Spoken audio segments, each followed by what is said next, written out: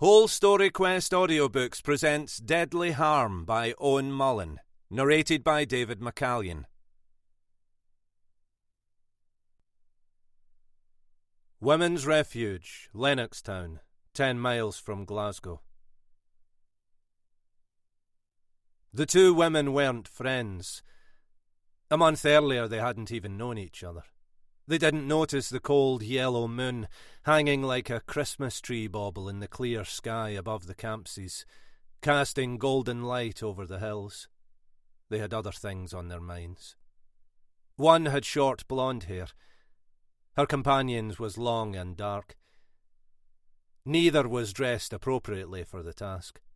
The blonde, Caitlin, wore shoes with heels which sank into the soft ground. Her partner, Mackenzie, still had on her outfit from during the day. The differences between them were obvious, but their fear was common. Their eyes were wild, the skin around them pale and tight as gossamer masks in the moonlight. They hardly spoke. When they did, it was in a whisper. They were scared, and it showed. Dragging the body to the bottom of the garden had sapped their strength before they'd even started to dig. Adrenaline drove them on. The air carried the smell of wet grass, and their spades struck the ground with quiet thuds, sliding into the damp soil, finding little resistance. After 40 weary minutes they had a glistening mound to show for their efforts. Caitlin stood under the trees, her shoes caked and heavy with earth, glancing anxiously towards the sandstone house. At any moment a face could appear at a window. If it did, life as they'd known it was over. "How deep does it need to be?" Mackenzie didn't raise her head. The question was beyond naive. "Deep!" Caitlin gushed nonsense. "I'll go to the police. Maybe." "Forget it." "This wasn't your fault. I said forget it." Mackenzie breathed heavily through her mouth. Andrew had been waiting with the news when they got back home from the coast. Awful news she tried not to think about. Now this. A breeze rustled the branches of the trees above them. Mackenzie felt sweat drying on her brow.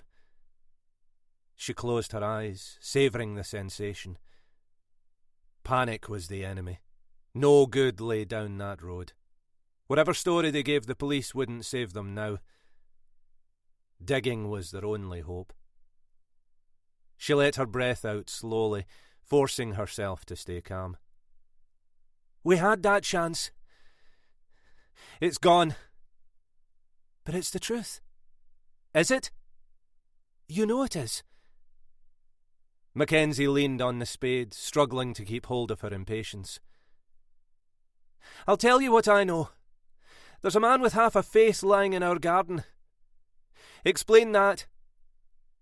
"I'll tell them he attacked me. We discussed this. The way he died. They'll never believe you." Mackenzie pointed to the trench at her feet. "And what'll you say about this?" Caitlin didn't answer. "That's what I thought." She stepped out of the grave.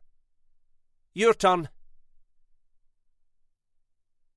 They arrived back at the refuge in the minibus, tired but happy. Apart from Sylvia, everyone had enjoyed themselves. Mackenzie was delighted. Her idea of a day at the seaside had been a success. Then everything she'd put her faith in came crashing down. Eating dinner with the others, carrying on as if nothing had happened, was out of the question. She'd stayed in her room, her face buried in a pillow, berating herself for interfering in somebody else's life. Inevitably, as what she'd been told sank in, tears came. She let them. That was how Caitlin had found her. Mercifully, she hadn't asked what was wrong, mistakenly assuming it had something to do with Andrew, and had left her alone. Long after Mackenzie heard the others saying good night, she went downstairs. The house was deserted, the kitchen in darkness. Without turning on the light, she'd poured a glass of water and drank greedily. Through the window a figure knelt on the grass. Mackenzie's first thought had been Sylvia. The letter from her daughters had stunned a woman from Corstorphine, crushing her normally irrepressible spirit. She'd hardly said 2 words all day and been irritable whenever she did. Mackenzie had intended to speak to her again when they got home. But this wasn't Sylvia. Caitlin lay broken on the ground beside a body, sobbing. "What the hell's going on?" "He was going to kill me." "Who was? Who is this?" "It's him. Peter." Her fingers almost tenderly traced the dead man's shoulder. She held out her hands, pleading. "Please, help me. Please." Mackenzie had put a comforting hand on her arm. Okay. Let me think." But what was there to think about? The rest of this woman's life was at stake. Even if by some miracle a jury found in her favour, nothing would ever be the same again. There would always be a question mark against her, and the reputation of the refuge would be seriously damaged. Caitlin's voice was frail, childlike, and trusting. "I'll do anything. Anything you say." The decision had come easily. Someone else had believed in her. Mackenzie had failed them. That wouldn't happen a second time. Caitlin's back and shoulders ached. Her arms were numb. "I should never have come here." "Where else was there for you to go?" "I don't know. Somewhere far." "Like where?" No reply. "It was him or me." Spatters of blood and mud mixed with tears on Caitlin's face. "And you won? Think yourself lucky. It could be you lying there." "Don't say it like that." "How would you like me to say it?" "Not like that." Another spadeful came out of the ground, earth spilling off the blade, falling to where it had been. Caitlin choked back tears, whimpering like a child. "I didn't mean to kill him. Really, I didn't. I was so frightened, I just couldn't stop." "You did what anyone would do. Defended yourself." Caitlin seized on the words. "I defended myself. That's right. That's right. The police. Deal in fact. The only fact that matters is over there with his head caved in." It sounded harsh. She meant it to be. Mackenzie pointed to the body on the ground. In the moonlight, anyone might think the man was asleep. Until they saw the face, beaten to a bloody pulp. The nose broken. One eye caved in, the other sightlessly staring at the night sky. How many times had Caitlin hit him? The prosecution would hammer her with it until she was ready to confess to anything. Only someone who'd cracked could do that to another human being. Caitlin was on the edge. One sympathetic word is all it would take for her to lose it completely.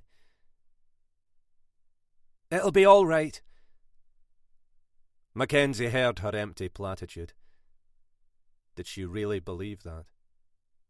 A cloud drifted across the moon, and for a moment the world went dark. When it moved on, nothing had changed. The grave and the man were still there.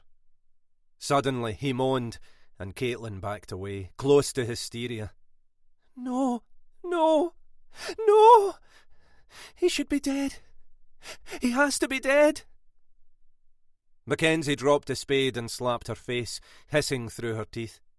"Shut up! Shut up! Somebody will hear you!" She swallowed and tried to stay calm. This couldn't be happening. Just hours earlier they'd been laughing and singing in the minivan on their way to the seaside. She forced herself to go to the injured man. He groaned a second time, his fingers quivering in the moonlight as if an electrical current was passing through him. Mackenzie had no pity for him. He'd come to kill Caitlin. Laying in wait for her. If the roles were reversed, would he hesitate? Mackenzie knew the answer.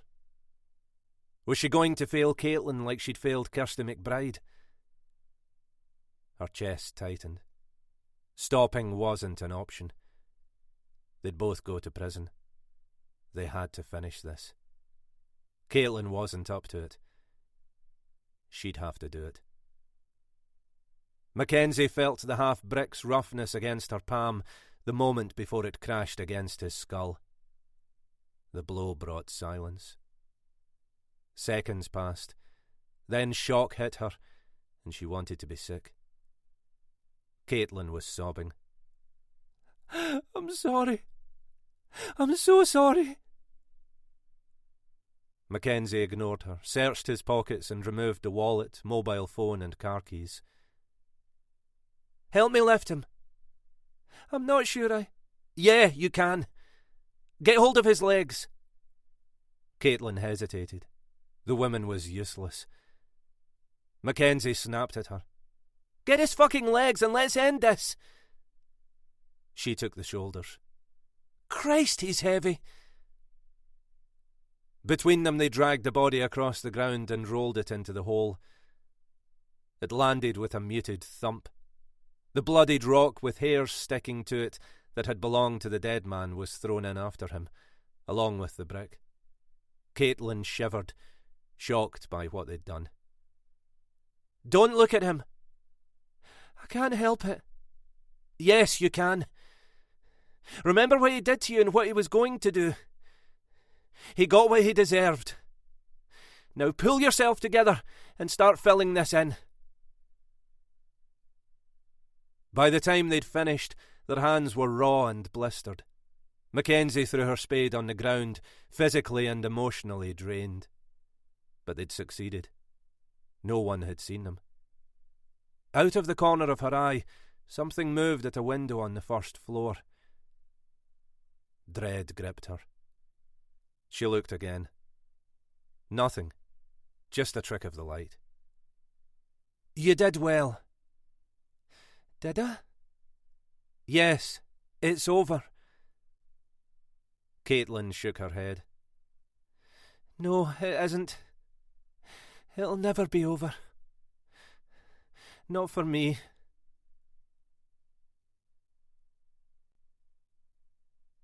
Part 1.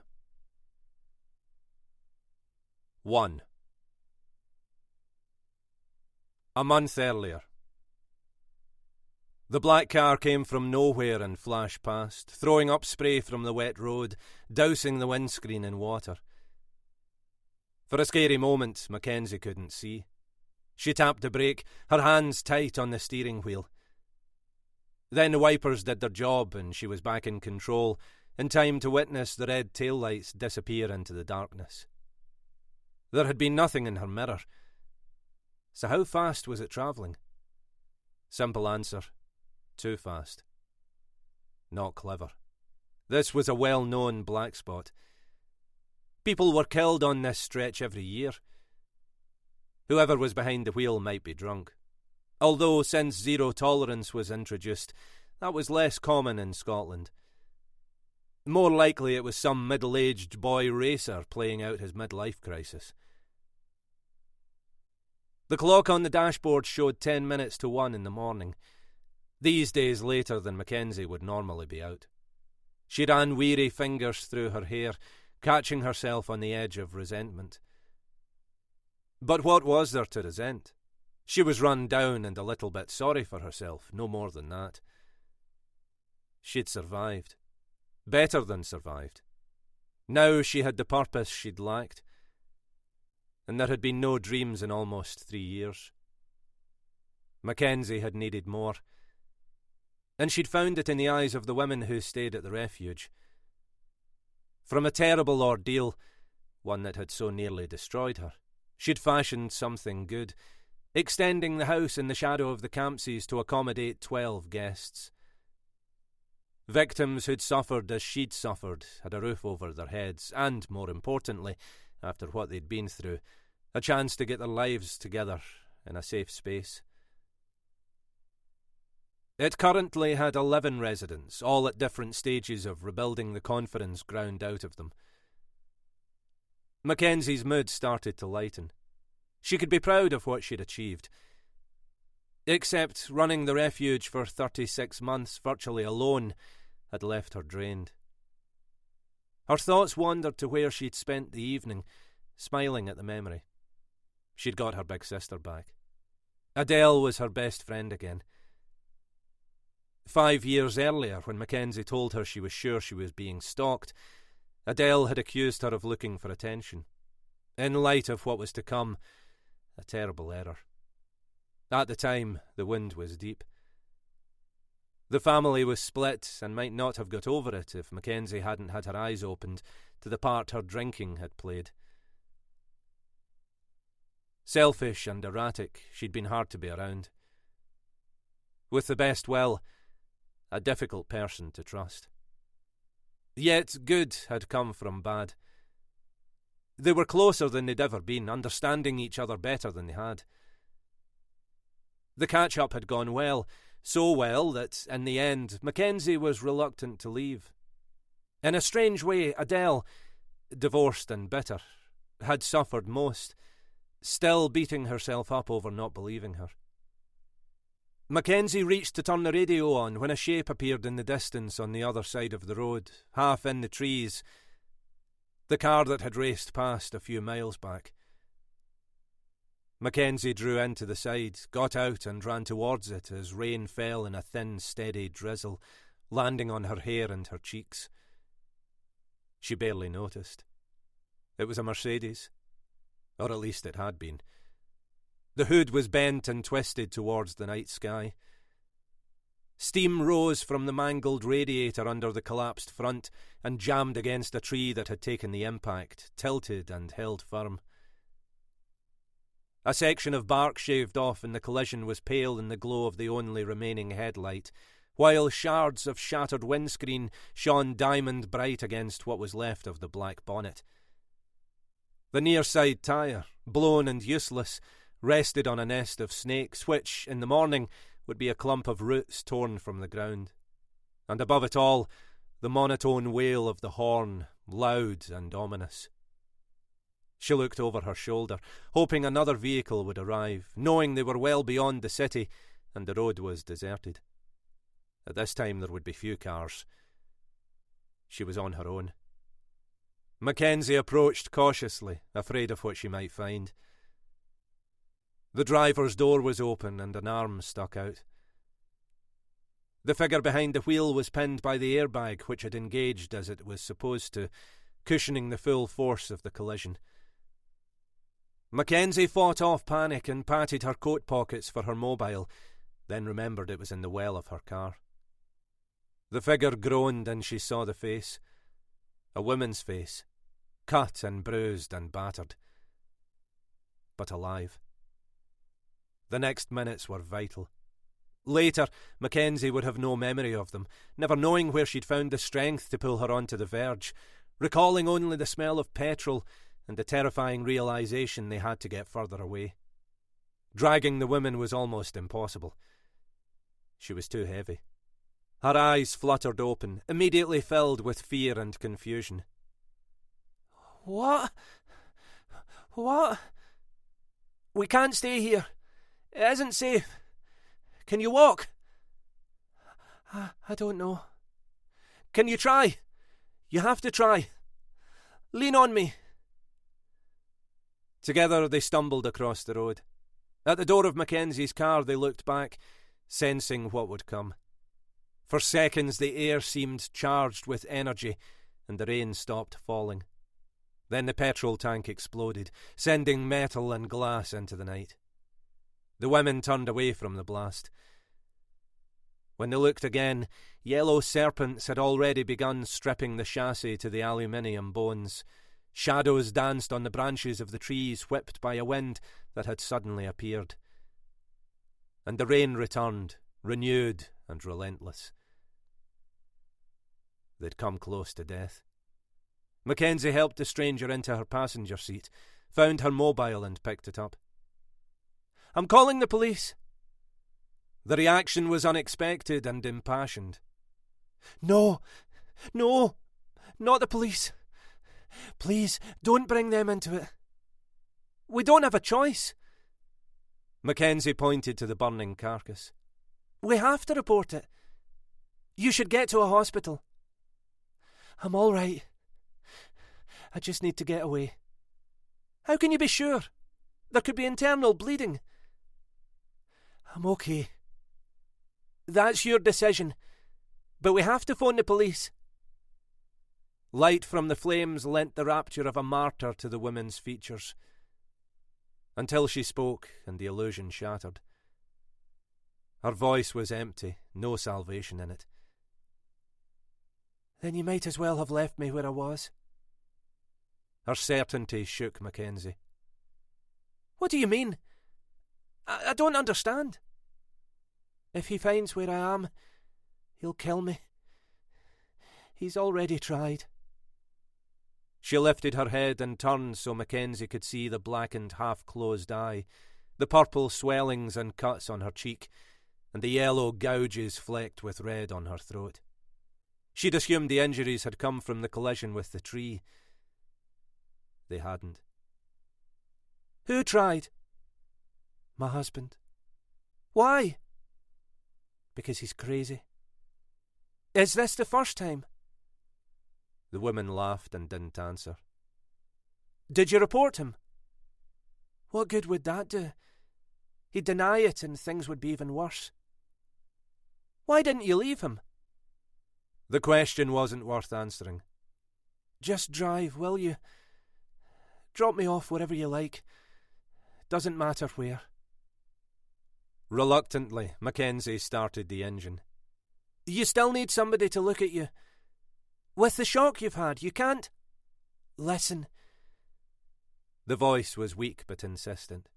"Right now, my priority is to get away as fast and as far as I can." Mackenzie dropped into first gear. In the mirror, fanned by the wind, the blaze had burned so quickly the fire was already dying. They'd been lucky. Another few minutes and it would have had them. "I should thank you." "No need." "You saved my life. Anybody would have done the same." "Wish you hadn't bothered." Mackenzie heard the defeat and identified with it. "Been in a few bad places myself. If I learned one thing, it's that nothing's so bad it can't be sorted." "My bag. Where's my bag?" "I didn't see a bag. Was there anything important in it?" "Only everything I have." Mackenzie didn't know what to say. Another blow to an already shattered woman. The passenger stared into the night, and she decided against mentioning the hospital again. They drove in silence, past a sign with directions to Kirkintilloch and Lenzie. "What's your name?" "I appreciate what you did for me back there, but in a couple of miles I'm getting out, and you'll never see me again. So why ask?" "Tell me your name." "What difference will telling you my name make?" "No difference. Tell me anyway." "Caitlin." "You don't want to talk about it, I understand." Caitlin shot a glance at Mackenzie. "There's nothing to say. I'm a lousy judge of men." She winced and touched her chest. "I made a mistake and I'm paying for it." "Join the club. Compared to me, you're playing in the 2nd division. The confession took the other women by surprise. "You don't seem the type." "And what type is that, exactly?" "The type who makes one stupid decision after another." The flicker of a smile appeared and disappeared at the corners of Mackenzie's mouth. Oh, I qualify, believe me. You're in better company than you realise. She sensed an opening. Seriously, my advice would be to get checked out by a doctor and call the police. Today, rather than tomorrow. Fear and desolation poured off her.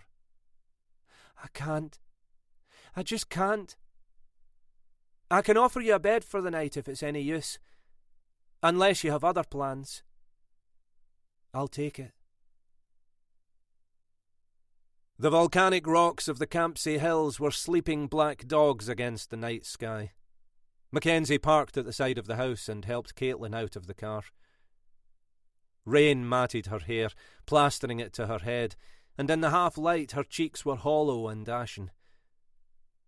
They staggered, arms round each other like drunk men on their way home from a session.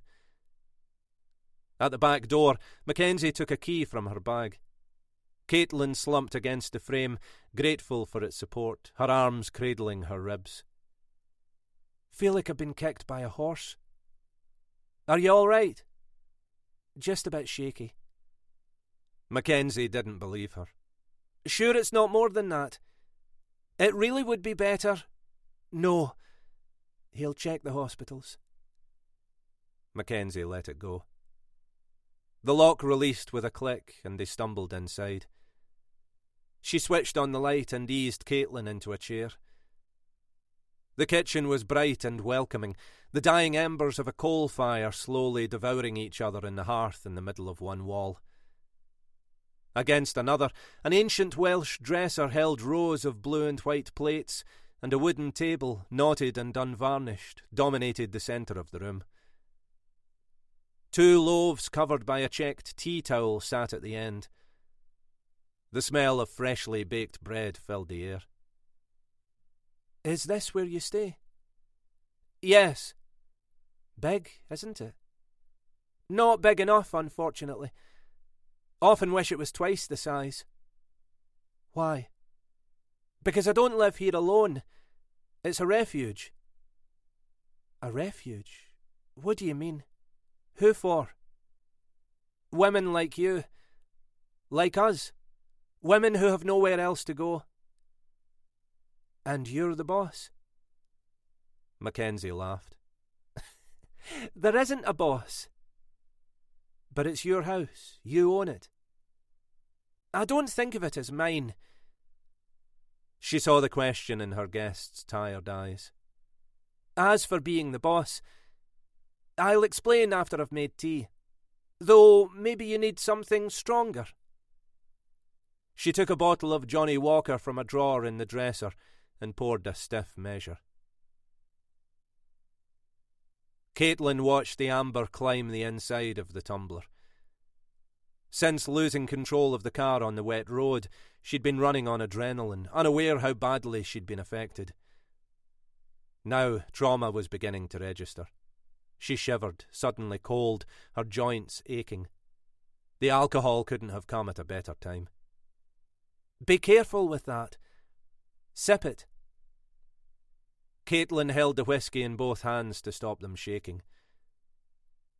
What about you? I don't drink. We keep it for emergencies. Emergencies like me, you mean? Hardly. With a house full of women, we're not short of drama. The new loaf was still warm. Mackenzie cut into it and took her first real look at the frightened woman who'd almost driven her off the road a lifetime ago. Under short blonde hair, the face, swollen, cut and discoloured, made it impossible to guess her age.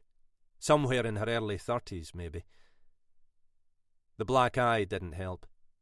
Imagining her without it wasn't easy. Remarkably, her injuries appeared to be limited to cuts and bruises, though not calling the police had definitely been a mistake. One Mackenzie hoped they wouldn't regret.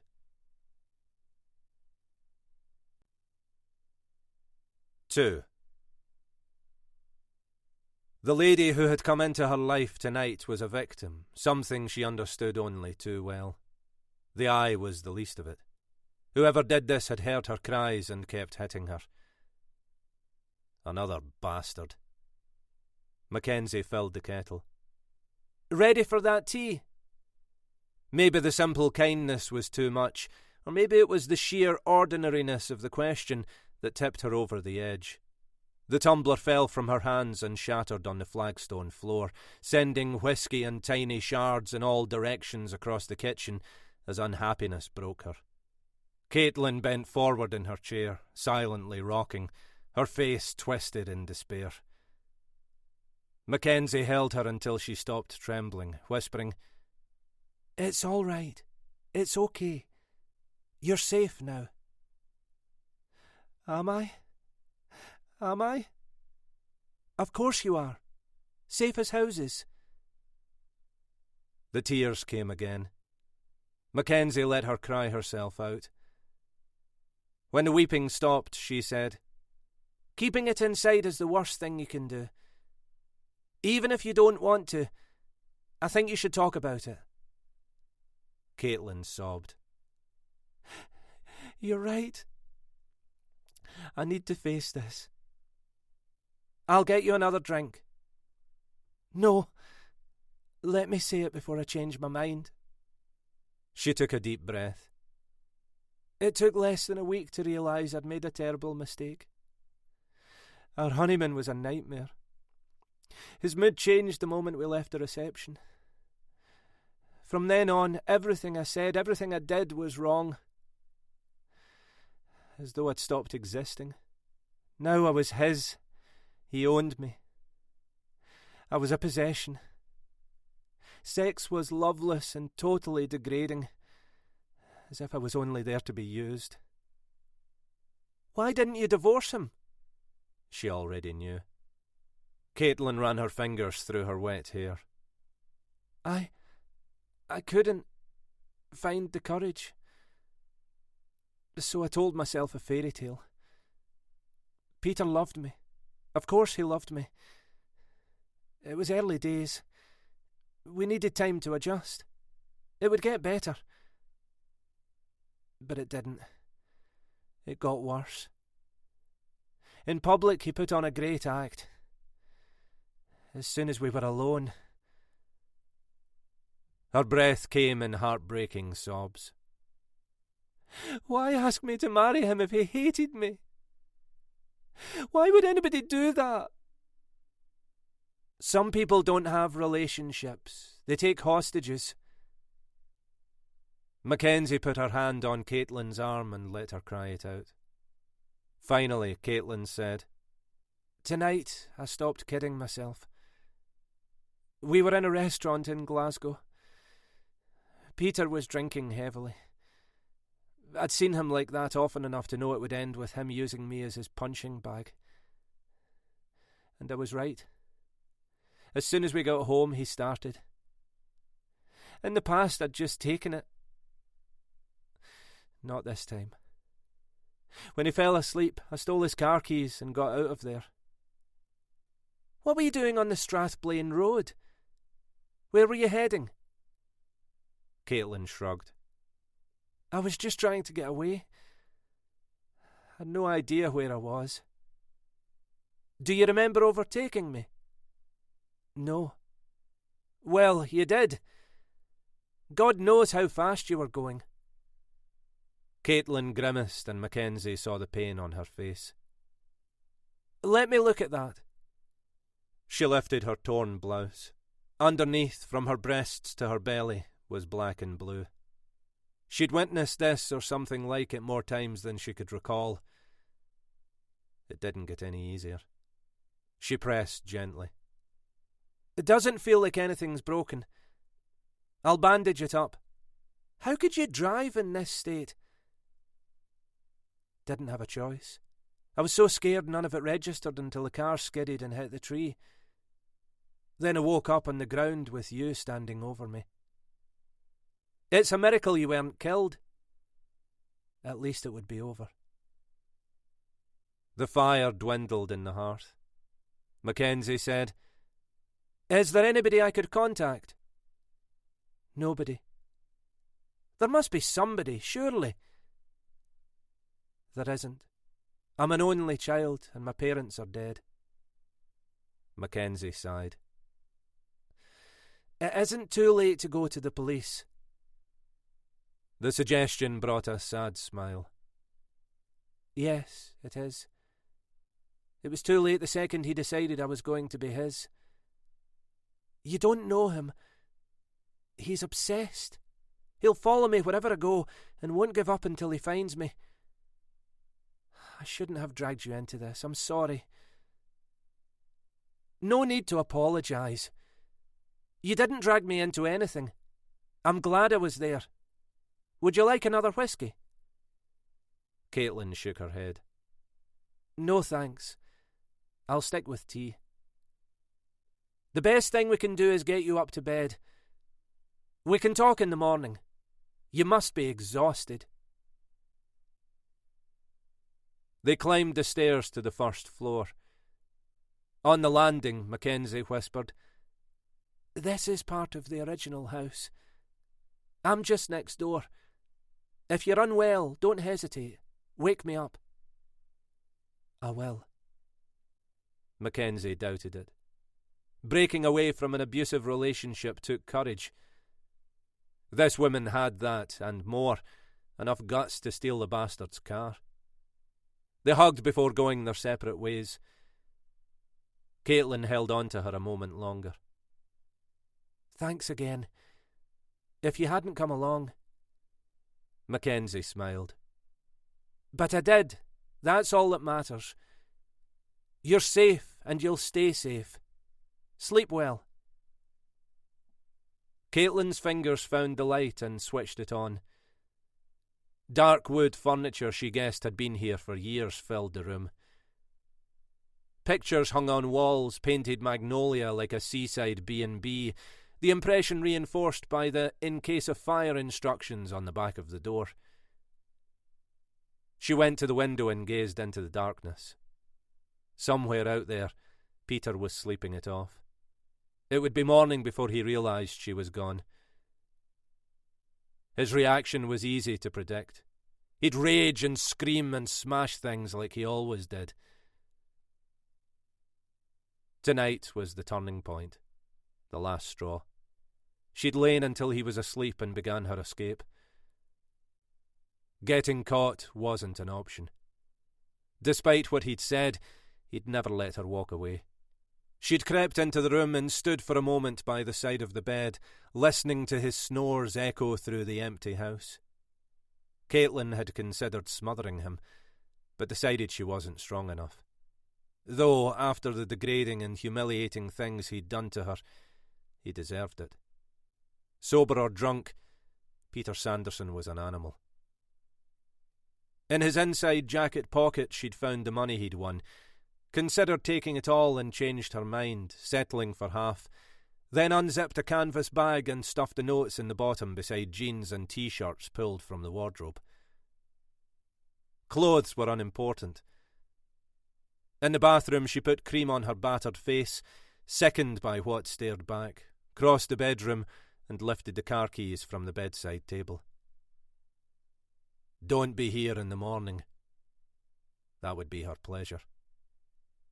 For a second time, Caitlin thought of holding a pillow against his face and pressing until he stopped struggling. Tempting, but no. She wasn't a murderer. Mackenzie had asked a dozen times if she was all right and been told she was fine.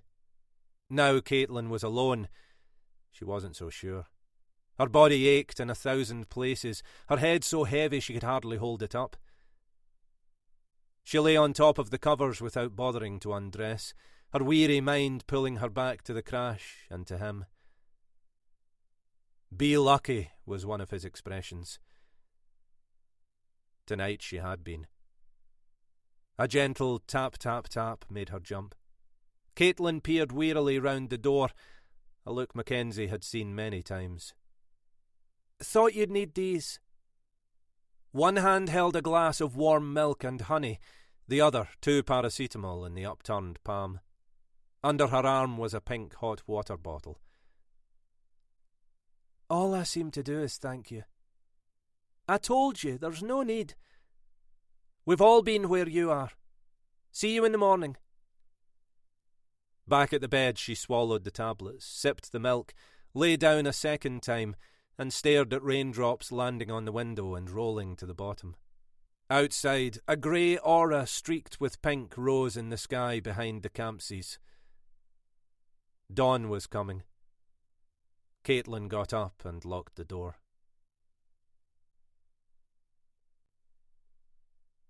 3. In the quiet, floorboards creaked, then the key turned in the lock next door. Mackenzie understood. It was always hard at first with the new ones. Everything was so raw. The sadness and resignation she saw in Caitlin wasn't new. They all brought their version of it with them. Mackenzie had witnessed it more times than she could count.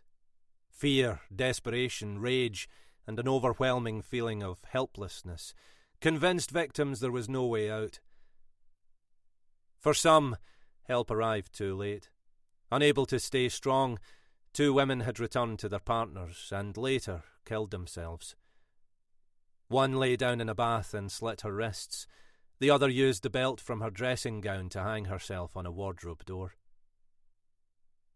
She pulled off her clothes and stood barefoot and naked in front of the mirror, assessing her body, knowing she looked older than her 36 years. There were lines at the corners of her eyes, her breasts sagged, and the figure she'd once had was gone and wouldn't be coming back. Nevertheless, despite going through the horrific abduction, she was more fortunate than many. Memories from the past washed over her.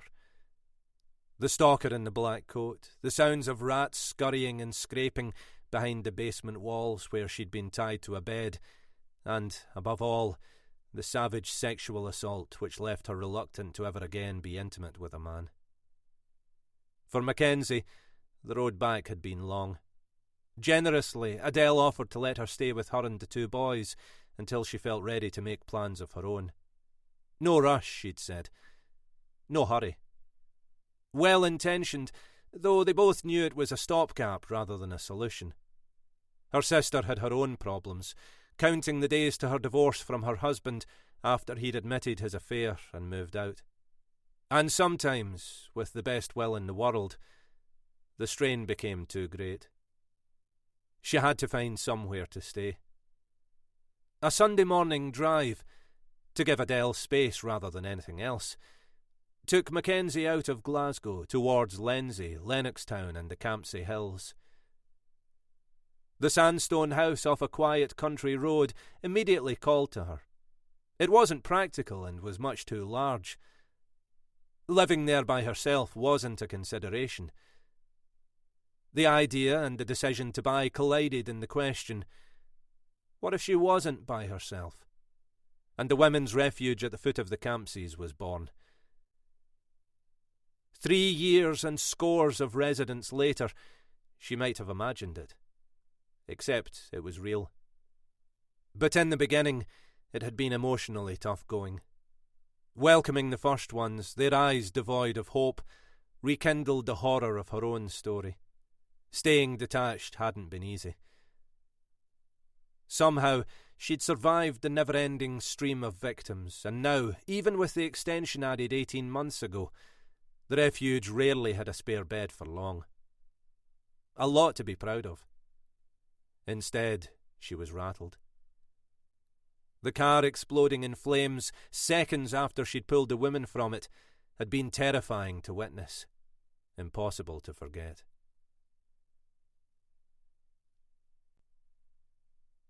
Four. Sunlight from the window hurt Mackenzie's eyes. She turned from it. The excitement and the adrenaline rush from the night before had taken its toll. She buried her head under the bedclothes, washed out and exhausted. How must Caitlin feel? On top of the trauma of the crash, the crippling fear her former partner was coming after her would nag her to run as fast and as far as she could. Mackenzie had seen it all before. Most of the women in the refuge had gone through the same emotions. Finally finding the courage to break free came at a price. Gradually they calmed down when they realised it wasn't called a refuge by accident. It was more than a roof over their heads. It was a place where no one could get to them. A safe haven, theirs until they were strong enough to retake control of their lives. She sat up and listened. Caitlin was awake and probably terrified. Mackenzie pulled on a dressing gown, intending to reassure her all was well. Everyone agreed the first morning was the worst. Waking alone to a new reality in a scary and confusing world, dark thoughts crowding in, strong enough to convince them they'd overreacted, made a mistake, that what they'd fled hadn't been so bad. If children were involved, to be without them was agony, yet bringing them didn't entirely salve the guilt. Kids needed stability. Their mothers looked at the four walls they were fortunate to have around them, seeing uncertainty, and blamed themselves for their choices. Some changed their minds, relented, and went back to the hell they'd fled. Those who stayed needed time to accept their situation and find the resolve to make something of it. The women on the other side of the bedroom wall would be no different. On this morning of all mornings, doubt was the enemy. Mackenzie heard the door to Caitlin's room open and knew she'd decided to run. Mackenzie caught up as she was closing the gate behind her. Caitlin! Caitlin!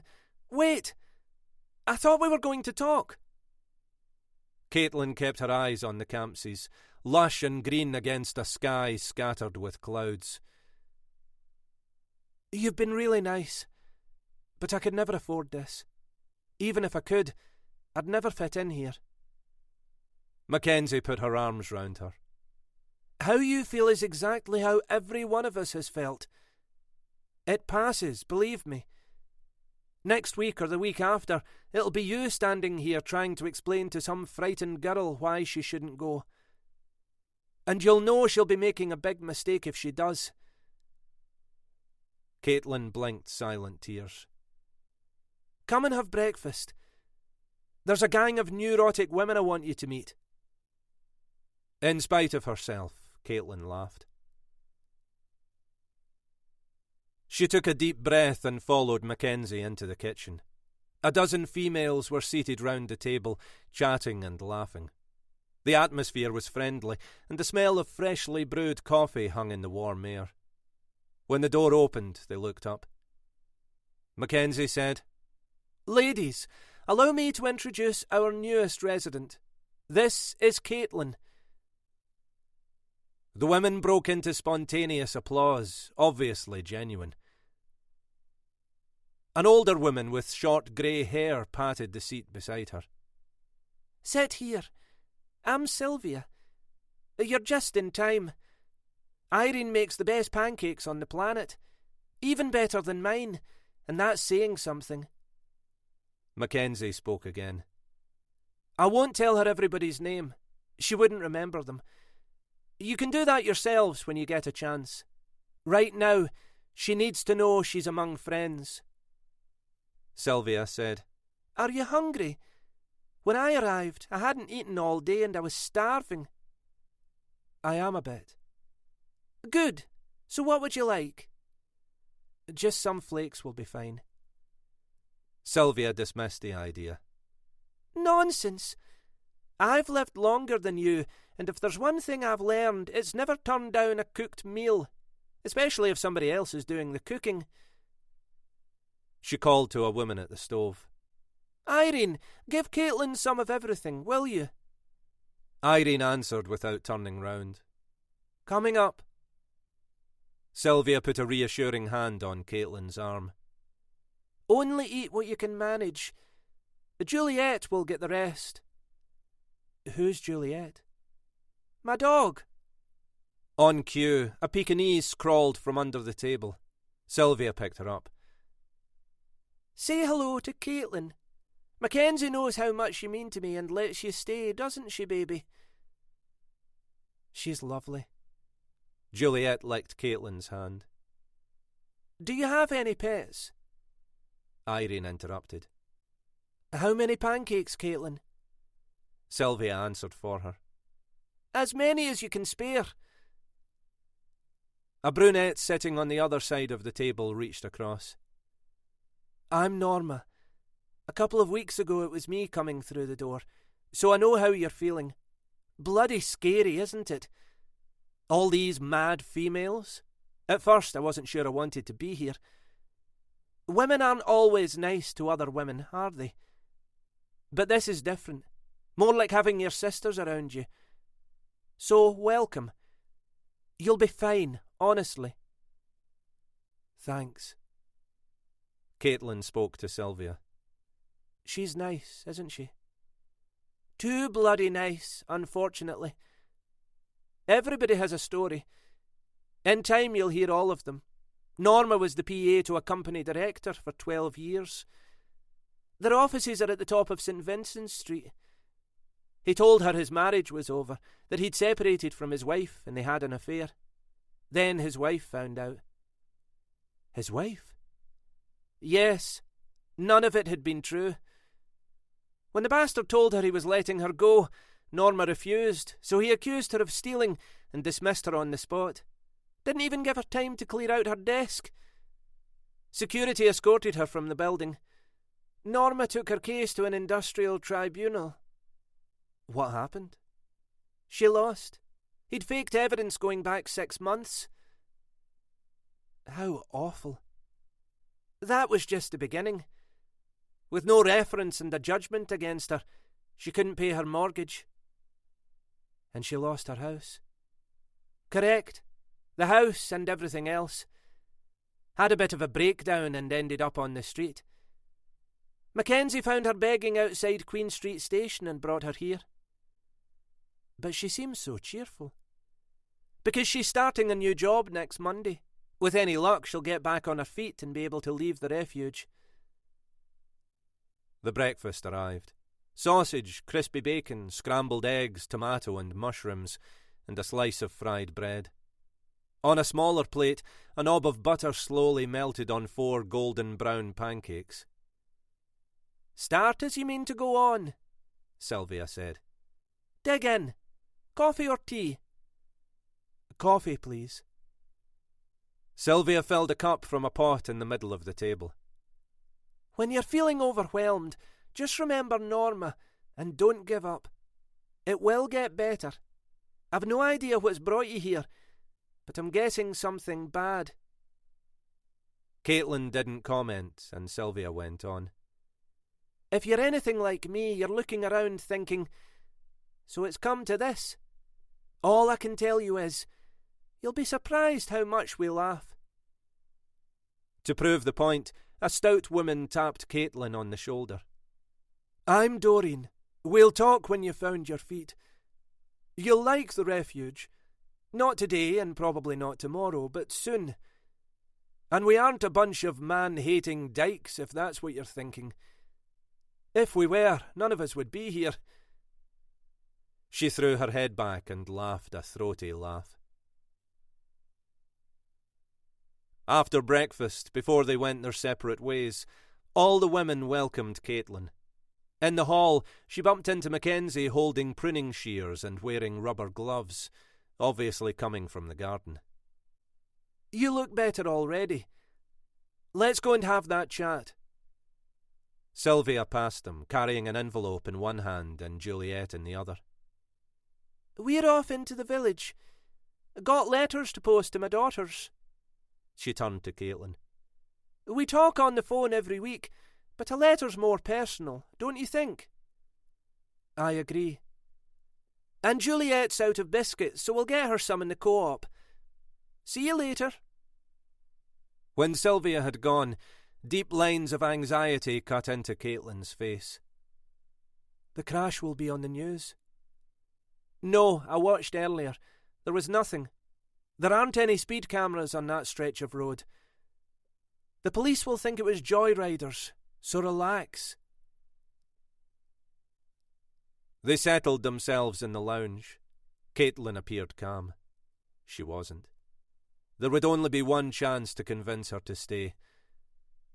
A wrong word, a clumsy phrase, and she'd be off. The fact she had nowhere to go to wouldn't come into it. Mackenzie took a breath. I came across this house 3 years ago. Right away I knew it was perfect for what I wanted to do. Since then, scores of women have come through the doors.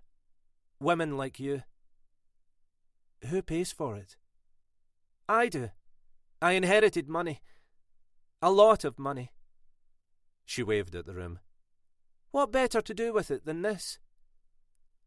How much does it cost to stay here? It doesn't cost anything. How could it when the people who come to us often only have the clothes on their backs? Mackenzie smiled gently. This was exactly the position Caitlin was in. Their goal is to recover from whatever they've been through and go on and have a happy life. Originally, the house was small and could only take 5. Now, with the extension, we can sleep 12. You're in luck. Normally, we're full. She leaned closer. Why don't we tell each other who we are? I mean, who we really are. Then you can decide. I'll start. The clock ticked on the wall. Apart from that, the house was absolutely still. Caitlin listened without interrupting while Mackenzie told her story. When she finished, she said, How do you get over something like that? The same way we all get over the bad stuff, whether we know it or not. By letting go and learning to trust again, one day at a time. She gestured to the house. Running the refuge has given me the purpose I needed and never had. No time to dwell on the past. No time to think about me. Caitlin gathered her thoughts. Peter's older than I am, and he's flash. Can't afford a Mercedes, but had to have one. Her laugh was tinged with fear. Christ, he'll be raging when he finds out. In the beginning, all I had to do was look in a shop window and he'd offer to buy me whatever I saw. But it wasn't real. Any of it. After we were married, I discovered he was in serious debt. Remembering upset her, and she paused. Without knowing, I'd married a gambler. His idea of a night out with his wife was to take me to the casino. Didn't matter that I hated it. Watching the look on his face, always certain he'd win. Knowing that when we got home, he'd take it out on me. In many ways, he's a spoiled child, demanding attention, or he'll scream the place down. I know I should have left after the honeymoon, and again after he hit me the first time, but I didn't. Then it became a regular thing. He was always sorry. For a while I had more jewellery than I could wear. Of course, it got worse. It always does.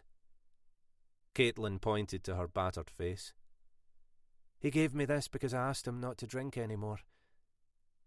That was it for me. I waited until he passed out and took his car keys. Then... Her voice faded. Mackenzie stepped into the breach. You met me? She took a tissue from a box on the table and handed it to her. It's your life at the end of the day. You'll have to live with whatever you eventually decide, not me. Except now isn't the time to be making those decisions. You need space to recover before you move on. I'm offering you that space. And before you say another word, remember, the refuge isn't a holiday camp. We pull our weight, all of us. This week, as you probably saw, Mary, Alice and Irene are responsible for putting breakfast on the table. Next week it'll be 2 other women helping Irene. You might even be one of them. So what do you think? Want to give it a go? Caitlin smiled her thanks. I'd like to. Right, that's settled then. You said you'd lost everything in the fire. Do you have any money anywhere? No, it really was everything. So staying isn't such a big decision after all? Not really. What'll you tell the others? Mackenzie stood. Nothing to tell. You're one of us. We support each other here. They've been where you are. You're only the new woman until the next one arrives. God help her, wherever she is. Probably on her way here right now. Come on. There was rarely traffic on the country lane. This morning was no exception, and Sylvia felt confident enough to let Juliet run. The dog raced ahead, relishing the freedom of being out of the house, sniffing the hedge at the side with its button nose, marking its territory every few yards. The house was a mile from Lennoxtown, a bit of a trek for most 60-year-olds, male or female. Sylvia Scott had always been fit and took it in her stride. Some people claimed age was just a number. With her, it was true. On the main street, she lifted Juliet and made for the post office. With the women in the refuge, Sylvia was relentlessly cheerful, encouraging them to find it in themselves to rise above their often grim situations. But no one was there to do the same for her. She chided herself for thinking like that. It wasn't true. Mackenzie was there for all of them. Seeing the new girl had unsettled Sylvia. Nobody noticed her reaction when Mackenzie introduced him. The likeness to her youngest daughter caught Sylvia off guard. She'd almost broken down, and that would never do. Splitting with Robert was hard, though not as painful as her daughter's reaction. They'd cut contact, blaming her for abandoning their father when he needed her most.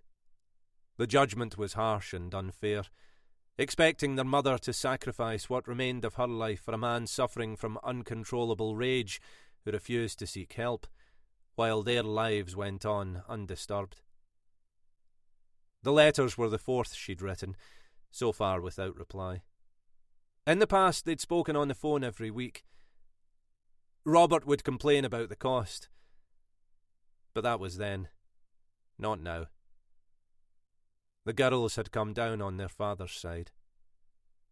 Sylvia was alone.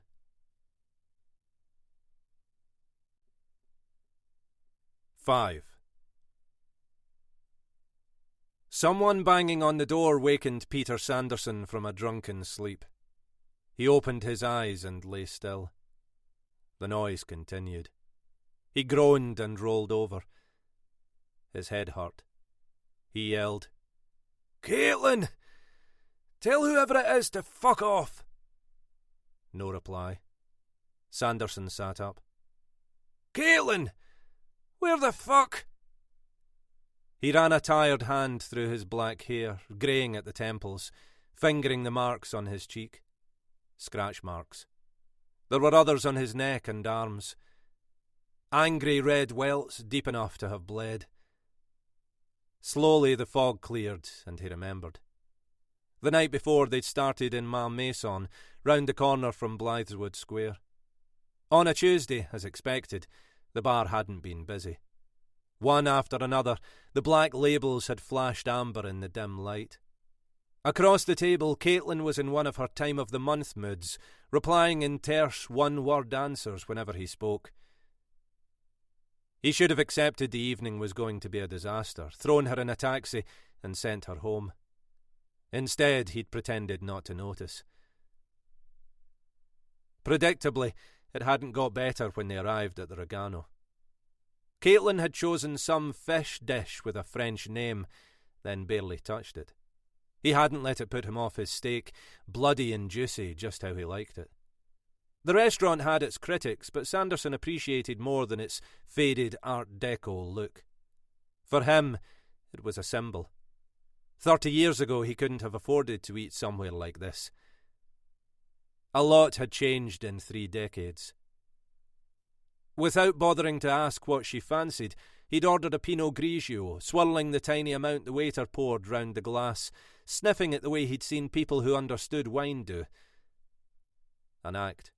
Sanderson hadn't the faintest idea what he was supposed to be smelling. He'd finished the bottle without help from his wife and moved on to champagne. Across the table, she'd watched him. Sour-faced bitch. If you couldn't celebrate a win on the GGs, what the fuck was the point of winning? Out on the street, the last thing he recalled was thin rain falling silently from a dark sky, and an old man with a beard, soaked to the skin, surrounded by strips of cardboard on the steps of the Gallery of Modern Art in Exchange Square. Sanderson had never been inside the building. It was safe to say he knew as much about art as he did about wine. Fuck all. The beggar's cough was like rocks cracking in his chest, yet he'd managed a grateful smile when he'd stuck a £50 note into his paper cup. Thanks a lot, he'd said, and held out a bony hand which Sanderson didn't take. Caitlin had flagged a taxi in Queen Street and climbed into the back seat, as far over as she could get. Sanderson was asleep before they'd cleared George Square. From then until the house, everything was a blank. He'd come out of a blackout into an argument. They were in the lounge, their faces so close they were almost touching, Caitlin screaming at him, calling him a bastard. His brain felt waterlogged. All his life, Peter Sanderson had had the strength of a bull and the constitution of a rhino. Now, even in his 60s and dulled by alcohol, he was still a force. His fists hung by his side like weights. Lifting them had taken everything he had. The blow connected with the side of her head. She'd fallen to the floor. Instead of staying down, Caitlin had leapt at him like a mad thing, raking her nails across his cheek and the bridge of his nose. He put his hands round her neck and squeezed, but she'd struggled free, tearing at his throat until he hit her again. That time she didn't get up. Sanderson had dragged himself to the drinks cabinet and sloshed whiskey into a glass, spilling most of it. Caitlin hadn't moved. Maybe he'd killed her. Too bad if he had. She'd outlived her usefulness. Her blouse, torn at the shoulder, exposed a breast, the areola deep brown against the white skin. He'd seen marks on her face he didn't remember making, and bloodstains on his shirt. His cheek felt as if it had been opened with a paring knife. Suddenly her eyes flashed open. Through the haze of booze, he saw hatred in them, and wondered how long it had been there. He'd shouted, the words thick with alcohol and contempt. "Get your things and get to fuck! Don't be here in the morning!" She'd tensed as if she was about to come at him again, then thought better of it and stayed down. Sanderson smashed the glass against the wall, staggered to the bedroom and collapsed on the bed, instantly asleep. One half-closed eye watched him go. The banging was like a drum beating underwater in Peter Sanderson's head. Whoever was at the door clearly didn't intend to leave until they got an answer. He dragged himself downstairs, still affected from the night before. A champagne hangover was the worst. The police officer eyed him up and down and introduced himself. "Morning, sir. Sorry to disturb you. I'm Sergeant Vernon, and this is Constable Owens. Mind if we come in?" "What's this all about?" "I'd prefer to discuss it inside." The constable was young enough to be his grandson. Sanderson wasn't a fan of the police. In the lounge of his own home, he was damned if he'd hide it. "OK, for the second time. What's this about?" The sergeant answered with a question. "Are you the owner of a Mercedes, registration DAX437? He rattled off the number like an accusation and stared impassively, maybe expecting him to deny it. The chat was lifted straight from some training manual. Stiff and wooden and meant to intimidate. They'd come to the wrong door. Peter Sanderson wasn't in the mood. "You already know I am." The sergeant kept his voice even. "Is that a yes, sir?" Sanderson sighed. His aching temple reminded him to give Moe a miss. Or count what he drank in glasses rather than bottles. "Yes." "Where is the car now?" In the fucking garage, where else? The flicker of a smile pulled at the corners of the policeman's mouth and disappeared. Are you certain about that? Sanderson was suddenly less sure of his ground. I parked it last night before I went out.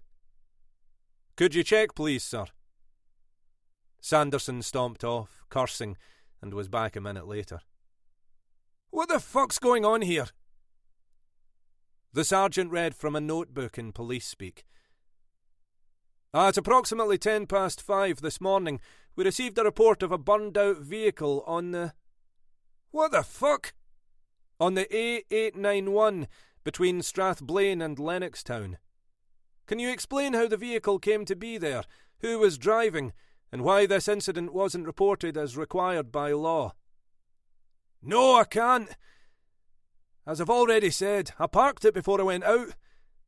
After that, what happened is obvious, isn't it? Is it? Somebody must have stolen it. In that case, there should be some sign of forced entry. Do you mind if we take a look? A statement of intent masquerading as a question. The officers inspected the garage door and found nothing. Back inside, the questions continued. Where are the keys kept? Upstairs. Can you get them for me? They're on the bedside table. Do we have your permission to get them, or would you prefer to do that yourself? Just hurry up about it and get out of my house. The sergeant nodded to the constable. When he returned, he shook his head imperceptibly to the senior man, and Sanderson started to understand. The bitch had landed him in it. She'd waited until he was asleep and taken the car. The policeman's neutral tone didn't waver. The garage doors open electrically. Was the remote control with the car key? Of course. Where else would it be? I've no idea, sir. That's why I'm asking you. The full force of the hangover hit Sanderson. His stomach turned, and he thought he might be sick. Above the roaring in his head, the questions kept coming. Where were you last night? In town. What were you doing? Having dinner. Where? The Regano. Alone? No, with my wife. The notebook came out again. Could we have a word with her? Sanderson snarled. Nobody's stopping you. Is she here? Sanderson couldn't keep his anger in check. Does it look as if she's here? Does it? The officer stayed calm.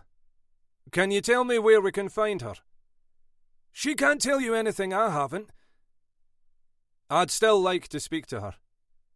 You and me both, the sergeant said. Your car was found abandoned in the early hours of this morning. Something you appear to have been unaware of until a few moments ago. You claim it must have been stolen, although there's nothing here to suggest that. I'm trying to establish what exactly happened. Your wife may have witnessed something you didn't. Okay. Keep your fucking hair on. I'll see if she's sleeping. They heard him climb the stairs. The constable raised his eyebrows and voiced what they were both thinking. Bloody obvious what's happened. They've had a right royal bust-up. She's done a runner to get away from him and crashed the car. Sergeant Vernon agreed.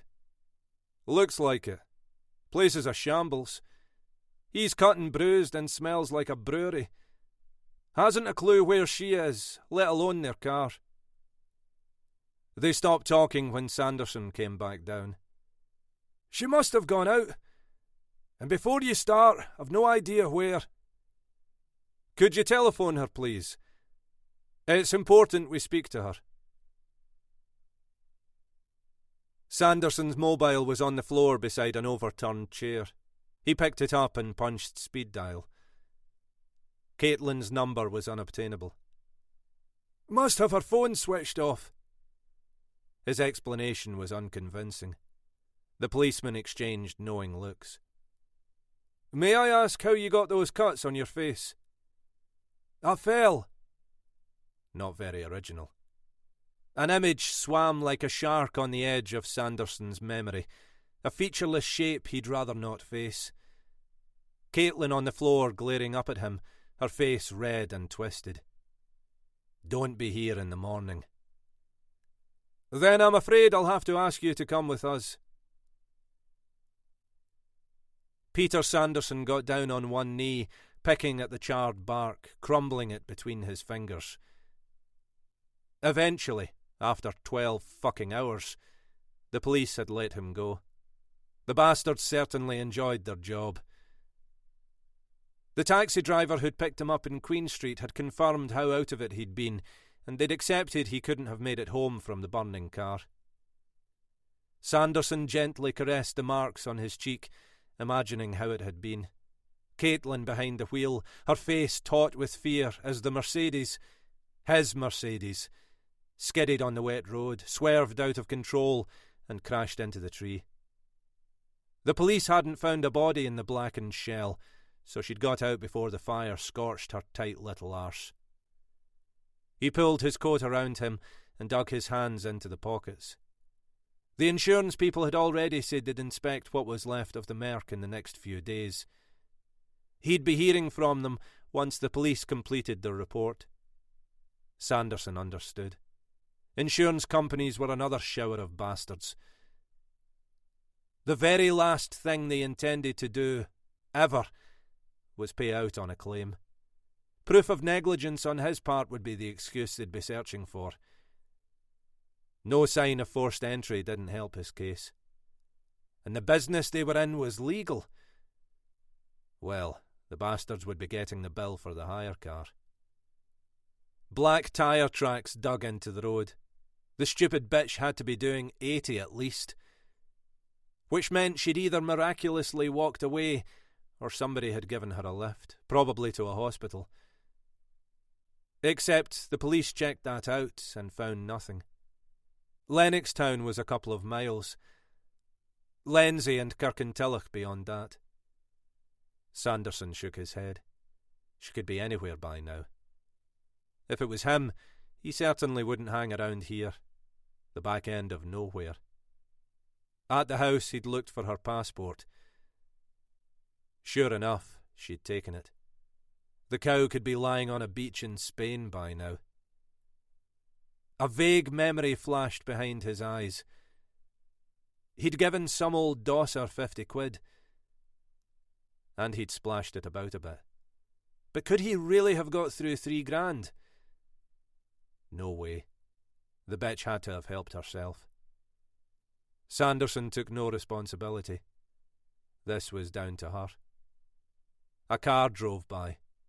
He watched it go, talking out loud to no one, spitting resentment against the wind. Think you can fuck Peter Sanderson? Well, think a fucking gain.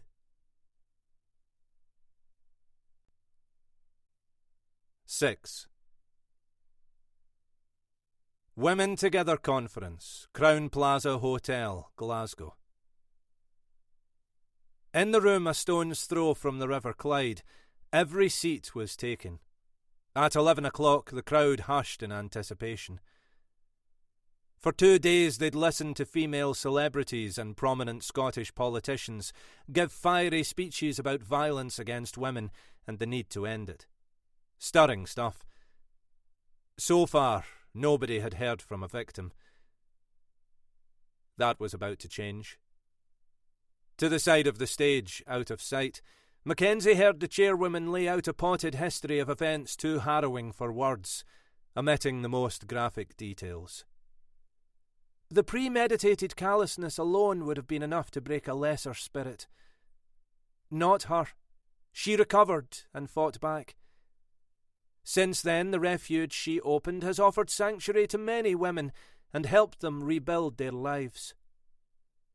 Mackenzie's mouth was dry, her heart beating so fast she thought she might faint, and her palms were moist. Coming here was a mistake.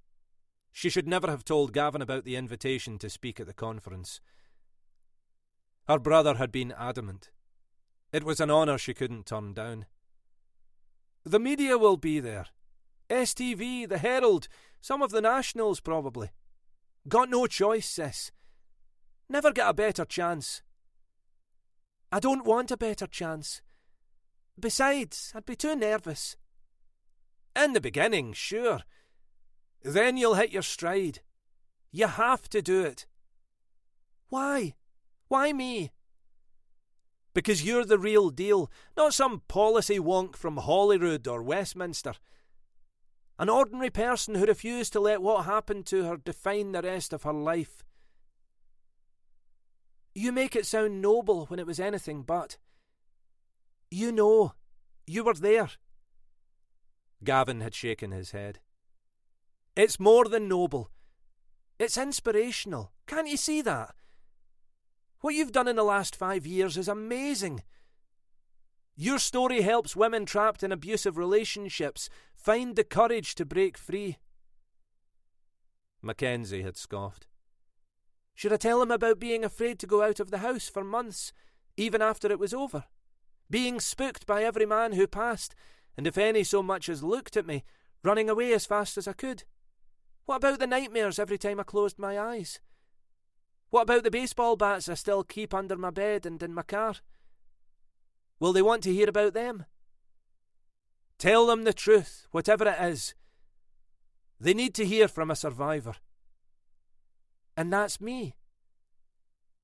He hadn't forgotten the cellar in the derelict house where she'd been held captive by a monster for 9 days and nights. Yeah, Gavin had said. I think it is. They sat in the kitchen after breakfast, gathered round the big wooden table surrounded by the smell of bacon and coffee. Doreen was in her pink dressing gown, flicking through the paper until she found what she was looking for. It's on page 7. What does it say? She scanned the article, speed reading to the end. Doesn't mention you. Mackenzie wasn't upset. Pushing herself forward didn't come easily. Without Gavin's encouragement, she would have turned down the invitation. In the aftermath of the ordeal in the Lowther Hills, she'd had enough of the spotlight to last a lifetime, and didn't need any more. Sylvia felt differently, annoyed enough for both of them. How can somebody write about yesterday and not include you? What's the reporter's name? Doreen ran her finger up to the byline. Gina Calvi. A woman? And she missed you out? It wasn't about me. Other people made speeches. Famous people. Sylvia didn't see it like that. Famous?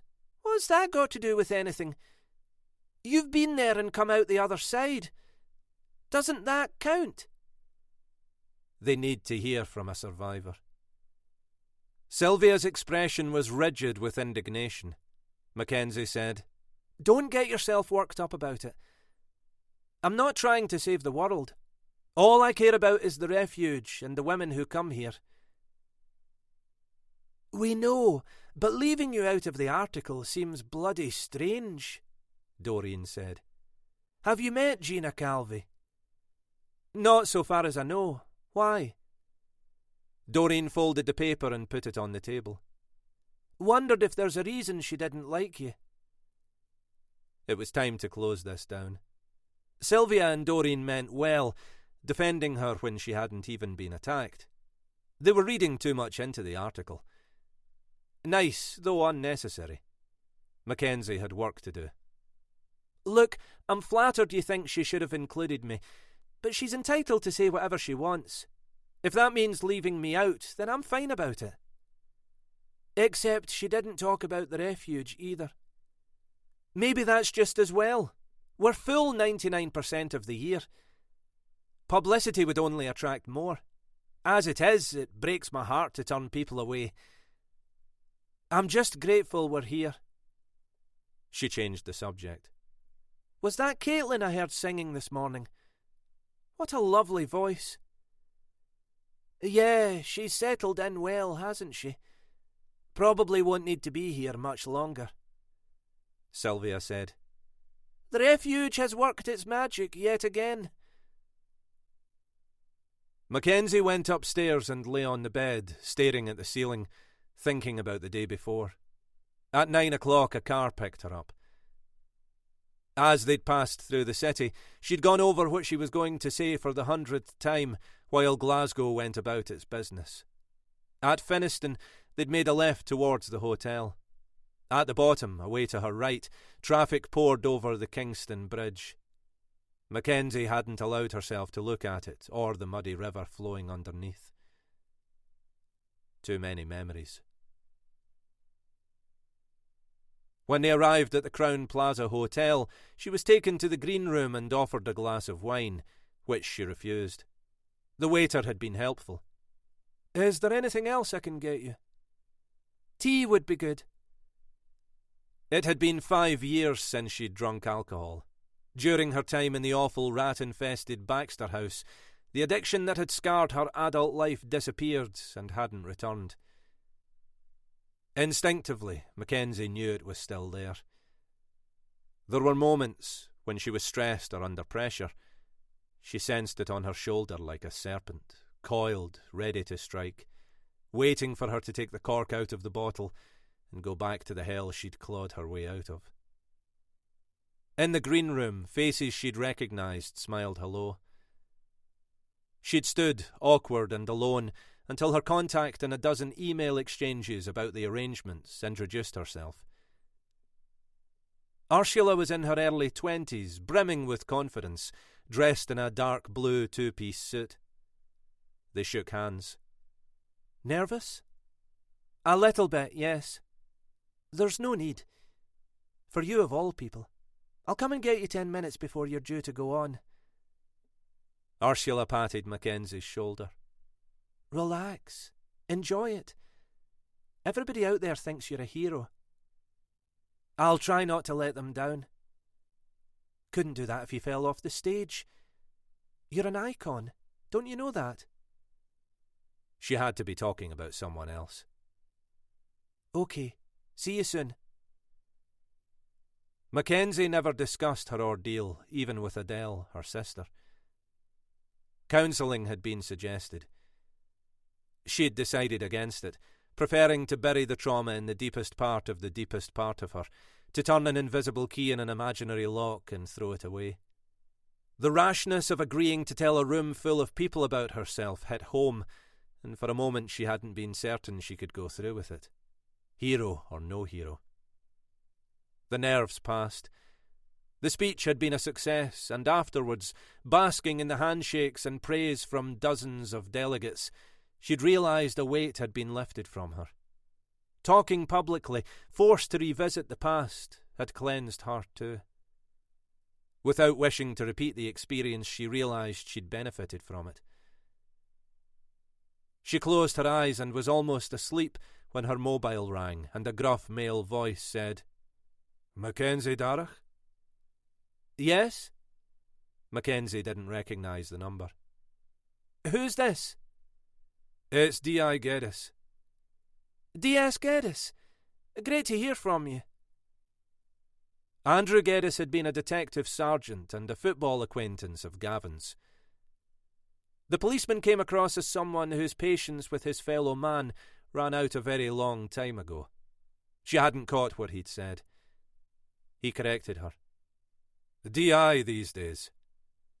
"Promotion? Fantastic. What can I do for you?" "I'd like to have a chat about something." "Sure. Want to give me a clue?" "Rather speak to you face to face, if you don't mind." "No problem. When do you want to meet?" "This afternoon, if possible." Mackenzie was intrigued. It must be important. "Shall I come to you, or will you come to me?" "I'll come to you." "Do you want the address?" "I already know it." The years hadn't been kind to the policeman.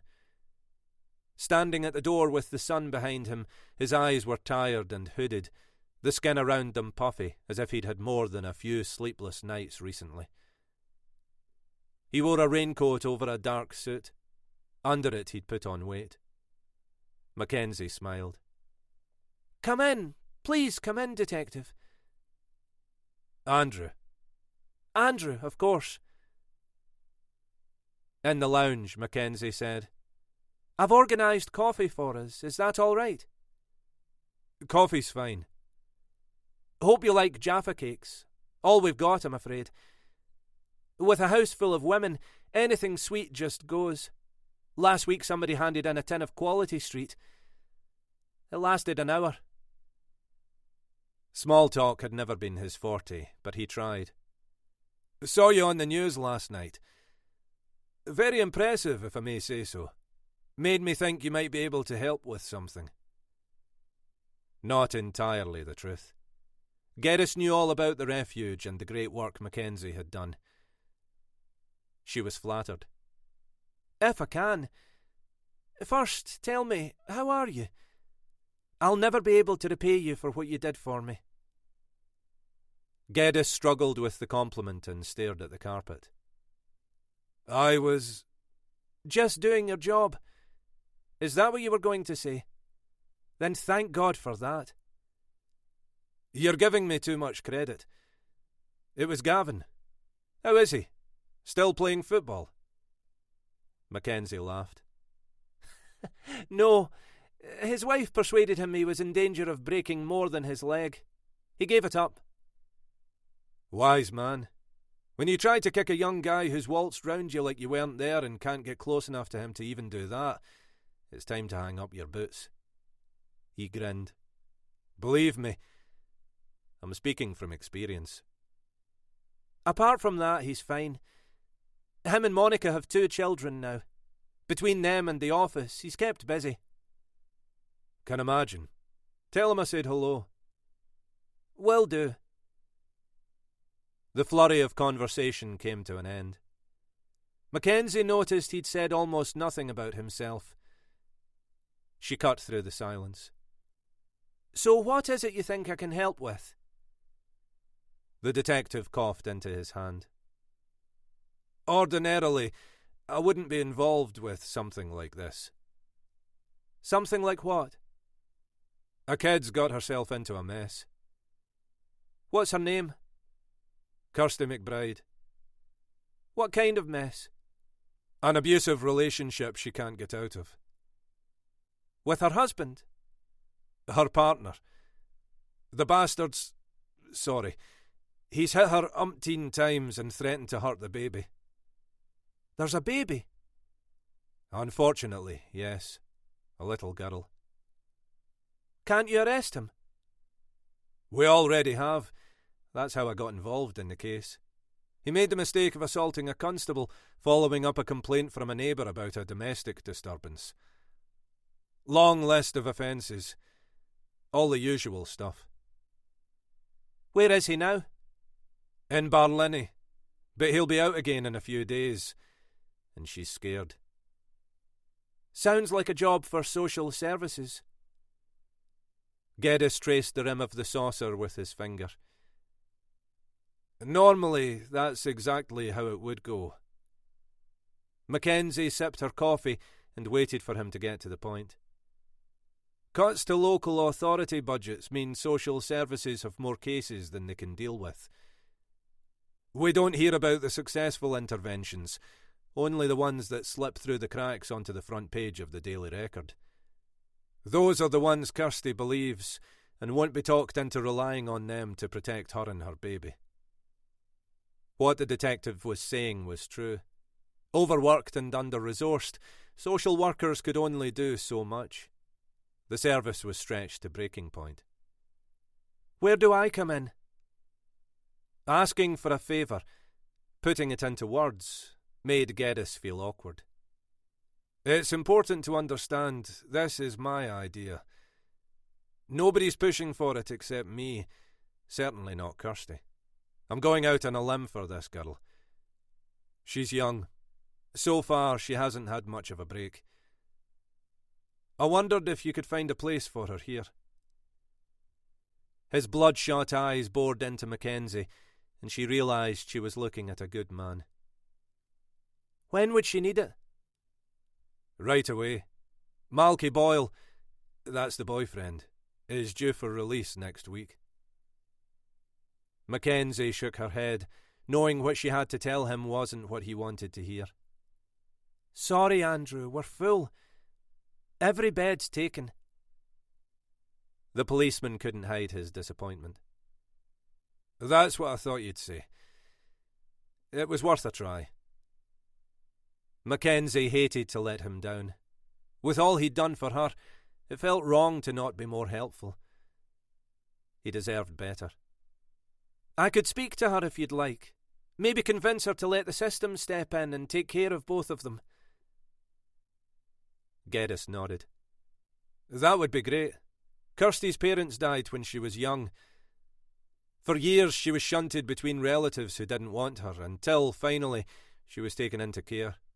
From what little she's told me, not a time she'd be in a hurry to repeat. Been on the streets since she was 16. The only thing she's done that comes close to a real job was selling the Big Issue.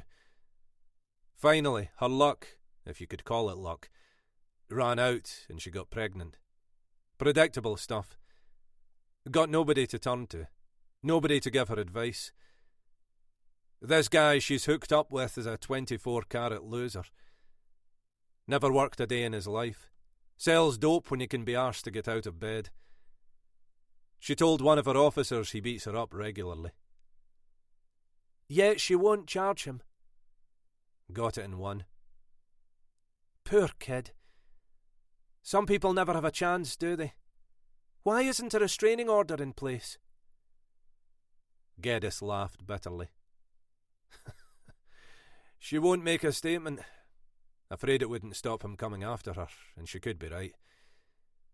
Not easy if you're used to being let down by the system to suddenly start trusting it, maybe with your child's life. Mackenzie shook her head. Unbelievable how often that happens. Absolutely. Seen the movie. Know how it ends. While he's behind bars, she's fine. The minute they let him out, Kirsty and her baby are in danger. When could I speak to her? Soon as possible. Tomorrow? OK. Geddes hadn't got what he'd come for, but seemed satisfied. Can't tell you how much I admire what you've done. The women who managed to get here are fortunate. Wasn't a big decision. I ended up with more money than I could spend and was looking for somewhere to stay. It would have been easy to buy a flat in the West End or travel. None of that appealed to me.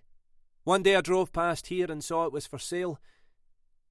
Immediately, I knew what I wanted to do. She corrected herself.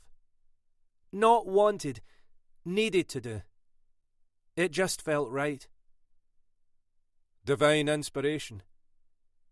Yes, I think it was. At the door, Geddes said, It would be better to meet her somewhere else. He didn't want Kirsty McBride to see the refuge and assume there was a place for her. There wasn't. Through her eyes it would look like she'd missed out yet again.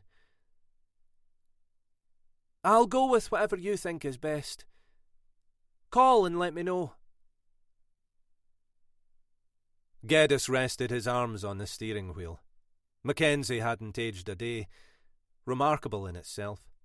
Her life could have so easily been ruined. Instead, she'd fought back and created something worthwhile. The world was a frightening place. Day after day, dealing with the terrible things people did to each other was hard to take.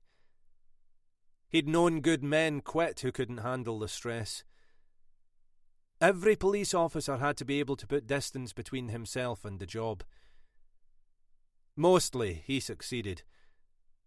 A few beers at the end of his shift, and, if he was telling the whole truth, a couple or three stiff whiskies when he got home. Helped keep the worst of it at bay. Now and again a case got to him. Mackenzie Darrach's abduction was one of them. To describe what she'd gone through as an ordeal was woefully inadequate.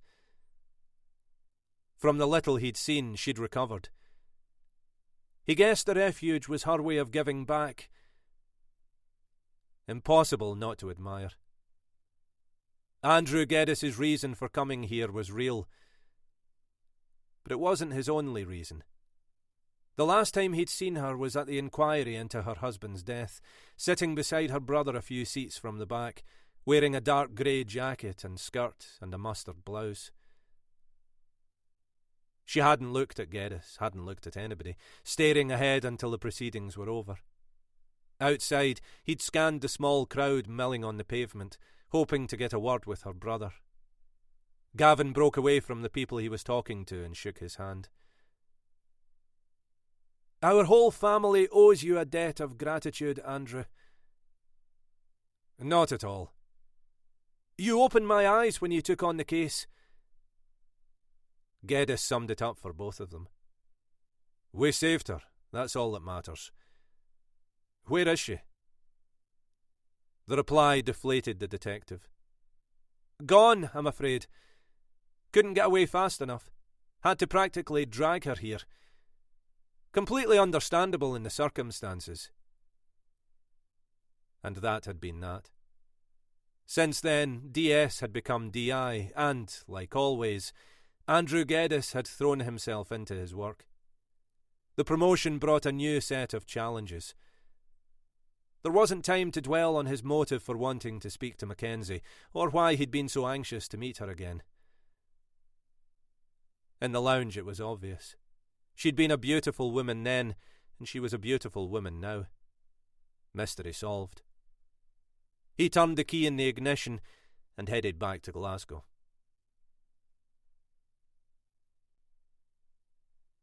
Seven. Mackenzie wouldn't have chosen the hotel near Euro Central for the meeting. Too formal, daunting for somebody in Kirsty's position. This morning the busy car park reinforced Mackenzie's view of it as an overnight stop for businessmen. The interior matched the marketing vision. Dark and understated decor. Efficiently impersonal staff and prices no one bothered looking at because they weren't spending their own money. Mackenzie had intended to arrive first, and she had. According to the clock above the fireplace, it was 10 minutes to 11. No sign of Andrew Geddis or Kirsty McBride. Good. Mackenzie wanted a moment alone to think about what to say. Handing out advice was something she tried to avoid.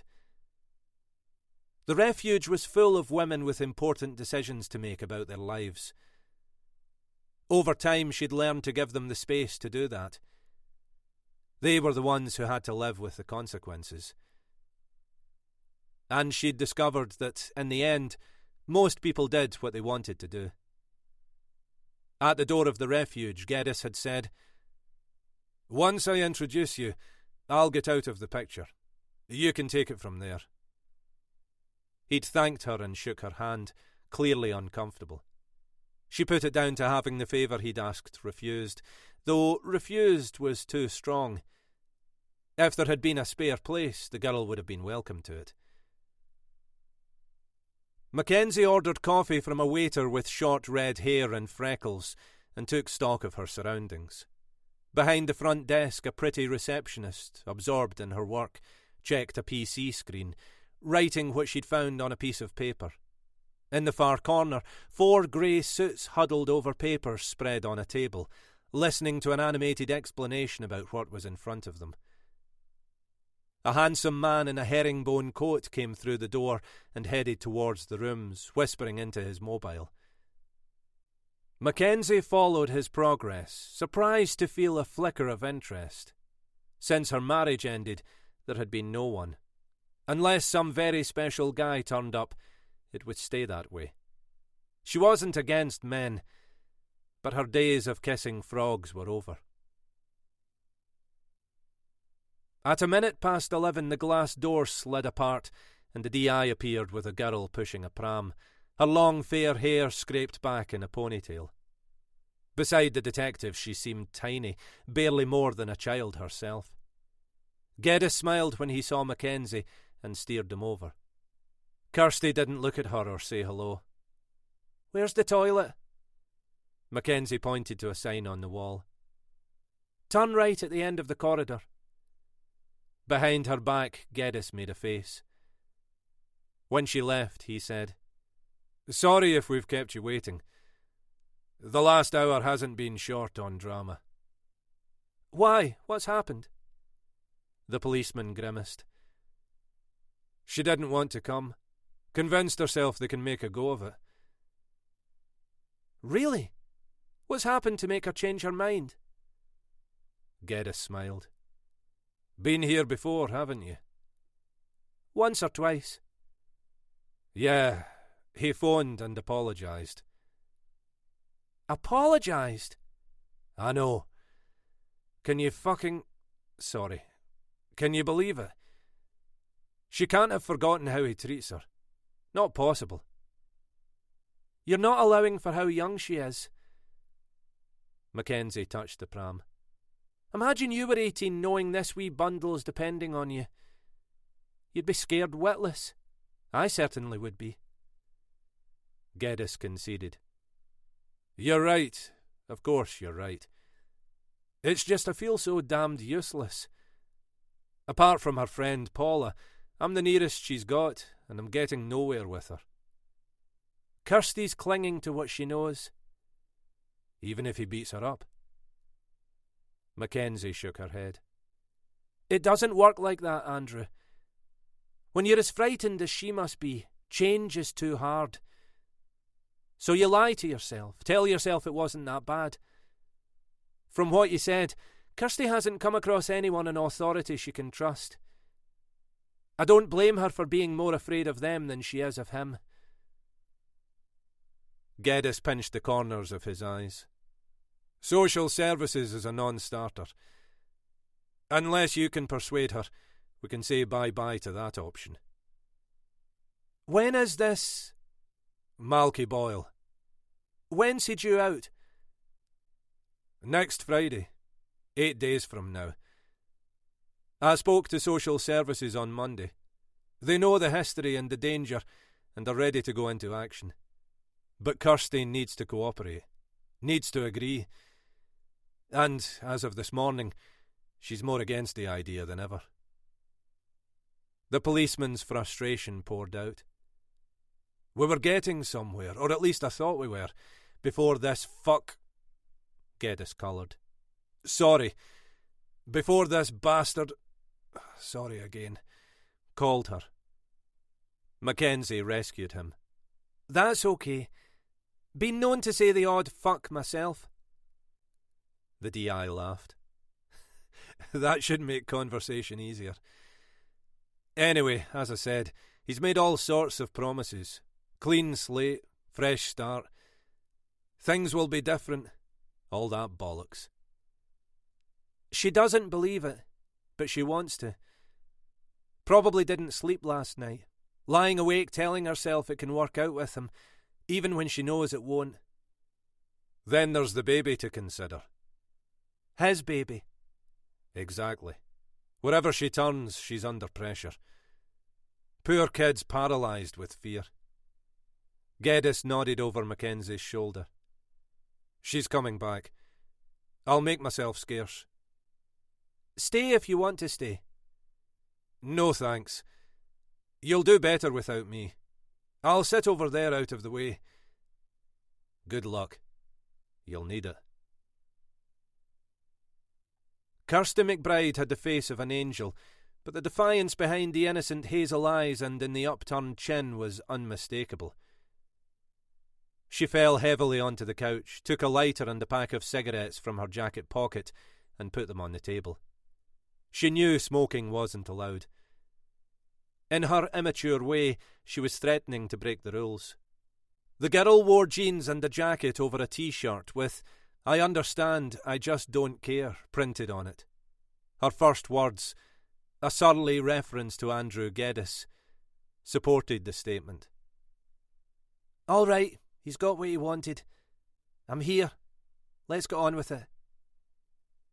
Mackenzie held out her hand and introduced herself. Kirsty didn't take it.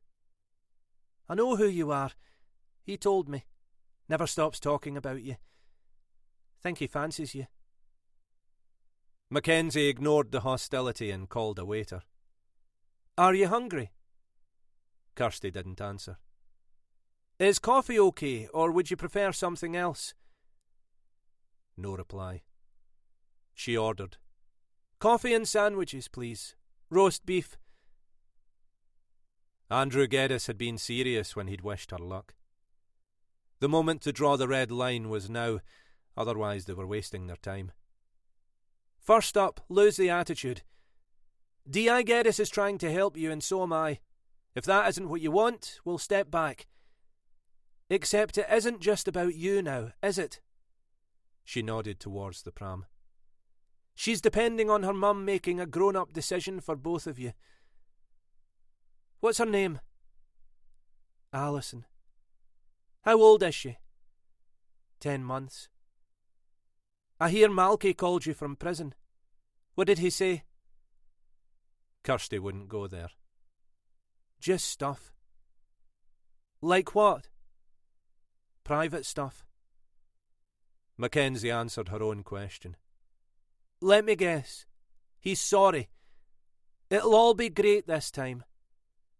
The girl turned her head away and Mackenzie hesitated. Kirsty McBride was damaged enough. "He loves you. Did he tell you that?" That wasn't how to win her trust. She softened her approach. "Kirsty, you aren't stupid. You know what he's like. Surely you haven't forgotten what he did to you." Her eyes flashed defiance back as the words tumbled out in defence of the man who'd terrorised her. "Everybody deserves a second chance. Or is that only for people like you?" Mackenzie let the fire settle. They needed light, not heat. Forcing Kirsty to stand up for Malky Boyle would drive her towards him. Mackenzie spoke quietly, no trace of confrontation in her voice. "Except it wouldn't be a second chance, would it? Or even a third, or a fourth. Malky isn't going to change. He can't. He is what he is." Kirsty lifted the disposable lighter and turned it over in her hand. Mackenzie wasn't sure she was listening. "But you can change. For you and your daughter." "What if I don't want to?" "Then fast forward 15 years. Picture the awful things Alison will have seen. She'll be scarred, and she'll leave the first chance she gets, despising her mother for being weak." "You don't know that." "Yes, I do. You said D.I. Geddes talked to you about me. Then he must have told you my story and what I do now. I've come across dozens of Kirstys. Before I'm finished, I'll probably meet hundreds. And it always ends the same. Either they find the courage to break free, or they go down. Believe me, Alison won't be able to look at you. She'll hate you, or worse, pity you. Either way, you'll lose her." Kirsty's eyes strayed to the pram, concern in them for the first time, and Mackenzie realised she was getting through. Andrew Geddes called her a kid. That kid had known more unhappiness in her 18 years than most people suffered in a lifetime. Her attitude was a coping mechanism to protect her from a harsh world. To understand how badly she'd been broken meant seeing behind the rebel facade. What must it be like to be afraid of the past and even more afraid of the future? Mackenzie desperately wanted to help her. Alison stirred in her sleep. When she's old enough to understand, think how proud she'll be of her mum. Kirsty nervously played with the lighter, not convinced. The sum of all her fears crystallised in one question. How can I be sure Malky won't find us? Mackenzie had an answer for her. He won't know where you are. Nobody will. Not even me. Not even Detective Geddes. That's how it works. Social services deal with situations like this every day. As soon as the words were out of her mouth, she knew she'd made a mistake. the girl reacted. A situation? Is that how you see me? Just a problem that needs to be fixed? No, of course not. You're in trouble. Somebody has to take your hand and lead you to a better place. A safer place. And that's you, is it? That's one of the jobs social services do. Why should I trust him just because you tell me to? It'll be me and Alison he'll come after, not you. But he won't find you. You'll be safe. Safe as houses. Kirsty bowed her head. The rebel who'd arrived with the DI gone, leaving a frightened girl in her place. Speaking so quietly, Mackenzie could hardly make out what she was saying. When she did, she felt for her. Why can't we stay with you? Kirsty, we won't be any trouble. Honestly, we won't. Mackenzie swallowed hard. I thought D.I. Geddes explained. We're full. There isn't any room at the refuge. I wish there was. Is it because of Alison? No, of course not. She's a great baby, really she is. She never cries. If you knew her, you'd love her. Mackenzie couldn't remember when she'd felt so useless. Turning the girl and her child away was painful. But the refuge was full. Caitlin had got the last bed. Surely the detective hadn't led Kirsty to believe there was a space for her. I'm sure I would. Kirsty grabbed Mackenzie's arm. Please don't make her suffer because her mother's been a stupid bitch. Please. I'm so sorry. The businessman hadn't heard and went on with their meeting, but the receptionist looked up from her PC, and across the lounge Andrew Geddes was rising out of his seat. Mackenzie shook her head and he sat back down. Gently, she took the girl's hands in hers. It isn't about you or Alison. Honestly, it isn't. If we had room, I'd have both of you there today. Kirsty pulled her fingers free. Then why bring us here? Why did he want me to meet you? She deserved the truth. Because he cares about you and he's worried. He hoped I could persuade you to let social services take over before Malky comes out of Berlin. He's getting out next week. I know. There isn't much time. Kirsty didn't hide her disappointment. I told Alison we'd be going with you. What will I say to her now?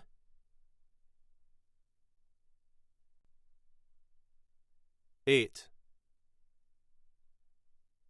The call Mackenzie had been dreading came the next morning. The previous day, from the front door of the hotel, she'd watched the sad little band drive away, knowing she'd failed all of them. During the night, with the shadows of the trees at the bottom of the garden playing on the bedroom wall, she'd tossed and turned, unable to sleep, hearing Kirsty's voice begging her not to reject Alison, and her own pathetic apology. Geddes' first word took her by surprise. Congratulations. Kirsty, she's going to do it. Yep, she's agreed to let social services take over. Mackenzie closed her eyes. Thank God. I haven't stopped thinking about her. Tell me what happened. Exactly the reaction he'd hoped for. I will. Tonight, over dinner. Pick you up at 7:30. Before she could object, the line went dead, and she was left with the phone in her hand and a smile on her face, which wasn't only about Kirsty McBride. Nobody knew about Andrew Geddes or Kirsty McBride, but the women sensed something was different. All day, Mackenzie, normally so in control, seemed distracted. When Doreen answered the door, she understood why. Apart from Gavin, Mackenzie's brother, they didn't get many men visiting the refuge. This one had clearly made an effort. The sharp creases in the trousers of his suit suggested they hadn't been worn often, and the white shirt was crisp enough to have just come out of its box. Doreen eyed him up and down. "Can I help you?" In his 23 years on the force, Geddes wasn't known for being shy. His reputation as a no-nonsense copper, able to switch from coaxing to confrontation in a heartbeat, rarely considering authority or who he offended, was earned. This was different. That night he was Andrew, about to have dinner with a beautiful woman. He struggled to get the words out. "Mackenzie's expecting me." On cue, Mackenzie came down the stairs. Most of her afternoon had gone into deciding what to wear. Finally, she'd chosen a simple black dress with matching pearl necklace and earrings. From the expression on the detective's face, it had been time well spent. "You look wonderful." "What were you expecting? Sheepskin jacket and tatty old jeans?" "I'm sure that would have been great too." "Don't scrub up too bad yourself." The reply was modest. "I do the best with what I've got." "And what you've got's just fine." Geddes was relieved. They were off to a good start. In the car, Mackenzie asked, "Where are we going?" "It's a surprise." "Sounds interesting." The DI grinned. "Hoping it's better than interesting." Through the window, night closed in round familiar landscapes, and Mackenzie realised she was excited.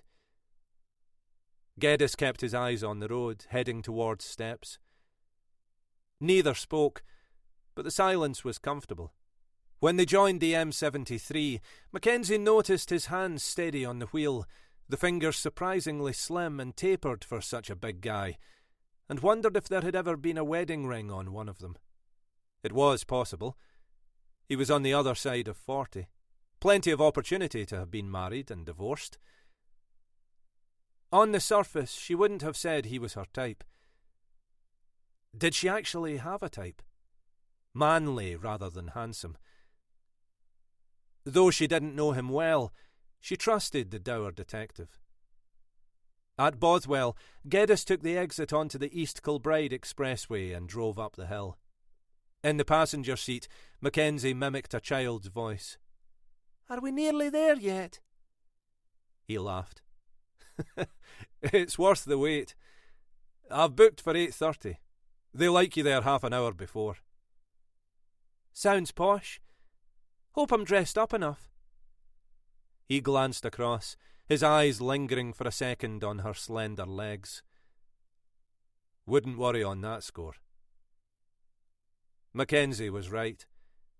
Crossbasket's castle in High Blantyre was very posh. Geddes had been fortunate to get a table at short notice. They were met at the door and escorted inside. She whispered, "My sister suggested we come here years ago. It never happened. How do you know about it?" "An old superintendent of mine had his leaving do here. The dinner, not the booze up. That was in a pub in Shawlands, where instead of throwing you out at closing time, they lock you in. Don't remember half of it. Hangover lasted a week." "Not worth it, is it?" Geddes suddenly remembered she didn't drink and reassured her. "Just so you know, I'll be sticking to water tonight." "Might be a smart move, Andrew." The response surprised him. "Policeman? Drink driving?" "Oh, yeah, got it. That wasn't what I meant." "I know. I'm joking." The meal was one of the best Mackenzie had ever had. Refined and delicious. Across the pristine white table cover, Andrew Geddes listened, studying her face while she filled in the details about how the refuge came to be. When she finished, he said, "What you've achieved is amazing." "Sometimes I think I haven't done anything, really." He shook his head. "You're too modest. Because of you, Kirsty McBride and her daughter are going to be all right. At least take credit for that." "If you say so." I do. Kirsty's deep. Most people won't get through to her. Wouldn't much matter who they were. But you did. She was a different girl in the car going home. Still wary, mind. Still a dour wee bugger. I've been around her enough to know she's frightened of more than Malky Boyle. Being a single parent scares the life out of her. That's understandable. Course it is. Andrew toyed with his napkin. I have a confession to make. Really? I could have told you this on the phone. I wanted to do it in person. You don't mind, do you? Not at all. Thanks to you, she'll get the help she needs. Only sorry I couldn't do more. Inevitably, the conversation moved to Geddes. At first he was guarded, not used to talking about himself, especially with a female, aware an ill-chosen remark could spoil the evening. The common ground he shared with this woman was tenuous and in the past. Wisely, he avoided revisiting it. By the time their desserts came, he was comfortable enough to apologise. I'm sorry about the other day. Mackenzie was taken aback. What on earth for? Putting you on the spot. Asking if Kirsty could stay at the refuge. It wasn't fair. Don't be silly. What choice did you have? She'd refused to speak to the police or social services. You were trying to protect her. And you have. She's safe. Safe as houses. Geddes spooned chocolate mousse into his mouth and waited until he'd swallowed. Malky won't be pleased when he discovers they aren't where he can terrorise them. What do you think he'll do? Nothing he can do. No way of knowing where Kirsty and Alison are. Doesn't take a big brain to guess it won't be long before he's back inside. Seen it before. His whole life's mapped out already. Eventually, guys like him run out of steam. They get old. Sad when you think of it. Probably had a tough time when he was young. Sad isn't the description I'd use. Boyle's a cowardly, sadistic thug who thinks he's going to live forever. One morning he'll wake up and realise nobody's afraid of him anymore. He'll have had his day. Until then, so long as Kirsty and Alison aren't his victims, I'm happy. Mackenzie hoped for better, even for Malky Boyle. Maybe it doesn't have to end that way. Maybe he's learned his lesson. The detective had lived too long and seen too much to consider it. He shied away from disagreeing and changed the subject. If my memory serves me, the Petit Four are fantastic here. Coffee? Yes, please. Americano. Geddes signalled a waiter and ordered. Mackenzie picked up where she'd left off. Losing his partner and his daughter could be the best thing that's ever happened to him. I admire your faith in human nature. Lost mine long ago. You don't think it's possible? I'm certain it's impossible. The guy's doomed. People like him don't find Jesus. They destroy and keep destroying. That's why what you manage to do is so important. He's going down sure as the sun comes up tomorrow. The great thing is, he won't be taking Kirsty with him. The coffee arrived. Mackenzie stirred brown sugar into her cup. Will you keep an eye on him? No need.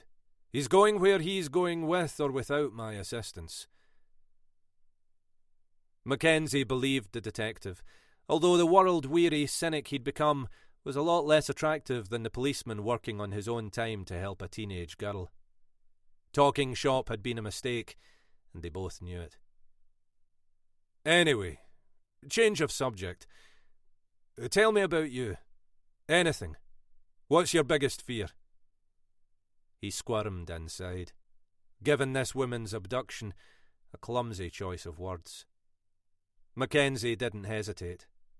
Heights. Can't stand them. I always want to jump. And you, what makes a big, hard policeman want his mum? Spiders. Hate them. Always have. The thought of this burly guy running from a spider made her laugh. Only happy it amuses you, Geddes said. What have you got planned for the weekend? So far, nothing.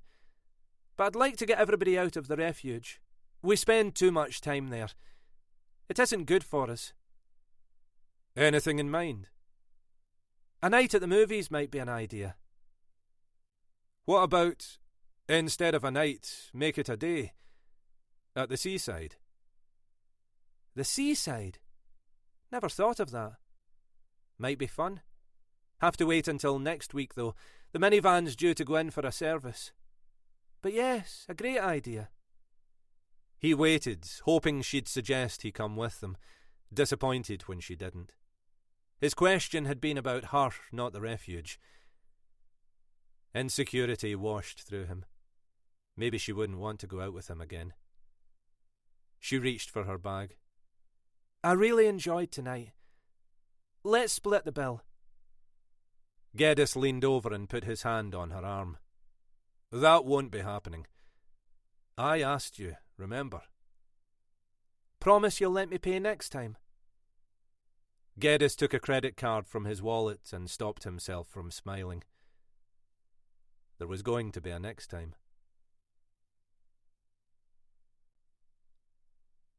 9. Mackenzie had known the reaction she'd get as soon as she'd phoned her sister to tell about Andrew Geddes. Adele didn't mince her words. That's wonderful. You don't think it's too soon? Too soon? It's been 5 years. We're not all as tarty as you know. Aren't you? It's bloody time you were. They laughed. We're going to the seaside next week, Mackenzie said. Not Andrew and me. Thought a day out would do everybody at the refuge good. Why don't you come with us? I'd love to, and I would, except now I'm back working 4 days a week. I'm struggling to stay up to date with things. Takes it out of you when you're not used to it. All I'm fit for on Saturday afternoon is curling up on the couch with a video and a box of chocolates. Unfortunately, I made the mistake of inviting Gavin and Monica and the kids over for dinner. Can't cancel, although I'm not really up for it. Marks and Spencer will need to come to the rescue. You'll love it. You know you will. Anyway, the children will soon liven you up. Adele returned to what interested her. When are you seeing your detective again? Sunday. And he isn't my detective. Tell him I said hello. I will. And remember, life's short. Be sure you're making the most of it. She rang off. Through the open kitchen window, a weak sun shone in a vanilla sky. Rain was forecast, and it was cold. Not cold enough to stop a group of women from working in the garden. Sylvia's East Coast accent travelled on the air. She'd assumed her usual role as organiser, now and then taking the trowel or the pruning shears to show what she wanted the other women to do. That's it. That's the way. Don't hold back. Be ruthless. You're encouraging the growth hormones to do their stuff. Firm but kind. Accepting things as they were. Using her experience to encourage those who were struggling to find a place in life. A gift not everyone was fortunate enough to possess. Sylvia Scott was someone you'd be lucky to have on your side. Unlike the others, the refuge wasn't a halfway house. It was her home. The women who came through the doors, surrogates for the daughters who'd turned their backs on her. And when they arrived with their spirit crushed and their self-esteem at rock bottom, she was there to mother them. Without meaning to, the grey-haired lady from Castorphin had found almost as much as she'd lost. The world outside held nothing for her now. Mackenzie doubted Sylvia would ever leave. Autumn wasn't as hectic as spring when the planting was done. At this time of year, the objective was keeping the place ordered and tidy. Every April they hired a couple of men from Lennoxtown to do the heavier jobs. The rest they took care of themselves. Good therapy, apart from anything else. Caitlin was kneeling on a mat beside Irene and Alice. The three of them bent forward, talking and laughing as they tidied the flower beds. In the time since Mackenzie had found her unconscious behind the wheel of the car on the Strathblane Road, Caitlin had become a different person. Mackenzie would hear her talking about the books the others were reading, or discussing music with Sylvia. Jazz of all things. One evening in the lounge, a guitar was produced, and she delighted them by singing Sting's Fields of Gold, filling the room with a beautiful, clear voice. And she'd stopped locking her door. A good sign. It meant the fears that had driven her to run from the refuge were under control. At night, from her bedroom, Mackenzie could see Caitlin standing in the shadows, quietly enjoying a last smoke before bed. A trip to the seaside before the opportunity was gone would blow the blues away. How good would that be? She hadn't seen Caitlin yet, and found her where she knew she would, in the garden, gazing at the Campsies. Mackenzie said, "If you stare at the hills long enough, they change shape." "Do they? I hadn't noticed." Caitlin lit a second cigarette, inhaled deeply, then blew smoke into the air. Her voice was quiet. "Sometimes I can't believe it." "Can't believe what?" A chill breeze rustled the trees behind the greenhouse. Caitlin pulled her cardigan round her. "This, my new life, feels stupid for not doing it sooner." "Easy to say when you're coming out the other side and are surrounded by people who care about you. Not so easy when you're in the middle of it." "No, I suppose not. I just wish—" Mackenzie gave her a playful nudge. "It's going to get a lot better than this, so get used to being happy. Anyway, I wanted to tell you my idea for next weekend." On the pavement outside Barlinnie Prison, Malky took the makings from his pocket to roll a fag, grinning humourlessly. Kirsty had said she'd meet him. Promises to a man in the Bar L meant nothing. Tell him anything so you could, until he got out. He shook his fair hair and cursed. "Where the fuck is she?" Dressed in jerkin, jeans and trainers, Malky Boyle was indistinguishable from any 24-year-old guy from the East End of the city. Except today he was a lot more than even he realised. A thug about to graduate to killer. Kirsty was the least of his worries. Later he'd set her right about her non-appearance and a couple of other gripes yet to occur to him. Not before he'd settled the hash of the nosy bastard on the landing who'd called the police and got him lifted. That old fucker could have no complaints. In future, he'd mind his own business. Malky played the cigarette between his fingers to even out the tobacco and examined it critically. Not bad, but not great. In the big house he'd seen a con do it one-handed. That kind of dexterity took years of practice. He hadn't been a guest of Her Majesty long enough to master it. Though he would. No danger. His slight build belied the violence natural to him.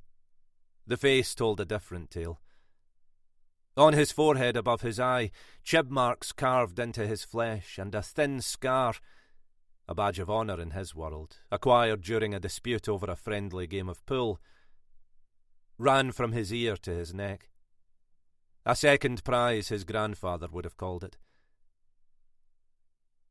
Malky met him just once in his whole life, 12 years earlier when his mother dragged him to the council house in Castlemilk where he lived. There had been snow on the ground and Christmas trees in the windows, so it must have been December, probably around the time his father bailed on them. The bastard had picked his moment right enough. Christmas, for fuck's sake. Billy Cunningham was a legend who'd terrorised Glasgow in the 1980s.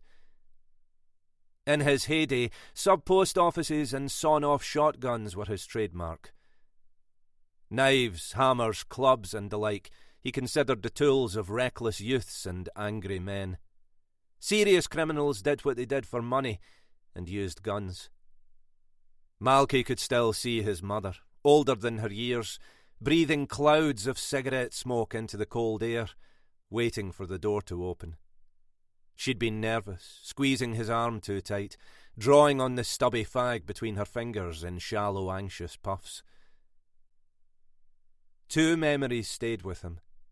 The emptiness in the man's eyes when he saw who was there, and the rattle in his mother's chest under her cheap coat. She'd lasted another 5 winters, but the cancer was in her that day, leaving nothing except a few photographs and a book given to her for coming first in her year in English.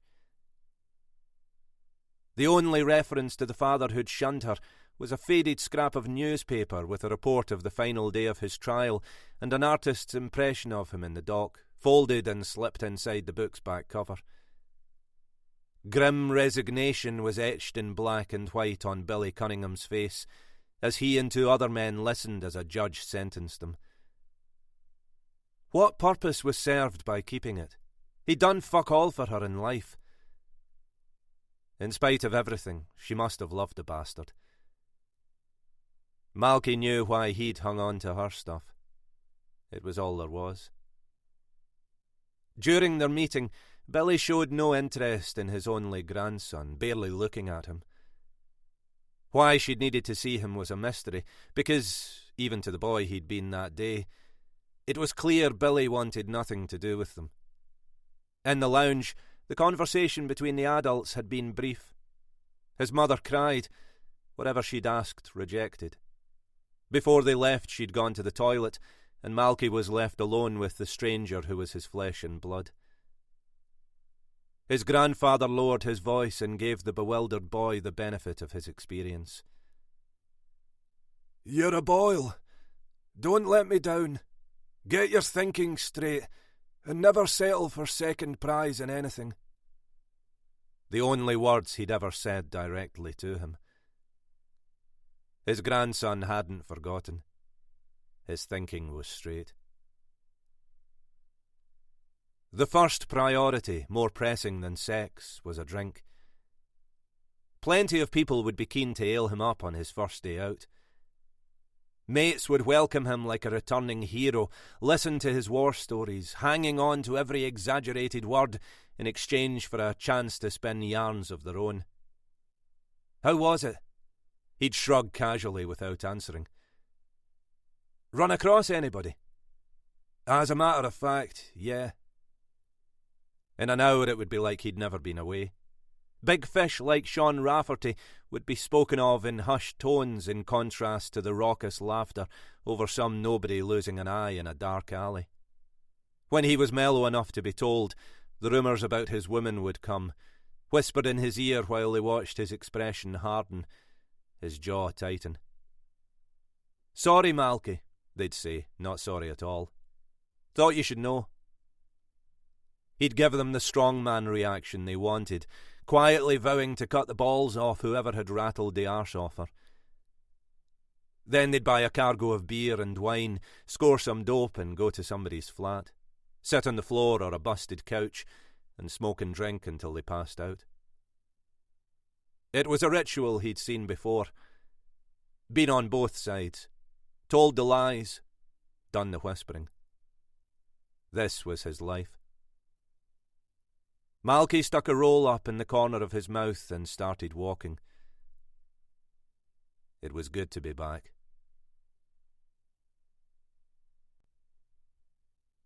10. His mates were where he'd expected them to be, anchored to a corner of the bar. 3 of them. Rough young men like him. When he came through the door, they cheered and shook his hand. Doing 3 months in the big house for assaulting a copper was an achievement. Not major like GBH. An achievement, nevertheless. They crowded round, grinning like idiots. You're looking great. How was it? Malky saw the hero worship in their eyes and gave the answer they were expecting. The only answer anyone would ever get out of him on the subject of jail time. Easy peasy. The four of them joined in. Japanesey. The laughter faded. One of them nudged his elbow. What are you drinking? Cider and whiskey. His pal signalled to the barman. You'll be out of your box. Malky smiled. So? The rest of the pub was aware of what was going on. Drinks started to arrive, acknowledged by an imperceptible nod. Soon he had a line of wee goldies in front of him. Malky threw them back, emptying the dregs into his cider, and wiped his mouth on his sleeve, breathing heavily from the fire in his belly. Did you come across McCann? Nope, they'd moved him to Shotts 2 days before I arrived. Didn't know. Yeah, rubbish for his mother, having to travel out there. Fucking miles away. Any of you bump into Kirsty? The friends hid behind their pints. Something was wrong. That I know. Spit it out. She's gone, Malky. Sorry to have to break it to you. He put down the whiskey in his hand, growling questions. Gone? What do you mean, gone? Gone where? Social took her and the baby. Heard about it yesterday. When was this? His mate shrugged. Not sure. Wednesday, maybe. The dirty bastards got to her. She'd said she'd be waiting for him. She'd lied. So where is she now? Do yourself a favour. Let it go. If you don't, you'll end up back inside. Malky felt his chest tighten. His hands closed into fists. Are you bloody deaf? I'm asking where she is. He grabbed the guy by the throat and threw him against the wall, their faces inches apart, his breath as sour as the welcome home party had become. The words hissed from between Malky's gritted teeth. Tell me before I snap your fucking neck. The lift smelled of cat piss, sweat, and stale cigarette smoke. On the 12th floor, Malky Boyle staggered out, wild-eyed and mucky drunk. The landing was deserted. Not surprising at this time, although he'd no idea what time that was. Every door in the tower block looked the same, but a ragged hollow cavity gouged into the frame set one of them apart. He'd made it with a claw hammer one time when she wouldn't let him in. Eventually she'd reneged and been sorry. He'd seen to that. This was his home, or at least it had been, where he'd lived until they'd taken him away, kicking and screaming, and charged him with breach of the peace and assault. 13 weeks. It seemed longer. She wasn't there, but he knew where she was.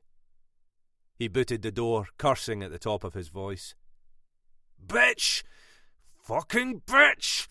Fucking bitch! Malky was sweating. He wiped saliva from the corners of his mouth and tried to calm down. Kirsty would keep. He'd get to her next. The first order of business was to deal with the bastard who'd caused it. The nosy bugger across the landing. The old man's name came to him through an alcohol haze. Dines, that was it. Coming here earlier would have been better. Free drink had stuck Malky's feet to the carpet. In between sessions they'd gone to a house, listened to music and smoked joints. Girls appeared from somewhere. Dull-faced Barbies who'd chewed gum and chain-smoked and wore sweet flowery scent that made him gag. Malky remembered trying and failing to have sex with a redhead called Tracy or Trisha or some bloody thing before falling asleep on an unmade bed, waking up with his trousers at his ankles. What a fucking day this had turned out to be. He pressed the lift button, hearing the rumble as it climbed the shaft. When it arrived, he sent it back down and flattened himself against the wall. Malky was very drunk, but the animal in him was sharp. Alcohol heightened his feral instincts. He cleared his head and held his breath. He didn't have long to wait. A shuffling, then a bolt being sprung told him his performance had worked. The door edged cautiously open, just far enough for a roomy eye to stare from the darkness. Malky leapt forward. His shoulder met the door, and he fell on top of the man in the wheelchair behind it. Eddie Dines was 84, the last of the original residents. In 1969, he'd escaped a tenement in Denniston and moved to the high flats with his new wife. They were young, and it was a good place to stay back then. If they'd had children, it might have been different. But his wife was gone now, and he was crippled with MS, yet he wasn't letting druggies and pushers have it all their own way. Calling the police had been an easy decision. He didn't regret it. The guy that wee girl was shacked up with was bad news. Him shouting and her and the baby crying was a regular event. So he'd put a stop to it. Malky snarled and punched the wrinkled face, putting everything he had into it, savouring every blow. The old man's arms poked from the sleeves of his pyjamas, liver-spotted and thin. He raised them in a futile attempt to defend himself. His spectacles broke, cutting a deep gash across the bridge of his nose. Warm blood ran into his eyes. Suddenly he couldn't see. Malky grabbed his ankles, swollen and discoloured, and dragged him like a rag doll into the lounge, surprised by how little he weighed. "Please! Please!" "Too late for please, Grandad." Malky tore the telephone from its socket and beat him with it, even after he was unconscious. When he was done, Malky collapsed on the couch, panting like a dog on a hot day.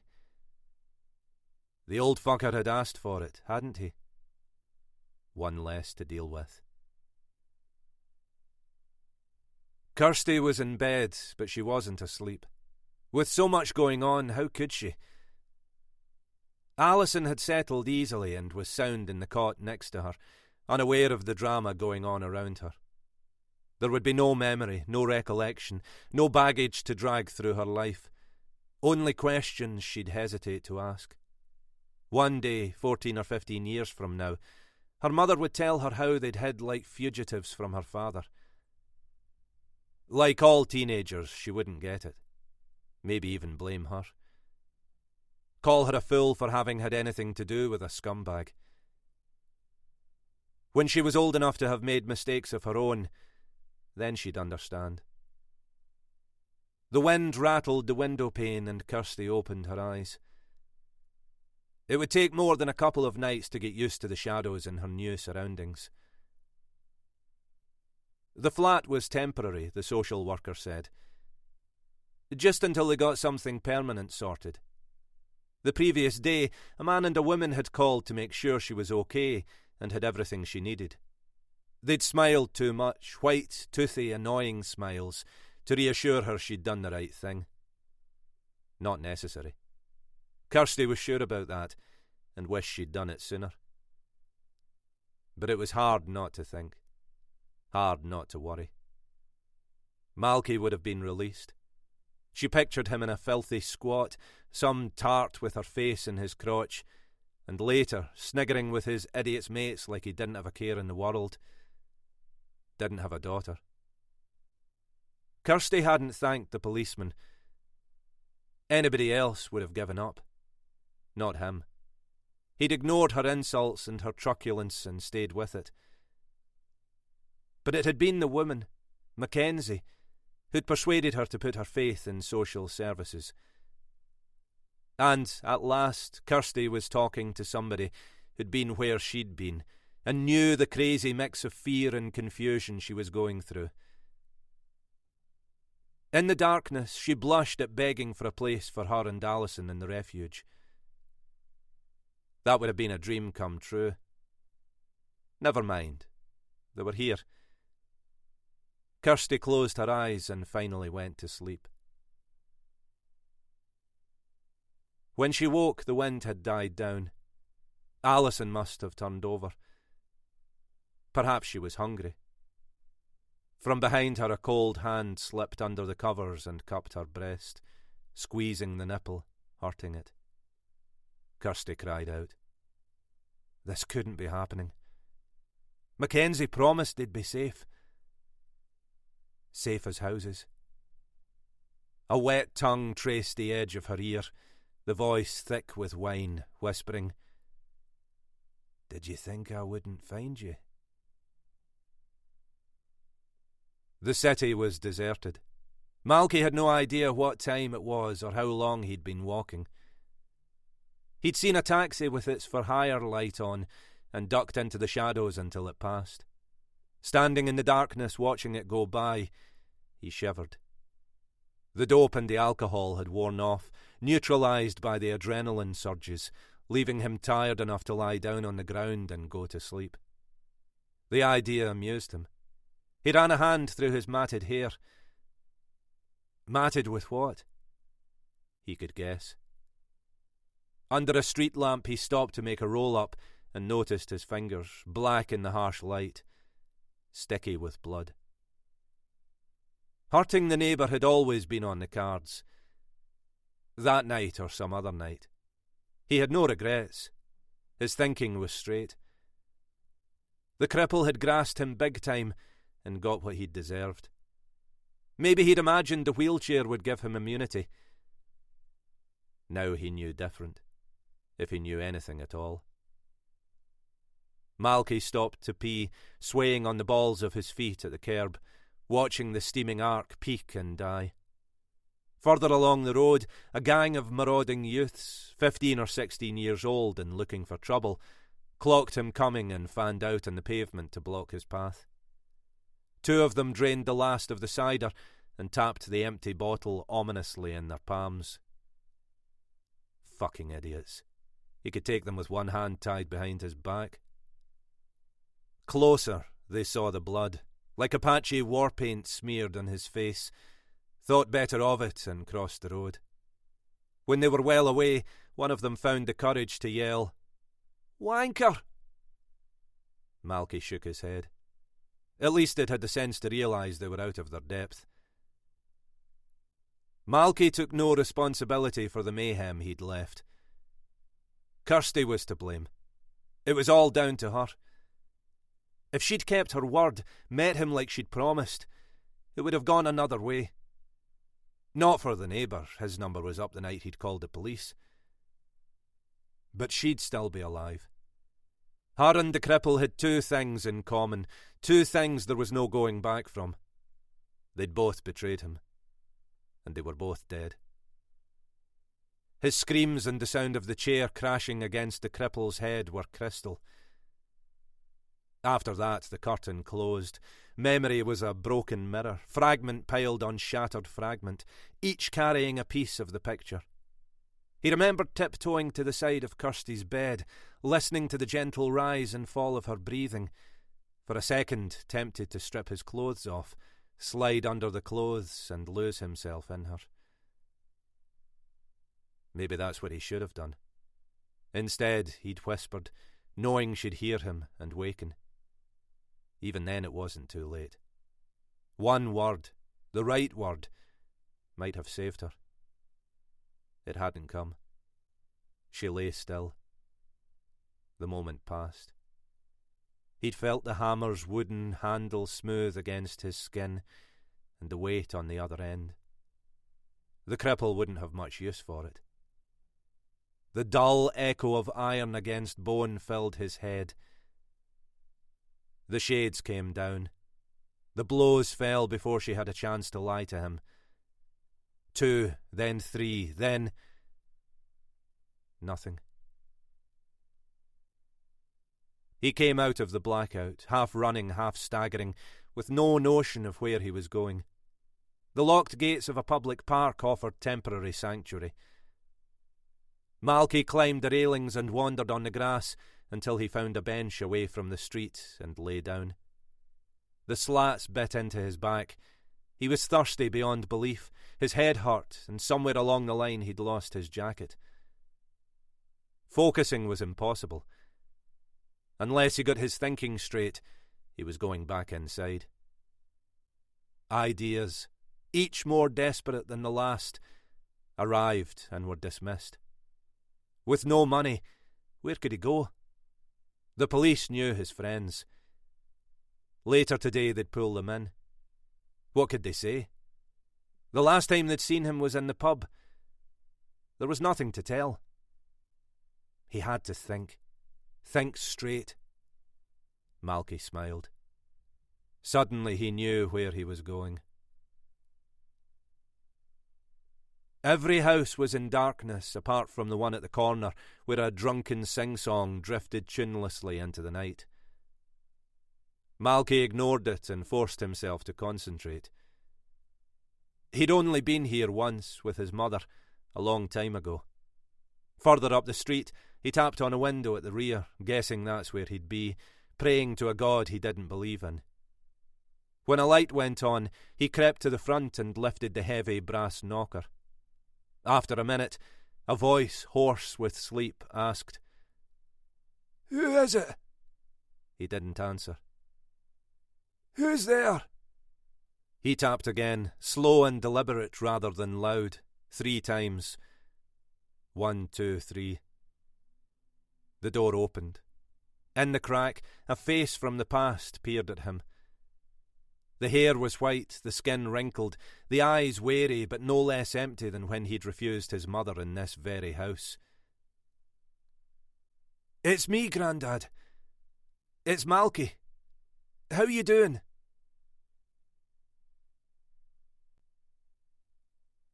"11.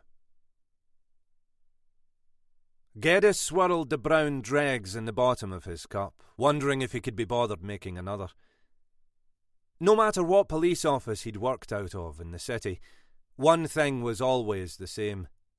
The coffee was shit. Whether the jar was expensive or cheap made no difference. It was still crap. The other day a DC suggested they throw in for a machine that used pods. Good idea, except it wouldn't happen unless an enterprising bean lover got off his lazy arse and organised it.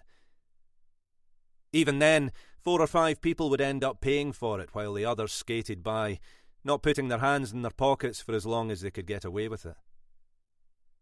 Saturday was the original morning after the night before. More crime was committed in Glasgow on Friday after dark than on any other night of the week. The current upward trend in knife attacks, often fatal, was taking the city back to the bad old days, when it had a well-earned reputation as the most dangerous place in the UK. It was 9:30. Cold and sunny outside. Geddes had been at his desk in Stewart Street since before 8 o'clock, and, so far, no one could accuse him of doing anything remotely resembling graft. Experience told him to enjoy it, because it wouldn't last. He rejected the notion of a second cup, pulled a file off the top of the pile on his desk and opened the folder. The case of an Asian shopkeeper, stabbed and left in a pool of blood behind his counter, was 10 days old and not close to getting solved. The few leads they had going nowhere.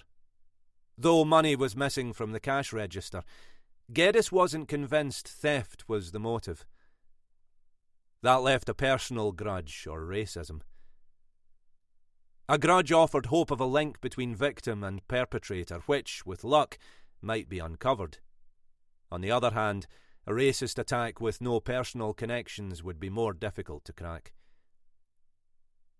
In other parts of the country, down south especially, ethnic tensions had existed for decades. Not much of an issue north of the border, at least not yet. But Scotland hadn't escaped. It had its own curse. Witness the scenes before and after any Old Firm match, and the madness on the terraces of Celtic Park and Ibrox during the game. His phone rang. DS Kevin Turnbull was on the desk and began with an apology. Sorry to cut your tea break short. Just received a call. A woman found dead. Where? Up the road. Flat in Garnet Hill. Geddes wrote down the address. Happened in the early hours, by the looks of it. Officers are already there, and the scene examiners are on their way. Too good to last, wasn't it? Always is. He grabbed his keys and headed for the car. Traffic on Cowcaddens Road was light. Later, as Saturday got underway and the city flooded with shoppers, it would be a different story. Minutes after he left Stewart Street Station, he passed the burned-out shell of the Glasgow School of Art, the iconic landmark designed by Charles Rennie Mackintosh, destroyed by fires 4 years apart. The last he'd read, restoration work on the building had been abandoned. At the far end of Renfrew Street, beyond a ribbon of blue and white tape stretched across the road, 2 police vehicles were parked at the kerb, a female in the back seat of the nearest one, an ashen-faced constable in his early 20s staring ahead from the other. Officers were stationed at the boundary to further protect the integrity of the scene. Somebody was on the ball. Geddes put on a white oversuit and latex gloves and showed the uniform at the door holding a clipboard, his warrant card. His name and rank were entered into the record. He nodded towards the officer in the car. What's wrong with him? A bit too much for him, sir. Needed some air. One of those, is it? Who's the woman? Social worker. Came round to make sure everything was all right. She the one who made the call? No, sir. Down a narrow, dimly lit hall, a detective sergeant stood at the door to a flat. Like the street outside, cordoned off with tape. He wasted no time in bringing the DI up to speed. Nobody's been in the room apart from me and the neighbour who discovered her. Examiner's not here yet. We're waiting for them. Geddes nodded and went inside. On the bed, the victim stared at the ceiling, a sky-blue nightdress pulled up exposing her naked body. The killer hadn't been satisfied with beating her face to a pulp. Bloody fingerprints marked the pale skin of her breasts and thighs, where he'd pawed her. Do we have a name? We have. Got it from the social worker. Kirsty McBride. Been here less than a week. Geddes felt as if he'd been struck from behind. He put his hand against the wall to steady himself. Bile rose in his throat. That wasn't right. It couldn't be. They'd promised her she'd be safe. He'd met Kirsty 3 times, twice at her place in Hag Hill, and once when he'd driven her to and from the meeting with Mackenzie in the Dakota Hotel. He hadn't recognised her. Sweat broke on his brow. Miles away, the sergeant was talking. Geddes couldn't make out what he was saying. The neighbour, a Mrs. Flynn, lives across the landing. Around 9 she heard the baby crying and noticed the front door open. The sergeant checked his notebook. The lady from the social arrived at the same time. Both pretty shook up, as you can imagine. He squinted at the detective, uncertain about whether to keep going. Are you okay, sir? The DI didn't reply, and the sergeant went on. Kitchen window's been forced.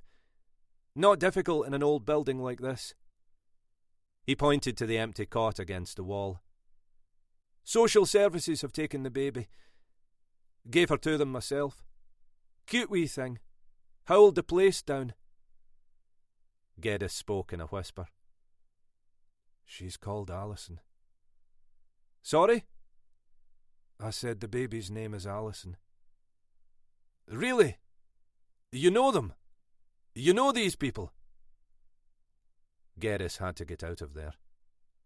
On Renfrew Street, a crowd had started to gather behind the tape. Passers-by, drawn to another's misfortune. He intentionally ignored the police cars and their white-faced occupants, reminders of the betrayal he'd instigated, Shock turned to rage. At the animal who'd murdered a defenceless girl. Social services for not keeping her out of Boyle's reach. But mostly at himself. He ducked under the tape, walked further up Renfrew Street and stood in a doorway, opening and closing his fists, cursing under his breath. 20 minutes ago he'd been at his desk in the station, complaining about coffee, readying for the aftermath of Friday night in Glasgow to reveal itself. This wasn't what he'd had in mind. If Kirsty had never met him, she'd probably be on the floor of the flat in Hag Hill, happily playing with her daughter, jumping every time she heard a noise from the bedroom where Boyle would be sleeping off the previous day's excesses, already realising the mistake she'd made. No way to exist, but at least she'd be alive. Geddes leaned as far forward from his shoes as he could and vomited on the pavement. His eyes watered. Acid burned his throat. For seconds his vision blurred. He pulled himself together and went back down the street with the smell of sick in his nostrils. The DS was in the car taking a statement from the social worker. When he saw him, he looked away, the rebuke clear on his face. Geddes flushed. The officer was a professional and expected the same from a senior man. He'd established 2 perimeters, inside and externally on Renfrew Street. It was always wise to secure an area larger than was needed. Later it could be reduced. Then he'd set up a log. Good work. Andrew Geddes had been in situations like this more often than he could remember. Twice a year he lectured at the police college in Tullyallen, always beginning his talk with the same sentence. The first job of any crime scene officer is to secure the scene. Maybe the sergeant had been in the audience. In the hall, the sergeant caught up with him. "We've taken statements from both the social worker and the neighbour, essentially telling the same story. Neither saw anybody." Geddes pointed to the people watching the show from their windows, 2 of them taking pictures. Every case nowadays brought the obligatory social media trophy ghouls. "What about them?" "Already on it. Early days, but so far, nothing." Voices at the main door made them turn round. The crime scene examiners had arrived. One of them, a woman, came towards Geddes and shook his hand, smiling. "Well, well, we must stop meeting like this, Andrew." Linda Adam had been a forensic examiner for 12 years. Like Andrew Geddes, her propensity for calling a spade made her an acquired taste, which explained why she was unmarried. But when it came to gathering and analysing forensics, there was nobody to touch her. Kirsty couldn't be in better hands. "I'm glad they sent you. Always interested to hear your take." Friendship didn't stop her from correcting him. "Sorry to disappoint you. Won't have a take, as you call it. Or an opinion. Not how it works. I'll give you what the science says and leave the rest to you." Geddes wasn't in the mood for sparring. Yards away, the dead body of an 18-year-old kid was covered in blood, beaten beyond recognition by a man who shouldn't have got within half a mile of her. Linda picked up his energy and softened her approach. "I'll do my best. You know I will." He nodded. "Right then, where's the victim?" When she came back, the smile had gone. "Since it's you, here's something for nothing. You're not going to be short of evidence. There are prints on her body visible with the naked eye. Whoever did it dipped his fingers in her blood and smeared it on her. No attempt to cover his tracks." The sergeant threw in his 2 bobs worth. "How can you be sure it's a he?" "Good point. Especially after my speech, eh? Their tracks." Geddes listened to the exchange, unimpressed. He didn't need a report from Linda, Adam, or anybody else to tell him who had done this.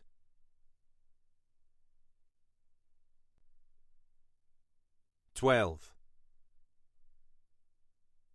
Sylvia had been quiet at breakfast and eaten very little, afterwards slipping out of the kitchen without a word to anyone. Since then she'd kept to her room. On the minibus steps she stopped, with her dog, as usual, clasped to her chest. "Where do you want us to sit?" Mackenzie didn't see the tension in her and made a joke. "Ask the driver." "I thought you were the driver." "I am."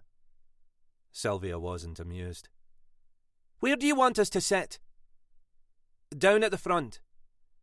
"Then why not just say so instead of a lot of stupid nonsense?" Her voice cracked, close to tears. "Juliet isn't a good traveller. It makes her sick. Promise me if she isn't well, we'll stop." It wasn't the dog she was talking about. Mackenzie said, "What's wrong?" Sylvia snapped. "Nothing. I don't like to be made a fool of, that's all. I'm asking you to stop if Juliet's sick." "Of course. She'll be fine, and so will you. We're going to Ayr, not Timbuktu." "But if she's sick..." "If Juliet isn't well, we'll stop." The exchange was unlike the Sylvia Scott Mackenzie knew. Something had upset her. Rita was last. "Might have picked a better day. Can see us all getting soaked. What'll we do if it rains?" Mackenzie was still thinking about Sylvia.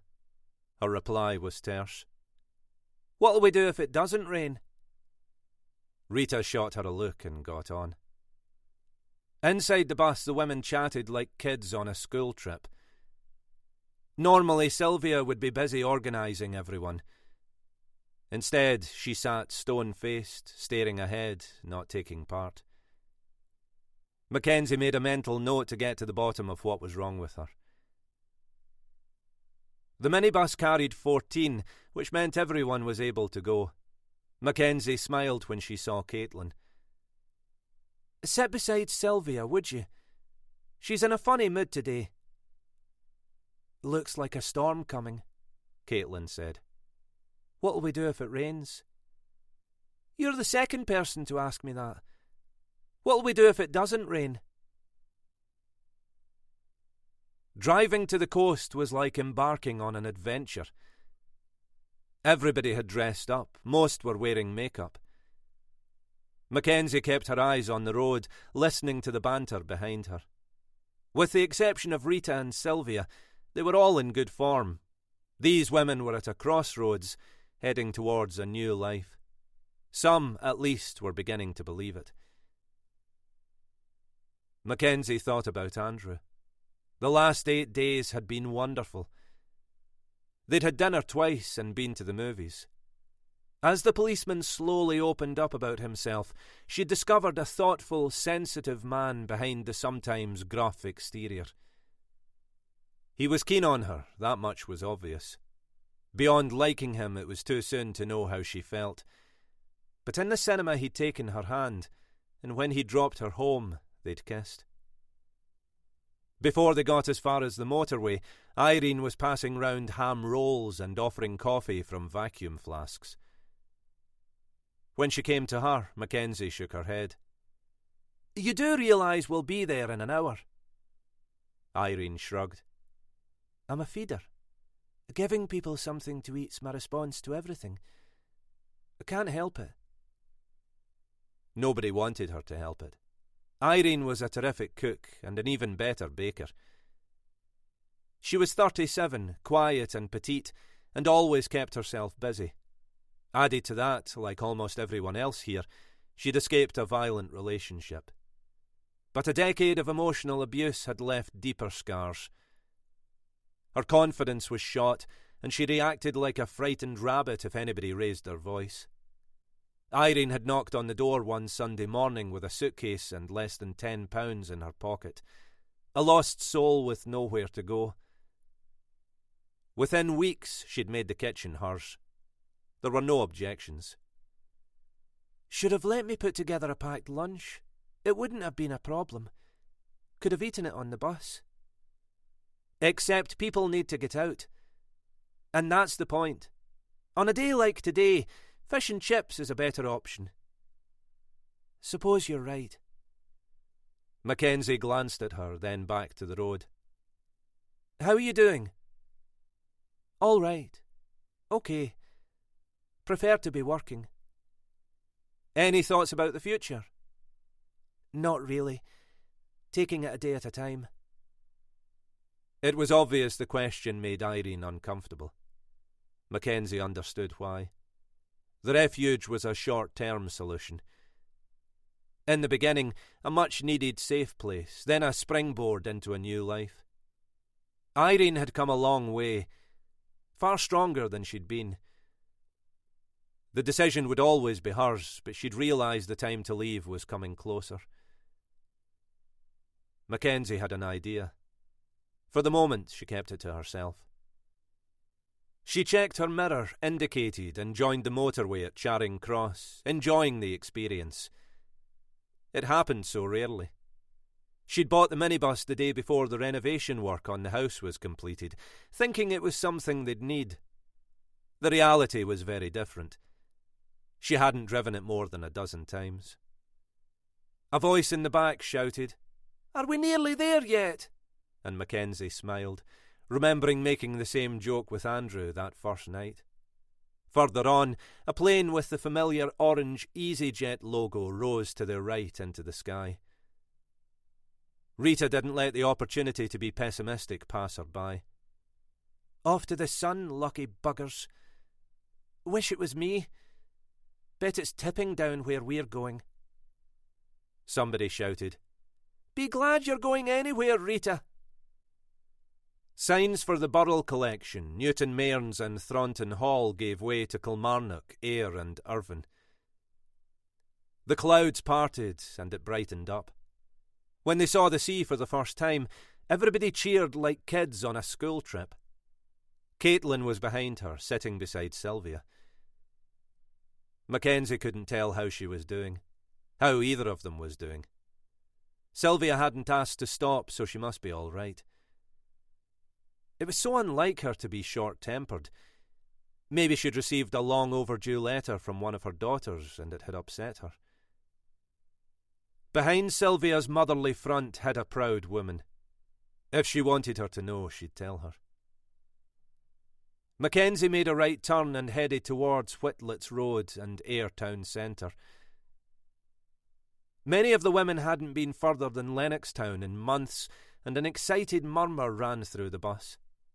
Thanks to a Google search, one of the world's greatest inventions for a time like this, Mackenzie knew where she was going and parked in Boswell car park. Thought we'd take a look round the shops first, then go for a walk on the beach. That way we might miss the rain. Everybody up for that? Bit chilly for the beach, isn't it? Rita, of course. Nonsense. It's exactly what we need. Blow away the cobwebs. Afterwards we'll go for fish and chips. Caitlin fell in beside her. Mackenzie said, "How's Sylvia doing?" Caitlin glanced over her shoulder to where Sylvia was walking by herself. "I'm worried about her. She didn't say a word on the way down. She seems older today. Strange. Normally she's at the centre of whatever's going on. I tried to get her to talk. She wouldn't. Just stared out the window the whole time. All I can think is she's had bad news of some kind. From her husband or her daughters. Yes. If I get a chance, I'll ask. Must be serious to have affected her like this." They spent the next hour strolling up and down the main street, occasionally going inside to ask about something in the window. An everyday event had become a novelty. Predictably, Rita was the first to complain. "This is a bloody waste of time. Look at us. We're like a band of marauding gypsies. The rest of us are enjoying it. You're obviously easily pleased." "No, we're not. We know when we're well off. Well off? Nothing well off about it. I'm cold and I'm hungry. Every time Rita opened her mouth, a complaint tumbled out. Why did she have to take the good out of everything? They were in a Scottish seaside town at the end of the season, not New York or Hong Kong, but they were out in the world. Not how Rita saw it. Her voice grated in the afternoon air. When are we eating? Mackenzie checked her watch. It's after 1, so any time you like. If we don't get to the beach first, we might not get there at all. Sylvia, what do you think? Actually, I'm starving. Some of the others nodded. God, you're a hungry lot. Thought Irene's sandwiches would have kept you going for a while. OK, we'll eat now, then go to the beach. Is that all right? Nobody objected. According to the internet, the Wellington Fish Restaurant on Sandgate was the best fish and chip shop in the town centre. Mackenzie sat beside Sylvia and Caitlin and Rita. Mackenzie rubbed her hands together. I'm looking forward to this. Rita said, Couldn't you have found somewhere larger? Hardly swing a cat in here. Be surprised if they let cats in. The joke went over her head. Caitlin lifted a menu. OK, what are we having? Doreen couldn't resist making an old joke. I don't know about anybody else. I'm having a whale and a bag of tatties. I asked them to give everybody the fish tea. Fish, chips, peas, bread and butter. Gets rave reviews on TripAdvisor. That'll do me. Sylvia broke her silence. And tea. Tea, of course. Nothing else goes with fish and chips. Rita went to the toilet and Mackenzie spoke to Sylvia. You're very quiet. Sure you're okay? I'm fine. No, you aren't fine, Sylvia. What's wrong? The older women refused to be pressured. I don't want to talk about it. Not here. You'll tell me later. Sylvia turned her head away.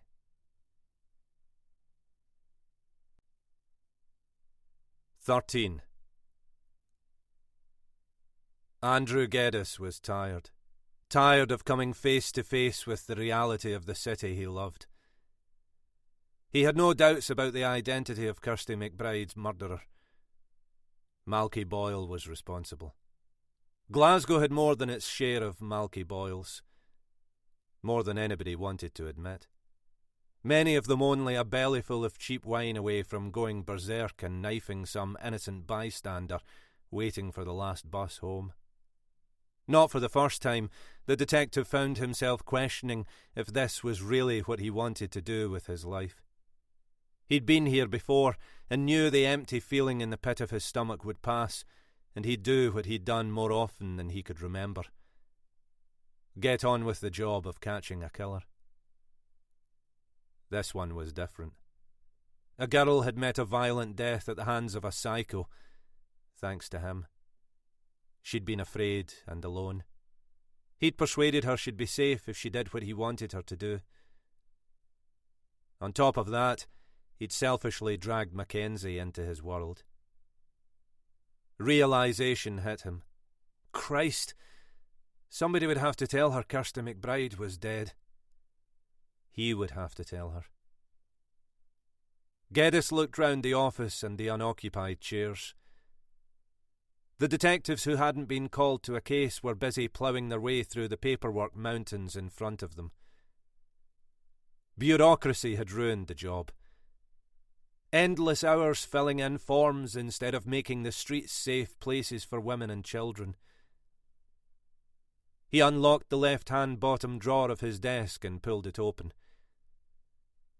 Cutty Sark wasn't the DI's favourite whisky. Far from it. Yet the green glass bottle, ignored and forgotten for months on end, was where he turned in moments such as this, like a friend he was fond of, but preferred not to be seen with in public. His cup still held the remains of the god-awful coffee from earlier. Geddes tipped them into the waste paper basket at his feet and unscrewed the top off the bottle. What would come next was all too predictable. He'd pour a stiff one and drink most of it down in one go. The alcohol would hit his insides like a flash fire. His hand would close over his mouth to stop himself reacting to the searing heat. Then, almost immediately, he'd feel better. Without it, he'd have had to quit years ago. But that was then. Now, a woman trusted him enough to let him in. Drinking like this would be a betrayal of that trust, and he'd already betrayed one female today. The proof was lying in a crimson sea in Renfrew Street. The thought was enough to make him return the bottle to its home. Nobody saw him, or if they did, pretended they didn't. Geddes attached a label to a manila folder. Kirsty McBride. The next day, maybe even later that day, the statements made by the social worker and the neighbour would slip between the covers. And it would begin.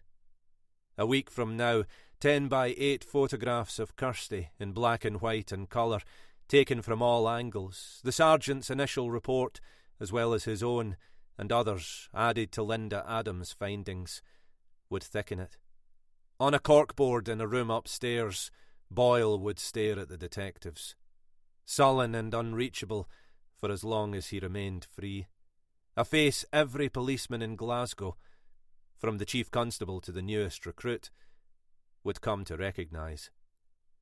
Andrew Geddes had been there many times, and knew only too well how it would go. In the end, the fact-checking and cross-checking, the brainstorming and the tireless night and day searching would count for little. Boyle would make a mistake, or the investigation would get lucky. Whichever it was, Geddes hoped to Christ it happened soon. Geddes picked up the phone and rang the desk. "I need officers for a house search in Hag Hill. I'll meet them at the front door." Turnbull had known Geddes long enough to speak frankly. "I don't think so. DCI wants to speak to you." "Leach?" "Arrived 10 minutes ago." "What the hell's he doing in on a Saturday?" "Judging by his expression, he's asking himself the same thing." "When does he want me?" "Now." The sergeant threw in a cautionary note. "Something or somebody's hauled him off the golf course. If that somebody is you, keep it shut and take whatever he gives you. Doesn't like you to begin with, and the feeling's obviously mutual." Geddes was a hard man to help. "No idea what you're talking about, Kevin." The veteran policeman sighed. He expected no less. Andrew Geddes was a guy who went his own way. "Suit yourself. He's waiting." Geddes cursed and headed for the second floor. Detective Chief Inspector Hamish Leach's grandfather had been born in Ballachulish and died without once leaving the village. His grandson, an unsentimental man, visited his ancestor's grave in St. John's Episcopal Church just once, finding it in the small cemetery almost immediately. Made from local slate, the name on the headstone had been as clear as if it had been carved the day before. Leach's father moved to Glasgow and joined the clergy. The old man was in a nursing home, on his knees by his bed every morning, even at 88, asking his God to forgive him for sins he'd never had the imagination to commit. His son hadn't committed them either. He joined the police, dedicating his life to catching those who had, driven by beliefs with John Knox, the leader of the Protestant Reformation, written all over them. Hard work, porridge, and fear of the Lord. And they'd served him well. DCI Leach was a natural-born loner. When he smiled, a rare thing in itself, the right side of his mouth curled, making it look like he was sneering. A dour 6'3", his long face and overlarge ears meant he'd never been handsome. Social occasions were avoided, especially where alcohol was involved, and, though he wore a wedding ring, nobody had ever met his wife. Andrew Geddes couldn't have been more different from his boss. His methods weren't always in line with law enforcement norms. He didn't believe God existed, and he liked a drink. If he hadn't been an effective policeman, he wouldn't have lasted 2 minutes in any unit the DCI headed up. Fortunately for him, he was. But there were limits. Those limits had been reached. Geddes knocked on the door and went in. His boss kept his eyes on the papers in front of him, shuffling without reading, a prop to disguise his mood. "You wanted to see me, sir?" Leach lifted his head. "Not exactly how I would have put it." Geddes edged into the room, his throat still raw from the stomach acid. Guessing what brought the DCI to Stewart Street on the weekend wasn't difficult. The senior officer started with a question. "Can I assume you've opened a file on the death in Renfrew Street?" "You can, sir." "Good. Pass it and anything else you have on to D.I. Jameson." For the second time that morning, Andrew Geddes was stunned. "Why?" Leach glared at him. "Why, sir? Remember who you're addressing, Detective Inspector. He'll be taking over the case." "I've just organised a search of the victim's old flat." "Jameson will take care of it if he thinks it's appropriate. His decision." "You can't be serious. Jameson? Dennis the Menace?" The DCI took a deep, exasperated breath. "I'll pretend I didn't hear that. As of right now, he's in charge. Any objections, I suggest you put in writing. Better still, don't bother. Keep them to yourself and let the rest of us get on with our jobs." Geddes couldn't take in what he was hearing. The least competent detective in the station was being given the Kirsty case. His nickname, Dennis the Menace, was earned. Putting him, of all people, on it was a mistake. The wisest course of action would be to do as he'd been ordered. This wasn't a battle he could win. "Sir, may I speak frankly?"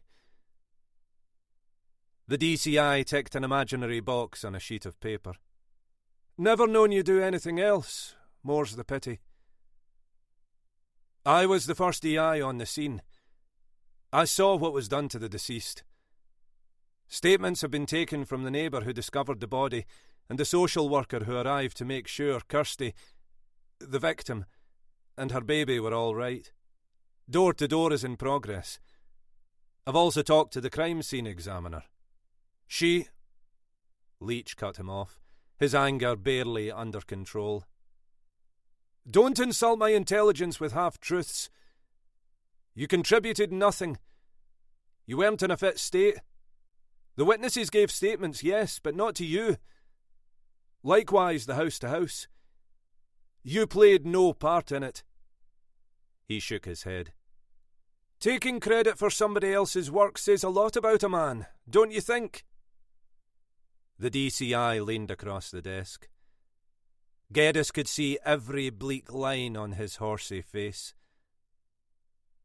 "From what I've been told, you left the scene and came back just as the examiners got there." His eyes stayed fixed on Geddes. "Have I been misinformed, Detective Inspector? Think carefully before you reply." Andrew Geddes told the truth. "I knew her. I knew the dead girl. Seeing what had been done to her turned my stomach, so I took myself out of it. Under the circumstances, the best thing I could have done." Leach sat back in his chair. "How well?" "I'm sorry?" "How well did you know her?" Geddes sighed. This was going to end badly. She was in an abusive relationship and was afraid to leave. She wouldn't let social services look after her and her baby. I persuaded her. And she believed you? Unfortunately, she did. The DCI scratched behind his ear. One more reason to bounce you off the case. Personal involvement. Conflict of interest. Reads better than unfit for duty on your record when you put in for a transfer, which I expect you to do when this is blown over. Meanwhile, D.I. Jameson will run the case. Geddes tried again.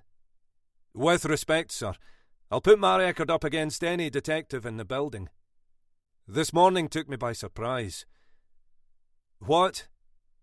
He faltered at the memory of the bloody body on the bed. Jameson isn't the right choice. He'll fuck up. I disagree. And what's your language in front of me? I don't appreciate it. His nickname around the station's Dennis the Menace. You are aware of that, aren't you? Nobody wants to work with him.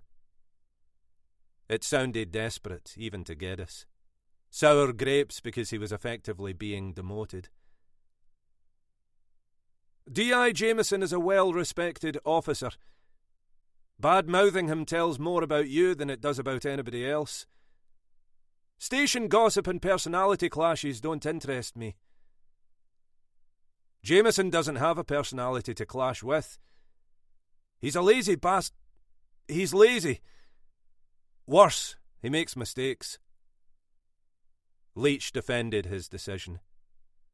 God doesn't ask us to be perfect, Geddes.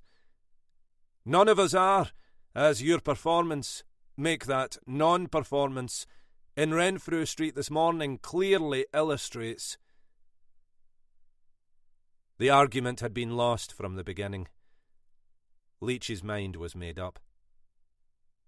OK, give the case to somebody else if that's how you see it. Just not him. He's a Jonah. The DCI was a church elder. The biblical reference infuriated him. Watch it, Detective Inspector. You're sailing close to the wind. Maligning the reputation of a fellow officer isn't advisable, especially in the light of your own inability to adhere to procedure. My advice would be to... Geddes cut him off. The child rape in Finniston. They videoed the kid's statement so she wouldn't have to go through it again, then lost the bloody recording. 3 copies should have been made as backup. It didn't happen. Hardly a surprise. The case didn't make it to the courts. That was Jameson. This is outrageous. An internal inquiry cleared him, and you know it. Geddes stretched across the desk, his face inches from the DCI's. An internal whitewash, you mean? Somebody higher up didn't fancy the publicity. Jameson didn't even get a reprimand. Geddes wasn't done. Twice he's got the address wrong and the accused walked. You can ask. Leach had heard enough. Another officer's conduct isn't the issue. Yours is. He straightened in his chair. I'll overlook your behaviour because you're upset and because we can't afford to be a man down. But one more word, just one more, and it'll be a disciplinary matter. Whether or not you realise it, I'm doing you a favour.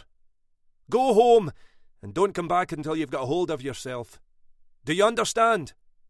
Dismissed, Detective Inspector. The red mist cleared. Geddes was sweating. His hands were fists at his side. He'd come close to blowing his career. Maybe he had. Leach considered himself a Christian, but wasn't known for forgiveness. His attention was back with the reports in front of him. At the door, the DI foolishly tried a final time. Anybody, sir. Give the case to anybody except him. Kirsty McBride deserves better. Leach's head came up slowly, his expression dark with rage.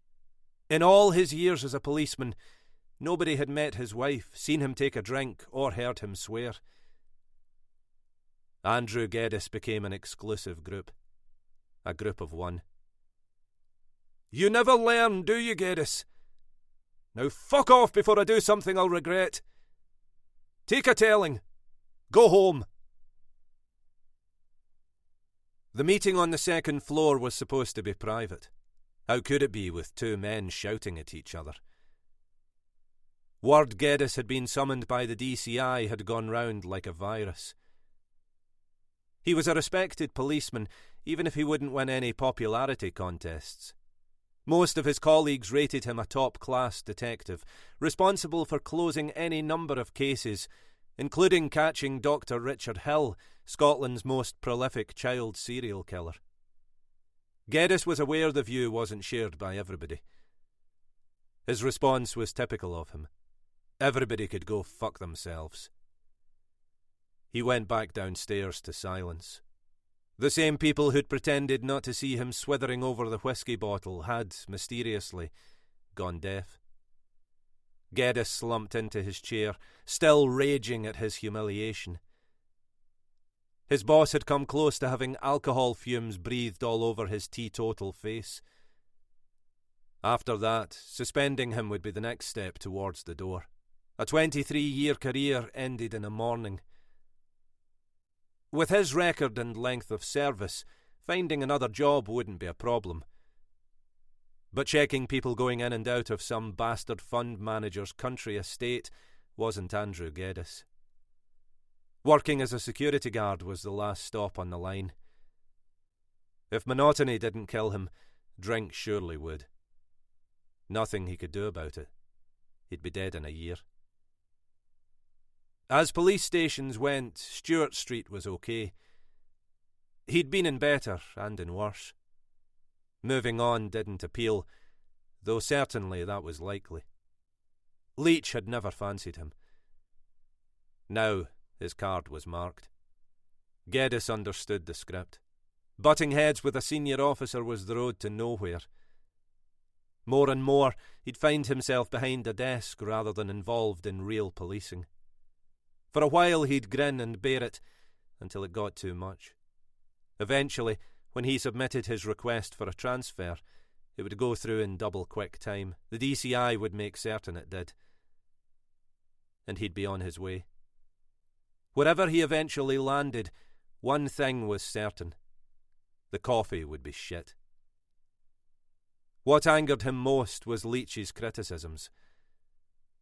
Not because they weren't justified, but because they were. He'd behaved unforgivably, worse than the young constable in the car in Renfrew Street. The sergeant had clocked his reaction to Kirsty's dead body and treated him like a rookie, a virgin copper, brushing up against the violent underbelly of the city. Geddes hadn't forgotten the contemptuous look and the assumption he was suffering from too much bevy the night before. On other days that might have been true. Not this time. He'd spent Friday evening in the Shish Mahal in Park Road with Mackenzie, sharing plates of pakora and the best lamb biryani he'd ever tasted. Afterwards he'd taken her home because the women in the refuge were off on a trip to the seaside in the morning. By 11:30 he'd been asleep in bed, believing all was right in his universe. Dennis Jameson was in the middle of the squad room with his hand out to take the file. This was the moment he'd waited for. He shook his head, tut-tutting through thick, sensuous lips. The detectives were the same height, but couldn't have been more different. Jameson was leaner and younger by 6 years. Today it showed. He'd known what was going down before Andrew Geddes climbed the stairs to the second floor, and was happy to ditch his plans for Saturday and come in. The brutal murder of a teenage mother in the middle of Glasgow was certain to attract media attention, the kind of case that made careers. Better still, Geddes had been taken off it. The officers disliked each other. To Jameson, the DI was an old-school dinosaur, unaware his time had passed. Why people were keen to work with the dour fucker was a mystery. For his part, Geddes had to stop himself wiping the smirk off the smug bastard's face. He detested his sloppy police work, another reason to be disgusted by his own performance in Renfrew Street. Dennis Jameson was a lazy bastard who'd been bailed out by his colleagues more times than they could remember. The rape case tape was only one instance of his lack of ability. He was a cretin who refused to take responsibility for his actions and couldn't detect his way out of a cardboard box. The police could do without him. But his face fitted, and that was what mattered. Jameson said, "Understand you weren't feeling too smart this morning. All got a bit much for you, so I hear." Geddes slapped the file into his waiting palm. "You've got what there is. Now find Malky Boyle." The name meant nothing to Jameson. "Solved it already, have you? Christ, that was quick. Without even spending half an hour at the scene. Now that's clever." Geddes brushed past him. "Piss off, Jameson." The DI wouldn't let it go. It wasn't every day the mighty Andrew Geddes, the man who'd caught Richard Hill, was forced to eat shit. "You clairvoyant all of a sudden? Or do you know something the rest of us don't?" Geddes was unable to keep his mouth shut. "I'll tell you what I know. What every policeman in this station knows. You shouldn't be allowed within a mile of any case because you'll screw it up. Guaranteed." Jameson sneered. "Like you did this morning, you mean? After a skinful of Johnny Walker, the sight of blood can be a bit much, can't it?" In 2 strides, Geddes was on him. He grabbed his lapels, lifted the detective off his feet and drew back his fist. Some sixth sense made him hesitate. DCI Leach towered in the doorway, his long face livid. Along with anger was something else, something Andrew had hoped never to see in the eyes of a fellow officer. Pity. "For once in your life, Geddes, do as you're told. Go home before you end up in the cells."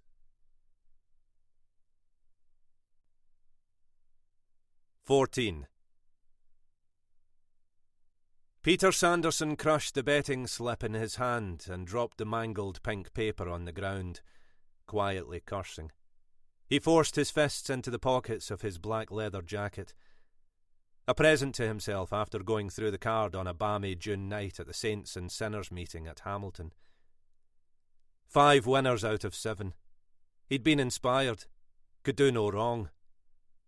Not today. Fuck. When would he learn? The afternoon had been a disaster. Plunging heavily at the start instead of easing himself into the flow had been reckless.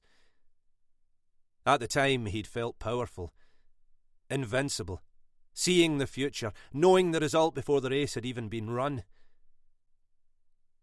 The girl taking the punter's bets hadn't lifted her head to look at him when he passed the bundle of crisp, new banknotes through the glass partition. If she had, she would have recognised the manic intensity in the eyes of the dark-haired man sliding £1,000 across the formica. A 25-1 outsider called Harlequin drained those eyes of every emotion except abject disbelief, crossing the finish line to beat the favourite, his horse, into 4th place. That was the chance, the moment for him to recognise his powers of clairvoyance were a delusion. He hadn't, and gone back for more.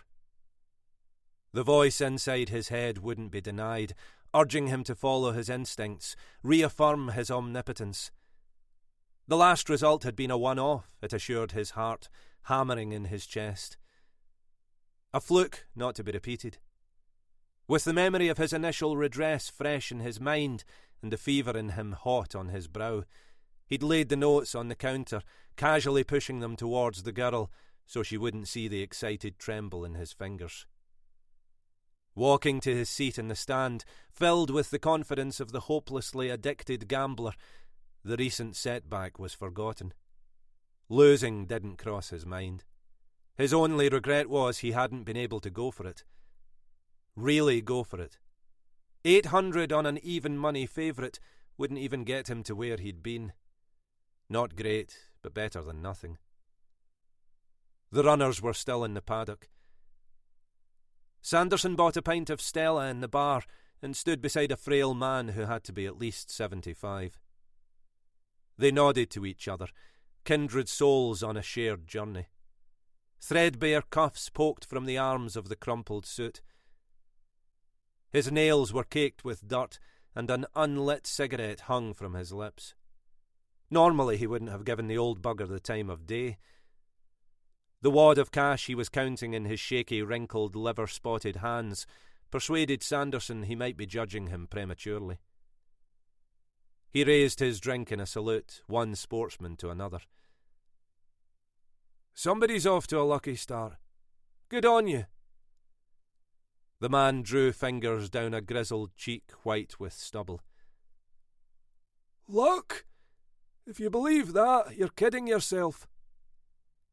Sanderson admired his spunk. "Oh yeah? Got a system, have you?" "No such thing as a system."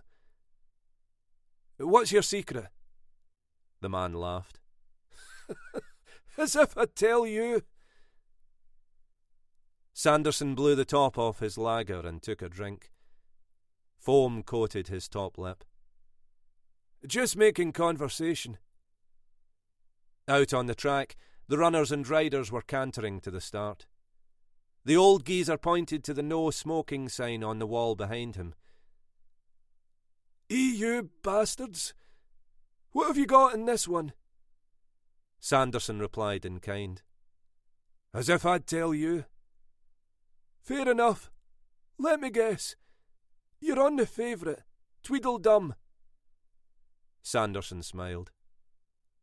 "Suppose you're right. What are my chances?" His new friend peeled a £10 note off the bundle in his palm and flicked it across the bar. "Get yourself a fish supper on your way home." "You don't fancy it then?" "It'll still be going this time next week." "Really? That what your system says?"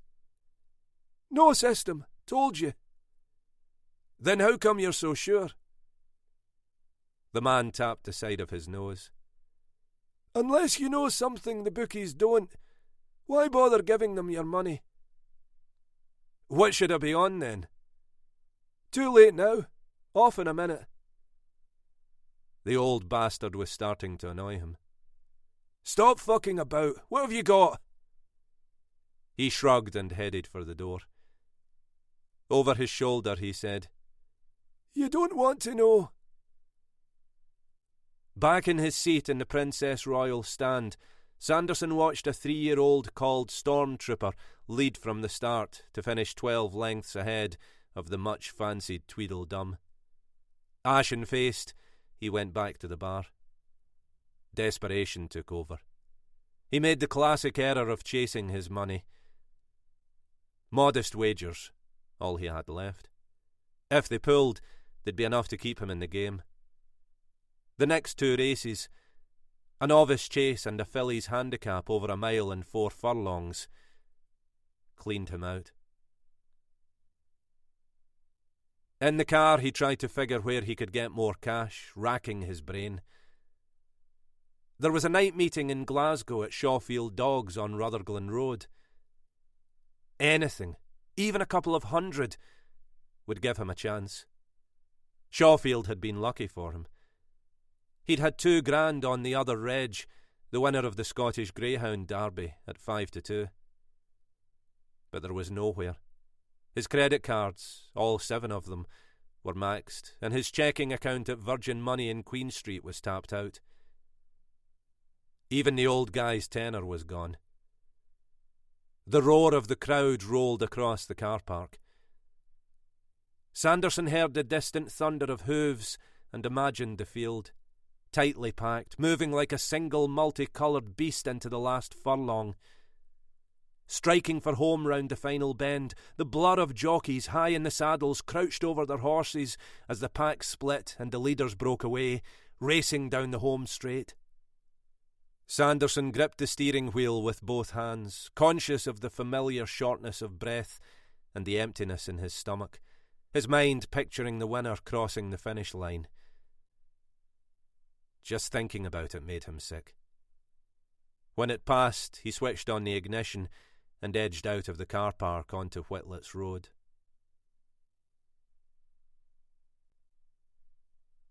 "15. Rita stopped at the top of the worn concrete steps leading to the beach and stood defiantly with her hands on her hips. "I'm staying here." Mackenzie jollied her along. "Come on. Who knows, you might even enjoy yourself." "No, thank you. My mind's made up. You go ahead. I prefer not to catch pneumonia, if it's all the same to you." The others ignored her. On the sand, Doreen kicked off her shoes. "Who fancies going in for a paddle? Any takers?" Irene said. "You're mad, but I'll join you." They hitched up the bottom of their trousers and stepped into the sea. Caitlin shouted, "What's it like?" "Bloody freezing. You'll love it." They walked with the tide washing their ankles. Irene said, "This is the best time I've had since—" The sentence went unfinished. The others understood. Doreen felt the same. "Same here. Can't remember when I've giggled so much." Sylvia hung back from everyone, whispering to Juliet. Sylvia Scott's story was different from the others who'd found their way to the refuge. For 3.5 decades she'd been the wife of Robert, a successful Edinburgh lawyer, and, by her own account, for most of those years the marriage had been happy. They'd had 2 daughters, both married to doctors, one in the south of England and one in Montreal, Canada, and 3 grandchildren they doted on.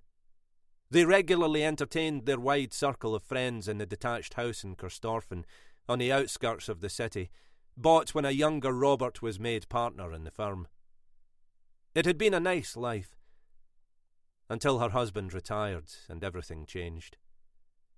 He became depressed and withdrawn and wouldn't speak to her for days. His sudden mood swings from a loving husband into a domineering tyrant frightened her, though she believed she understood what was happening. Robert had lost who he was and was struggling to make sense of his new role. At a party she'd overheard him remark, "One day I'm standing in court, the next I'm pushing a trolley round Tesco." Suggesting he should speak to somebody about it brought tirades, delivered with a volcanic anger. In front of people, Robert was the charming man he'd always been, while she became withdrawn. Social occasions stressed her, so she avoided them. Whenever Dr. Kyle, a family friend, called to check on Sylvia's diabetes, Robert would sit beside her, reassuringly patting her hand, whispering that everything would be all right. As soon as the doctor left, the brooding monster returned. Jekyll and Hyde.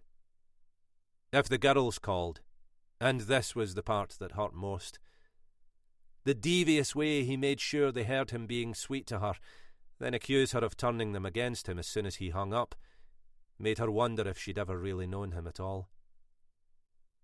The relationship deteriorated to the status of strangers occupying the same space, until one day the inevitable happened.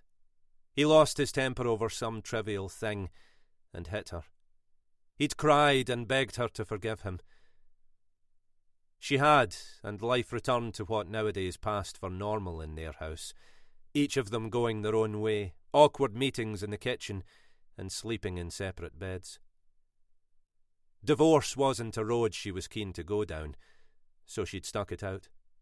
On the few occasions she managed to start a discussion with him about what was wrong, he'd insist she was the problem. Counselling was rejected as an admission of failure. No psychology graduate with the ink still wet on their degree was poking around in his marriage, thank you very much. It couldn't go on. Afterwards, Sylvia wasn't able to recall much about that morning. They were in the conservatory, listening to rain batter against the roof, watching it run down the windows. As usual, they hadn't spoken.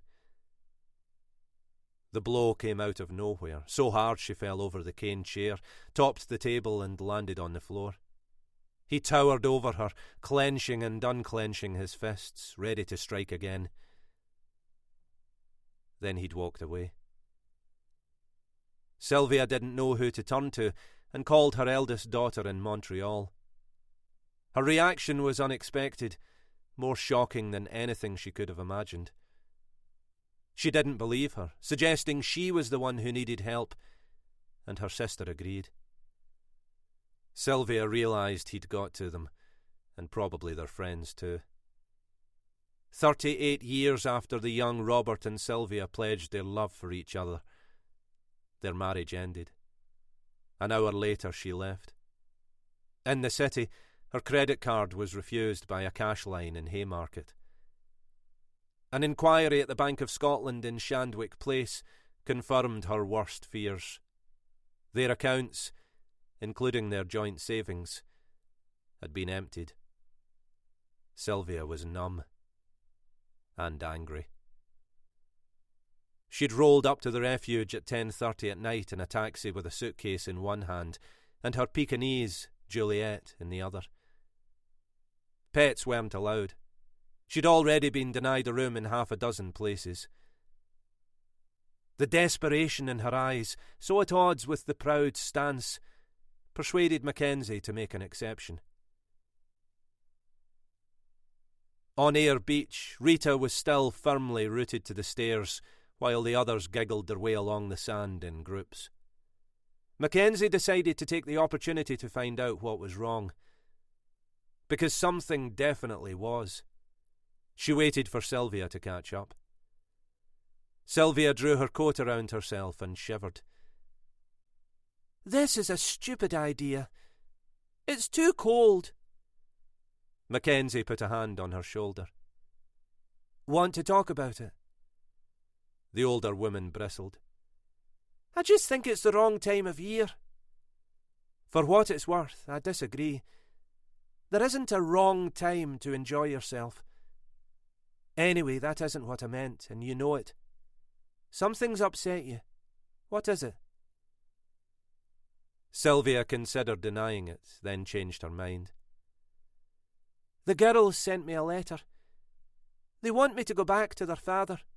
If I refuse, they don't want to hear from me again. If I telephone, they'll hang up." "Why?" Sensing something wasn't right, the dog licked her face. "They blame me for abandoning Robert. I didn't. I didn't abandon anybody. I didn't have a choice." Finding something positive to say wasn't easy. "They've agreed he should split his time between them. 6 months in England and the other 6 months in Canada. When I was there, it was as much as they could do to visit us. All of a sudden they're rearranging their lives to accommodate him." "It might never happen," Sylvia snorted. "Don't kid yourself. It is. They've given me 2 weeks to reply or get my lawyer to contact them." "But that's crazy. What for?" "They're putting Corstorphine on the market." She shook her head. 30 years we lived in that house.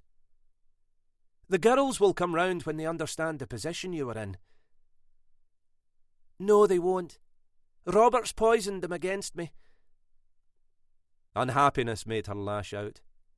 "And please stop calling them girls. They're grown women who should know better. It's one person's word against another. I understand that. But I'm their mother.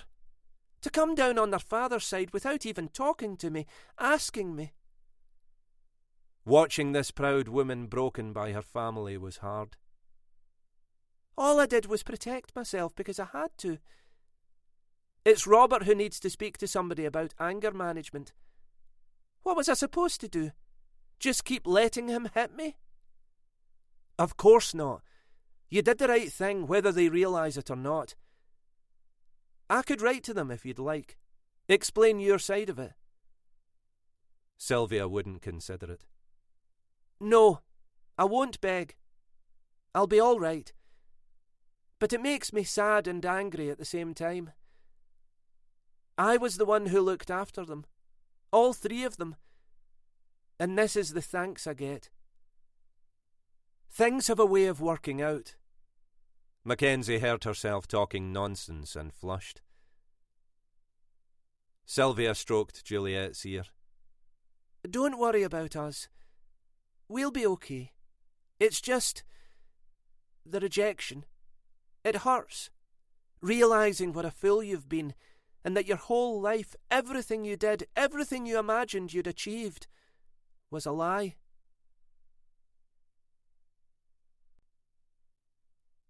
16. Sanderson wasn't ready to go back to the city. There was no one waiting for him in Glasgow. Not that he'd have hurried home even if there was. He made a left turn into Ayr town centre, crossed the river, and drove towards the shore. When he reached it, he parked on the esplanade and watched the distant shape of the Isle of Arran through his field glasses. His mood was dark. Coming here wouldn't help. The cloudy sky and choppy sea, flecked with whitecaps, reminded him of the last time he'd been on the beach. He'd been 12 or 13, already staging daily rebellions against his parents. They'd brought him and his brother to the Costa del Clyde 3 years after his father lost his job, when the redundancy money which had financed trips to Benidorm and Lanzarote was well and truly done in. Worst holiday he'd ever had. Rained every day for a week. The boys spent most of it in the bed and breakfast not far from the pavilion, trying to blot out the sound of their parents quarrelling next door. Even at that age he was old enough to understand the problem. It was money. They didn't have any. That bloody awful 7 days was the last they'd been anywhere as a family. Months later his old man hanged himself. Sanderson came home from school and discovered him behind the door, still dressed in his pyjamas, a clothes rope round his neck. The rope was new, bought especially. That fact, insignificant in itself, stayed with him, underlining the pain the man had been in. The image burned into his son's brain.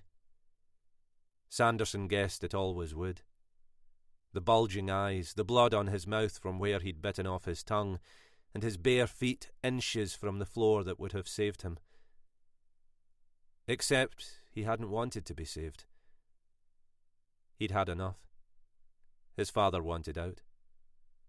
Finding him had been a horrific experience that taught Peter Sanderson the importance of hard cash. How ironic he should wash up at this beach. The place he most hated. Potless. And what did you know? It was going to fucking rain. Doreen nodded at the sky and the stippled sea. It was fun while it lasted. We're going to have to make a run for it. Irene shook her head. Not sure I can. I haven't run in years. Then now's a good time to start. Let's go. Mackenzie and Sylvia headed towards the esplanade. Quick as we can. We're lucky it stayed off as long as it has. Hurry. Sylvia couldn't hurry and didn't want to. Go on without us. Me and Juliet will be all right. You mean leave you to get soaked? That's not happening. Here, take my arm. Really, I'm okay.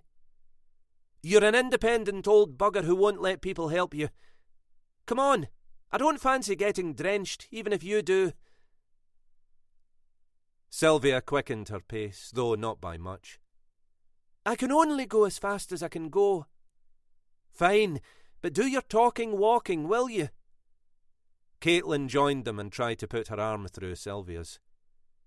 You're doing well. Sand is difficult to walk on. Sylvia shrugged her away. Don't grab me. I hate people grabbing me. I'm not grabbing you. Caitlin pointed ahead. The others are already on the esplanade. Sylvia pushed her, accidentally knocking the bag off her shoulder. I'm sorry. I didn't mean to.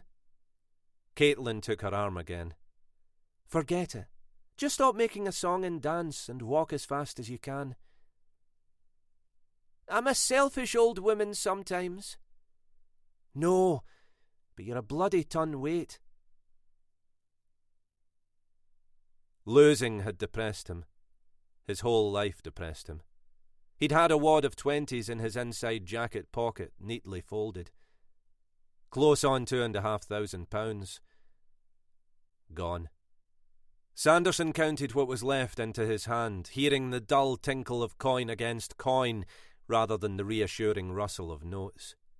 In amongst the silver 10-pence pieces and copper 2s and 1s was the green rubber band that had held his stake together. It mocked him. He rolled down the window and threw it away. Of course there was more. There was always more. All he needed was a starter, the entrance money. An image of his wife came into his mind. He cursed, conveniently forgetting he treated her like a piece of shit. Since she'd run out on him, all he thought about was getting her back. The half bottle of Bell's was unopened. He took it from the glove compartment, unscrewed the top and put it to his lips. Immediately its harshness burned his throat. Alcohol wouldn't change anything, but it would lift his mood. He wiped his mouth with the back of his hand and put the top back on the bottle. These days in Scotland, the police were red hot on drink driving. After the Merck fiasco, he didn't need any more copper hassles. Rain spattered the windscreen in fat, exploding drops. Outside, people raced for shelter as if they'd been taken by surprise. Hadn't they noticed the wind picking up and the dark sky above the Firth of Clyde? Fucking idiots. A harassed couple passed, red-faced, dragging the arms off their bewildered kids. Sanderson understood how the children felt. He'd been there. Time to draw a line under a bastard of a day. He switched the ignition on and lifted the field glasses for a final look at Aaron, grey against a grey sea. On that doomed holiday, he'd stood not far from where he was now, watching the island in the distance, wondering what it would be like to live there. Now he knew. It would be shit. Further up the beach, a group of women broke into a run. 2 or 3 had been paddling and carried their shoes. Someone took a grey-haired woman's hand who was obviously not fit to run. She clasped something to her chest, protecting it. A dog. Why not put it down, silly bitch? Bound to be in better shape than her. One of them tried to take her other arm. The ungrateful old bag shrugged the help away. The rain hit the windscreen in a steady drumbeat. Anybody caught in it would be soaked in seconds. Sanderson stayed with the drama playing out on the beach, where the younger women gently encouraged the older one. Flustered, struggling to go faster, clutching her stupid mutt. Behind the field glasses, Sanderson's eyes narrowed. "You've got to be fucking joking." He adjusted the viewfinder and zoomed in. She was pointing to the others, still trying to take the bad-tempered old bastard's arm. Memories of his childhood and the failure of the first 2 favourites faded. Sanderson smiled. His luck had changed.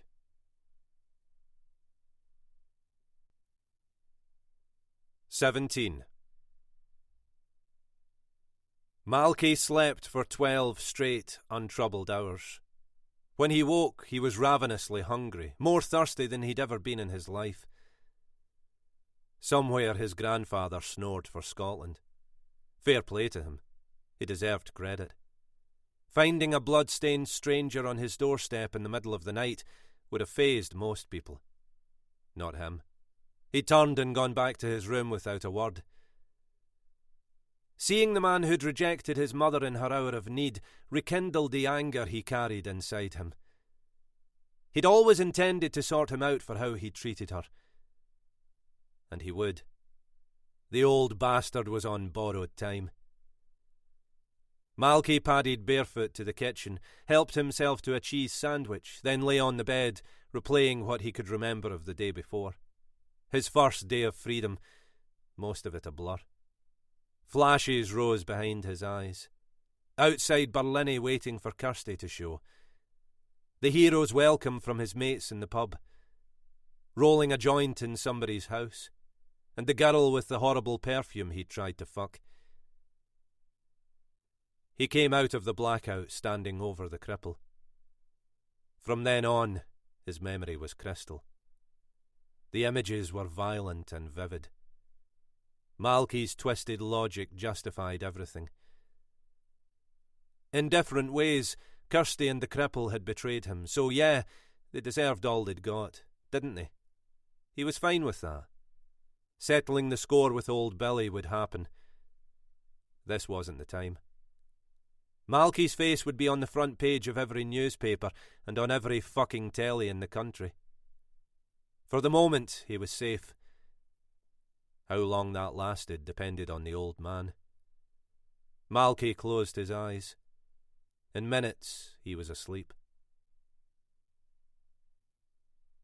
It was dark. Shadows from the street moved on the walls like tendrils of black smoke. Something had wakened Malky. He got off the bed, tiptoed to the door and opened it. Yellow light from the kitchen bathed the hall. His grandfather's gravel voice travelling through the past. Get your thinking straight. The linoleum was rolled back and the table had been pushed aside. Billy faced away from him on his knees, puffing and grunting with the effort, one hand in a hole in the floorboards. He pulled out a plastic bag, peered inside, mouthing a count, nodding his grizzled head. Satisfied, he returned it to where it had been and replaced the boards. By the time Malky heard the scrape of the table, he was in his room. The old fucker still had money. The drive home had been a nightmare. Mackenzie reduced speed and peered into the rain hammering the windscreen. For a long stretch near Kilmarnock, apart from one car, they were the only vehicle on the road. She slowed to let it pass. It didn't. Whoever was behind them preferred staying where they were. Understandable in the conditions. A white Passat raced by, adding spray to the deluge. The bus swerved before Mackenzie got it back under control, and she swore. Bloody idiot! The fish and chip shop and walking on the beach seemed like another life. Suddenly, Mackenzie felt tired. She rubbed her eyes and refocused. In the minibus, the banter had subsided as the storm buffeted the bus, the women quietly thinking their own thoughts. Sylvia's silence went unnoticed. It was 20 minutes to 6 when Mackenzie made a right turn down the lane. The rain was behind them. The sky was clear. Her passengers roused themselves and started talking to each other. Mackenzie saw Andrew's car parked outside. Was it tonight they were meeting and she'd messed up the dates? She pulled up at the side of the refuge, surprised by how sorry she felt at disappointing him. By the time she'd showered and changed, whatever arrangements he'd made would be ruined. Saturday night, too late to get in anywhere. But they could go for coffee. Except, no, air had been his suggestion. Immediately, she knew something was wrong. Doreen put a hand on her shoulder. Can't remember a better day. Thanks to you, the big bad world isn't as scary as I'd imagined. Sign me up for Blackpool or whatever the next one is. Mackenzie was only half listening. What? Oh, you're welcome. I enjoyed it too. In the side mirror, she could see Geddes in his car. Sylvia got off and headed for the house. Caitlin said, Don't worry. I'll try to talk to her again. Won't do much good at the moment. Why? Better you hear it from her. She locked the bus, put the keys in her pocket, and walked towards Andrew. The detective was staring straight ahead. When she opened the door, he said, Get in, his voice hoarse, as if he'd been shouting. Mackenzie did as she was told. Lines that hadn't been there cut into Geddes's ashen skin. His eyes were deep in his head, and she smelled whisky on his breath. What is it? What's wrong? He gripped the steering wheel so tight his knuckles seemed ready to break through. Unable to come to terms with what he was about to say, he didn't answer. Fear washed through her. Her fingers dug into his arm. Tell me. Please tell me. Kirsty's dead. The words were like an explosion in the confined space. For a second, Mackenzie refused to believe she'd heard them. Her first reaction was denial. What are you talking about? She frantically grabbed his lapels. What the hell are you talking about, Andrew? He killed her. He can't have. When? Looks like in the early hours. No. No, it isn't true. I wish it weren't, but it is. How? She'd been beaten to death. Mackenzie buried her head in her hands. Oh my God! Oh my God! What have I done? You're not to blame. I am. If I'd kept my nose out of it, she'd be alive. No. Kirsty didn't believe she'd be safe. I was the one who persuaded her. You said it yourself. Geddes didn't argue, and they sat, lost in guilt. Mackenzie was almost afraid to ask. What about the baby? What about Alison? Miraculously, she's okay. He hadn't hurt her? No. It was her mother he was after. Where is she now? Social services have taken her into care. And him? What about him? There's a warrant out for his arrest. We're scouring the city. He won't get away. Doesn't matter, does it?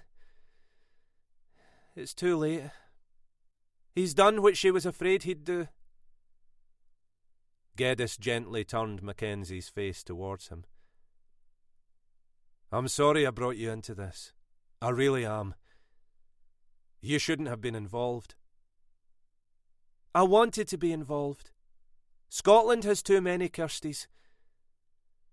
But I don't understand. How did he find where she was?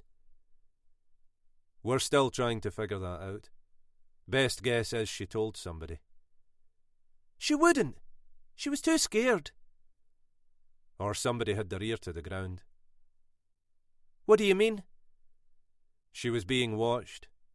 Hard to think of another explanation. Geddes wasn't done. Boyle didn't stop there. Took his revenge on the neighbour who made the original complaint, an old guy living on the same landing. Came across him after they discovered Kirsty. Don't tell me, Malky. The detective interrupted. Yeah, he did. Geddes kept back the details. Mackenzie didn't need the images in her head. She said, Is the man dead? Not yet. Doctors don't give him much of a chance. He's not responding. Brain damaged. Terrible to say it. Dying's the best thing that could happen to him. How old is he? somewhere in his 80s. Oh, the poor guy. Does he have a wife? He's a widower, disabled, attacked in his wheelchair. So far they haven't been able to trace his family. May not have any. Mackenzie couldn't take it in. What kind of person would do that? Geddes didn't hold back. Boyle's out of control. Should be kept in a cage. And there's more of his kind than we want to admit. Big and brave when they're up against kids or cripples. Give me 5 minutes and we'll see how brave he is. Bastard. Better hope I'm not the one who collars him. The policeman was breathing heavily. My job's to stop them. And I failed. You didn't fail. You cared enough to go out on a limb. When you told me about Kirsty, you said nobody was pushing it. You were acting on your own. I admired that. Geddes gave a sour laugh. You were supposed to. What I didn't say was why I came to you. To ask me to let her stay at the refuge? Only part of it. I wanted to see you again. Kirsty's situation gave me the excuse I was looking for. The policeman pinched the corners of his eyes. Mackenzie thought he was going to cry. Andrew, it wasn't just you. What about me? I told you every bed was taken. Mine wasn't. I could have slept on the couch, anywhere. I didn't, and now she's dead. Why can't we stay with you? A bird landed on the roof of the house, rested for seconds, and flew away. So what happens now? Geddes sighed. Christ knows. Boyle's not just a thug any longer. He's a murderer. Impossible to credit, but where he's going, some people will look up to him. He saw her disbelief. It's true. The world's fucking crazy. The detective shook his head. It was a bad scene from the beginning. That's why I got involved. What difference have I made? So what does that say about me? You save people like Kirsty every day of the week. Except when I don't. Makes me feel like packing it in. You can't think like that. Can't I? All right, convince me. What good did having me on her side do Kirsty McBride, eh? The DI's eyes blazed. When he got home, Mackenzie knew the drinking would begin in earnest. Don't bother, I'll tell you. No fucking good. No fucking good at all.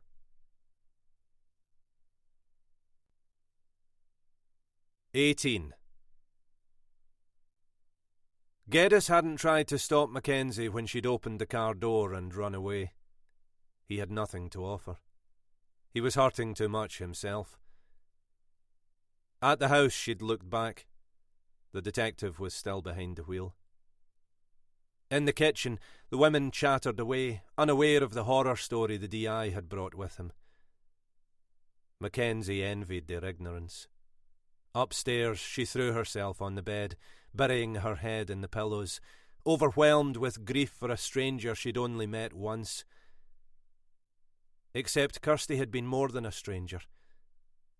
A lost girl, frightened and alone, who'd made the mistake of trusting her and the advice she'd given. Advice that got her killed. It didn't matter how Malky Boyle discovered where she was. It needn't have happened. She could have saved her. Her admission to Geddes was the truth. More times than Mackenzie could remember, she'd given up her bed, even sleeping in the car when the couch was taken. Social services' willingness to step in had affected her judgment, and she'd turned Kirsty away. If she hadn't, she'd still be alive, with her whole life in front of her. Her death ended any chance of a relationship with Andrew Geddes.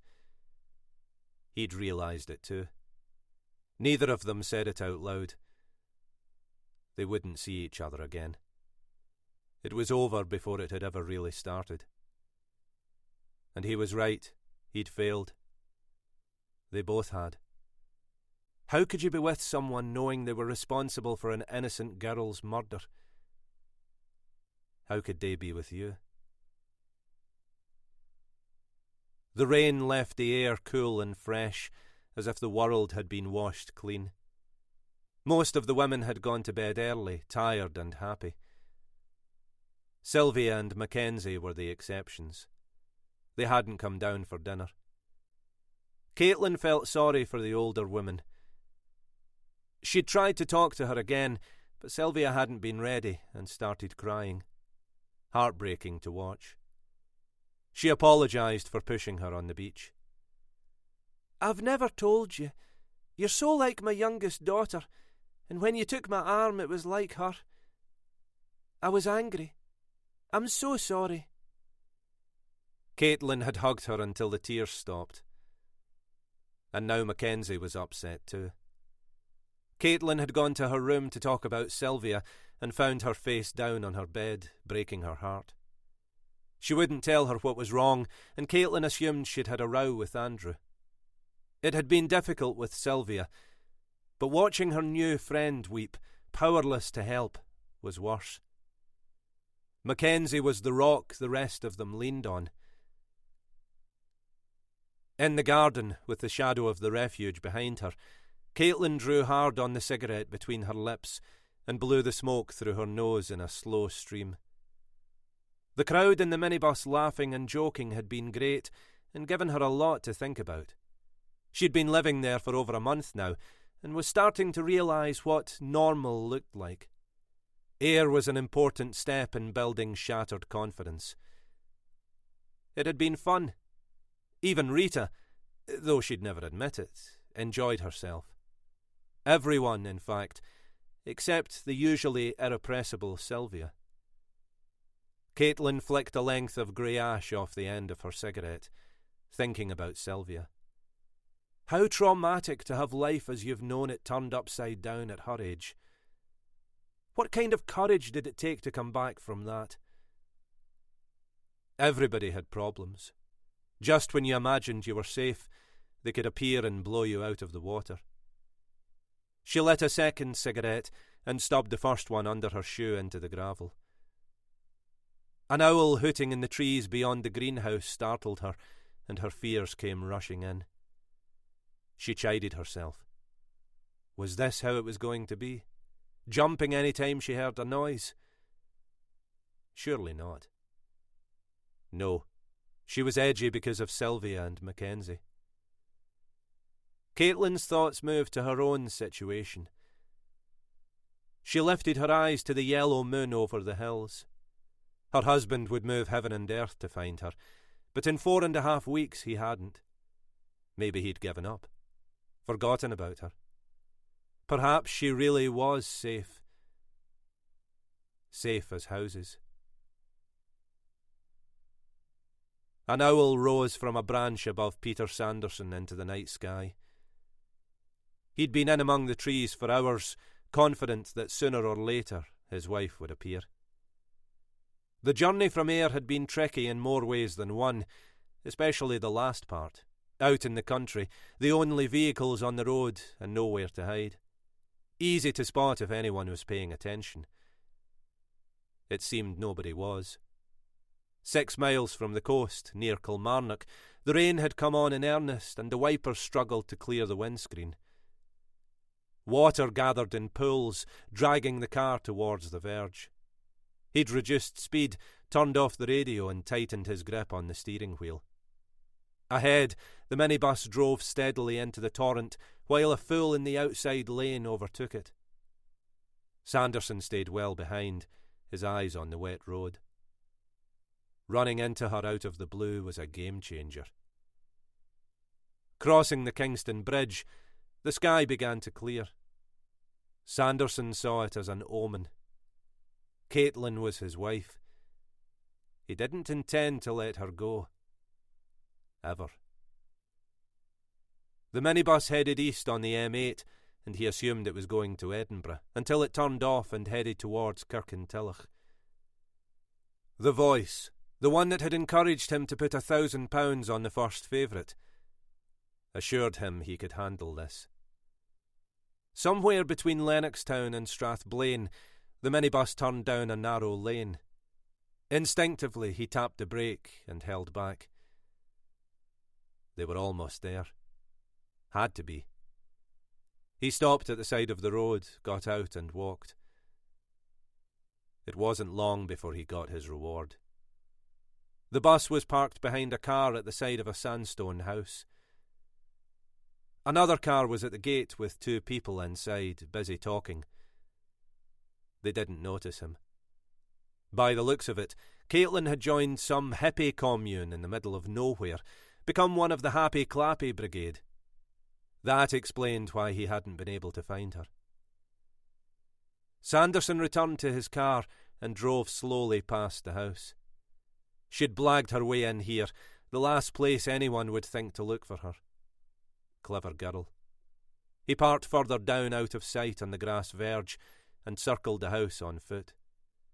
From trees in the field at the bottom of the garden, he saw figures through the kitchen window. She would be one of them. Peter Sanderson was a man of few virtues. Patience was one of them. The first race would be starting at Shawfield. Too bad. There would be other nights. He knew his wife's habits well. Every night she had a last cigarette. He leaned against a low-lying branch wet with rain and settled down to wait. Caitlin heard the beating wings and saw the white flash of the owl's belly in the moonlight as it hovered in the sky over the field next to the refuge. The bird dived, then soared with something in its claws, probably a mouse. They were in the country, after all, plenty of them about. In nature, the rules of the game were clear. Nothing harsh, nothing cruel, only survival. She picked her way across the lawn towards the greenhouse, chuckling quietly to herself. Bloody philosophical tonight, aren't we? A noise from the trees made her stop. The owl might be back, or a cat with the same idea. Normally she limited herself to 2 cigarettes before bed. Tonight she felt like a third and tapped one from the packet into her palm. The lighter flared amber and blue in the darkness. Caitlin bent her head to meet it, already savouring the smoke in her lungs. Suddenly a hand closed round her throat, and she was thrown to the ground. Peter Sanderson stood over her, grinning the way she remembered. "Enjoy your paddle, did you? Pity the rain came on and cut it short. Looked like you were having fun with your friends." Caitlin was too shocked to speak. Fear like she'd never known welled in her. Peter dragged her to her feet with one hand and punched her in the stomach with the other. She doubled in pain and fell. "That was for the Merc." He licked his lips. "Have you missed me?" "Bet you have." His fist drew back, ready to strike again. "This is for the money you stole." She knew what was coming, dropped to the ground and crawled on her hands and knees on the wet grass. "Don't know where you think you're going." He kicked her, sending her sprawling, and put himself between her and the house. Caitlin tried to shout for help. No words came. Sanderson was enjoying himself. "Forget it. Say goodbye to your dyke pals some other time. You're coming with me." He hauled her towards the road on the other side of the refuge, his nails digging into her arm, biting to the bone. If he succeeded, God alone knew what he'd do to her. The pain was unbearable, yet no sound escaped Caitlin's bloodied lips. Sanderson hit her again on the temple, and her vision blurred. A rushing noise filled her head.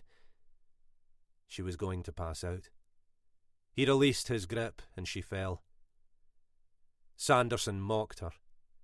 You really are a stupid fucker, aren't you? Behind him, every window was blacked out. No one was coming to save her. The easy way or the hard way? Up to you, Caitlin panted. Okay. All right. He reached to help her to her feet, satisfied he'd won. When he got her home, he'd show her what winning meant. In desperation, her free hand searched the ground for something. Anything. Her fingers closed around the rock that edged the beds, rough and cold and welcome against her palm. Every ounce of strength in her body went into the blow, catching him on the side of his head. He staggered and fell, and she was on him, crashing the stone against his face. Even after he was dead, she kept on, growling like an animal, teeth clenched like a savage, with his blood on her face. Finally, the rock slipped from her grasp, and she collapsed, sobbing, unable to comprehend her husband lying on the grass, with his face obliterated. A noise startled her, and Mackenzie said, "What the hell's going on?" The second priority was to get rid of the car. The first was to find out where Peter Sanderson had left it. They came across it parked further down the lane on the grass verge, not even locked. The next challenge was dumping it far away from the refuge. The women were exhausted from digging the grave. Emotionally, they were worse. Driving anywhere was the last thing they wanted. But it had to be done. As quietly as they could, they went to their rooms, changed into jeans and trainers, and met up again in the kitchen. Mackenzie was wearing gloves and holding 2 anoraks. She handed white-faced Caitlin one of them. "If we pull the hoods up and keep our heads down, CCTV cameras won't be able to tell if we're men or women. I'll drive his car, so you can't be connected to it." Caitlin shook her head. I can't do this." "Of course you can. We don't have a choice. We should have gone to the police." Mackenzie put a hand on her shoulder. "Listen to me. You didn't cause this. You didn't call it in. He came for you, attacked you, and he's dead. Now we have to protect you." "I'm not sure I can drive." "You'll be fine. Stay behind me." "Where are we going?" "Spears Wharf." "Port Dundas? Why there?" "People come and go all the time. During the day it's impossible to park. At night, when the businesses close, it'll be easier. The car won't be noticed." "How far is it?" "Not far. We'll be back in an hour." Every breath, every footstep seemed to echo in the quiet. The car engines were like cannons going off. Somebody had to hear. Caitlin followed Mackenzie onto Campsie Road, emptying her mind, concentrating on the red taillights in front of her. They passed through a deserted Bishop Briggs without meeting another vehicle. On Craighall Road, Caitlin drew up and watched Mackenzie turn right into the former grain store converted into flats on the banks of the Forth and Clyde Canal. Mackenzie drove slowly over the cobblestones, past the houseboats moored alongside, and parked in an empty bay at the far end. She locked the door and walked back, careful to keep her face hidden under the anorak's hood. At the end, she dropped the keys into the water and went to where Caitlin was waiting. When she got in, Caitlin was afraid to look at her. They didn't speak. Further down at the roundabout, she turned and headed back the way they'd come. The clock on the dashboard glowed 20 minutes to 3. The man who'd attacked Caitlin was in the ground. His car was miles from where he'd died. Was it enough? Mackenzie prayed it would be.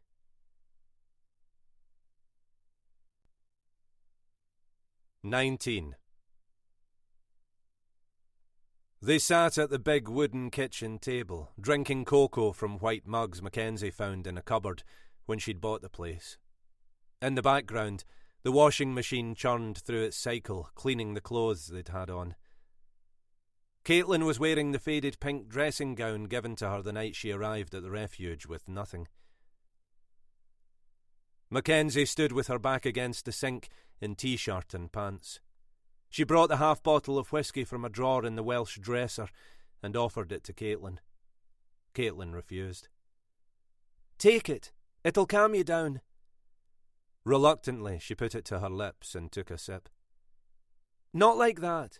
A real drink." "I don't like it." "Doesn't matter what you like. After what you've been through, you need it." The alcohol numbed her gums and set her throat on fire, but she felt better. "Do you think anybody heard?" "No, we got away with it. For now, at least." "God, I want to believe that."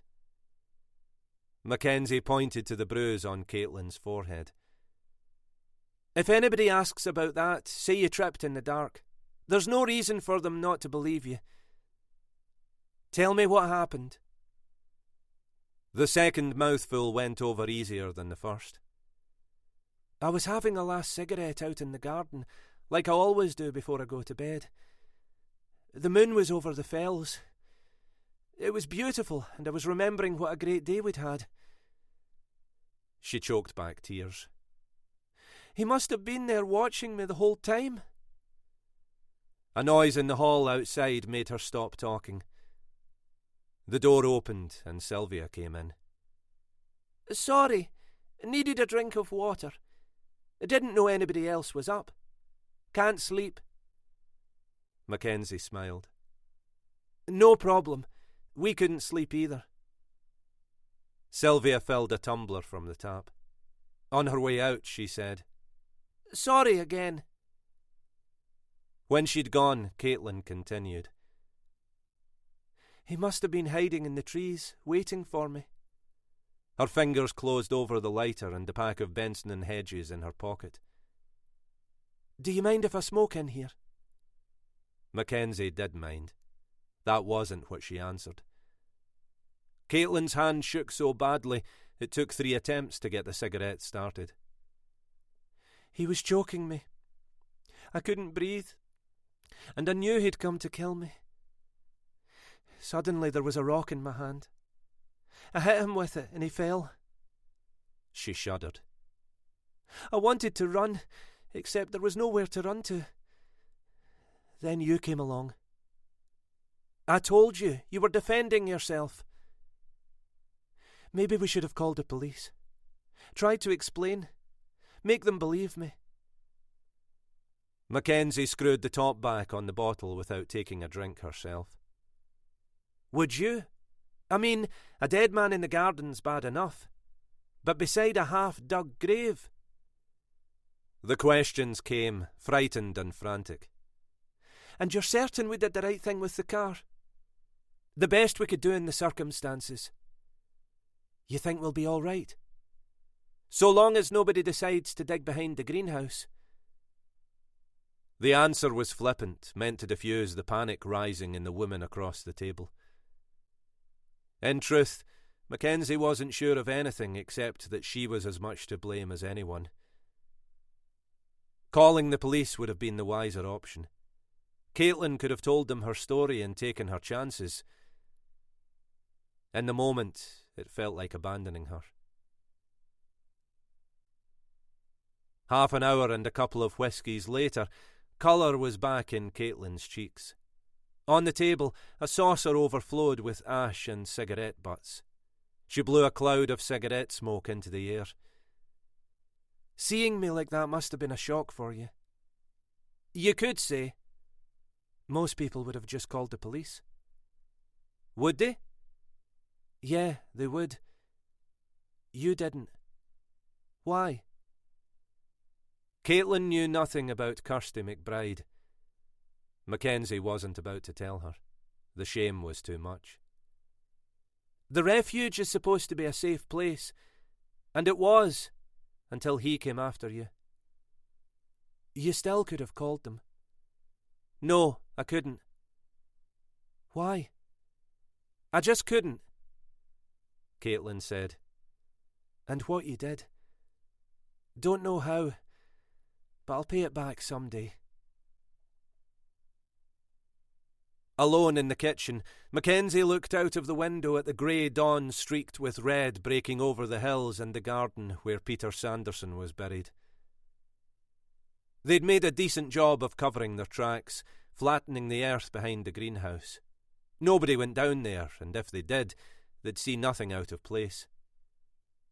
If she hadn't known. But she did know, and it terrified her. She washed the glass Caitlin had used under the tap and put it and the whisky back in the Welsh drawer.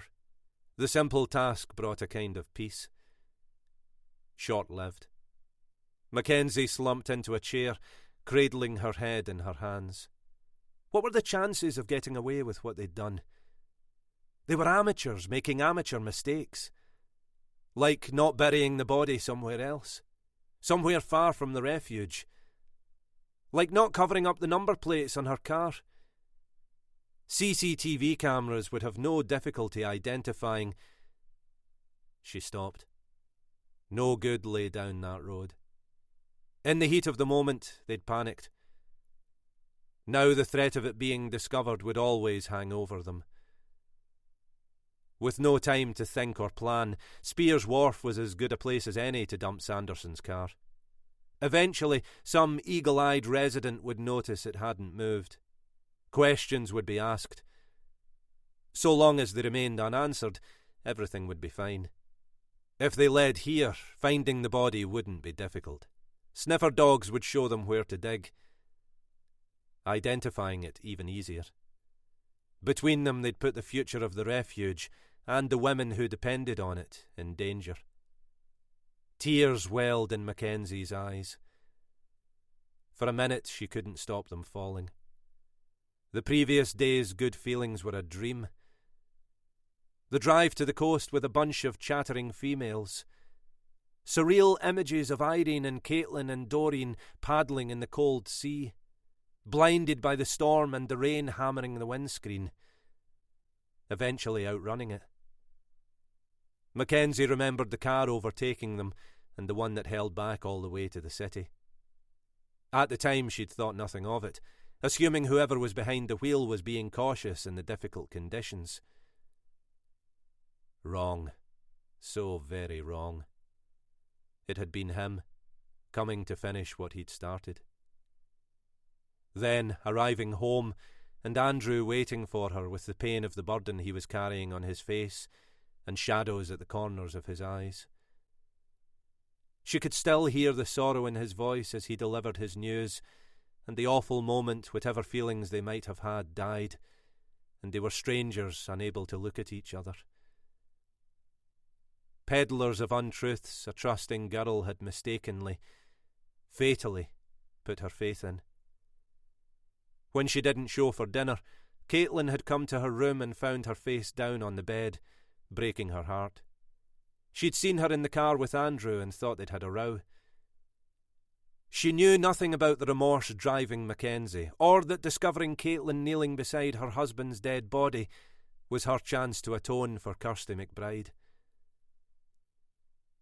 As for Geddes, no doubt he'd throw himself even deeper into his work. If possible, become even more committed to the job. For a policeman, opportunities to make up for his mistake presented themselves on the streets of Glasgow every day. When they weren't enough, he'd go home to his flat and the whisky she'd smelled on his breath in the car. Andrew would be all right. In time. She ran a finger absently round the rim of the sink, reluctant to follow where her thoughts were leading, understanding too well where they were taking her. Opening the refuge had been her way of coping with the past. It had given her purpose, and Mackenzie was proud of what she'd done. But it wasn't enough anymore. She was tired, her thinking blurred, although in a sense she'd never seen more clearly. When the system couldn't protect the innocent, someone had to act. The details were only half formed, but one thing was certain. There would be no more Kirstys. Mackenzie lay on the bed, staring at the ceiling, beyond tired.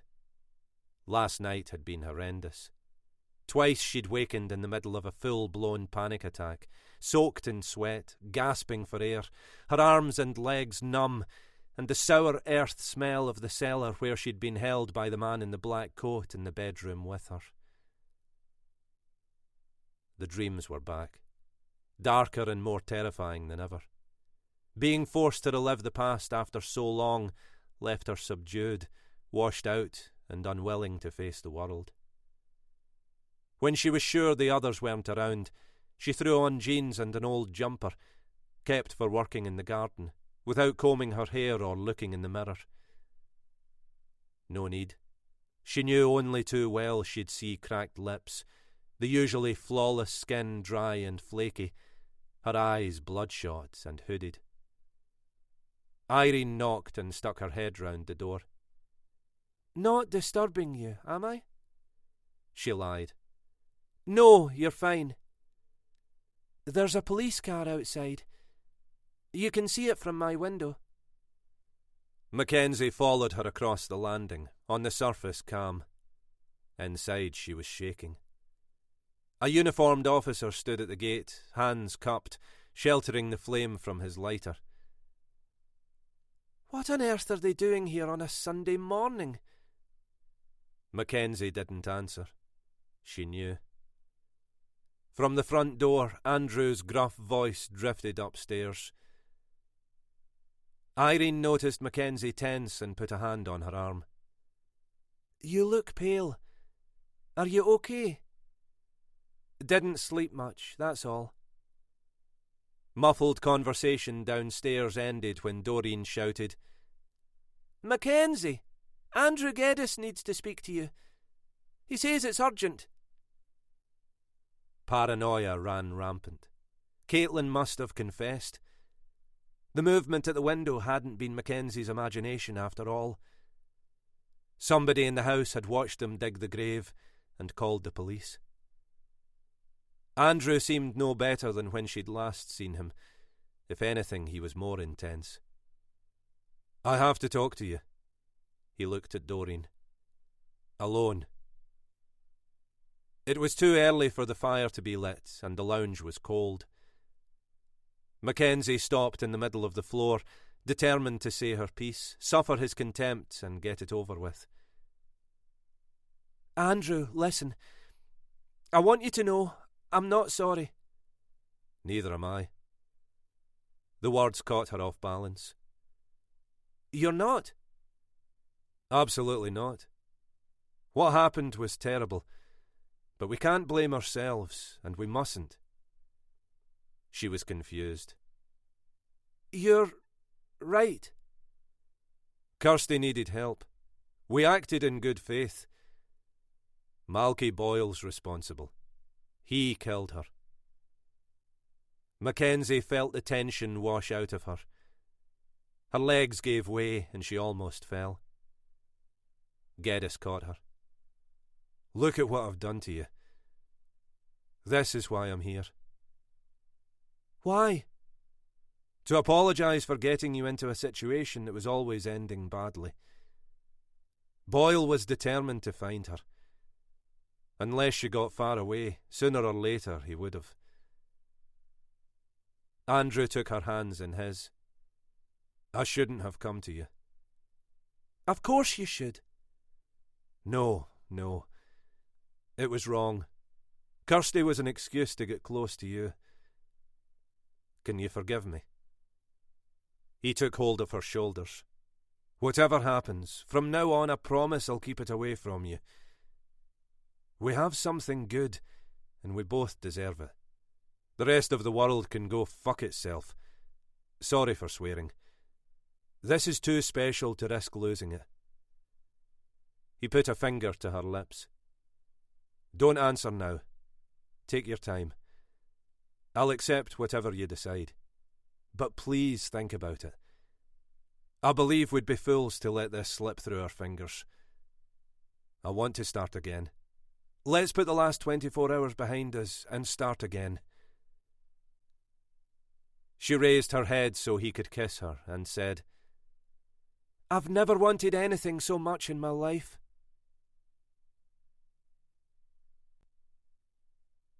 20. That morning they'd woken to autumn. Soon the light would fade in the middle of the afternoon. The mercury would fall in the barometer by the front door. The days pick up speed, racing towards a new year. Before they knew it, it would be Christmas. The mood in the car matched the clouds above them, grey and heavy with rain, scudding across the sky driven by a north wind. It was 3 weeks since Kirsty's murder. Geddes drove. Beside him, dressed in black, Mackenzie stared out of the window. From time to time, one of them spoke. Short, undirected sentences. Mundane comments in lieu of real conversation. Blame wasn't mentioned, yet it hung in the air, waiting to be claimed. Mackenzie said, Any idea how many will be here? None. I asked her about her family. Told me she hadn't had contact with them in years and didn't want any. Wherever they are, they probably don't know she's gone. Wouldn't expect them to show up. Could be just us. God, that would be awful. Bad enough to die the way she did without... Geddes wanted to take her hand in his and thought better of it. Where do the police think he is? She meant Malky Boyle. Geddes sighed. Honestly, they've no idea. London always gets the shout. As far as I've heard, that's just a theory. A theory without proof. Exactly. And not likely to change with that wanker leading the investigation. Jameson and his team had moved to a room on the first floor. An officer called Innes had been seconded from Glasgow East to work on the double murder. Officially, Andrew Geddes was out of the information loop, but he still had friends who reported the lack of progress to him. Not what he wanted to hear. His differences with Dennis Jameson were unimportant compared with the success of the case. Far better he catch Boyle and put one on the board than Kirsty's killer get away. As usual, time was the enemy. Every passing day lessened the chances of nailing the bastard. Mackenzie said, What religion was she? Catholic, once upon a time. Really, she didn't have one. Understandable. God didn't do much for her, in life or in death, did he? Who'll conduct the service? Won't be a service, just a blessing and a prayer from a priest who had to have his arm broken before he'd agree to that. How terrible. From their point of view, it's straightforward. If you don't pay your dues when you're here, don't expect the perks when you go. A perk? To give a girl a proper burial? Them's the rules. No wonder people stay away. They fell silent. Geddes headed for London Road and Tollcross Cemetery. The detective hadn't mentioned what to expect with the arrangements. Mackenzie was upset enough. From experience, he knew Glasgow City Council would fulfil its statutory duty. There would be no frills, flowers, viewings, obituaries, or transport laid on for the family. Not exactly a pauper's send-off, but close enough. Kirsty would be laid to rest in an unmarked grave, known as a common grave, which might be shared.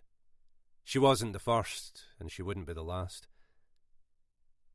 Long ago someone had told Geddes that William Miller, the author of Wee Willie Winkie, was buried in an unmarked family plot against the North Wall. Maybe true, maybe not.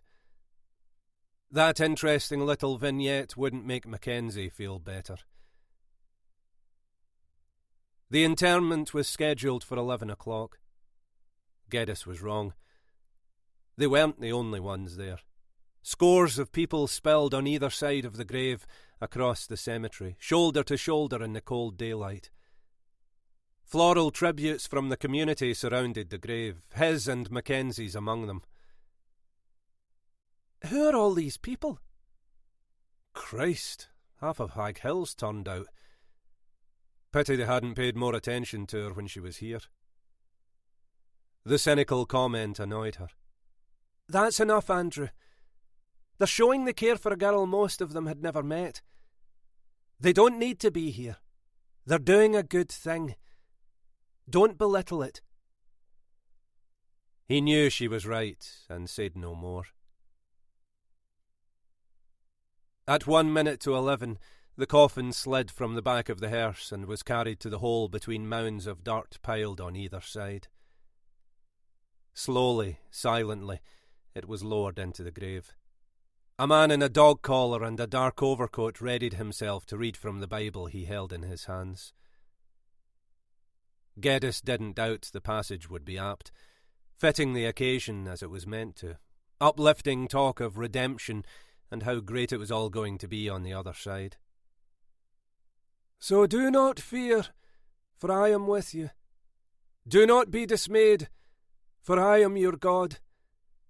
I will strengthen you, and... The priest's celestial platitudes were snatched from his lips and blown across the lines of headstones running into the distance.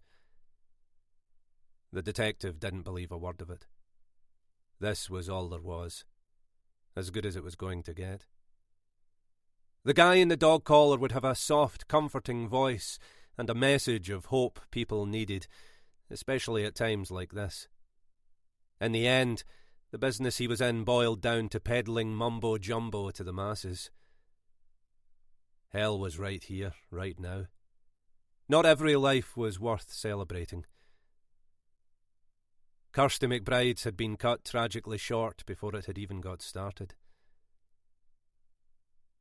Geddes studied the crowd, searching for a face he'd recognise, knowing this was the last place Malky Boyle would show himself. When the priest finished, he made the sign of the cross and walked away. Some mourners lifted handfuls of earth and threw them in the grave. Others shuffled, unsure what to do. Mackenzie wanted to scream. Is that it? Is that all there is? Geddes understood. He felt the same. He put his hand on her arm and gently led her away. When they got to the car, a voice behind them said, I hope you're satisfied. Paula Reed's face was twisted in accusation. She trusted you. I warned her not to listen. I told her. Kirsty's friend had been crying. Mascara smudged at her eyes. Mackenzie moved towards her. Paula stepped back. Forget it. Just forget it. She told me what happened. Geddes tried to calm her down. We'll get him, Paula. I promise you we'll get him. She snarled, close to breaking down. Keep your promises. Kirsty's dead because of your promises. Malky didn't kill her. You did. The building was newer than a lot of the flats in Glasgow. Unfortunately, new wasn't enough to save it. Inner city degradation hung in the air, poisoning anyone who breathed it in. The front door had been booted so hard it didn't close, and sat at an angle on the hinges. Inside, the bare concrete walls were unmarked apart from crudely etched initials. Paula Reed's flat was on the ground floor. The policeman had been to places like this more times than he could remember. Hard, soulless places that swallowed people whole and spat them out onto the streets of the city, damaged beyond recall. He heard movement on the other side of the door and braced for the reception he might get, a reception he deserved. It opened slowly. Kirsty McBride's pal looked at him. You? What do you want? Haven't you done enough? The words were hostile and flat, said without passion, not like her bitter outburst at the funeral the previous day. Whatever fire had burned in this young woman had been extinguished. Geddes left every trace of authority out of his tone. The Kirstys and Paulas of the world had no use for it. "Hello, Paula. Can I have a chat with you?" "No, I don't want to." "It's important." "You mean it's important to you?" "I mean it's important to both of us. Can I come in?" "It isn't a good time. Tony will be waking up any minute." "It won't take long. Promise." Reluctantly, she turned and walked down the hall. At the living room door, she hesitated. "This isn't right. I don't want you here." "I know, and I don't blame you. Believe me, it's necessary." His ill-chosen phraseology sparked her. "Believe you? You mean like Kirsty believed you?" Geddes kept his eyes on the linoleum floor, accepting the rebuke as rightfully his. When he spoke softly, and not because he might wake the baby. "You're angry. I'm angry too. That's why I'm here. Please, let's sit down." Paula Reed's round face was expressionless. Nothing showed on it, not even her contempt. The detective followed her into the room where a boy under school age sat on the threadbare carpet, surrounded by empty matchboxes, building them up and knocking them down with a gleeful sweep of his small arm. His mother knelt beside him, talking in a voice kept for her children, resetting the boxes for him to smash again. Without intending to judge, Geddes's eye for detail kicked in. The furniture was old, obviously second-hand, apart from the television in the corner, permanently tuned to the cartoon channel. An ashtray and an empty cup were on a coffee table with thin legs, reminding him of one his grandmother had had with a scene of Venice. Gondolas and red and white mooring poles. Smears on the glass told him the window cleaner had got tired of not getting his money on a Friday night and given up. Paula broke away from her son, keen to get the policeman out of her house. Geddes got to the point. "I'm going to tell you the truth. I shouldn't be here talking to you. Kirsty's murder isn't my case. I'm not on it." "Why not?" "That's a long story, but I'm not." "Then why are you here?" "Because I care. Because I want the man who killed her to pay for his crime nearly as much as you do. It's been 3 weeks. The police don't have anything. Boyle's disappeared. You were Kirsty's best pal. I'm hoping you can help me catch him." Paula stared blankly at him. "Who did Kirsty tell about social services getting her a place?" She shook her head. "She kept it a secret like she was supposed to." "Then how did he know where to find her?" Silence. "You were her best pal." More silence. "Who did you tell?" She stiffened. "Nobody. I wouldn't. Kirsty was the best friend I had in the world. No way would I tell anyone, especially that bastard. He's evil. I always knew he was trouble. I told Kirsty not to trust the social. She was afraid." "Okay, Paula, I believe you. But somebody told him. Who would know, and how did they find out?" "There's no secrets round here. Thought you'd understand that." Geddes nodded. "What about Boyle?" "What about him?" "If he's still here, somebody's hiding him. Did you ever meet any of his friends?" "Never." "What about family? Did Kirsty ever mention them?" He didn't have any. His father left when he was young and his mother died. Where did Boyle drink? A pub in Carntine. He took Kirsty with him a couple of times after they got together, showing her off. Which pub? I can't remember. The Eagle, the Hawk, something like that. This was hopeless. Geddes gave her his card. If you remember something or hear anything at all, call me. Don't care what time it is. At the door she softened.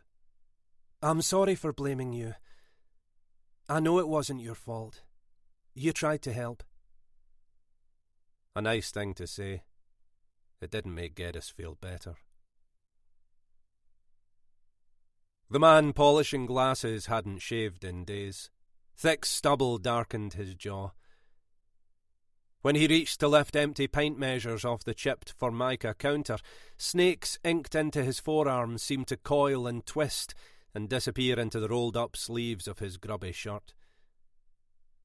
The customers required just one thing from him, that he served them drink when they asked for it. Whisky, Guinness and cheap wine, whether they had money or not. Paying could keep until they had a win on the horses or their gyro hit the bank. He clocked Geddes as soon as he came through the door, bloodshot eyes following him, lingering with undisguised suspicion on the stocky detective, knowing what he was before he'd even opened his mouth. Strangers were rare and not welcomed, especially police. Every unfamiliar face got the same treatment. Geddes walked to the bar and ordered a Bell's from the uninspired selection suspended from the gantry. The barman brought it. That it? And some water, though I'm sure it's watery enough, eh? The old joke didn't go down. Too close to the truth to be funny. What's that supposed to mean? The DI ignored the question. He had plenty of his own. I'm looking for somebody. Yeah, who would that be? Malky Boyle been in lately? Never heard of him. Really? You surprise me. From what I'm told, this is his pub. The barman raised his head and jutted his chin. No idea who you're talking about. He leaned a reptile elbow on the counter. Geddes smelled his bad breath and wanted to draw away. Instead, he held his ground. The man said, We don't like nosy cunts in here. Is that what I am? Fucking sounds like it. Geddes grabbed his fingers and bent them back. Save the tough guy chat for somebody who appreciates it. I'm not in the mood. Malky Boyle, when was the last time you saw him? The DI heard the chair legs scrape the floor behind him, grabbed the warrant card on a lanyard round his neck and held it in the air. The sight of it was enough to stop the intervention. He let go of the barman's fingers, slowly poured water into his whisky, and turned to the crowd. All eyes were on him. In the silence, the only sound was the wood-on-wood clack of dominoes from a table in the corner, where two grey-haired old men refused to allow the drama to interrupt their game, and didn't lift their heads. Apart from them, the pub had become a still life drawn by a talentless artist, every expression a rictus of hate. I'm looking for Malky Boyle. Who's seen him? A big man with a beard, wearing paint-stained overalls and heavy boots, tapped the butt of his pool cue menacingly in his palm, but stopped when Geddes's eyes lingered on him a moment longer than they needed. In places like this, violence was the first resort. Malky Boyle? Comes in here. Geddes scanned the angry faces. Who are his friends? I need a name. Nobody answered. He turned to the snake charmer. Unless you're keen on coppers turning up here day and night, tell me what I want to know. He hasn't been here since the day he got out of the Bar L. Nobody's seen him. Geddes raised his voice and spoke to the crowd. Boyle butchered a teenage girl and murdered a disabled pensioner. All you hard bastards fine about that, are you? The DI shook his head contemptuously, spat on the floor, and threw money on the counter. Hard bastards, my arse. Guilt had driven him here, but it had been a waste of time. He'd always known it would be.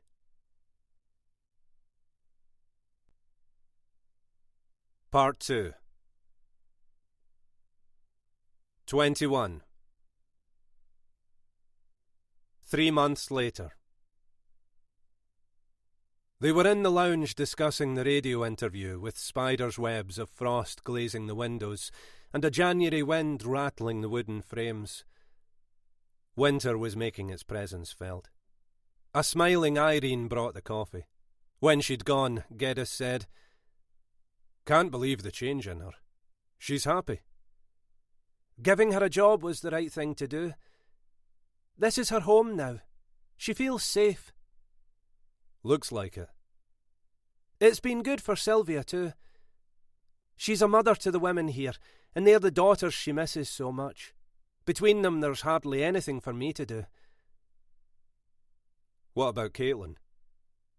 Mackenzie shook her head. "Caitlin's young. It wouldn't be right to tie her to this place. Eventually, when she's ready, she'll leave. Until then, she knows she's here for as long as she needs to be."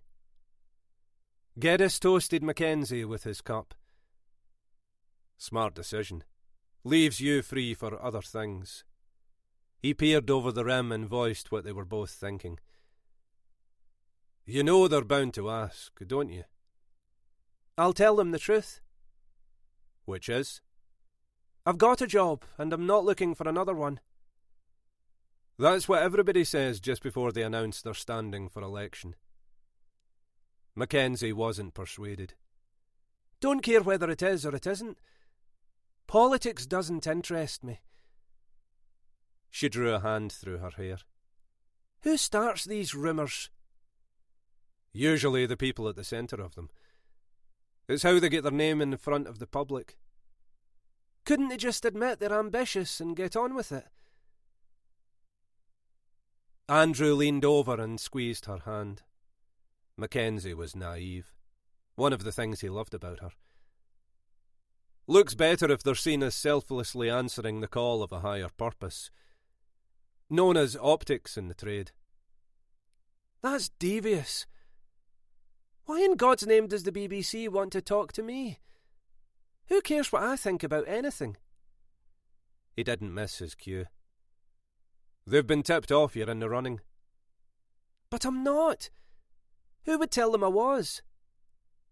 "As usual, you underestimate yourself. People have heard about the refuge and have heard about you.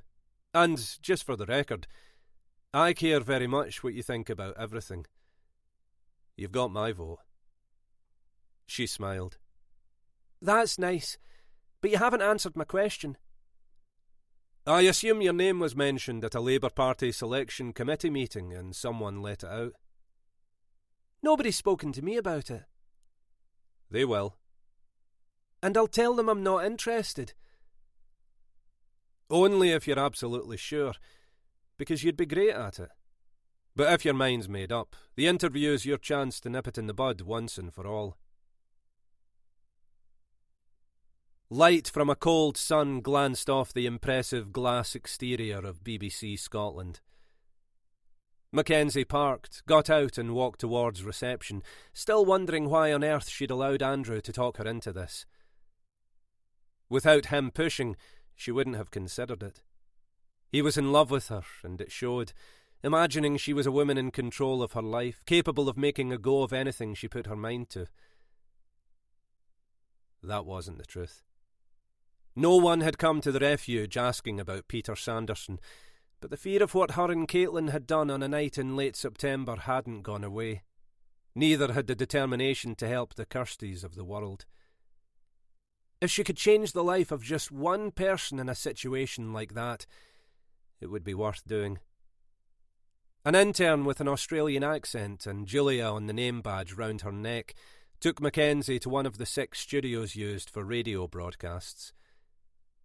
The host, Veronica Graham, shook her hand, and for the next 10 minutes Mackenzie listened to her go through her paces. Between music tracks they chatted. Good to finally meet you. Been trying to get you on the show for ages. Heard you weren't keen. Any particular reason? Mackenzie told her the truth. I'm not comfortable talking about myself. I avoid it if I can. Graham laughed. Thank Christ for that. Thought you didn't like me. No, not at all. It's just how I am. Graham put her feet on the desk, leaned back and yawned. That's refreshing. Somebody who thinks it might be them. People push to get on air. Selling something, aren't they? Usually themselves. I'm not. Really? Then you should. There's interest in you and the refuge. Milk it while you can. Ever thought of writing a book? God, no. The presenter was serious. Give it some thought. Your story would be a bestseller. She swivelled in her chair and spoke into the microphone. Got a very special lady in today, so stay tuned. More music. Is there anything you'd rather I didn't mention? What's buried in the back garden? I'm happy to talk about the refuge. Please don't ask too much about me.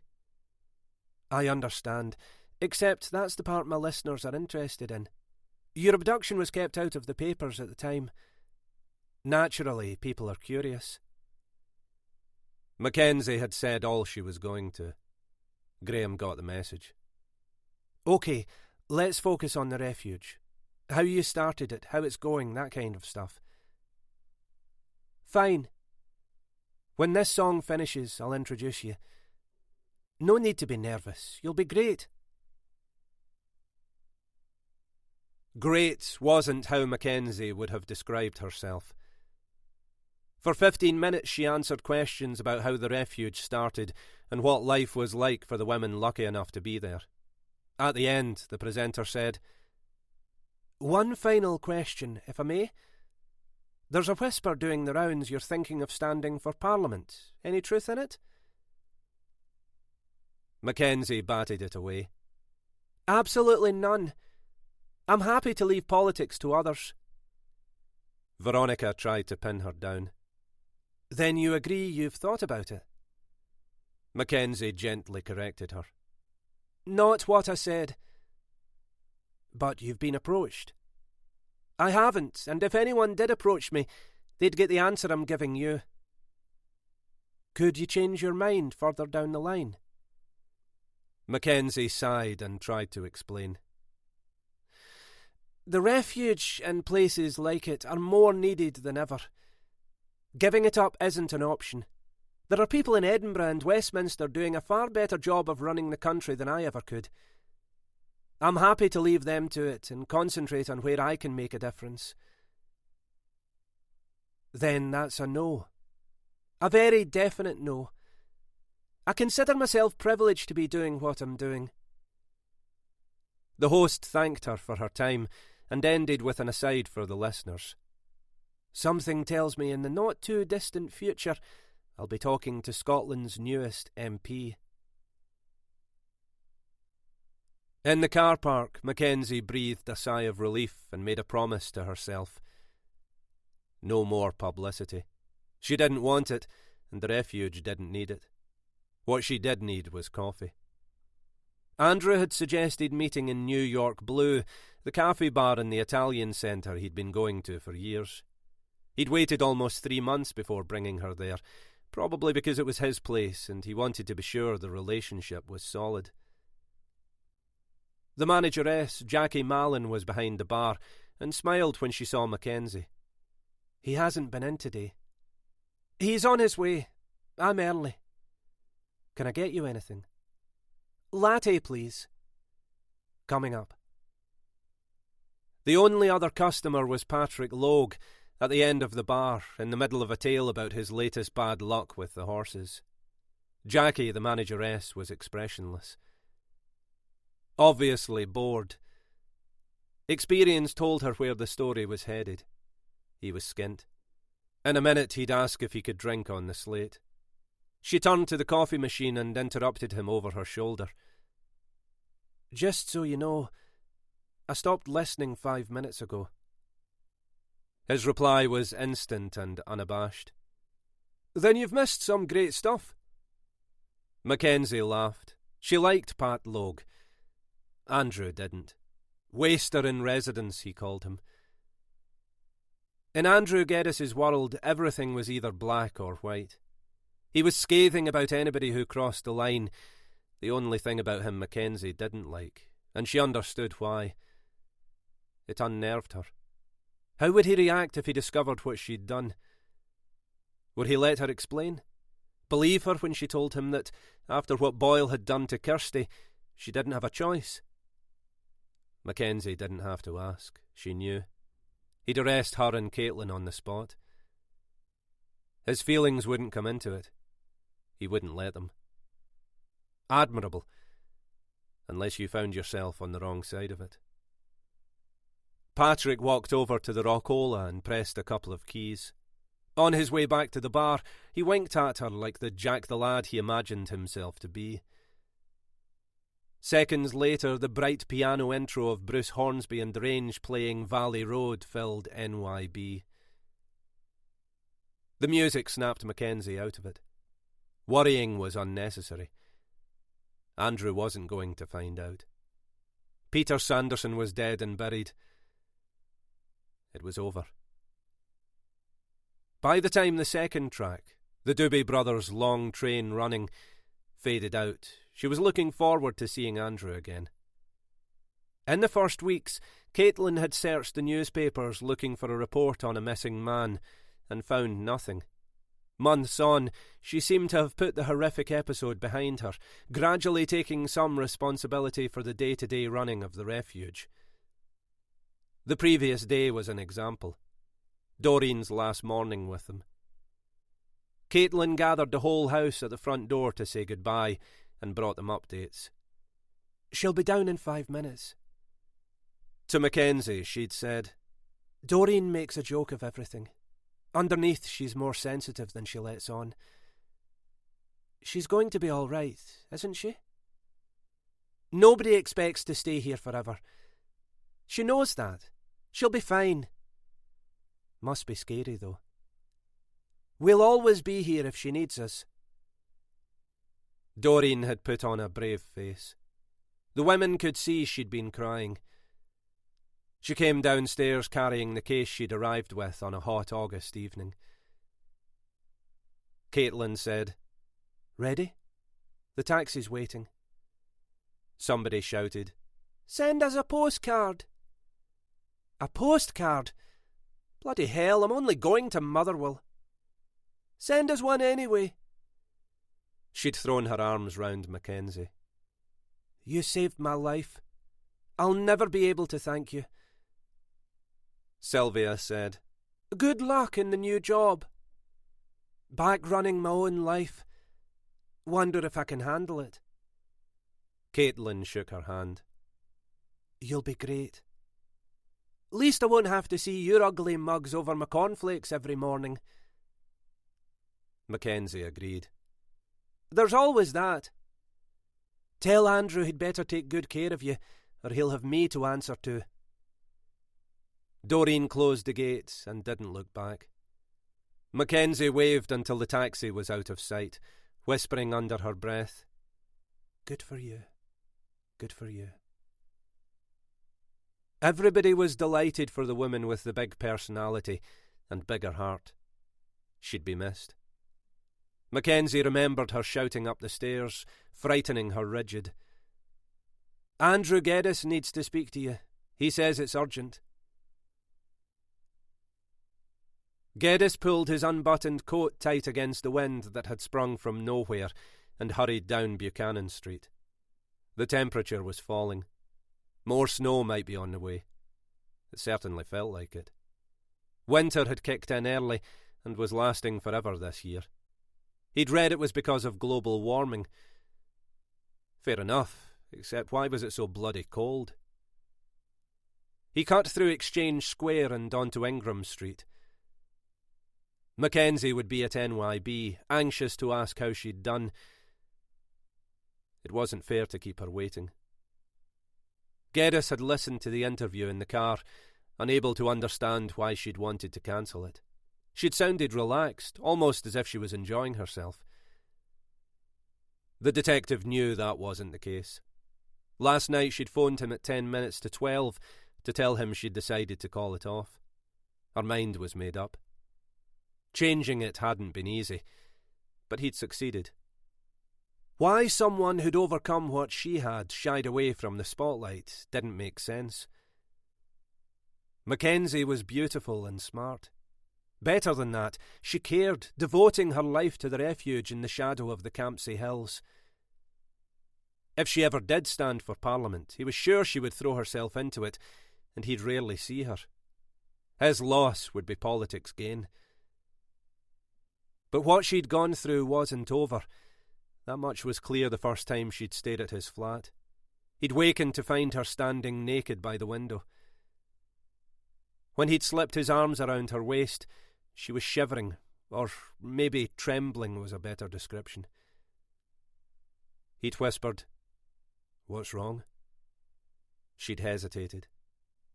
"I couldn't sleep. Let's go back to bed." Before dawn broke, he was wakened again. Mackenzie was sitting up in bed, waving her hands to ward off an attack only she could see, shouting, "No, no, please, no." And Geddes realised the nightmare she'd endured was very much alive.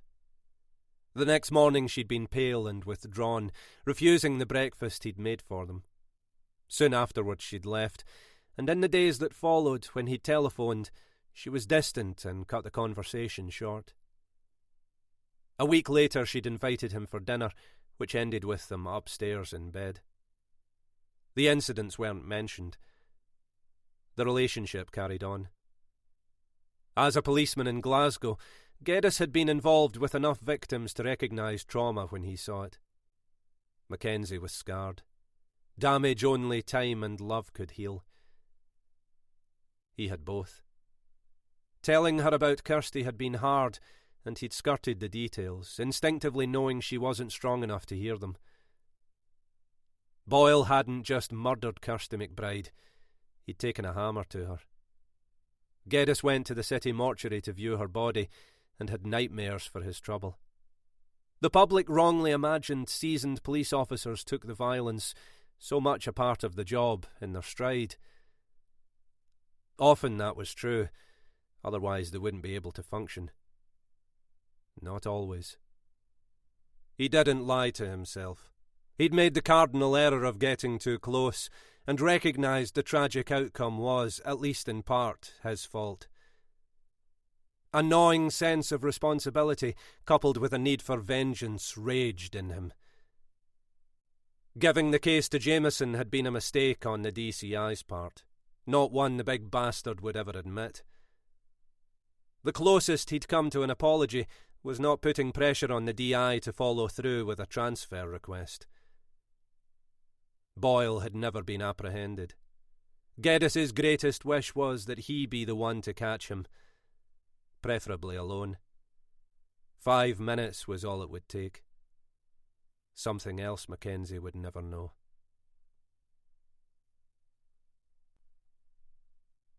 "22. Malky Boyle put the tip of a nicotine-stained finger into the ring pull of a can of McEwen's Export, hearing the satisfying hiss as it popped open. The clock on the bedside cabinet showed almost 4 o'clock. Afternoons were the worst. Hour after hour stuck in the house with nothing to do. In the next room, the TV blasted away. He pictured the scene. Billy parked in front of the set, dipping his purple-veined snout into a box of Bassett's licorice all sorts, or toffee caramels on the floor at the side of his chair, his rheumy eyes glued to some daytime television crap nobody in their right mind would watch. Morons in red and blue jumpers rummaging in antique shops and leaping up and down like they'd won the bloody lottery if they made a profit of £7.50. Punters who'd sold their basement flat in Bayswater for a fortune and were looking to move to the country. Or daft folk who believed living in a shithole in the Mediterranean was better than living in a shithole in Greenock. Tossers. Billy loved all that, sad fucker that he was. That was the clue, wasn't it? In their right mind. What was it like to get to that age, so old that money was bugger all use to you? How much had the bastard had stashed the day he'd turned his daughter, Malky's mother, down? Plenty. Malky took a drink of beer. The last months had been hard, especially New Year. Absolutely the worst time he'd ever had. Not only did he miss his mates, he'd had to listen to old Billy next door and that hoochter-choochter Scottish pish. Fuck. Don't let me get old. Going out at night when it was dark. Except it could have been worse. A lot worse. Remembering his grandfather's address saved him. Without that, they'd have got him for sure. His face had been on the STV news, but it hadn't made any difference. The filth hadn't come close. Arses would have been kicked after brainstorming sessions to figure out where he'd gone, produced precisely fuck all. London was the obvious choice. They'd assume he'd lost himself in the capital.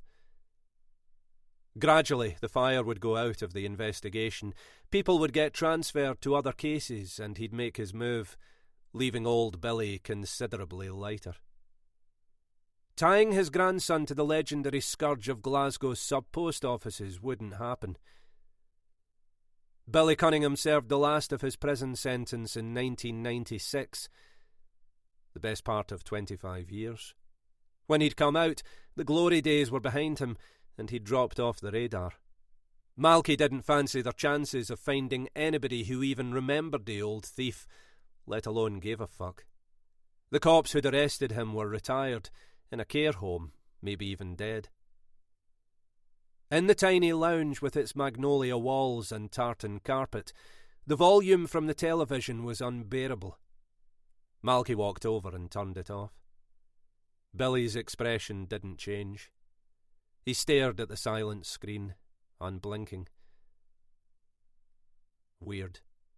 Sometimes Malky wondered if he knew who was living in his house. "Fancy some roasted cheese and a cup of tea, Grandad? I'm having some." The old man didn't answer. As soon as Andrew saw Mackenzie, he waved, then stopped at the bar to give Jackie Mallon his order. Mackenzie didn't have to guess what it would be. It rarely altered. A black coffee and, if there were any left, a bagel. Jackie nodded and turned away. Although Andrew was NYB's oldest customer, there was no love lost between him and the manager. The third time he'd brought her here, Mackenzie noticed how terse they were with each other and asked why. He'd mumbled something and changed the subject. She hadn't let him off so easily. "An old girlfriend, is she?" His reaction convinced her she was wrong. "You're joking. If we were the last man and woman on the planet, the human race would be in serious trouble." "I believe you." And she did. Andrew Geddes was a lot of things. A ladies' man wasn't one of them. He kissed her on the cheek and sat down. "Sorry I'm late. Nothing ever takes the time you think it'll take, does it?"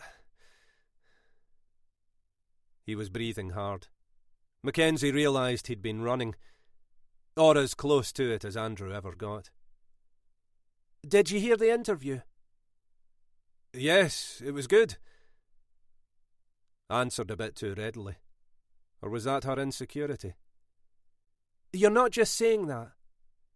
"I'd tell you if it wasn't. It's important to be honest with each other. You came across well. Like somebody who understands what they're talking about. Maybe because I do.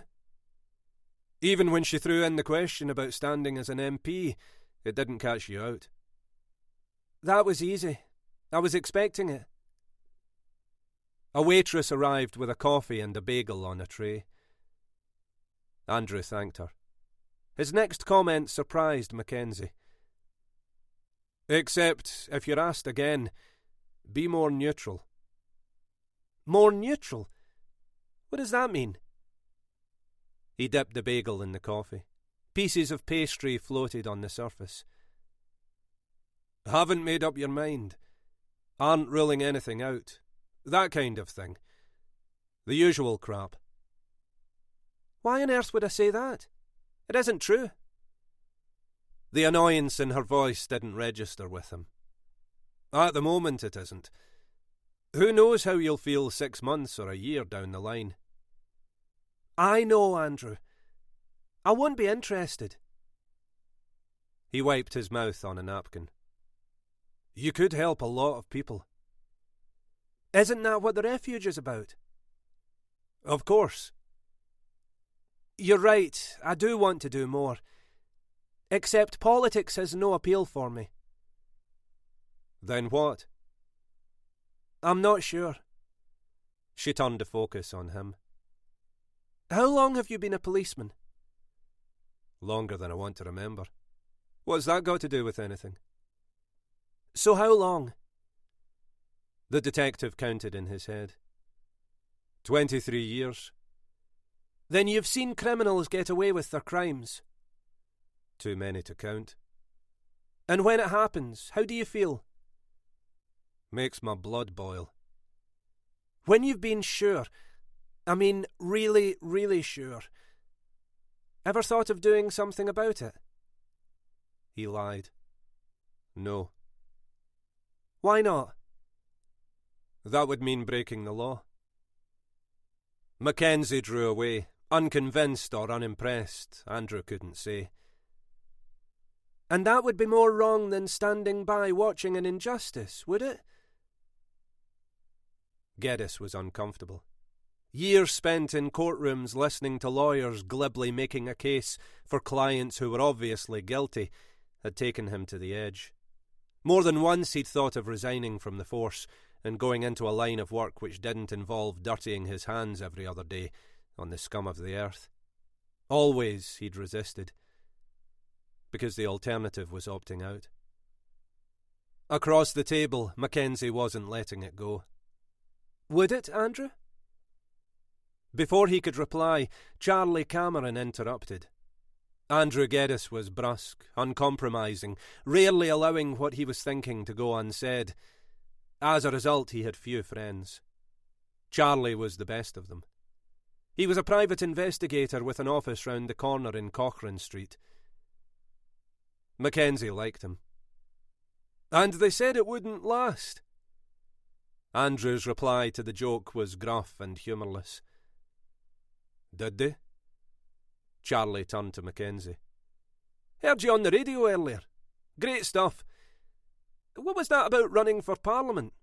The reason I ask is, politics is something I know about. My father was the chairman of the Conservative Party. Do you recommend it? Hardly. Wave bye-bye to your social life. Ask my mother if you don't believe me. Is he still involved? No, retired. Doesn't suit him at all. Apparently, he paces up and down with his hands behind his back like the captain on the bridge of the Titanic, muttering about the iceberg, except with him it's Tory rebels. Anybody who doesn't toe the party line is a traitor and a bastard. My mother says he's impossible to live with, and she should know. Been doing it for over 40 years. Andrew was still smarting from Mackenzie's interrogation and didn't join in. Mackenzie said, Got anything interesting on? Not at the moment. Ask me again next week and I'll be snowed under. The nature of the beast. Weren't you tempted to follow in his footsteps? I wasn't, though he wanted me to. Brings it up every chance he gets. Convinced I've wasted my life. Any regrets? Charlie took the question seriously. Plenty, though not about politics.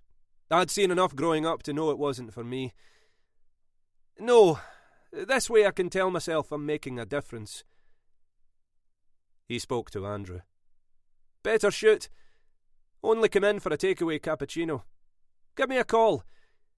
Nice to see you again, Mackenzie. When he'd gone, she said, He's a good guy, isn't he? Andrew was his grudging self. All right, I suppose.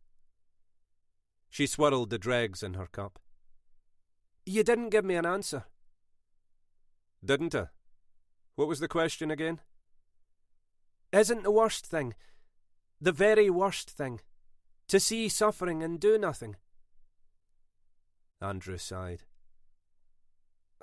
Not if it means breaking the law. Otherwise we're no better than animals. I believe, in the end, it comes out even.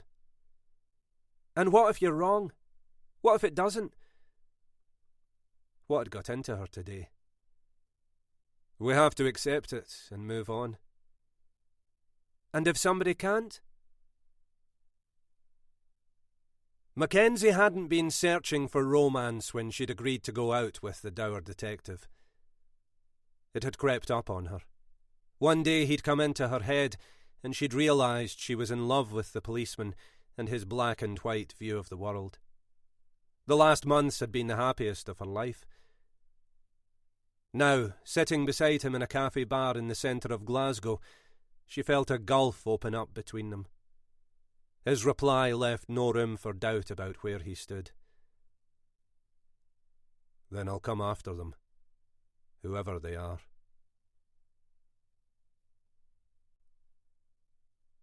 23. The woman at the door sounded out of breath, as if she'd been running. She opened her mouth and words tumbled out. Maybe I should have made an appointment. Sorry for just turning up, but it can't wait. It's only a matter of time before he kills her. My name's Emily Thorne. Mrs. Emily Thorne. Yesterday, I heard somebody from the refuge on the radio and knew I had to come. Then you want Mackenzie. I'll see if she's around. Women came to the refuge unannounced, the pain of the life they were escaping in their eyes. Caitlin had seen it often enough, and was sure she'd carried it herself the night Mackenzie dragged her from the car and brought her there. Emily Thorne's was a different pain.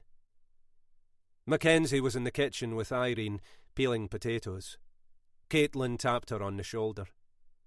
Got a visitor. Have I? Who is it? You don't know her. Mackenzie followed Caitlin to the lounge. In the hall, she put a hand on her arm. You've told her we're full.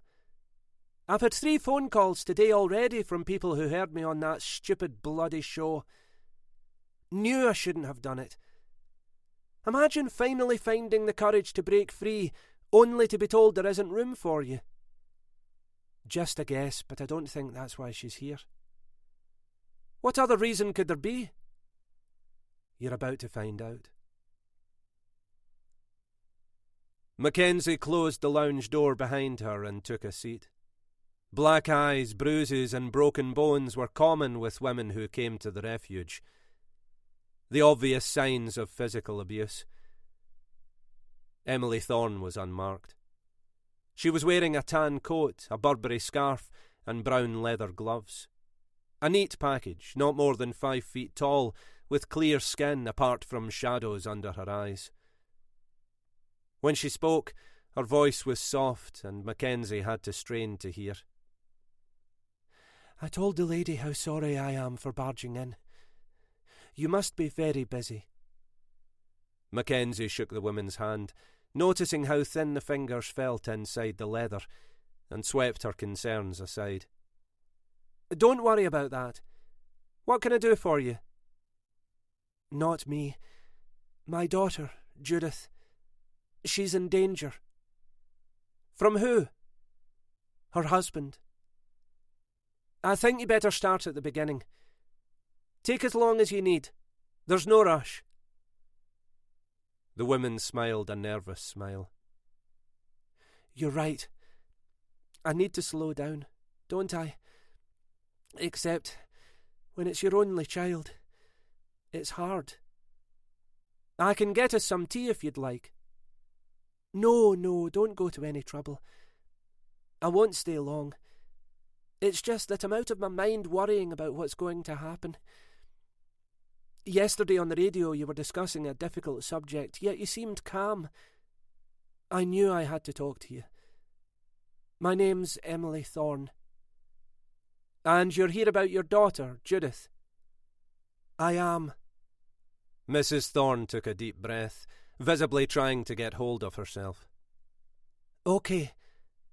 18 months ago, Judith met a man. From the moment I saw Jack Walsh, I knew he wasn't right for her. I told myself I was being overprotective. Parents can be sometimes, though that wasn't it.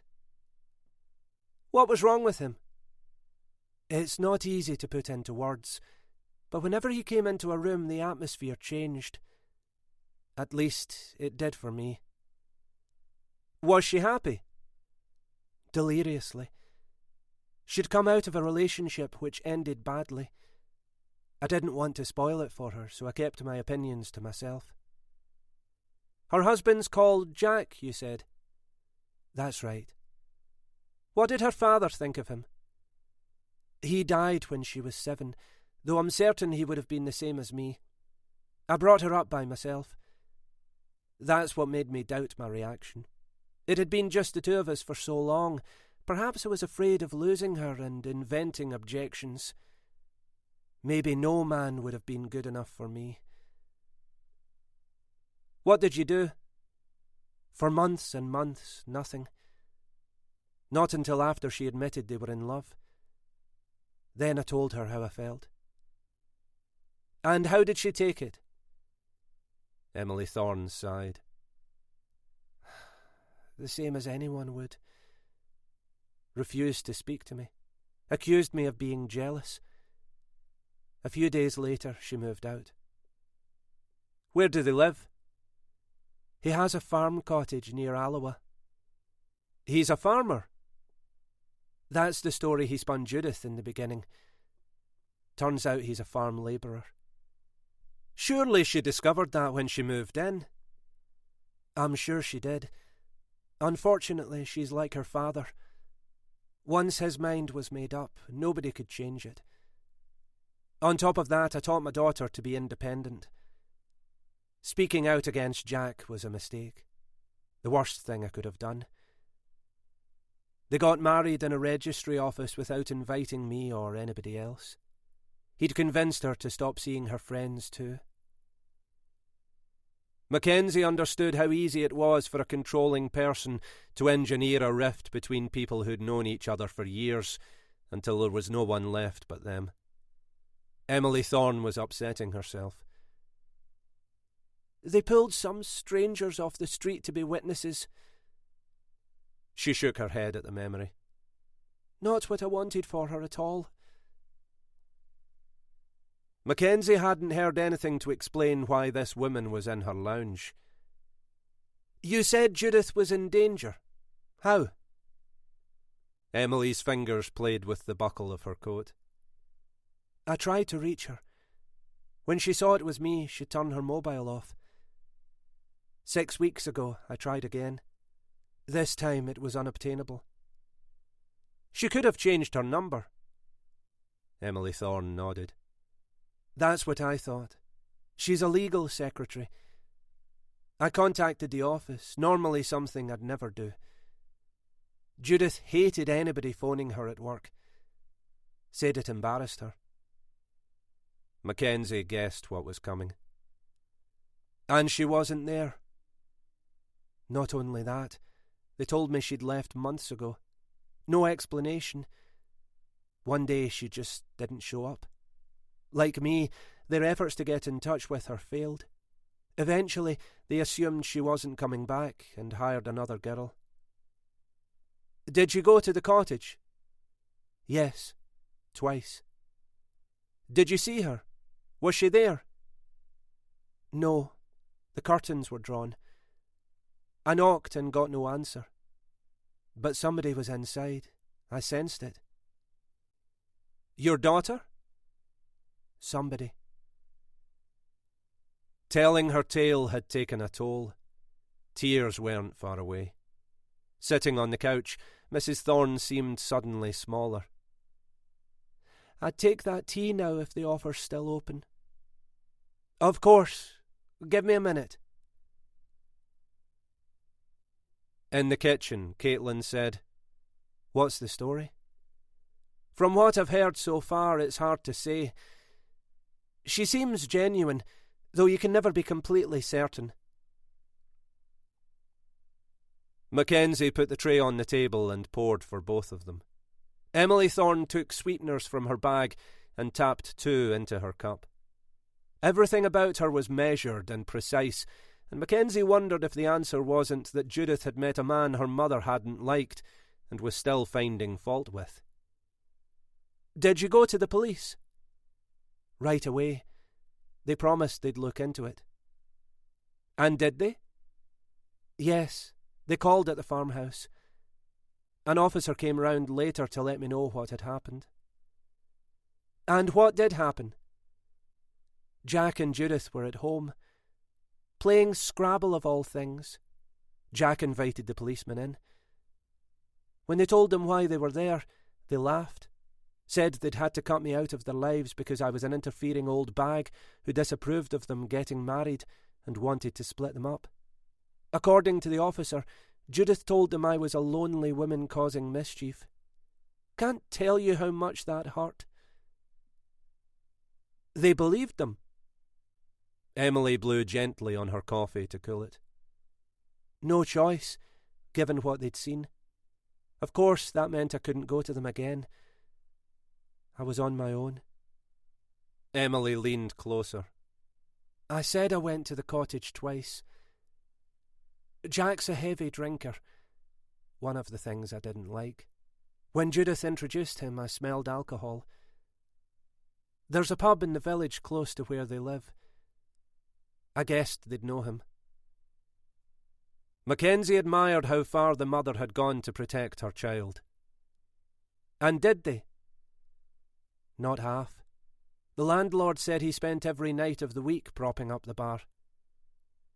Had he seen Judith? When she moved there at first. Not in a while.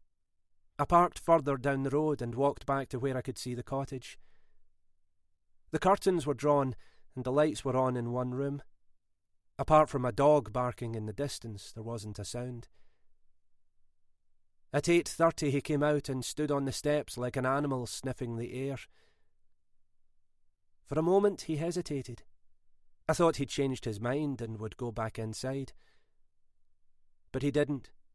He closed the door and locked it and headed down the road towards the pub, whistling as if he hadn't a care in the world. I waited 10 minutes to let him get far away. Emily looked at Mackenzie with her frank grey eyes.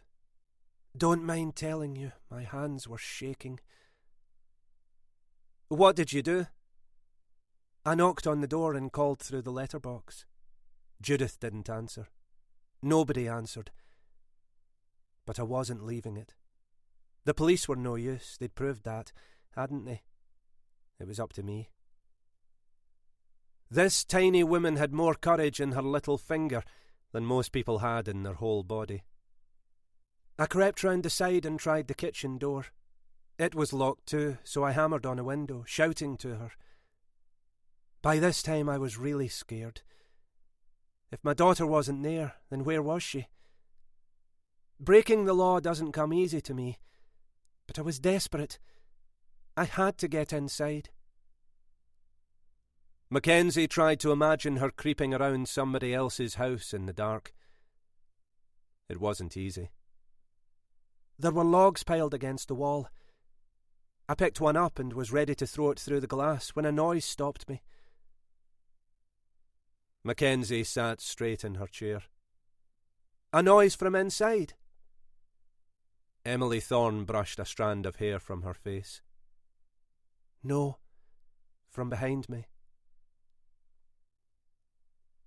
Age had caught up with Billy Cunningham. His grandson saw it and turned it to his advantage.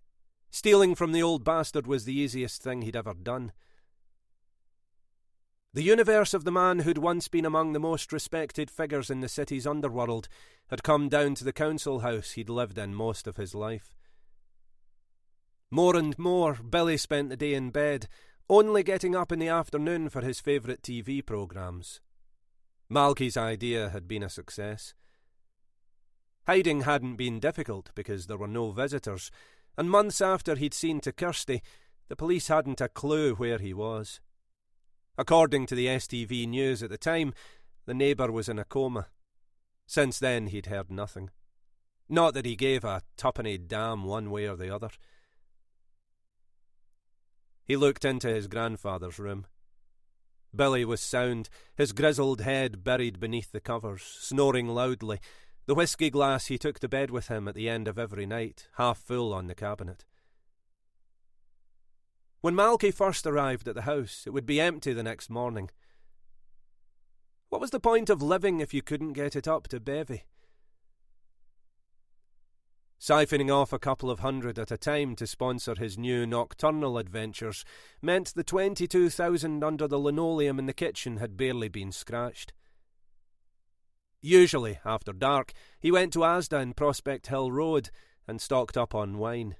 Not the kind Ponces talked shite about. The kind that guaranteed an out-of-body experience if you drank enough of it. It tickled him to add a bottle of the famous grouse and a packet of licorice all sorts to his trolley, so he could tell Billy he'd bought them especially for him. Bought them with his own money, mind you, a detail he'd miss out. Asda was open 24 hours. Malky liked to hit it around 10 o'clock. Any later risked drawing attention to himself because, apart from one or two oddballs, it would be empty. As an added precaution, he'd alternate supermarkets. When he did, Tesco in Tory Glen got the shout. A hell of a lot of walking. He'd never been fitter. A few times he'd chanced his luck and gone into a pub. Standing beside a pissed painter and decorator, still in his overalls, had been a strange experience. Malky was probably the most wanted man in Scotland, yet there he was. His confidence grew, and he'd gone into the city centre, though never to the same pub twice. A long walk. But those were the exceptions. Mostly he wasn't much better than old Billy, sleeping during the day, staying up most of the night drinking and eating sweets. With him it was fags and booze. How great it would be to suddenly show up and surprise his mates. They'd be at the bar on a rainy Tuesday night, potless, making the one pint they could afford last. Conversation would be slow. Nothing happening, so nothing to say. Maybe his name had been mentioned. Suddenly, the door opens and in he'd come. Large as life and twice as ugly. When they'd recovered from the shock, he'd buy a round. And another after that. Then he'd send one of them to score for him. How good would that be? Before he left, he'd lob some big photos of the Queen at each of them and bask in their gratitude. No need to tell them to shut it about his unexpected appearance. They'd know better. And if they didn't, he'd come after them, just like he'd come after Kirsty and the cripple. Eventually he'd make a move. Probably to London with the old man's cash. He pushed the table over to the other side of the kitchen and peeled the faded linoleum away just as he'd seen his grandfather do the first night he arrived, when he thought Malky was asleep. The stupid bugger hadn't trusted him. Not so stupid after all, because as soon as he went to bed he'd checked, and bingo. Malky was careful to put the legs back exactly where they had been. The linoleum was cracked at the edges and had a funny smell. Underneath was stained and worn and riddled with tiny holes. Woodworm. He lifted the loose floorboard like the old man had done and stuck his hand into the gap. In spite of himself, he smiled. Give Billy his due. He was a devious bastard, right enough. Who would have thought after all these years he'd still be in funds? Malky spilled the contents onto the table and counted, savouring the feel of the notes, then put the bag back where he'd found it. His grandfather's cash had thrown him a lifeline. There was nothing to keep him in Glasgow. He should leave now, tonight, while he had travelling money. A rasping cough from the bedroom killed the thought. Billy was getting up. Malky decided, for now, to wait it out. Nowhere was better than here, and there were unanswered questions which refused to go. Days before he came out of Barlinnie, he'd spoken to Kirsty. She'd promised to be there to meet him. What changed her mind? More to the point, who changed her mind? No way she'd have the bottle to do it on her own. Paula had been her best pal. She'd know if anybody would. Paula Reid, doe-eyed and thick as a brick. Maybe he'd pay her a wee visit one of these nights. Emily Thorne's eyes were wide, and they weren't grey, they were green. Jack was watching me. He'd come back, and I hadn't heard him. Did he speak? Was he angry? Didn't he ask what the hell you were doing sneaking about his property? Behave like an ordinary person, you mean? Yes. Not a word. He just stared. I'd never hidden my dislike for the man. My mistake was in thinking I was alone. Wrong. The way things were, only a blind fool would have gone to his house. If he'd waited 2 seconds longer, the log would have smashed his window, and he'd be the one calling the police. I'd tried to talk Judith out of marrying him. Few people could forgive that. And in that moment I knew he hated me. Had always hated me. The hairs rose on Mackenzie's neck. Although the room was warm, she shivered. Mrs. Thorne caught her reaction and matched it. It was scary. I ran and kept running. Now I'm here. When was this? 3 nights ago. Since then I haven't been able to sleep, out of my mind trying to decide what to do, until I heard you on the radio and knew you were the one I had to speak to. There isn't anybody else. Please, please help me get my daughter back.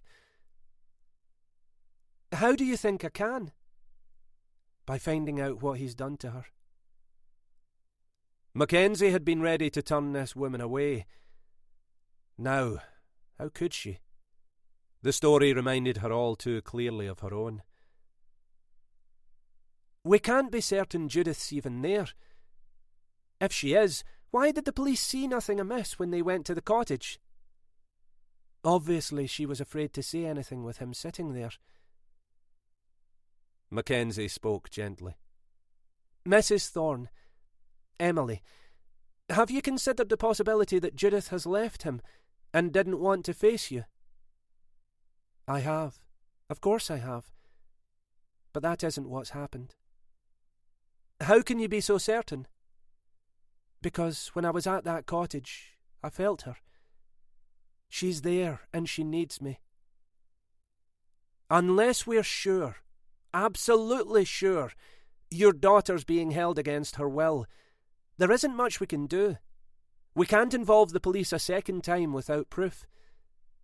They wouldn't take us seriously, and who would blame them? I'm terrified of that place, but I'm willing to go back if you'll come with me. Mackenzie wouldn't consider it. No, you're her mother. You shouldn't go there. I know a private detective in Glasgow, Charlie Cameron. He's very good. This is his kind of thing. The strain Emily Thorne was under overwhelmed her. She broke down. I'm a stupid woman who couldn't keep her opinions to herself. I antagonised him. Mackenzie held her. You aren't to blame. Men don't make their wives a prisoner because they don't get on with their mother-in-law. My advice would be to give Charlie Cameron a call. He'll know what to do. Mrs. Thorne's thin fingers closed round Mackenzie's wrist, so tight they hurt. You're the one I want, the one I trust, not some private detective I've never heard of. Even if he believed me, what could he do that you couldn't? I'm begging you. Please get Judith away from him. Please. And there it was, the chance to make a difference to one life.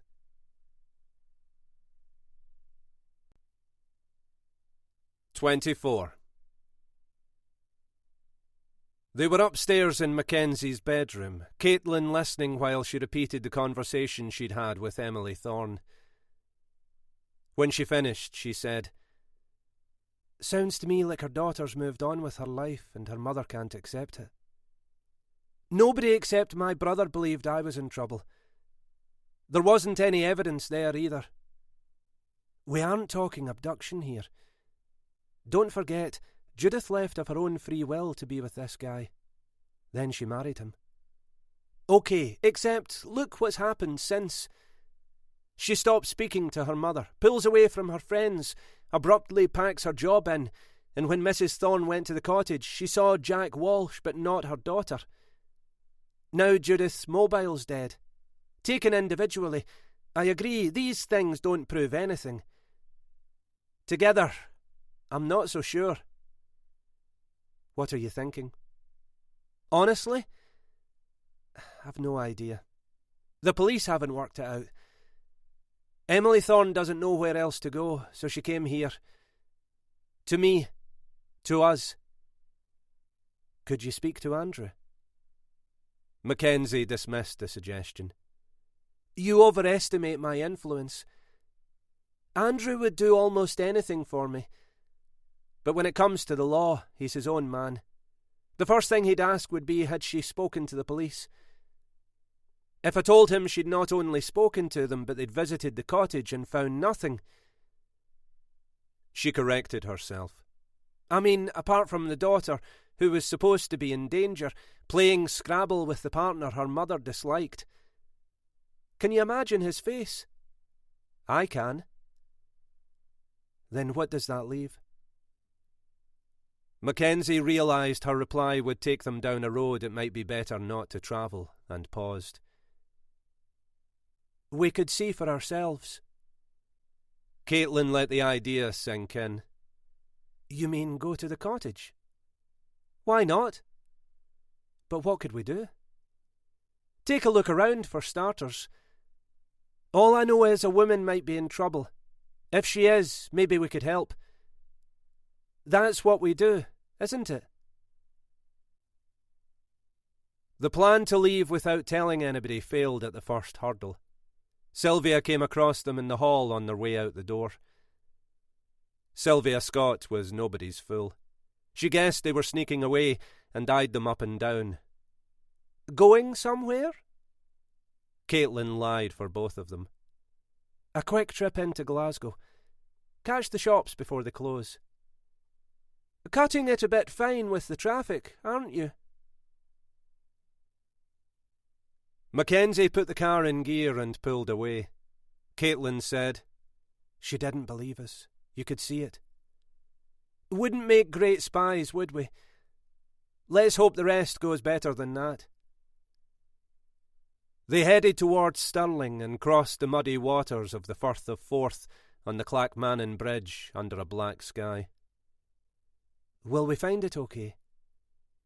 Mackenzie suddenly felt unconvinced about what they were doing and wished she hadn't told Caitlin. Her reply sounded clipped. That's the least of our problems. Why?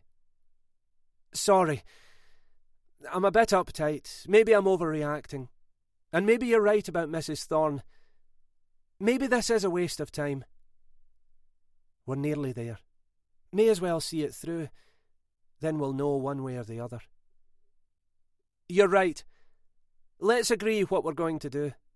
When this Jack character goes to the pub, we'll check it out for ourselves. And if he doesn't go to the pub?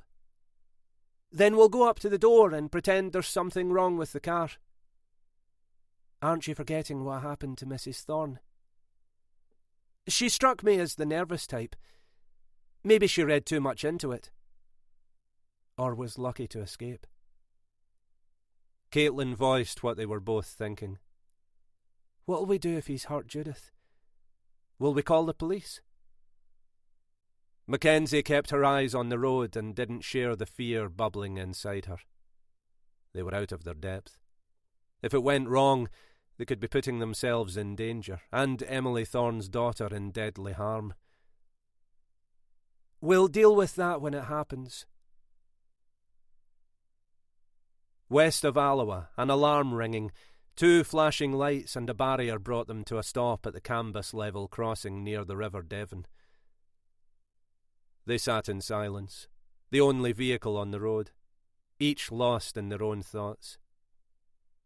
Above them a blood moon shone balefully, judging them for what they hadn't yet done.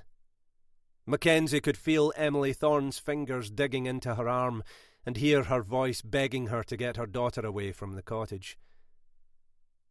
Beside her, Caitlin was remembering Peter Sanderson's bloodied head. She shivered, though it wasn't cold. I've got a bad feeling about this. We shouldn't be here. What do we expect to achieve? A hum on the rail told them the train was coming. Mackenzie looked at the clock on the dashboard. 1 minute to 8. The cottage won't be far. The express thundered past, rattling the windscreen with its awesome power, the passengers staring out into the night no more than a blur. The barrier lifted, and they drove on. The whitewashed cottage was on a grassy bank above the road, exactly as Emily Thorne had described it, right down to a dog barking in the distance. The curtains were drawn. A light was on in one room. They crouched under a hedge, feeling stupid and scared at the same time. Now they were actually there. Their next move wasn't as obvious as it had seemed earlier. Nothing stirred. Nothing moved. When they spoke, it was in whispers. The luminous face of Mackenzie's watch glowed. It's 20 past. According to the pub landlord, he should be leaving soon. If he doesn't, we'll do what we agreed. Knock the door, pretend there's a problem with the car. You can keep him talking while I try to get a look around. And if Judith's there and she's okay? Then her mother's a deluded woman and we've wasted our time. At least we'll have tried to do the right thing. The rim of the moon rose behind the cottage. From inside the house, the rumble of a deep male voice travelled on the cool air. Making out what was said wasn't possible. If someone replied, they didn't hear them. The hands on the watch passed the half-hour mark. Stars appeared in the black sky. Another 5 minutes and I'm going up there. Agreed. They didn't get the chance. The door opened and a man stepped into the night. Jack Walsh was well built. He put a key in the lock and came down the stairs towards them, grinning at something. Close up he was tall, his hair scraped back and tied in a ponytail. Caitlin held her breath and gripped Mackenzie's hand, flattening herself against a hedge, certain he'd see them. Fading footsteps and the tuneless whistling Emily Thorne had mentioned told them he hadn't. They waited until they were sure he'd gone before approaching the cottage. He'd come back before, and might again. Mackenzie pulled 2 hats and 2 pairs of gloves from her pockets. Put these on. What on earth for? Because we shouldn't be here. Let's not leave any evidence we were. It went wrong for Emily Thorne. This is madness. In that case, we can argue about it later. Just do it. Caitlin peered through a crack in the curtained window where a light still shone, seeing no one. At her shoulder, Mackenzie said, Let me look. On a low table in front of the fireplace, a Scrabble board was set up. in case somebody arrived uninvited. Caitlin knocked on the door and waited. The sound echoed around them. Nobody answered. She tried again with the same result. There must be somebody here. We heard them talking. Mackenzie corrected her. No, we didn't. We heard him talking. Maybe to himself. And Judith Thorne isn't here. In that case, where is she? A good question. We'll go round the back. For God's sake, stay alert. At the rear of the cottage, the garden was untidy and overgrown. A rusty wheelbarrow with a flat tyre lay on its side, near a wooden shed stained dirty brown, grey tongues of felt roofing torn free by the wind hanging loose. On the cracked doorstep, waterlogged plant pots sat broken and uncared for. Working as a farm labourer hadn't made Jack Walsh a son of the soil. Like the front of the building, the windows were closed and curtained. This is getting us nowhere. Mackenzie banged on the glass. Caitlin joined in, shouting, Judith! Judith! Are you in there? The cry from inside was distant and muffled, so faint they might have imagined it. Caitlin put her ear to the pane, straining to hear, and turned to Mackenzie. Someone's in there. We can't be sure. It could be a cat. Listen. Mackenzie tried and failed. Maybe there is and we frightened them. How would we like it if somebody started hammering on the window? If I thought there was a prowler outside, I'd be screaming at the top of my voice and threatening to call the police, wouldn't you? The sound came again. This time there was no mistaking the cry for help. She's in there. Judith's in there. We have to get her out. Mackenzie took a step back, her mind racing. There would be no more Kirstys. Beside her, Caitlin was fired up and ready. Her eyes were wide and wild. God knows what he's done to her, or intends to do. We can't just leave her. We aren't going to leave her. What are we waiting for? Your hearing's as good as mine. Mrs. Thorne told the truth. Caitlin bent to pick up a stone. Mackenzie grabbed her arm. Listen to me. We'll get her out. Don't worry about that. What do you want us to do? Wait. Andrew Geddes listened to Mackenzie's mobile ringing out. After a while he hung up. He tried again with no better luck. Not like her. At the refuge he got Sylvia. Hi, Sylvia, it's Andrew. Can I speak to Mackenzie, please? She's not here, Andrew. Do you know where she is? No, sorry, I don't. She left with Caitlin. Can I give her a message? No message. I'll catch up with her tomorrow. Wherever she is, I hope she's enjoying herself. Just tell her I called, will you? Geddes was disappointed, but not surprised. Mackenzie's commitment to helping women in abusive relationships took more hours than there were in a day. He guessed she'd be caught up in some drama. Many times the arrangements they'd made had been abandoned at short notice. In her world, a crisis of some description was never far away. With anybody else, the irascible detective would blow a fuse. With Mackenzie, he accepted it as the price of being in her life. A price he was more than ready to pay. From the beginning he'd understood that everything, including himself, would come a poor second. Since Kirsty McBride's death, he'd caught Mackenzie staring into the distance and knew she was thinking about the girl, searching for a way to square the past. It couldn't be done. The man responsible for killing Kirsty hadn't been found. Months on, the odds against catching him weren't encouraging. The callousness of both attacks had stunned a city where violence was an everyday occurrence. Not one, but 2 murders.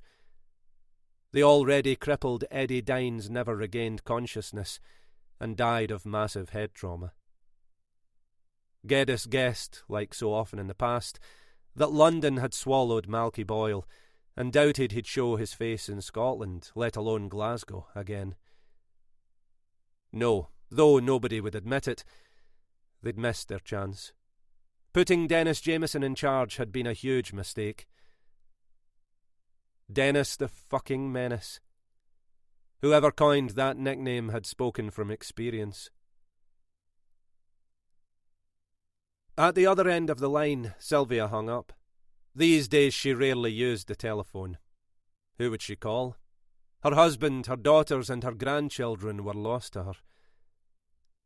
The last real conversation she'd had was with Ian Gordon, a family friend and the solicitor her and Robert had used for 30 years. Memorable because it made her sad. In a world where loyalty was old-fashioned and outmoded, 3 decades had counted for something with the Haymarket lawyer. As a courtesy, he'd wanted her to know in advance about the letter already drafted and on his desk, that the house in Corstorphine had been sold. In due course, once everything owed was deducted, her share would be paid into her bank account. She'd given him the account number and sort code, and heard his apology fade as she replaced the receiver, realising the call had been made from expediency rather than the kindness she'd first credited him with. He'd needed the information, hadn't he? For someone her age, with most of her life already lived, friends were few. Mackenzie and Caitlin were perhaps the only ones she had.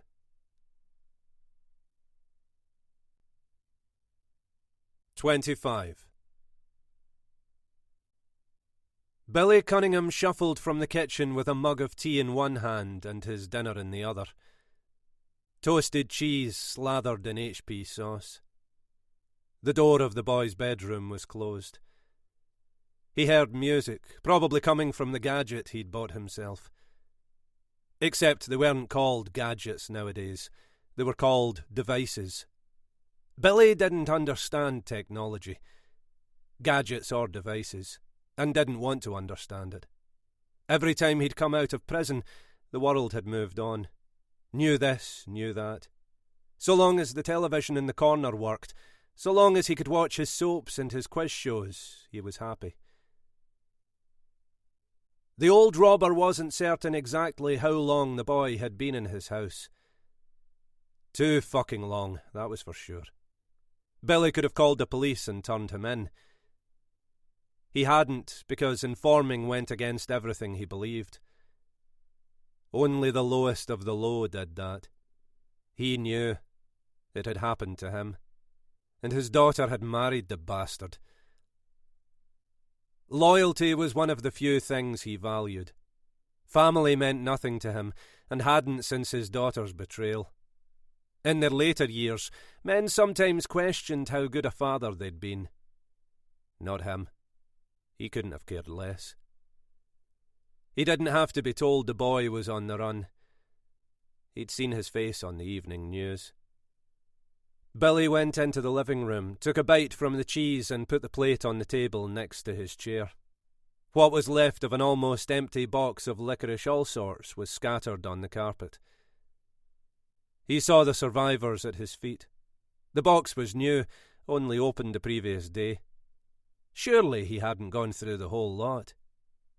He didn't have an answer. Last night he'd gone over the score with the booze, fallen asleep in the chair, and wakened in his bed with a pounding headache and no recollection of how he'd got there. The TV was turned down. He couldn't hear it. He settled for wolfing the bread and staring at the screen until a voice from behind startled him. "I'm off out. Bet you wish you were coming with me." Malky strolled into view, grinning. "Those were the days, eh, Grandad?" He was mocking him. "You're wrong, young fella. I've done what you're doing, and better, and stopped when I wanted to stop." "Yeah, right. Stopped when you got caught, you mean?" Malky pointed to the sweets on the floor. Got through those double quick, didn't you? Need to get you some more. Won't be tonight, though. Too much on. You ate them. I was sleeping and you ate them.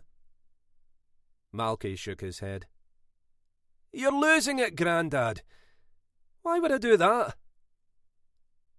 The front door banged behind him. Billy leaned forward, picked the all sorts up and counted them. 6. Only 6 left. Not possible. Somebody had helped themselves while he was in a drunken stupor, and it didn't take a big brain to figure out who. He lifted the remote control, about to turn the volume up, then thought better of it. Stopped when you got caught. Not how it had been. Not how it had been at all. Billy put a pink coconut circle in his mouth and closed his eyes. The licorice would never be a substitute for Capstan. Nothing would. He'd been smoking full-strength cigarettes since he was 13. As the health risks became better known, fewer and fewer shops sold them. Some people thought that was progress. Billy Cunningham wasn't one of them. Usually he regarded the past as a dead thing not worth revisiting. Tonight it helped to remember. They'd drawn up outside the sub-post office in Barmullagh shortly after 9 o'clock on a sunny Thursday morning. Too warm for the greatcoat with pockets deep enough to hide his weapon. As the woman inside opened the door, the queue of 24 stretched down the street. Nobody in it batted an eye at the 3 men in balaclavas. Their attention was on the sawn-off shotguns they held in their hands. From start to finish, the whole thing had taken minutes without a shot being fired. The car raced towards Royston Road to be swallowed by the urban sprawl, music blasting from the radio. Casey and the Sunshine Band. Give it up. He'd ripped his mask away and laughed with his accomplices. Good men. Senior service and Players Navy cut men. Both dead from cancer. The police hadn't taken long to come looking. They found him mowing the grass at the front of the house, stripped to the waist, drinking a can of Tennant's lager, enjoying the sunshine while his pale body slowly turned a blotchy red. His alibi, well considered in advance, was rock solid. Or at least it had been, until his daughter Hannah's boyfriend had blown it wide open. Billy disliked Tommy Boyle from the moment he'd first set eyes on his weasel face. Boyle testified he'd overheard him and 2 other men planning the robbery in the kitchen. More damning was the assertion under oath he'd seen his girlfriend's old man getting into a car with the same men at 8 o'clock on the morning of the raid. Boyle was older than Hannah by 6 years. He'd claimed he was trying unsuccessfully to have sex with the underage Hannah on the couch when he heard a car stop outside and got up to make sure her father hadn't arrived back unexpectedly. Billy Cunningham got out. Asked to estimate the time, Boyle screwed up his face, pretending to search his memory, and answered between 9:45 and 10. The first was a fantasy. It never happened. The second part was true. Tommy Boyle's motive came out at the trial when the prosecution were forced to admit the deal they'd struck with the scum squiring his daughter. The romance had been a way to get close to the man the police suspected of being behind more than 12 similar robberies. Judas wasn't in the public gallery when the jury brought in the verdict. Hannah and her mother were. When the foreman answered the judge, she'd cried. Billy almost cried himself. 12 years. 12 fucking years. Added to the time he'd already done, it meant half his life would be spent in prison. And the penny dropped. He'd had enough. Hannah travelled on the bus to Shotts every week, even after her mother buggered off. They'd spoken about the future in whispers, what they would do and where they would go once his time was up. That changed when word came to him on the grapevine she'd married the bastard who'd set him up. Tommy Boyle. Anybody but that guy. He'd had her name taken off the visitors list. Eventually, she'd stopped coming. At night in his cell, Billy turned his face to the wall. His daughter was dead to him. Now, to rub salt in the wound, the bastard's son was living with him. 18 months before Billy was released, Tommy Boyle quit Glasgow, leaving his wife with a baby in her belly, and hadn't been seen or heard of since. Eventually, years later, Hannah came to see Billy, asking for money. It was a winter's day, the ground was hard, and it was snowing. Reluctantly, he'd let her in, although that was as far as he was prepared to bend. She'd left empty-handed, the last time they'd ever met. Billy let a minute pass before opening his eyes. They were wet. On the table, the roasted cheese had gone cold and rubbery. It didn't matter. He wasn't hungry. If he was, there was another box of all sorts in the bottom drawer beside the bed. The mystery of the almost empty one wasn't a mystery at all. The boy had eaten them and lied about it. Like father, like son. The cheese went in the rubbish bin under the sink. Billy got a tumbler. There was enough in the whiskey bottle to see him all right, at least until he got to the supermarket. The alcohol was raw in his throat. Something else the doctor had forbidden. At his age, what exactly was the fucking point of giving anything up? He pushed the table to the far side of the kitchen and bent the linoleum towards him. The floorboard lifted easily. His hand disappeared into the hole. Over the years, a lot of things had been hidden here. His fingers trailed the darkness until they touched the canvas bag he was searching for. It was there. The boy thought he was smart, smarter than an old man. Billy pulled a thread from his cardigan and laid it over the bag. Smarter than this old man? He didn't think so.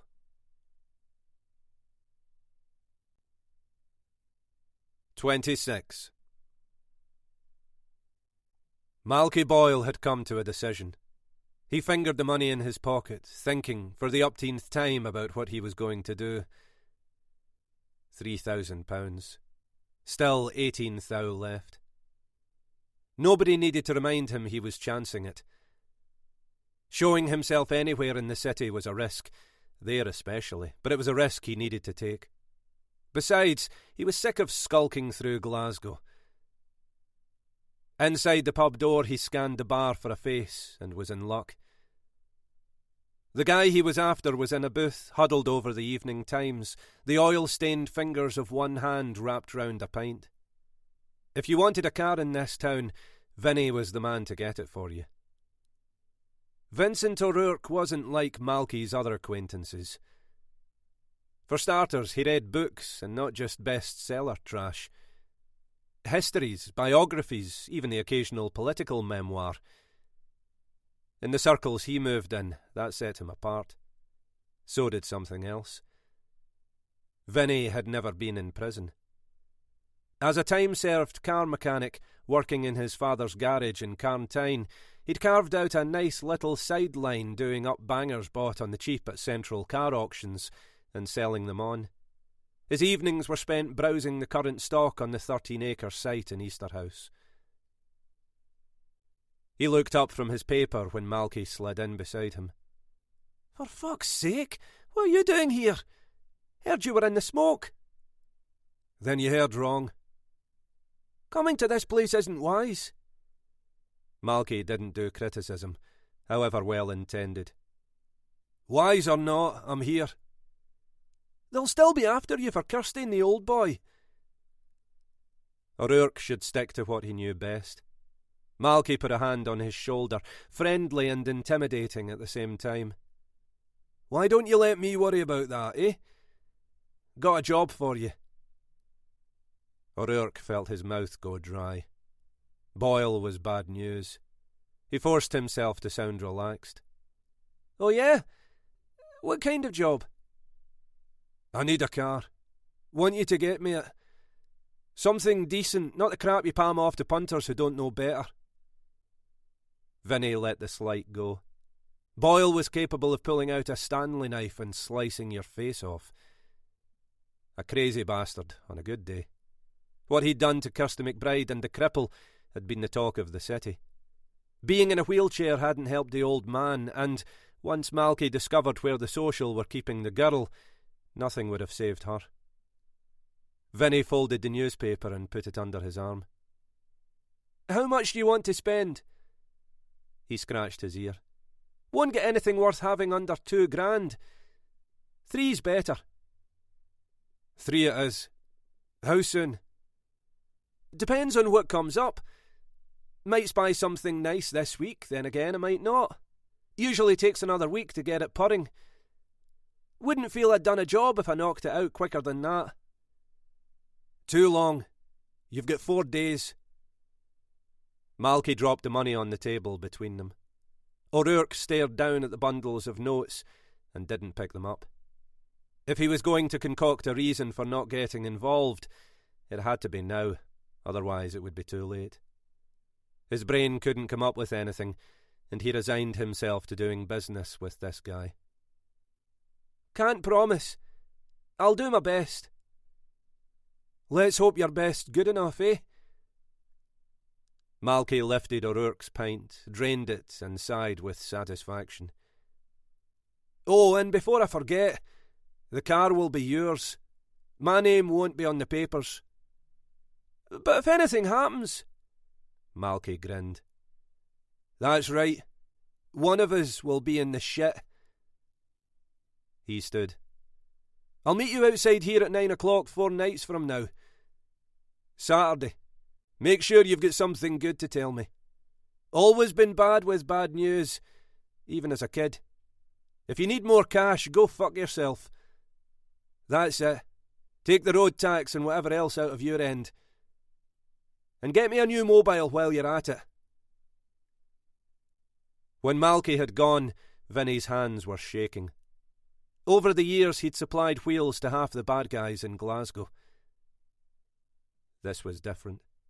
Malky Boyle was different. A genuine mad arse. Sale days at the auction were Mondays, Wednesdays and Fridays. Tonight was Tuesday. Vincent O'Rourke lifted his mobile and called his father to let him know he wouldn't be at work the next day. They sat in the car with the heater gently blowing warm air, doing their best not to discuss what they'd heard from inside the cottage. Whoever was in there had been terrified. Leaving them, even for a minute, took every ounce of resolve Mackenzie had. Calling the police would have been justified. So why hadn't she? Caitlin couldn't hold it together any longer and started to get out. There's still time to break in. Mackenzie grabbed her arm and pulled her back. Caitlin hadn't been where she'd been, didn't know what she knew. It doesn't matter whether there is or whether there isn't time. That's not important. Whatever's going on in that place ends tonight. Understand what I'm saying? It ends tonight. We need to be as clear as we can be about what we're up against. You think all we have to do is smash a window and whisk her away? She sighed and broke eye contact. If only it were that simple. Isn't it? It took a year before I felt safe enough to go anywhere by myself. 2 for the nightmares to stop. Ask yourself, why didn't she come to the window? The police found them playing Scrabble. Doesn't that strike you as odd? Judith could have blurted out that she was being held against her will. She didn't. Why not? Mackenzie answered her own question. Because she couldn't. Mackenzie chose her words. According to the police, her face was unmarked. I'd bet everything I have her body wasn't. Caitlin closed the car door. She wasn't going anywhere. What are you saying? He has a grip on her. Emotionally, psychologically, physically. I'm not qualified to judge. But it'll take more than a couple of well-meaning amateurs and a room at the refuge for her to have a chance of a normal life. OK, that's the future. Why should that prevent us from rescuing her or calling the police? Mackenzie studied her face. Caitlin didn't understand. She'll be damaged. Maybe more than we can begin to imagine. Believe me, I've been there. But you're okay. You survived. The comparison seemed apt. It wasn't. I was held for 9 days. God knows how long it's been for Judith. It's 6 months since anybody heard from her. There are hospitals, treatment. In time. Forget it. You're kidding yourself. Judith Thorne will never stop reliving the horror, unless... And there it was. The truth. Ugly and unavoidable. Since Kirsty McBride, she'd been coming to this place, or another like it. Safe as houses. The promise haunted her. Caitlin shivered, although the heater was on. You intend to kill him? Mackenzie didn't flinch. I intend to set someone free. She can only be free if she's certain he can't hurt her ever again. How would you feel knowing Peter Sanderson could still come after you? That was an accident. Of course, but how much better the threat doesn't exist. Men like Jack Walsh prey on people weaker than they are. The pain they cause only ends when they no longer exist. Then what are we up against? Mackenzie turned away. The answer she had wouldn't make them feel better. Earlier, they'd debated whether to come. That discussion had ended the moment the pitiful cry reached them. Emily Thorne wasn't a bitter, rejected mother bent on causing mischief after all. She'd told the truth, a truth easy to doubt in the comfort of the refuge. There was no doubting any of it now. They'd uncovered something sick, worse than sick. Something evil. The glow from beyond the curtains made the modest cottage in the Scottish countryside seem sinister. Imagining what went on behind the whitewashed walls made Caitlin's skin crawl. If she'd had her way, they'd be home. Judith Thorne would be safe, and the police waiting when Jack Walsh returned from another drunken session.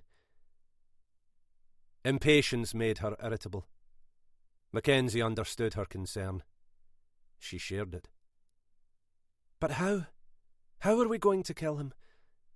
I mean, look at us. She was asking for details. A plan. We'll rush him as he goes in the door. After that...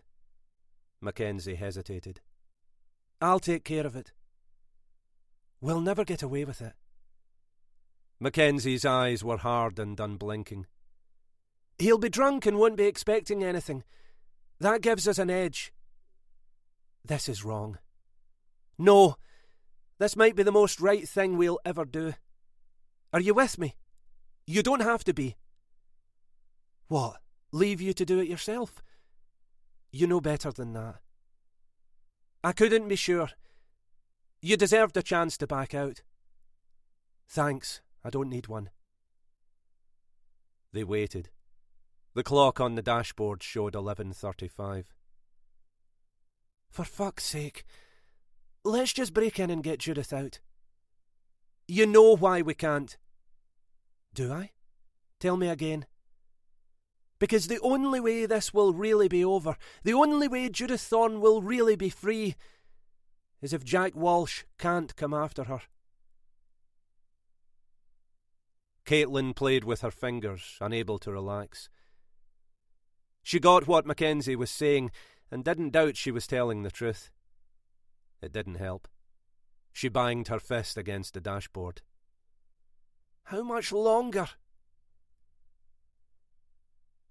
Mackenzie lifted the baseball bat from the floor in the back of the car and weighed the head in her palm.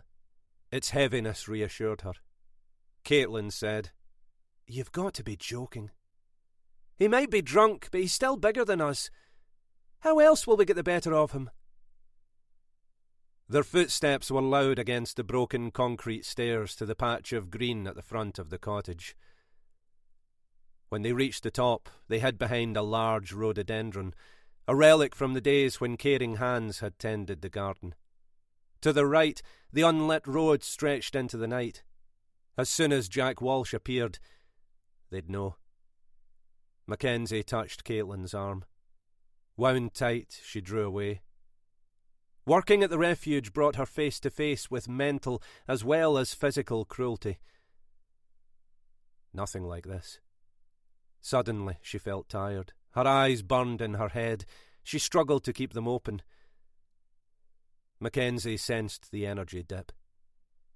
"Are you okay?"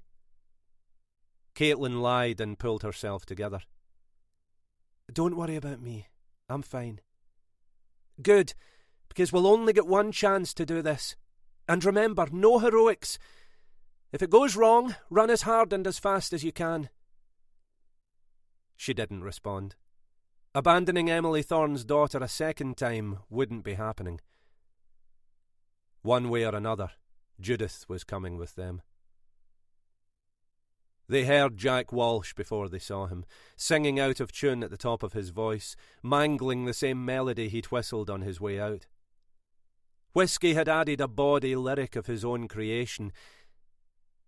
In other circumstances, comic. Not tonight. Behind the bush, Mackenzie and Caitlin's expressions were stone. Walsh fell up the stairs, muttering, one meaty hand gripping a plastic carrier bag like his life depended on it. The party was about to begin.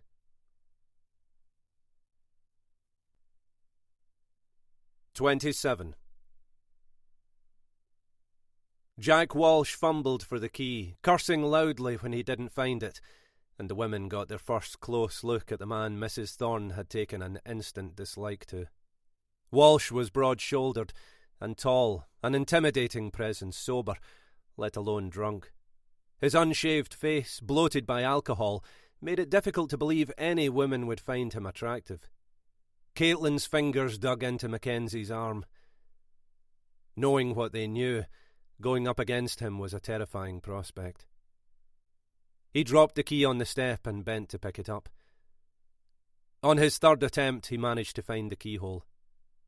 The door opened. Mackenzie whispered, "Now!" and they rushed towards it. Until they slammed into him, Walsh hadn't realised they were there. He thudded on the faded, threadbare carpet, one hand still clutching the plastic bag. Mackenzie tried to get past. He grabbed her leg, growling like an animal, and wouldn't let go. She lost her grip on the baseball bat and fell into the room the light had come from, scrambling on her hands and knees to get away. Walsh struggled to get up. Caitlin kicked him from behind. He roared and rose unsteadily to his feet. Caitlin screamed, "Where is she? Where's Judith, you bastard?" Walsh grinned an awful grin, as if enjoying himself, no longer as drunk as he'd been. "You want to take her place, do you? That can be arranged." Taking him on had been a mistake. Every instinct urged Caitlin to run, to get away from this monster. That would leave her friend alone. Mackenzie looked round the living room for something to fight with, seeing nothing more menacing than the Scrabble board set up on a card table in front of the fire. Walsh was between her and the baseball bat. The advantage they'd needed, was gone, and she was terrified. He took a slow step towards her. He was laughing. "Come to play, have we?" Mackenzie faced him down.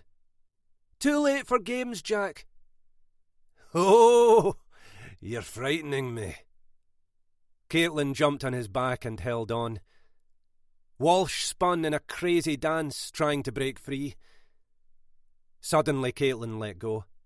He fell forward, striking his head off the table, scattering Scrabble pieces everywhere, and lay still. Mackenzie grabbed an iron poker from the hearth. "Get up! Get up!" She warned Caitlin to keep her distance. "Don't get too close to him. He could come to at any minute."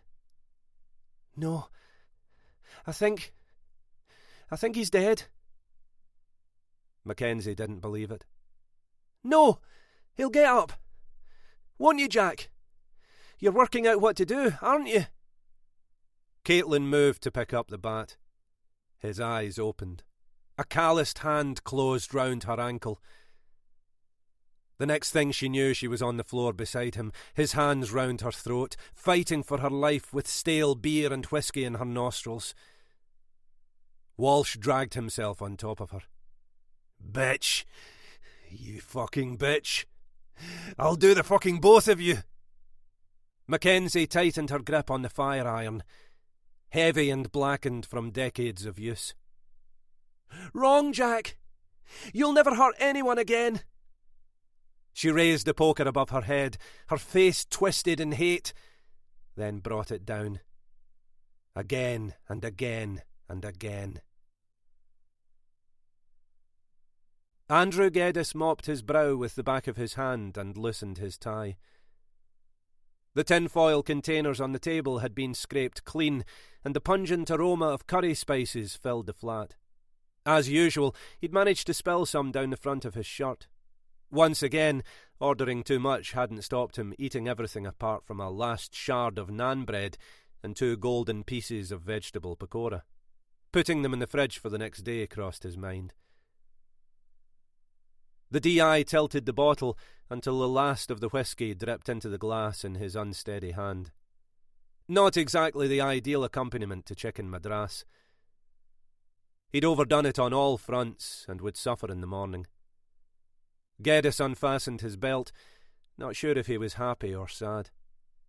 Maybe both. Was that possible?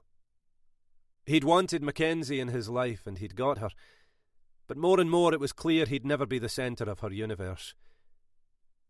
Independent women were fine, in fact he preferred them. His ex-wife waited until they were separated before redefining self-sufficiency with the help of her Rottweiler lawyer. A sorry experience Andrew had been fortunate to survive. Since they'd gone their separate ways, carry-outs, liquid and solid, had become par for the course. Marriage, as he told anybody who would listen, was a mug's game. Except now he wasn't so sure. Mackenzie wasn't Elspeth. Nothing like. She was beautiful, smart, and committed to what she did, as well as being the kindest person he'd ever met. So what was his problem? He knew the answer. She had a life that didn't include him, and a part of herself she kept hidden. Predicting her was impossible, alluring even, apart from on nights like that night when he'd no idea where she was or what she was doing, and insecurity ate at him. The whiskey, taken straight, mixed with chili, cumin, coriander and the rest, set his throat on fire on its way down. Geddes grimaced and emptied the glass. In the bedroom mirror he spoke to his reflection, sober enough to tell himself the truth, drunk enough to hear it. Mackenzie was special. He was in love with her. The Firth of Forth was a black snake slithering over the land beneath them. In the middle of the bridge, Mackenzie stopped the car, got out, and threw the blood-stained poker, the damp towel, and rancid dishcloth they'd taken from the bathroom and the kitchen to remove any trace they'd been there, over the side. Then she added the gloves and the hats they'd worn, and watched them drop into the darkness. She opened the passenger door. "Give me your shoes." "What for?" Mackenzie answered by taking off her own and dropping both pairs into the water below. "Footprints. We can't take any chances." The rest of the crossing was made in silence, with the lights of Airth and Stenhouse Muir twinkling in the distance. The women took no comfort from them. They hadn't spoken since leaving the cottage. Not a word. Mackenzie emptied her mind of everything except the road disappearing under the wheels, concentrating on keeping their speed to a shade under 70 miles an hour, refusing to allow herself to think. The last thing they needed was some zealous police officers pulling them over. That would be too much. A bad night had ended badly. Blood that had coursed through Jack Walsh's veins spattered their hair and faces. As soon as they got home, their clothes would be burned. Caitlin sat in the passenger seat, unable to look at Mackenzie. They'd had words in the cottage. Worse than words. Been close to coming to blows, because, after the hell they'd been through, Emily Thorne's daughter was still a prisoner. At the Cumbernauld intersection, Mackenzie indicated and headed towards home. Caitlin wasn't ready to let it go. Why didn't we bring her? Why didn't we bring Judith with us? Wasn't that the idea? Mackenzie was tired of explaining. They'd been over this, almost had a stand-up fight about it, with Walsh staring sightlessly between them. Her tone was terse, the words forced through clenched teeth. No, it wasn't. Checking out what Mrs. Thorne said was the idea. Doing some fucking good was the idea. Setting Judith free was the idea. And she is free. Free forever. The police will respond to the anonymous call. They'll find a dead man in one room and a woman locked in another, who couldn't possibly have had anything to do with it. But to just leave her... Caitlin was in shock.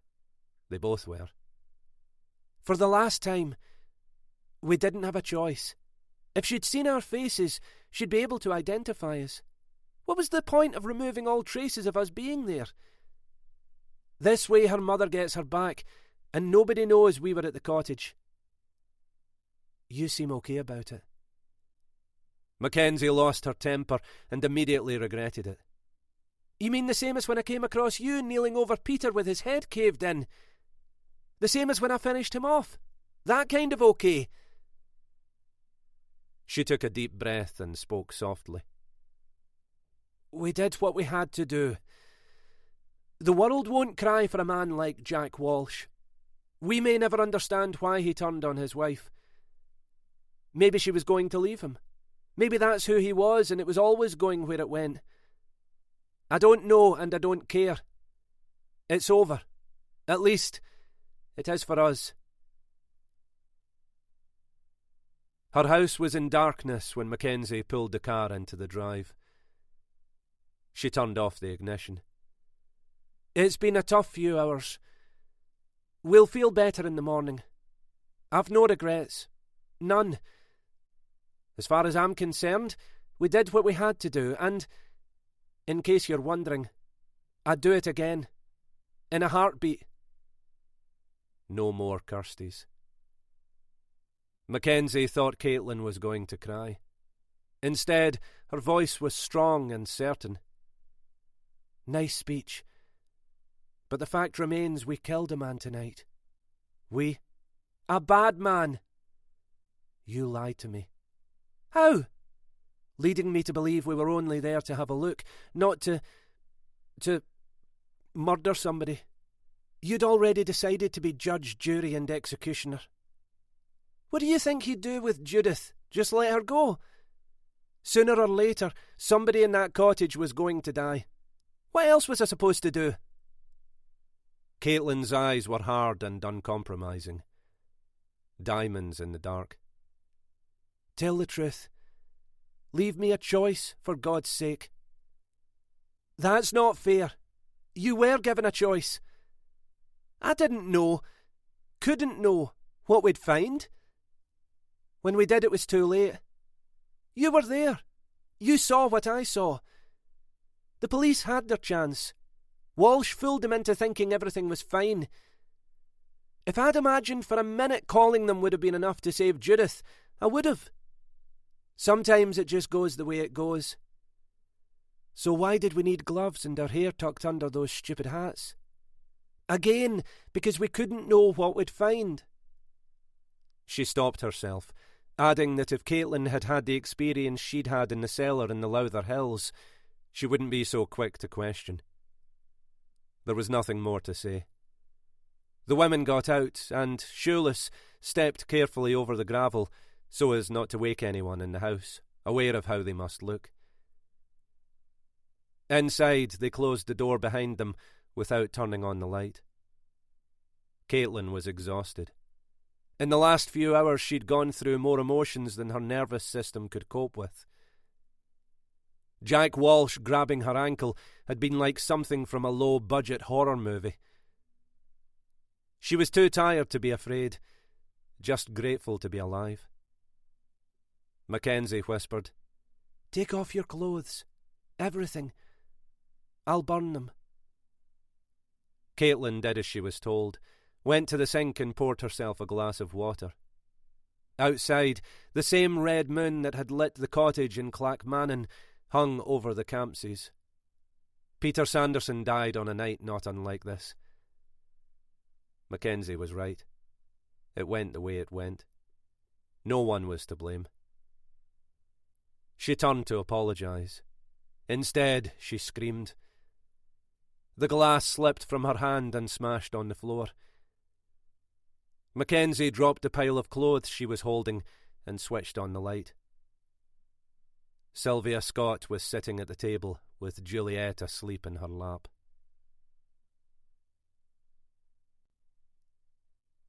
28. Sylvia's blue eyes took in their nakedness, the flecks of dried blood on their faces and in their hair, and the feigned innocence. In a gesture which would later seem ridiculous under the circumstances, Mackenzie held her hands over her breasts. "You startled us. We thought everybody was in bed." "Really?" Caitlin blurted out the first lie that came into her head. "We had a flat tire and got ourselves into a right old mess trying to fix it. We're filthy." "So I see. Lost your shoes too, by the looks of it." Mackenzie called the AA, or we'd still be there. Sylvia ran her fingers through the fur behind Juliet's ear, waking the dog. "You must think I'm a silly woman who'll swallow any old rubbish." No, it's true." "Is it? You don't believe us?" Sylvia ignored Caitlin and spoke to Mackenzie. "Let's save each other time, shall we? Cards on the table." "I know." Caitlin kept up the pretense. "What are you talking about?" "Know what?" "I saw you." "What do you mean?" Mackenzie stepped in front of her. It was pointless. They'd been caught. "You were at the window, weren't you? The night we buried a dead man. That what you were going to say?" Juliet padded over to the half-full water bowl in the corner and started to drink. Sylvia watched her for a minute before replying. "Haven't you noticed I don't allow Juliet in the garden and always take her for a walk? If there's one thing dogs love to do, it's dig." Mackenzie said, "We're going out again, so whatever it is you want to say it." "Not like that, I hope. Tell me what's going on. And if I don't, you'll go to the police, right?" Surprise mixed with hurt on Sylvia's face. "Wrong. I'm on your side. What makes you think I'd go to the police? Wouldn't I have done it already?" It made sense. Why would anyone let months go by? Caitlin said, "So what do you want?" "An explanation might be nice." And a strange night got stranger. Caitlin started with the attack on her in the back garden, faltering in places as she remembered. At the end, she said, "Sometimes I can almost convince myself somebody else did it." Mackenzie took over with Emily Thorne's visit, and her suspicion her daughter was in danger. Sylvia listened quietly and didn't interrupt. When Jack Walsh grabbed Caitlin's ankle, the lady from Corstorphine blurted out an uncharacteristic, "Christ!" The clock on the wall counted off the seconds while they waited for her to speak. Eventually, she nodded, slowly, deliberately, and asked a question. "Where's his wife?" "Still there. We couldn't let her see our faces." "Oh, the poor woman. What now?" "An anonymous call to the police. We would have done it sooner, except it has to be from a phone they can't trace to us. We mustn't be involved. It would put the future of the refuge in danger." Sylvia understood. "So not from here?" "We're going out again." "Where?" "Glasgow. To the public phones in Central Station. It'll be closed. Need to wait for it to open at 4. "Fine. Except I'm coming with you." On their way to the city, showered and changed, Mackenzie was unable to believe Sylvia was in the passenger seat. So often she'd been the heart of the refuge. The confidant, the cheerleader, the mother figure the others cleaved to. The letter from her daughters cutting her out of their lives had reduced her to a complaining old woman, the opposite of what she'd been. Being given the job of counsellor had helped her refine her spirit, though it hadn't come back as strongly as before. Until tonight. Her eyes were clear. There was a light in them. She was enjoying herself. She reached over and rested her hand reassuringly on Mackenzie's arm. "In case you're beating yourselves up, don't. Trouble came for you. You didn't seek it. It ran up against women who weren't prepared to look away. Courageous women. The kind of woman I want to be."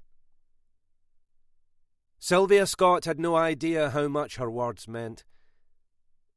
Since Andrew had brought the awful news of Kirsty McBride's violent death, Mackenzie had been haunted by the part she'd played. Sylvia glanced over her shoulder at Caitlin. "You did the right thing." They turned off the motorway at the Royal Infirmary, drove along an empty Cathedral Street past Strathclyde University and the City of Glasgow College. In the doorway of the Christian Centre, a bundle of rags lay still, a common sight nowadays.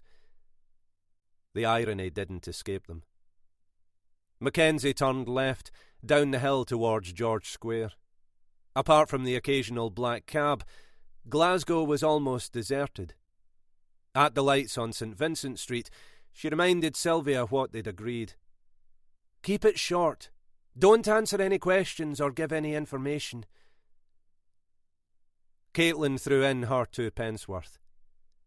"Tell them where the cottage is and hang up." Sylvia's sarcasm was edged with resentment. "I think I'm still capable of making a telephone call, thank you."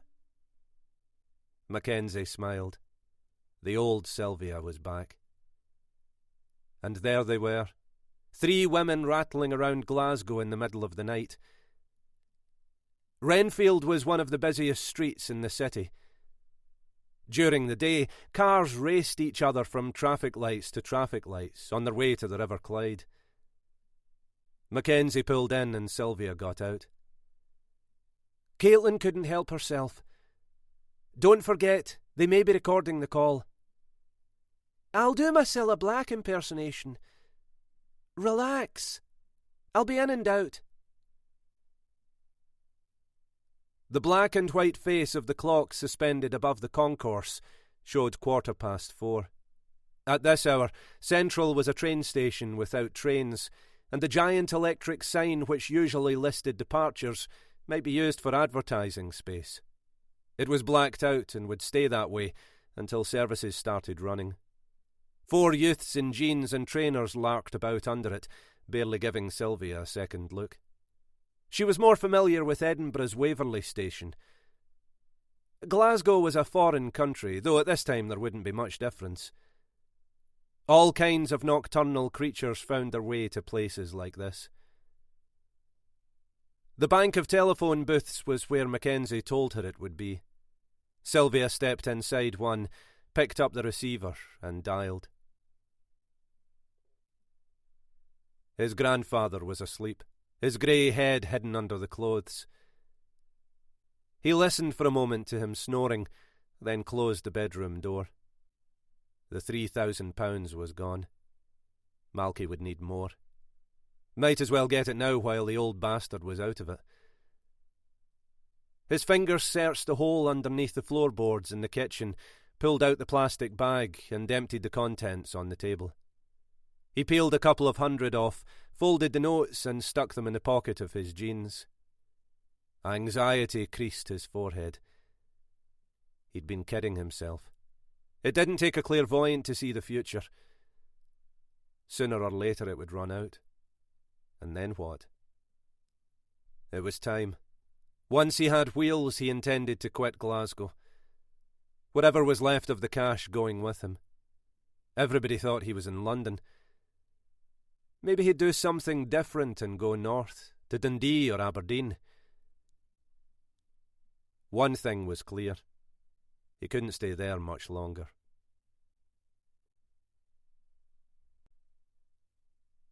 "29. For 35 years, Sylvia Scott had been the wife of an Edinburgh lawyer. To their neighbours, the Scotts seemed a solid, dependable couple, regular worshippers at Craigsbank Parish Church in Corstorphine, who never missed a watch night service on Christmas Eve. Her husband was secretary of the Edinburgh Conservative and Unionist Association near Cramond, and insisted they both vote Tory. Sylvia had been lying to him about that for 3 decades. She'd never voted Tory in her life, not what she'd told him when he quizzed her. Robert wanted them to take their holidays in their own country, even though, later on, they could easily have afforded to go anywhere in the world. As usual, he'd prevailed. They'd trekked in the Isle of Skye, walked the West Highland Way many times, and cycled through the Outer Hebrides. One memorable summer when she'd dug her heels in, they'd cruised the Crinan Canal on a vintage steamboat and ended with a helicopter tour of Edinburgh. Soaring over the castle and the Forth Bridges was unforgettable. But after their daughters returned to university and they were back home, Robert told her they wouldn't be doing it again. They didn't. The following year they'd camped in the Great Glen and been eaten alive by midges. With the girls gone, Sylvia suggested she find a job, even part-time, to get her out of the house. Robert wouldn't hear of it. No wife of his was going to work. Looked at from a distance, the signs of what was to come were there. Sylvia had been blind to them until the suffocating behaviour was so bad she couldn't breathe. The young Robert had been a man of strong opinions, attractive to the impressionable girl she'd been. Retirement had only increased his fear, or whatever it was that drove him. His hold on her tightened until the slightest disagreement was immediately overruled. Now she was homeless, expecting to hear she was being sued for desertion and was an accessory to murder. Yet, for the first time since the norms of her youth had disintegrated around her, Sylvia felt alive. And if she regretted anything, it didn't show. She was in the kitchen drinking tea with Mackenzie. Caitlin had gone to bed. Mackenzie was exhausted. The last 12 hours felt more like a week. But the adrenaline coursing through her bloodstream wouldn't let her sleep. Besides, when Irene and whoever was on the rota to help her cook breakfast came down, everything had to appear normal. In the background, the radio was on low, tuned to BBC Scotland. Sylvia said, "It's too early. The police won't release a statement so soon. You never know. I can't stop thinking about Judith Thorne, trying to convince myself we had no choice." Sylvia had no doubts. "You hadn't. There was more at stake than just her. You, Caitlin, and the refuge had to be protected. It was the right decision." "Was it?" I wonder. Absolutely. People depend on you. Not just us. Women who haven't found their way here yet. You saved someone without compromising any of it. And besides, as you pointed out, this way Judith can't be suspected of any wrongdoing. You make me sound like a saint. In a way, you are. Aren't you forgetting something? I killed a man in the process. A man who would have killed you. So yes, since you ask, I am forgetting it, and so should you. Judith Thorne's probably in poor shape. At least she's alive. How much longer would that have been true if you and Caitlin hadn't done what you did? I'll tell you, not much longer. Sylvia was playing the role she was born for. Earth Mother. Mackenzie realised how much she'd missed her. This wasn't the grumpy woman from Ayr Beach. This was a lady who, at different times, had breathed hope into all of them with humour and wisdom. Her daughters would never know how much they'd lost when they rejected her in favour of their father. So what now? I'd like to know the answer to that myself. Caitlin was standing in the doorway in her pyjamas, rubbing her eyes like a tired child. She sat down, waiting for the response to the question that had kept her from the sleep she desperately craved. Pray Emily Thorne doesn't mention coming here, Sylvia said. Because the police might connect us to the cottage. Mackenzie noticed the us and let it pass. Yes. The older woman played with her hands, uneasy with what she had to say. That wasn't what I meant. Wasn't it? I don't follow. Don't you? Should have thought it was obvious. She leaned closer. What happened to Judith Thorne isn't an isolated case. We know terrible things go on behind closed doors. We run into some of them here every day. This isn't the end, surely. The discussion had taken an unexpected turn. Mackenzie put her cup on the table and scolded Sylvia. However noble you suppose it was, what we did was ugly and brutal. Caitlin won't easily get over it, and neither will I. Yes, but thanks to you, another woman might. That's what I'm saying. Caitlin listened to the exchange. Ugly and brutal. An accurate description.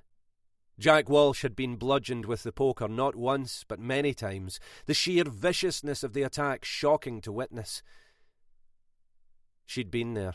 She'd seen Mackenzie standing over Walsh's lifeless body, her mouth twisted in a feral snarl, while the dull thud of metal on flesh, iron on bone, filled the cottage, reminding Caitlin of the rock repeatedly striking Peter Sanderson's head. Can I ask something? Did whatever happened between you and Andrew when we came back from Ayr have something to do with tonight? Mackenzie gripped her teacup with both hands. Her first instinct was to deny it, yet they deserved to be told. She wasn't ready yet. Walsh had been paid out. Not just for Emily Thorne's daughter, for Kirsty McBride too. A crime he hadn't committed. Maybe. All I know is that last night was one of the worst nights of my life. Sylvia tried to speak. Mackenzie cut her off. The idea we would become some kind of avenging angels is crazy. Crazy. That isn't what I'm suggesting. No, that's what it sounds like. Are you seriously telling me that when you decided to go to the cottage, it didn't cross your mind how it might turn out? Caitlin stared at Mackenzie. She'd asked the same thing. The question was unsettling. Mackenzie was flustered. You had to have been there to understand. The most likely scenario was that Mrs. Thorne was a mother with a grudge against her son-in-law. It nagged at me, so we went to see for ourselves. What we found was worse than anything we imagined. If it had been right to get Judith Thorne out and call the police to arrest him, we would have.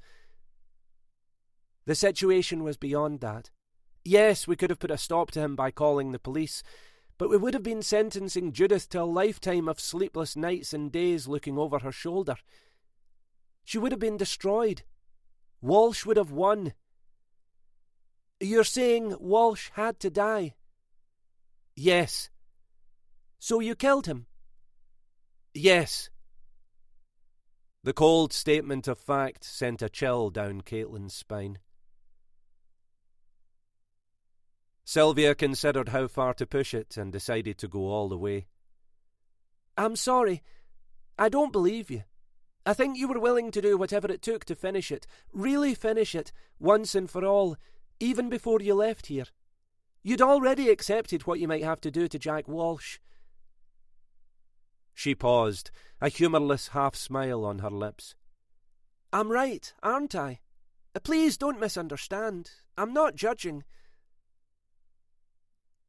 Mackenzie drew her shoulders back and sat straight in her chair. Sylvia Scott was forcing her to confront her darkest thoughts. No more Kirsties. You're asking if I intend to become a vigilante. The answer is no.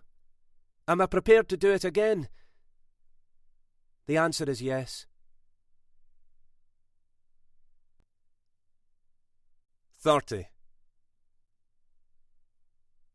Andrew Geddes sat at the back of the bar in the Italian Centre, near George Square, waiting for the couple next to him to finish their coffees and leave. Thank Christ he didn't have an early start. Sometimes, when his shift started in the afternoon, he'd arrive at NYB in time for breakfast, read the Herald from cover to cover, and still be there when they started serving lunch. Eating was out. He couldn't face it. His head ached, even his eyes hurt. The couple put money on the table and moved towards the door. Geddes took a moment to get himself together before making the call. The last thing he wanted was to reveal how ill he was, or come across like a petulant child.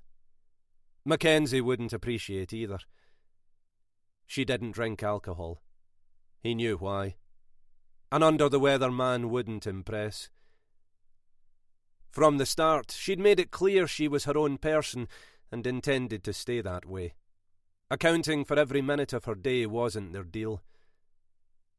Having her in his life came with conditions. The detective hadn't been looking for a relationship. Far from it. He didn't do lovey-dovey. Divorce, along with a bad end to his relationship with a woman called Sandra, had soured him for life, at least so he'd believed. Women were better avoided, said more times than he could remember. Mackenzie was different. And last night, even through the whiskey mist, the DI recognised he'd reached a place he'd never been. Admitting the depth of his feelings was a seismic shock the hard-nosed policeman couldn't blame on booze and shrug off in the morning, because the emotions were real and hurt more than his throbbing temple. He tapped speed dial on his mobile, conscious of his heart racing. No one answered. He let it ring until Mackenzie came on the line, sounding tired. It's me. Tried to get you last night. Where were you? Oh, nobody told me. I went to the shops with Caitlin, then for a Chinese. Which restaurant did you go to? Unprepared, Mackenzie faltered, then blurted out the first name that came into her mind. The Lotus in Bridge Street. Haven't been there. Good, is it? Very good. Caitlin fancied vegetarian. One lie, then another. Mackenzie's palms were clammy. Was this how it was going to be? What did you do?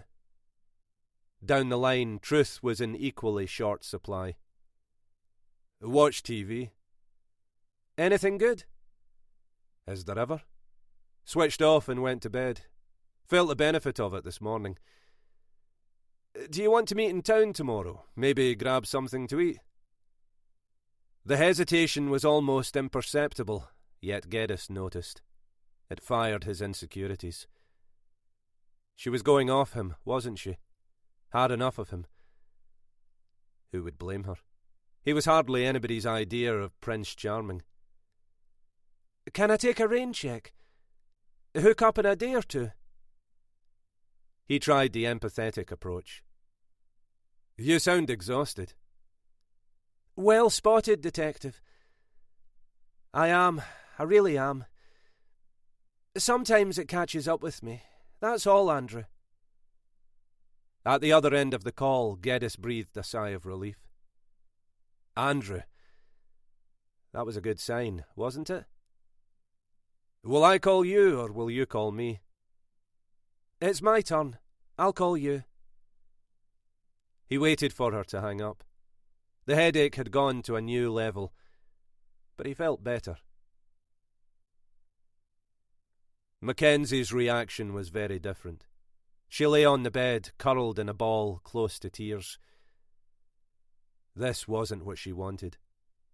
Deception didn't come easily. It made her uncomfortable and unhappy, especially when Andrew knew she wasn't being honest with him. And he did. She'd heard it in his voice.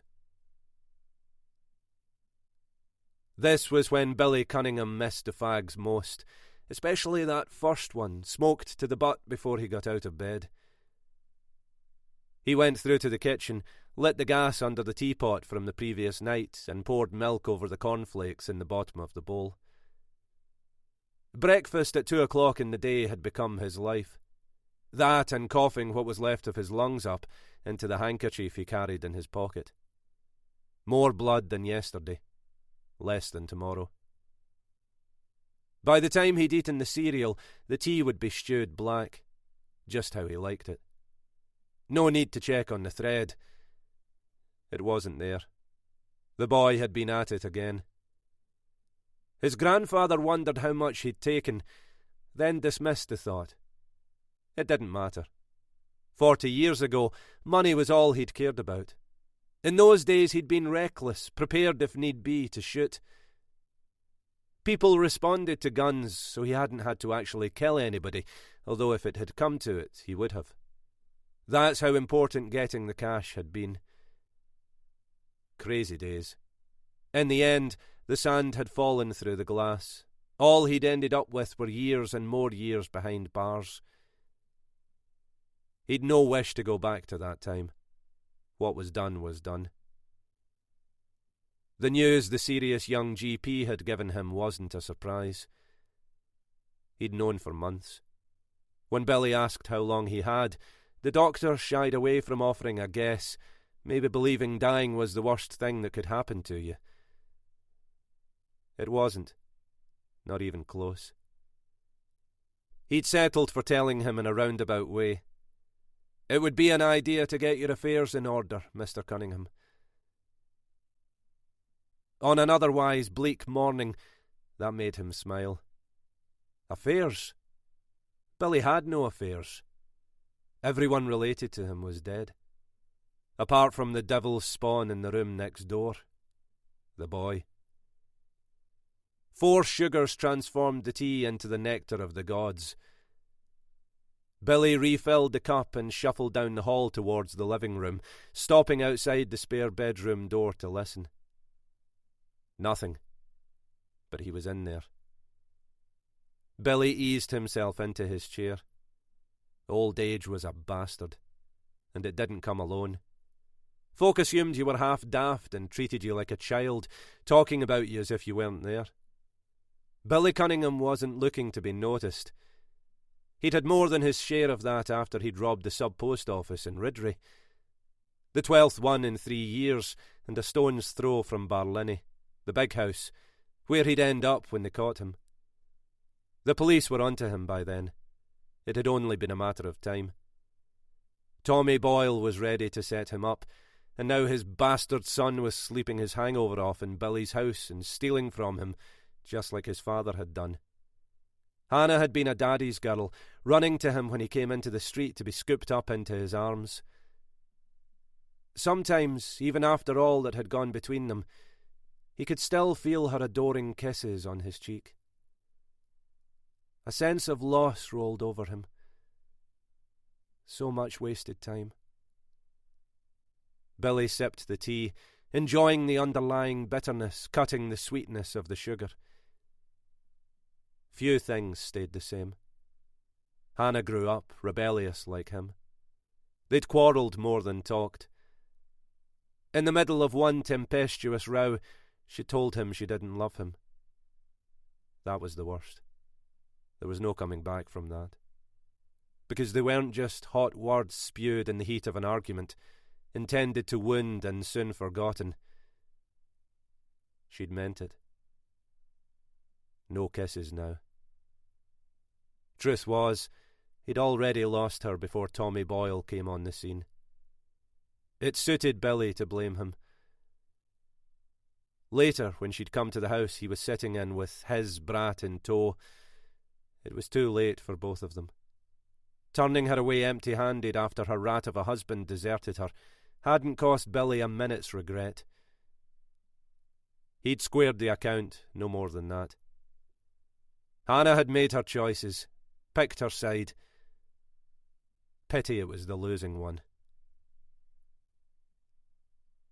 His grandfather was wrong. Malky wasn't asleep. He was lying on his back with his hands folded behind his head, thinking. He'd heard the floorboards creak, stop for a minute, then start again. In the beginning, although old Billy had been sullen and surly, behind the grey head and wrinkled skin, it was possible to imagine what a hell of a man he'd been in his prime. Not now. His clothes might have come from one of the charity shops on every main street and hung from him like a scarecrow. His cheeks were hollows in his face, his eyes sunken and watery, making him look constantly on the edge of crying. Crying? Billy Cunningham? Not fucking likely. When she was sober, less and less often towards the end, his mother didn't mention her father. With a few gins inside her, she'd retreat into the past, telling stories that always began and ended the same. Rosy tales of a childhood which probably never happened, followed by the inevitable and predictable tears of regret. Then anger when she'd bang her fist on the arms of the chair. Once she'd thrown her glass across the room, cracking the TV screen, and stormed off to bed, taking the bottle of Gordon's with her, of course. Apart from those drunken trips down memory lane, her lips were sealed. Malky spent his young life listening, picking up the details one at a time until a picture formed. Above the fantasies and drink-fueled fables, one incident stuck out from the rest. The final rejection from the man he called Grandad. Lately, Malky hadn't been able to get that particular humiliation out of his mind. It had taken years for his mother to die. Long years, slow years. The last 4 spent as an invalid, as, day by day, her connection with reality ebbed and flowed and slipped away. During the final hours, whenever he'd come into the bedroom to check on her, she'd mistake him for Billy, and beg all over again. Malky held her hand, comforting and despising her at the same time for allowing him to do that, not just to her, to them. His hand dipped under the bed, found the supermarket carrier bag, hauled it out and lifted it, pleased to discover it held 2 unopened cans. He pulled the top off one and drank. The beer was lukewarm. No matter. It was beer. This house, this room, had kept the police from discovering where he was. Dredging the address from the depths of his memory and coming here had been genius. He'd helped himself to the old man's food. Tins of soup, corned beef, the odd pound of mature cheddar from Asda with special offer written on it. Eggs, bread, and enough packets of toffees and licorice all sorts to sink a fucking battleship. Money wasn't the only thing he stole when the old bastard was asleep. If he lived to be 100, he wouldn't eat another all sort. He emptied the can, tossed it into the corner and considered hammering the second one. Not a good idea. It was too early. He had the whole day in front of him. His restless brain settled on the same unanswered question. Something had made Kirsty betray him. Not something. Someone. After Vinnie delivered the car, the first place he'd visit would be her pal, Paula. In his time, Andrew Geddes had worked out of every police station in the city. They called them police offices now, all part of a PR attempt to make them less intimidating to the public. Geddes didn't get it. His opinion, like all his opinions, was fixed. If you'd done nothing wrong, what was there to be intimidated about? Stewart Street, tucked away at the top of Cowcaddens, with the hum of the M8 audible whenever someone opened a window, was an old friend. He'd been stationed there twice in the last 20-odd years, and knew his way around. The hangover was passing, thank Christ. Not for the first time he was forced to admit drinking was a younger man's game. The desk in his office had a pile of case files awaiting his attention. Kirsty McBride wasn't one of them. Just as well. He'd given himself a doing over Kirsty more times than he could remember. And he was done. The man who'd murdered her was Malky Boyle, nobody doubted that. As Andrew had rightly predicted, catching him had proved to be beyond the menace. To say the trail had gone cold suggested that, at some time, it had been hot. Half the policemen in Glasgow knew how untrue that was. Geddes hated to admit it, but Jameson wasn't to blame. Boyle was probably on his way to London before Kirsty's body was even cold. So far, his crimes, double murder when the old man in the wheelchair died, had gone unpunished, though not unsolved. But the world turned, and on any weekend there was plenty on Andrew's plate. Being a policeman in Scotland's second city meant running to keep up. Old cases got forgotten. Nobody's fault.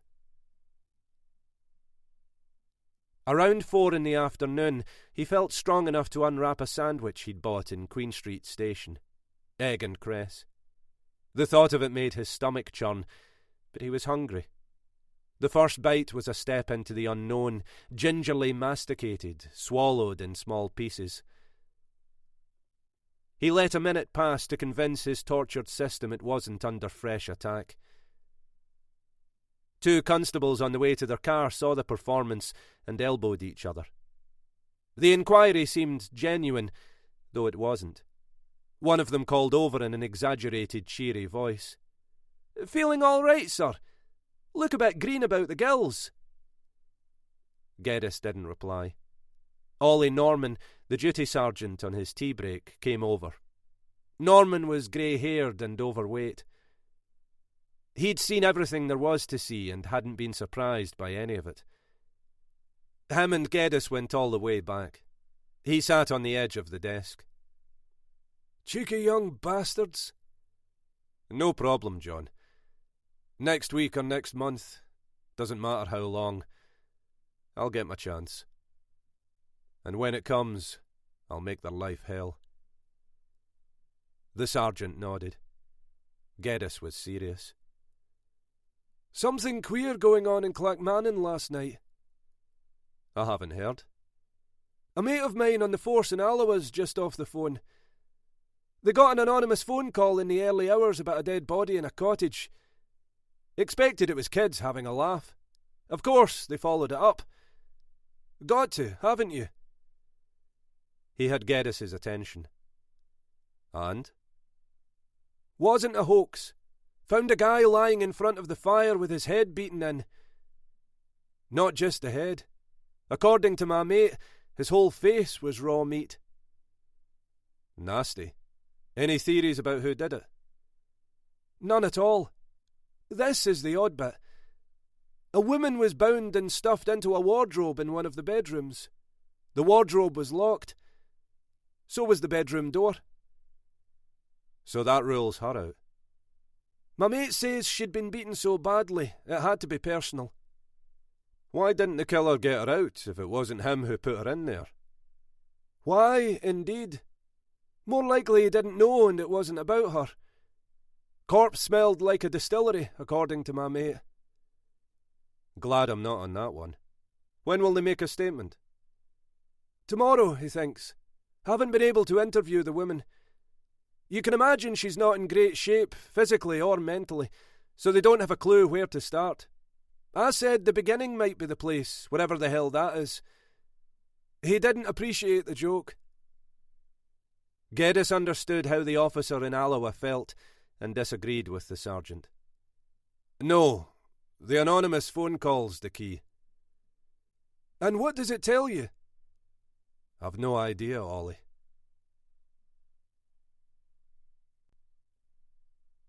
"31. Geddes got home to his landline ringing.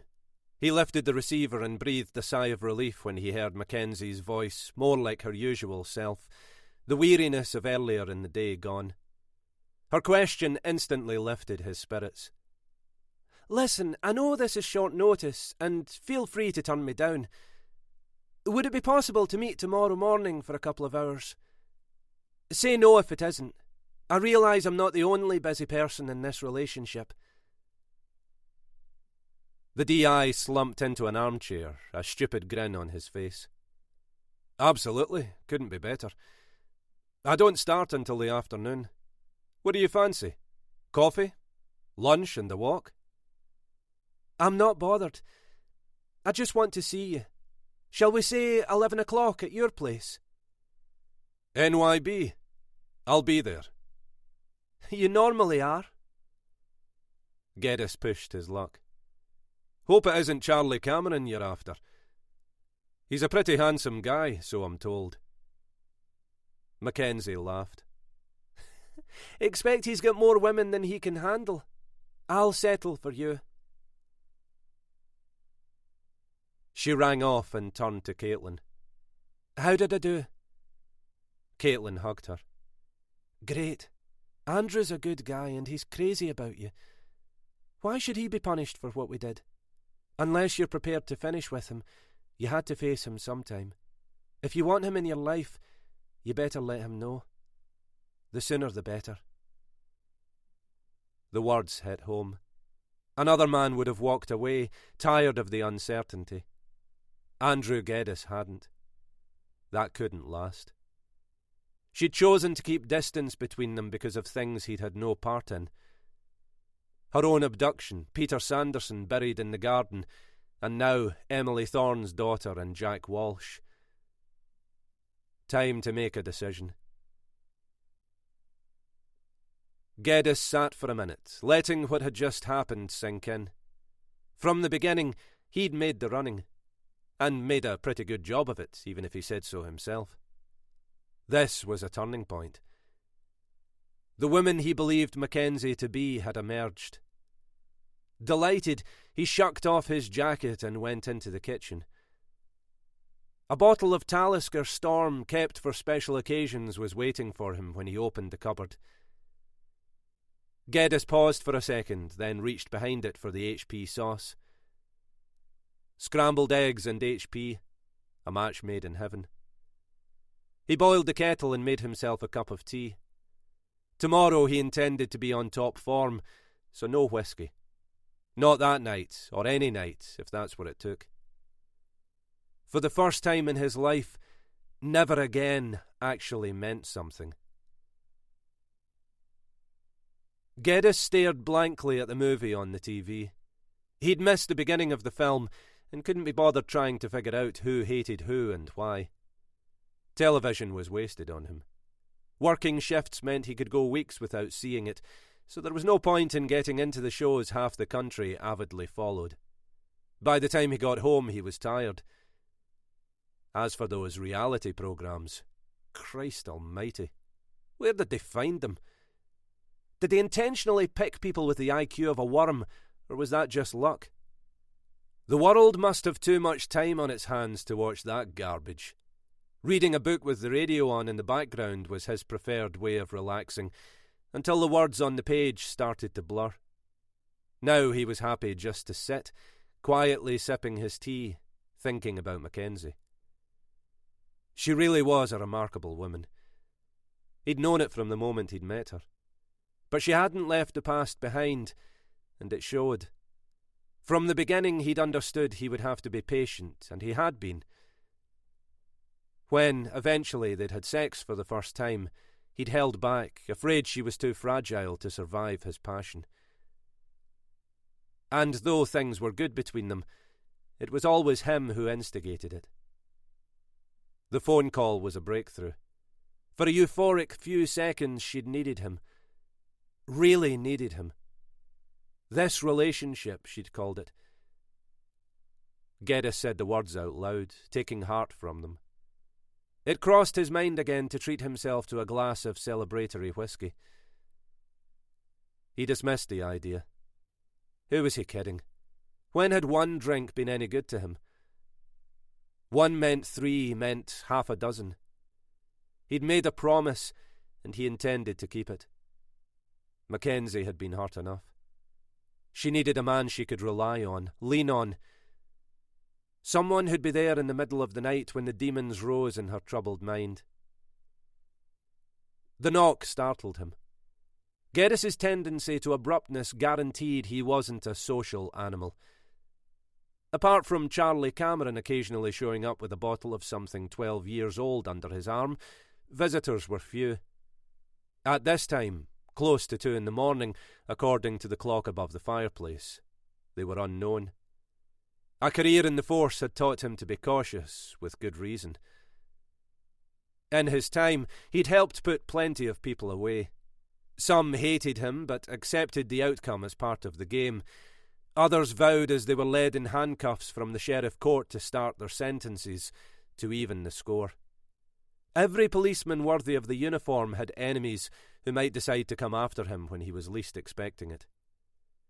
Geddes would need all his fingers and toes to count his. He stood at the door, listening, knowing the only way to find out who was on the other side was to open it. His brain raced through the possibilities, immediately throwing up half a dozen. The DI thanked a God he didn't believe in, that at least he was sober and able to defend himself. The knock came again, louder, more insistent. "Who is it?" The last voice he expected to hear replied, "It's me. Let me in." Geddes turned the key in the lock and pulled the door back. Mackenzie was leaning on the frame, her face flushed, a look in her eyes he hadn't seen. Before he could speak, she pushed him into the room and started kissing him. Hot, wet kisses that took his breath away. He tried to speak. "Mackenzie, what are you—" "Shut up. Just shut up." They stumbled against a chair and ended on the floor, tearing at each other. She straddled his naked body and eased herself onto him, slowly, deliberately, moaning softly. With the light behind her head and her long hair falling over her breasts, she looked like a goddess. Geddes played with her erect nipples. She took his hands away and pinned them to the floor above his head, moving her hips until all of him was inside her. Then she leaned forward, eyes hooded, her face rigid with lust, and rode him hard. When it was over, they lay side by side, satisfied and exhausted. Geddes couldn't believe what had happened. He arched over her and kissed her breast. "That wasn't expected. You should do it more often." Mackenzie ran a finger down his chest. "I intend to."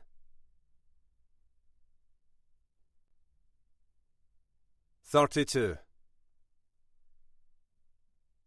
A gang of teenage boys laughed and joked their way along the street, talking too loudly, horsing around until they saw the figure hunched in a doorway opposite the pub, and the laughter came to an abrupt end. They didn't recognise Malky Boyle. They did recognise trouble. From the darkness, his eyes bored into their youthful faces. He took a last hard drag on the tiny stub pinched between his finger and thumb, dropped it to the ground, crushing it threateningly under his heel. The boys moved along, heads bowed. A smart move, because Malky was in a foul mood. Vinny was late. The situation Malky had created didn't suit anymore. He'd pushed his luck staying so long with old Billy, and knew it. The police hadn't come close to catching him, that much was true, but he was still in Glasgow, still wanted for murder, and still on the run. No further forward than he'd been the night the nosy cripple got what he'd deserved. Since then, he'd had sex just twice, both times with prostitutes picked up in Blytheswood Square on his rare nocturnal trips into the city centre. The first, with a girl who ought to have been doing her school homework, was short and anything but sweet. She'd moaned as soon as he touched her, kissing his neck, whispering she loved him. Fake as fuck. And if it was bad, the second time was worse. The girl wasn't a girl. 50 if she was a day, with a wedding ring on her finger. They'd gone into a lane behind the townhouses, turned offices, near a skip overflowing with rubbish and cats. 3 minutes later, he was walking down West George Street on his way back to his grandfather's, still horny. This was an important night, and he was on edge.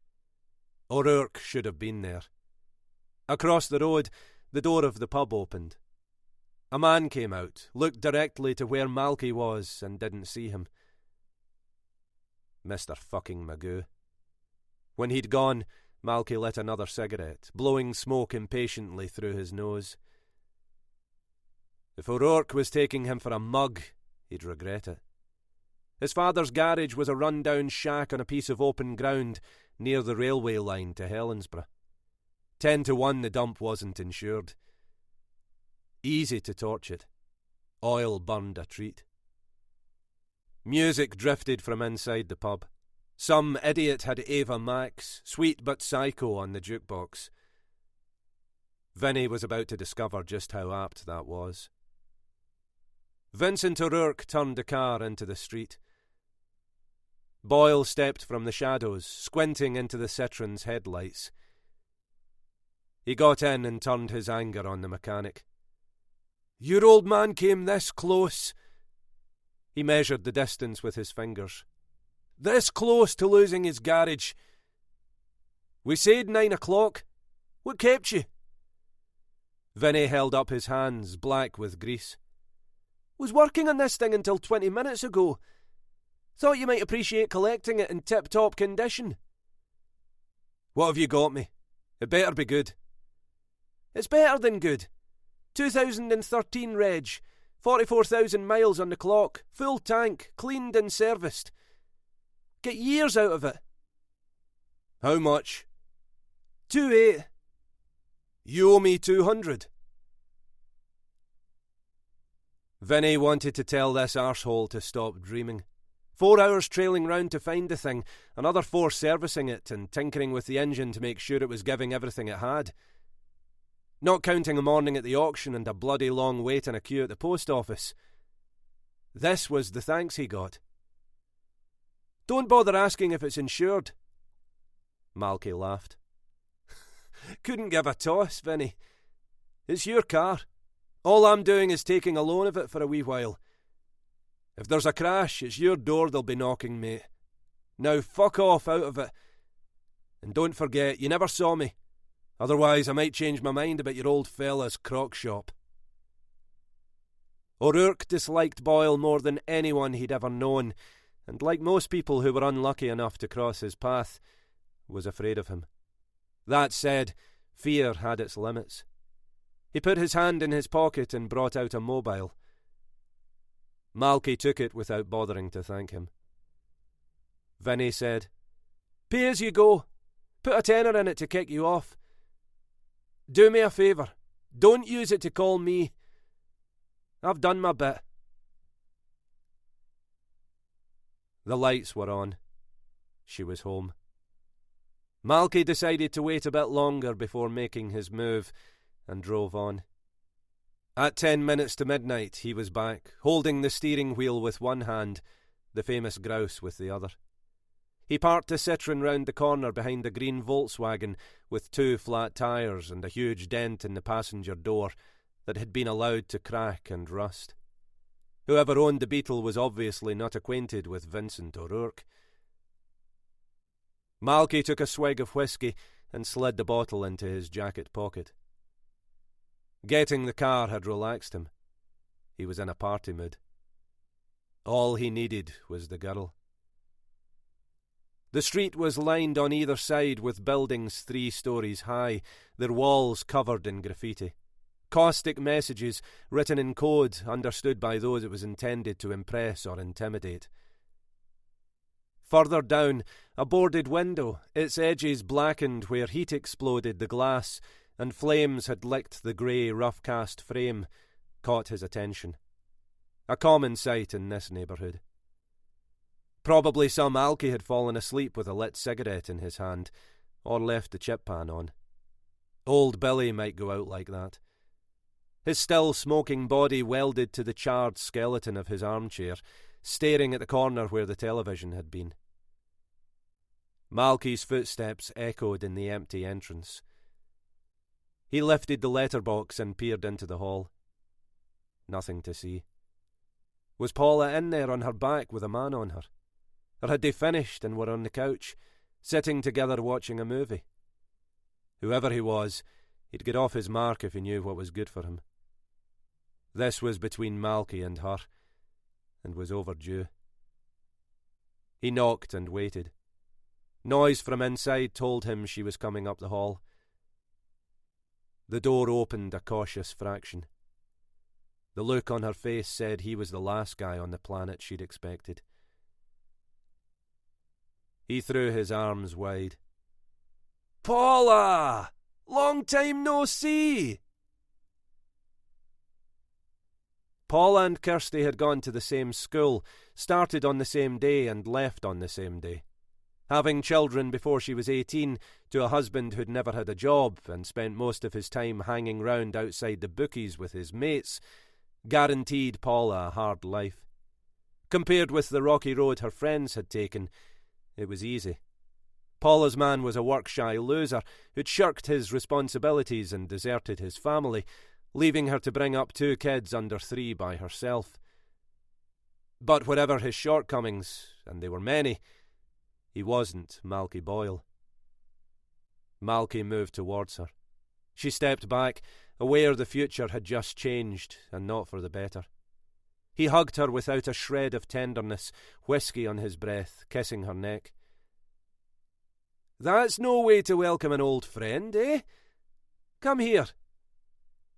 He guided her down the hall into the living room and closed the door behind them.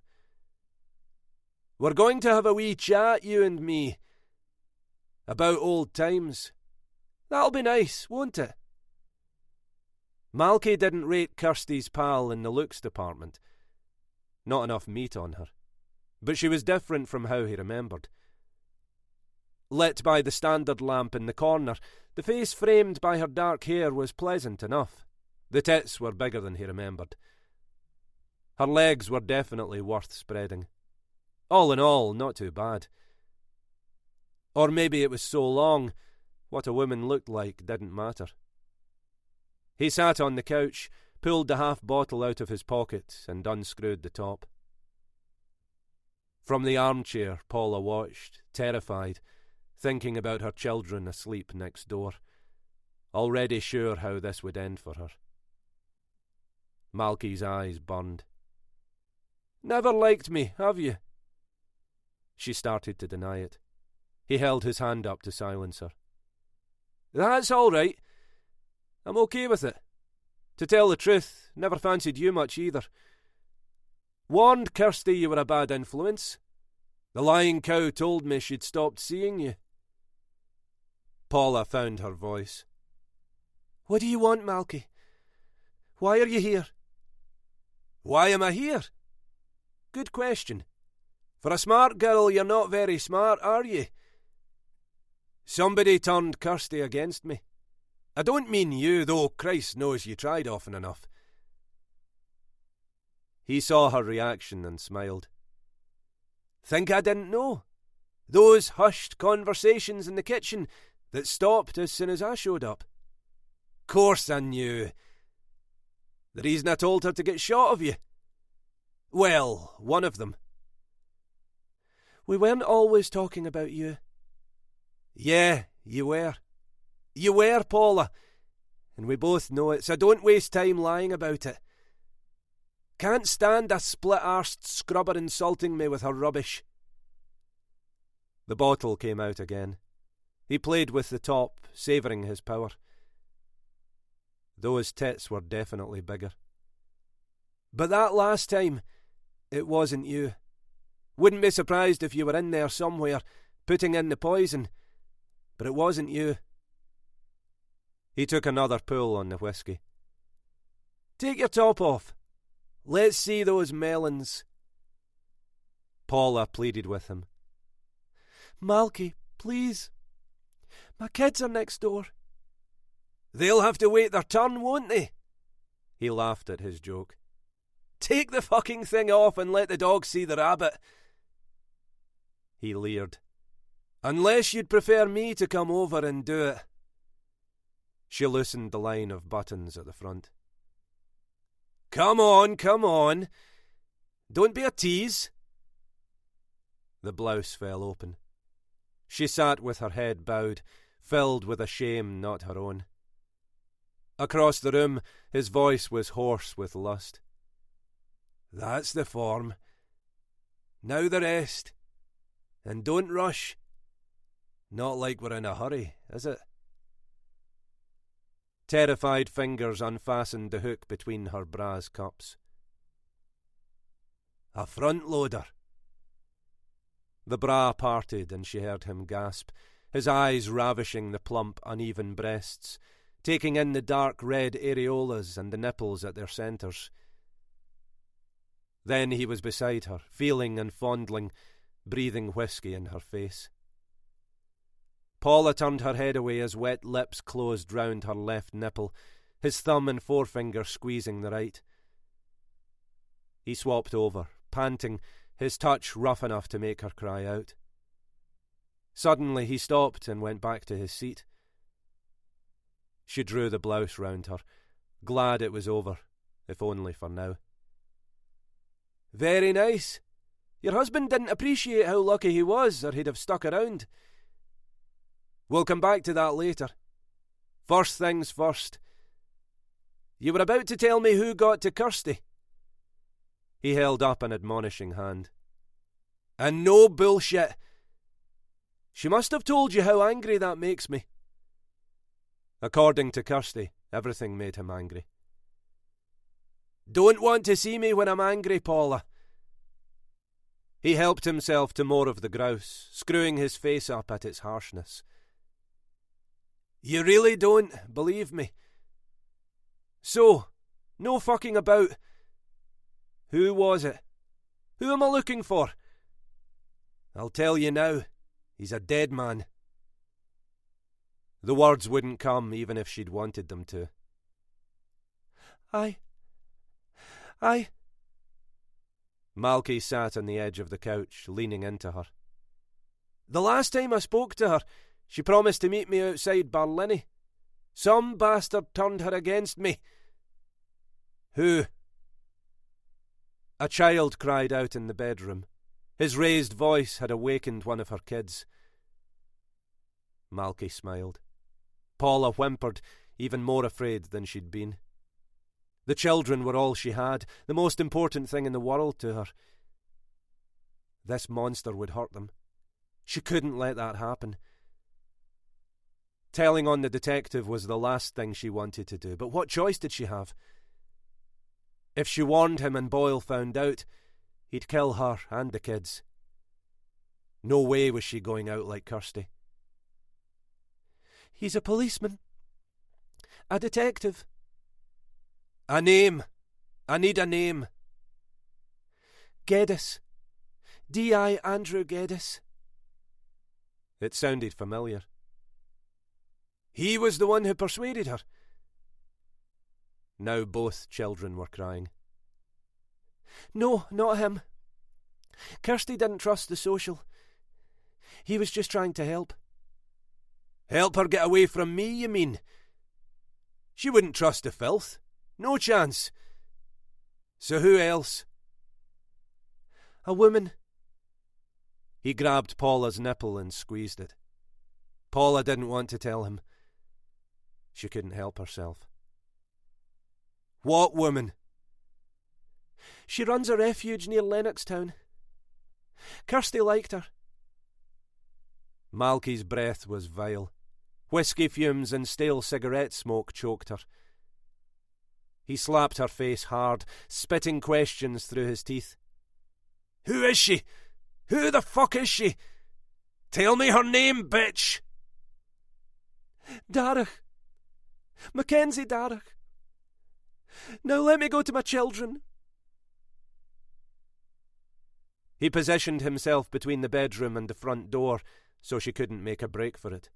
Her whispers travelled up the hall. Gradually their mother's voice worked its magic and the crying stopped.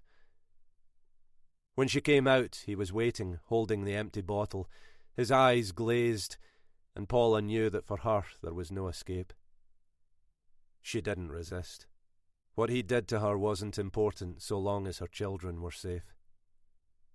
He took her hand, led her into the bedroom, and started to undress her. When his fingers touched her bare flesh, she recoiled.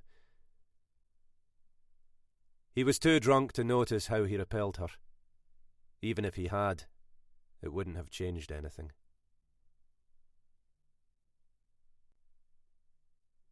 33. What they'd done in the Clackmannan countryside would live with Mackenzie, Caitlin and Sylvia for the rest of their lives. Yet in the morning, the sun came up as usual, and life went on. Weird. The buzz in the refuge, especially in the mornings, made it easier than Mackenzie had imagined it would be to act normal. Irene cooked pancakes as part of a massive fry-up. They wouldn't last long. The women may have lost many things. Their appetite for maple syrup, fried eggs and crispy bacon wasn't one of them. Caitlin and Mackenzie didn't make eye contact, both remembering standing naked in this very room hours earlier, with Sylvia's questioning eyes on them. The truth wasn't something they would have ever volunteered. Confessing it released them. Not that Sylvia had given them much choice. Mackenzie would have been happy to never see Mrs. Thorne again. The last thing she needed was a reminder of the cottage and what she'd done. The tiny lady had other ideas, on the phone insisting they meet, refusing to say why. Sylvia announced her like visiting royalty and showed her into the lounge where Mackenzie was waiting. The coat, scarf and gloves were the ones Emily had worn on her first visit. Her clothes might be the same. Emily Thorne was different. Relaxed, no longer the fraught person she'd been. Mackenzie feigned pleasure when she came through the door, and they shook hands. Through soft leather, she felt the same fragile fingers inside the glove. "How are you?" "Better. Much better." "I didn't expect to see you so soon. Has something happened with your daughter?" "Yes, rather a lot, actually.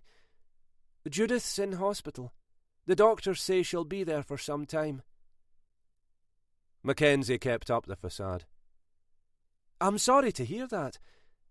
What's happened? Is she ill?" "Ill, no.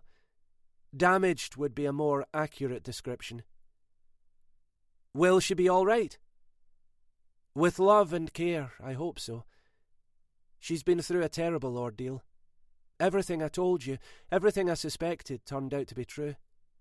He was keeping her prisoner. Locked in a wardrobe so she couldn't escape." "How horrible!" "We don't know why, because he's dead. Somebody killed him. You must have seen it. It was on the news." "I don't watch the news." Judith was in a bad state, not close to being well enough for the police to interview her. She spoke to me." Mackenzie's heart stalled in her chest. She fought to sound natural. "What did she tell you?" Every day of her life, Mackenzie talked to survivors of abuse and the people close to them. There was a way to do it. It took skill. This wasn't it, but she couldn't help herself. She isn't sure. She thought she heard voices. Female voices. What do you mean? She was confused. At first they seemed far away. Then they were closer. Inside. Judith hadn't been confused. She'd heard them at the window, and later when they'd burst through the front door. What kind of agony had she endured while they returned to the refuge to get cleaned up, before driving to Central Station to guarantee the call to the police remained anonymous and untraceable?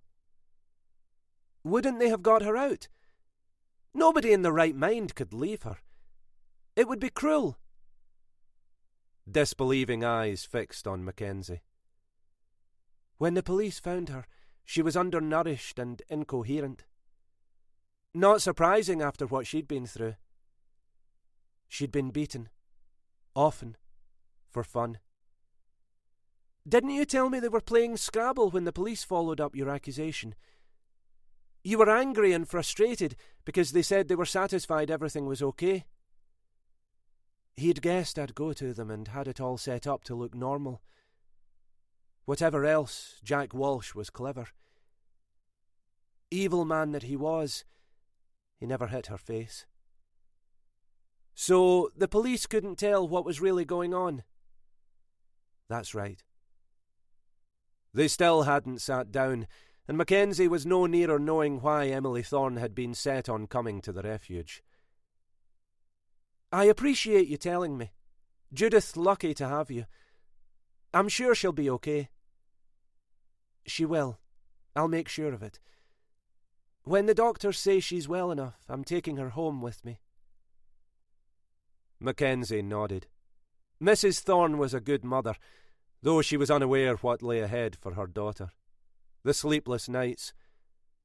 When her eyes finally closed, the nightmares, and the crushing dread rising from nowhere, choking, paralysing, refusing to go away. A hard road, maybe without end. She wished them luck. They'd need it. Mrs. Thorne turned to go. The entire conversation had lasted minutes. At the door she spoke in her small voice. You're wondering why I drove all the way out here, aren't you? Denying it would have been futile. Mackenzie tried. Judith isn't the only one who's been through an ordeal. It's been pretty tough on you too. Emily Thorne didn't disagree. Yes, it has. Nothing like my daughter. She smiled. It's quite simple. I came to thank you. And please, don't worry. You won't see me again. It was afternoon and they were in the garden. Caitlin was smoking, listening to Mackenzie retell the conversation with Judith Thorne's mother. When she got to where Emily Thorne thanked her and promised she would never see her again, the cigarette dropped from Caitlin's fingers. She knows. She knows we were there. Mackenzie heard the panic in her voice and spoke to reassure her. She thinks we were. She can't prove it. Nobody can. But they might, and if they do, we'll go to prison. The refuge won't survive. Wasn't that why we left Judith locked up, rather than setting her free? Mackenzie brushed her concerns away. You're assuming the worst. Worrying over nothing. None of that's going to happen. She came here especially to thank me. I pretended not to understand what she was talking about. That's the end of it. Is it? What if she confides in somebody, and they confide in somebody else? The only safe secret is the secret you never tell. Any association, even the smallest, with us and that damned cottage is bad news. Are you certain sometime in the future Emily Thorne won't be tempted to give her daughter the whole story? If she does, will Judith be able to keep it to herself? Because I'm not. Mackenzie's confidence faltered. Caitlin was right. The slightest suspicion they were involved raised a threat against the refuge.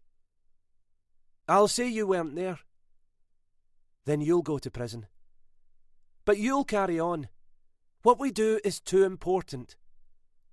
It wouldn't work. Why not? You'll have this place. I transfer money to keep it running. Caitlin held Mackenzie's shoulders and looked her in the eye. You really don't get it, do you? The refuge is yours. The rest of us, even me and Sylvia and Irene, follow your lead. Without you, it won't be the same. Caitlin stopped speaking, knowing how what she was about to say would be received. I'll tell the police I killed Walsh, that it was me, acting on my own. They'll never believe you. Yes, they will, if I admit to it. You're crazy. No, I'm not. You've saved me twice already. Once in the car crash and once with Peter. Without you, I'd be dead or in prison. And that's before we get to helping me rebuild my life. If that means telling the police I murdered a creature like Jack Walsh, so be it. Mackenzie was too stunned to respond. Caitlin said, I'd do anything for you. Thought you knew that. There had been times, not many, but some, when Malky felt the walls of Billy's back bedroom closing in. Lying in the darkness before dawn, chain-smoking, alone and lonely, studying the illuminated contact list on his phone while his fingers hovered over the familiar numbers, daring himself to make a call. He never had. This was the first time since he'd copied what he needed from the old one and ditched it. Isolation was the price of freedom. Zero contact. The reason they hadn't caught up with him. For that to continue required cutting himself off from everything and everyone. Not easy, though he'd managed it. People, the police included, had no idea Scotland's most wanted man hadn't left the city, that he was in Glasgow, planning his revenge on the ones who'd put him here. And now he knew their names. The new phone was silver, slimmer and lighter, with a bigger face. Malky couldn't have cared less. He'd told O'Rourke to get it because it was an untraceable bridge to the past, to his mates if he needed them, and, more importantly, to information they were better placed than he was to find out. He'd read the number from one mobile and tapped it in on the other. After a few seconds, a wary voice answered. Hello? He didn't identify himself, he just spoke. Liam wasn't daft, he'd recognise who it was. Need some info about a copper called Geddes. Is he still working out of Stewart Street? And some do-gooder called Darragh who runs a women's refuge in Lennoxtown. I'll call back tomorrow. He hung up. It was done. The wheels were in motion. In 24 hours he'd have what he needed. Liam wouldn't let him down. Malky's mind wandered to Kirsty's pal. Paula hadn't made a sound and let him get on with it. A bit like doing a dead body. Yeah, but after so long, better than nothing. She was scared for her kids and wouldn't be telling anybody. He'd go back and see her now and again for old time's sake. A shame Kirsty hadn't had some better-looking mates. Mackenzie listened to Andrew sighing in his sleep beside her. Deceiving him wasn't how she wanted it to be. She prayed he'd never find out what she'd done to Jack Walsh. And Peter Sanderson. She'd forgotten about him. Forgotten about a man she'd coldly finished off and helped bury in the back garden. Really? What did that say about her? The first murder was supposed to be the hardest to get over. After that it was easy. So they said. Well, easier. Maybe it was true because she'd acted like a savage in the cottage. Not just killing Walsh. There were other words for what she'd done. Slain, clubbed, bludgeoned. The most worrying part of it was that she didn't feel an ounce of regret. Fear they'd get caught, yes. Remorse for taking another human being's life, no. In her opinion, Walsh had deserved to die. Caitlin had accused her of being judge, jury, and executioner. Difficult to argue against. Mackenzie gently rolled the covers back and slipped out of the bed to the chair where her clothes lay folded. Andrew must never know the truth. He trusted her. It would destroy him. Geddes was a light sleeper. Decades of the phone ringing in the middle of the night had conditioned him. He sensed he was alone. The fingers searched the sheets for her, his voice deep, the whisper heavy with need. Don't go. Don't go. Stay.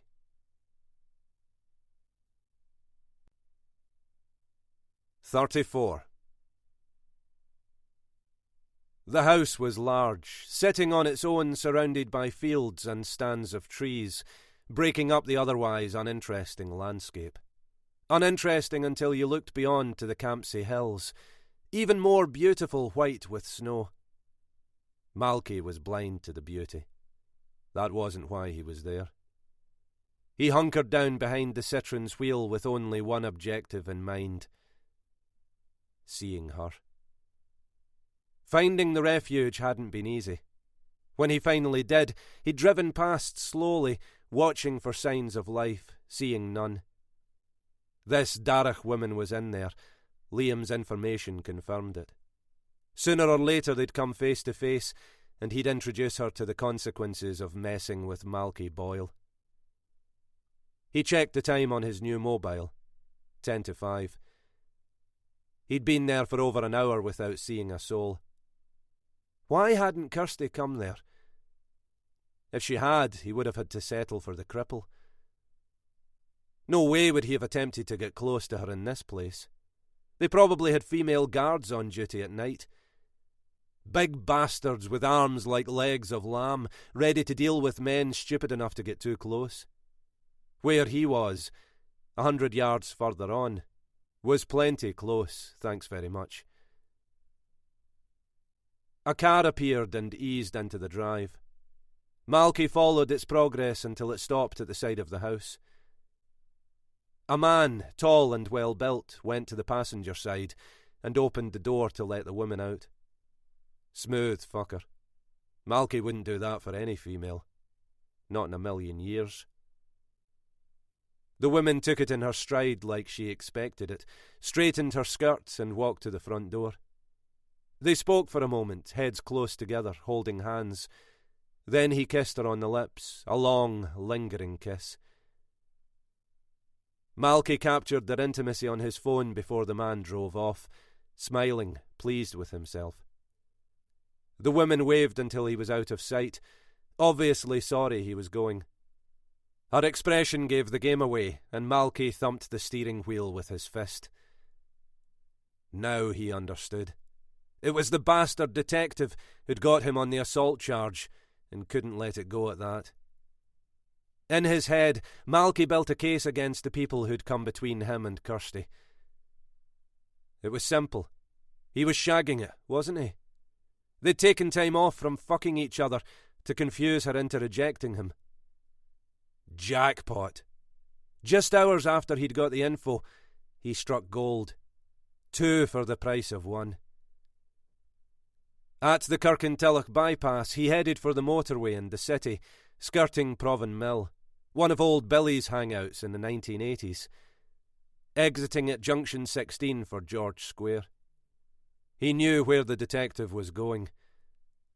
Liam was spot on. They pulled up together at the traffic lights past the passport office in Milton Street, Geddes in the middle lane, indicating to go right. Malky took the inside, cautiously glancing through the light snow that had been falling all day, at the bastard who'd persuaded Kirsty to betray him. The DI was in his 40s, greying at the temples of a lived-in face. Whatever the woman saw in him, it wasn't his good looks.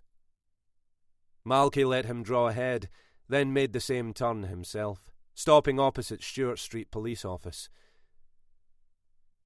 This fucker was keen. He wasn't coming on shift. Not at this time.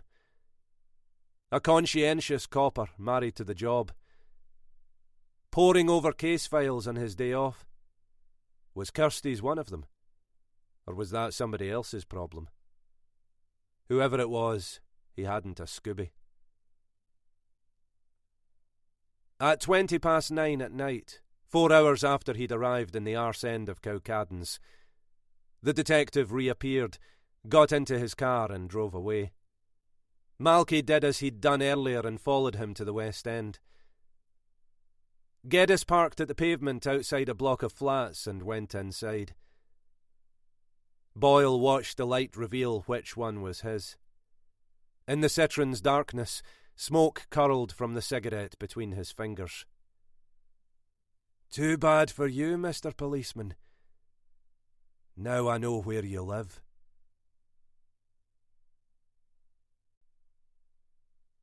Part 3. 35. Gina Calvi was 31, single and smart and tenacious, an essential quality in a reporter. She had her Scottish mother's blue eyes and her Milanese father's dark hair and skin.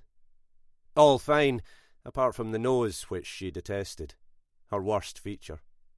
Led by her grandfather, the Italian connection had arrived in Scotland between the wars, settling in Greenock on the west coast, moving to Glasgow in the early 50s. Gina, the youngest of her parents' 5 children, excelled at school and went on to study journalism at Strathclyde University. A great career should have been hers. Not how it had gone. After 2 years at the Motherwell Times, honing her craft, reporting on local issues, spells with the Scotsman and the Herald on Sunday hadn't worked out. Her brutal end justifies the means approach and sensationalist spin on everything she worked on didn't fit the more reserved broadsheets. They demanded substance. Gina didn't do substance. Rejection hadn't diminished her fire. If anything, it made her stronger, more determined than ever to prove them wrong. The story to do it was out there. All she had to do was find it. She sat at her desk in her flat above Merchant City, bought with money her father had left her in his will, watching weak sunlight play on the sliver of Renaissance classicism which was the city chambers in George Square, and toying with her 5th cup of coffee of the morning. Caffeine strung some people out. With her, it energised an already overactive imagination. The mystery of the woman in the cottage in Clackmannanshire was intriguing. She could use it. Calvi spoke to the blank PC screen, rolling the title off her tongue. Survivors. But the idea excited her. A series of articles about Scots who'd come close to deadly harm and lived to tell the tale.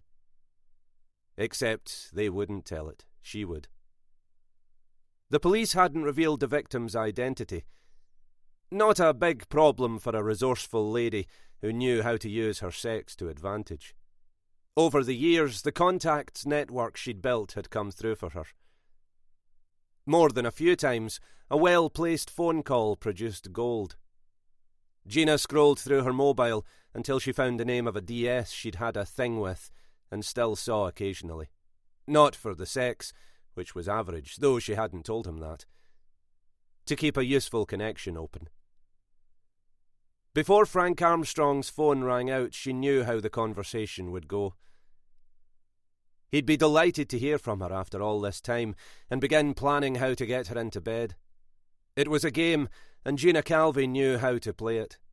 They'd exchange inconsequential chit-chat, then she'd announce she had to go. Someone was waiting. Frank would see the chance of screwing her slip away and do almost anything to keep her on the line, including conveniently forgetting she'd dumped him.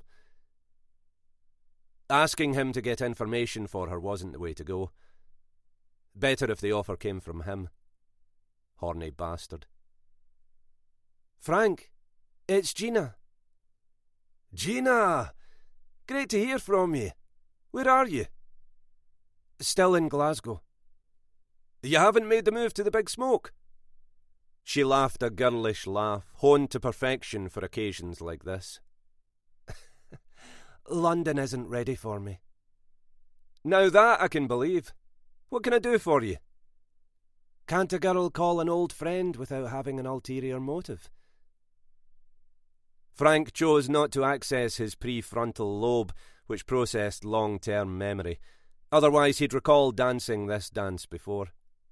When the music stopped the last time, he'd been the one without a chair. Absolutely. She can and she should. Gina took a breath and lowered her voice to a purr. I've missed you, Frank. Just about now his erection would be stirring into life. I've missed you too. When can we get together? The regret in her tone was pure ham. Not for a while, I'm afraid. Why? I'm running just to keep up. Every year it gets harder. Unless you have something special to sell, the Nationals don't want to know. Frank turned his face away so his colleagues wouldn't hear him sympathising like a spinster aunt. Poor you. Anything I can help with? Gina smiled. Men thought with their dicks, thank God. Name it. She played her ace, shutting him out. No, that's not why I phoned. I'm sitting here by myself, and you came into my head. You'd think I was using you. Gina pictured him leering into the phone. You can use me any time, Gina, you know that. Let me help. All right. The case near Alloa is strange. A dead man in one room and a woman locked in a wardrobe in another. You know the one I mean? What about it? His name was Walsh. Jack Walsh. Her identity wasn't made public. In situations like that, it often isn't. With good reason. Not one of yours, is it? No, it's on Central's doorstep. A mate of mine's part of the team working the case. Apparently she was in a hell of a state, thin as a pole and gibbering like an idiot. Think she's still in hospital. Why the interest? Gina acted vague. Just a thought I had about doing a piece called Survivors. People who've gone through terrible ordeals and come out the other side. Needs a sensitive approach, but the insight would be invaluable. No telling who might be helped by reading it. He piled the compliments on. Sounds interesting. You're the girl to write it, no doubt about that. Gina dismissed his faith in her. Probably wouldn't get picked up. Frank worked at convincing both of them. Oh, I don't know. What would you need to be able to write this Survivors thing? Bingo. Mackenzie drove across the river and parked near the bridge. She opened the car door. Juliet jumped out and ran ahead, sniffing the trees and the earth covered in leaves, marking her territory. Mackenzie followed, enjoying the fresh air. This had become her favourite part of the day, a chance to clear her head. And it was only fair to give Sylvia a break now her dog wasn't allowed in the garden. In the cold afternoon light, the ruined Lennox Castle stood derelict and abandoned, giving no indication of its wretched history as a former psychiatric hospital, once considered ahead of its time, before it fell from grace to become a dumping ground for those society deemed misfits. Wayward teenagers, unmarried mothers, people with Down syndrome or diagnosed with mental illness. She'd heard the stories of abuse, neglect and chilling cruelty. Echoes of Victorian London rather than 20th century Scotland. Behind the impressive facade, failing to address a member of staff as Sir had been punished by a beating. Drugging inmates insensible and making them sleep on filthy mattresses was common, while patients who couldn't take any more and ran away were chased by dogs through the very woods she walked in. People did terrible things to each other. Who knew that better than her? Mackenzie remembered her battle with alcoholism and her family's disbelief of her repeated claims a man in a black coat was stalking her. It could have been her running through the woods with snarling jaws behind her. There but for fortune. Juliet raced after a rabbit through a hole in the fence barring entry to the castle, and onto a second gap where vandals had prized the metal staves apart. Her barking broke the spell of the dark past. Mackenzie studied the crumbling building. Red blocks of stone were scattered on the ground. Inside, graffiti was daubed on walls, gang slogans and obscenities. A staircase to nowhere on the verge of collapse was visible, and the skeleton of a rusted iron fire escape clung to the outside. How many had it saved the night-greedy tongues of fire had reduced it to this? Usually she enjoyed coming here. Today the atmosphere was getting to her. She called to Juliet and headed back to the car. Behind a tree, Malky Boyle grinned. The woman was a creature of habit, too engrossed with the dog to notice him following her from the refuge again. Where she liked to come was quiet, perfect, in fact, for what he had in mind. Malky wasn't known for his patience. Far from it. Often he'd lashed out with his fists before he'd considered the alternative, though he was learning. Now he knew where he could get at both of them. The interfering bitch and her policeman lover would get what they deserved. Malky would make his move when he was ready. And when he did, it would be sweet. Gina agreed to one drink in the granary in Kilmarnock Road on the south side, near Shawlands where Frank lived. Dutch courage. Not that she'd need it. She'd done worse for less. Some people would judge her. Fuck them. Fuck all of them. At the end of the day, they both had something the other wanted and were prepared to trade. Consenting adults hashing out a deal. Where was the harm? In the pub he talked for 10 minutes about the merits of the real ale he was drinking, and another 15 about himself, then ignored the fact they were in a public place and tried to put his hand up her skirt, reminding her why their affair hadn't lasted. Frank Armstrong was a self-absorbed moron, as well as a lousy lover. The moment they went through the door of his flat, he dived at her, pulling the sweater she was wearing over her head, burying his face in her breasts, while his fingers fumbled to unhook her bra. The wall, cold against her back, made her shudder. He mistook it for passion and moved faster, unzipping her skirt and sliding it down her legs to the floor, tearing her knickers away. His trousers fell to his ankles, a knee roughly parted her naked thighs, and he was in her, moaning. Gina felt nothing. The insistent slapping of skin against skin, in sync with his grunting, faded.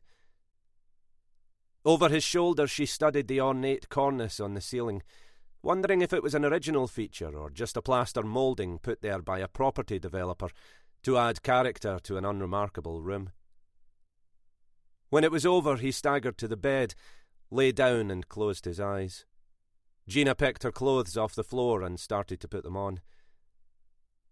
The sound got Frank's attention. He sat up. "Where do you think you're going?" "Home." "What's the rush? Wouldn't you like an address to go with that phone number?" Gina hesitated. "Yes." "Then come here." She crossed the room and stood in front of him.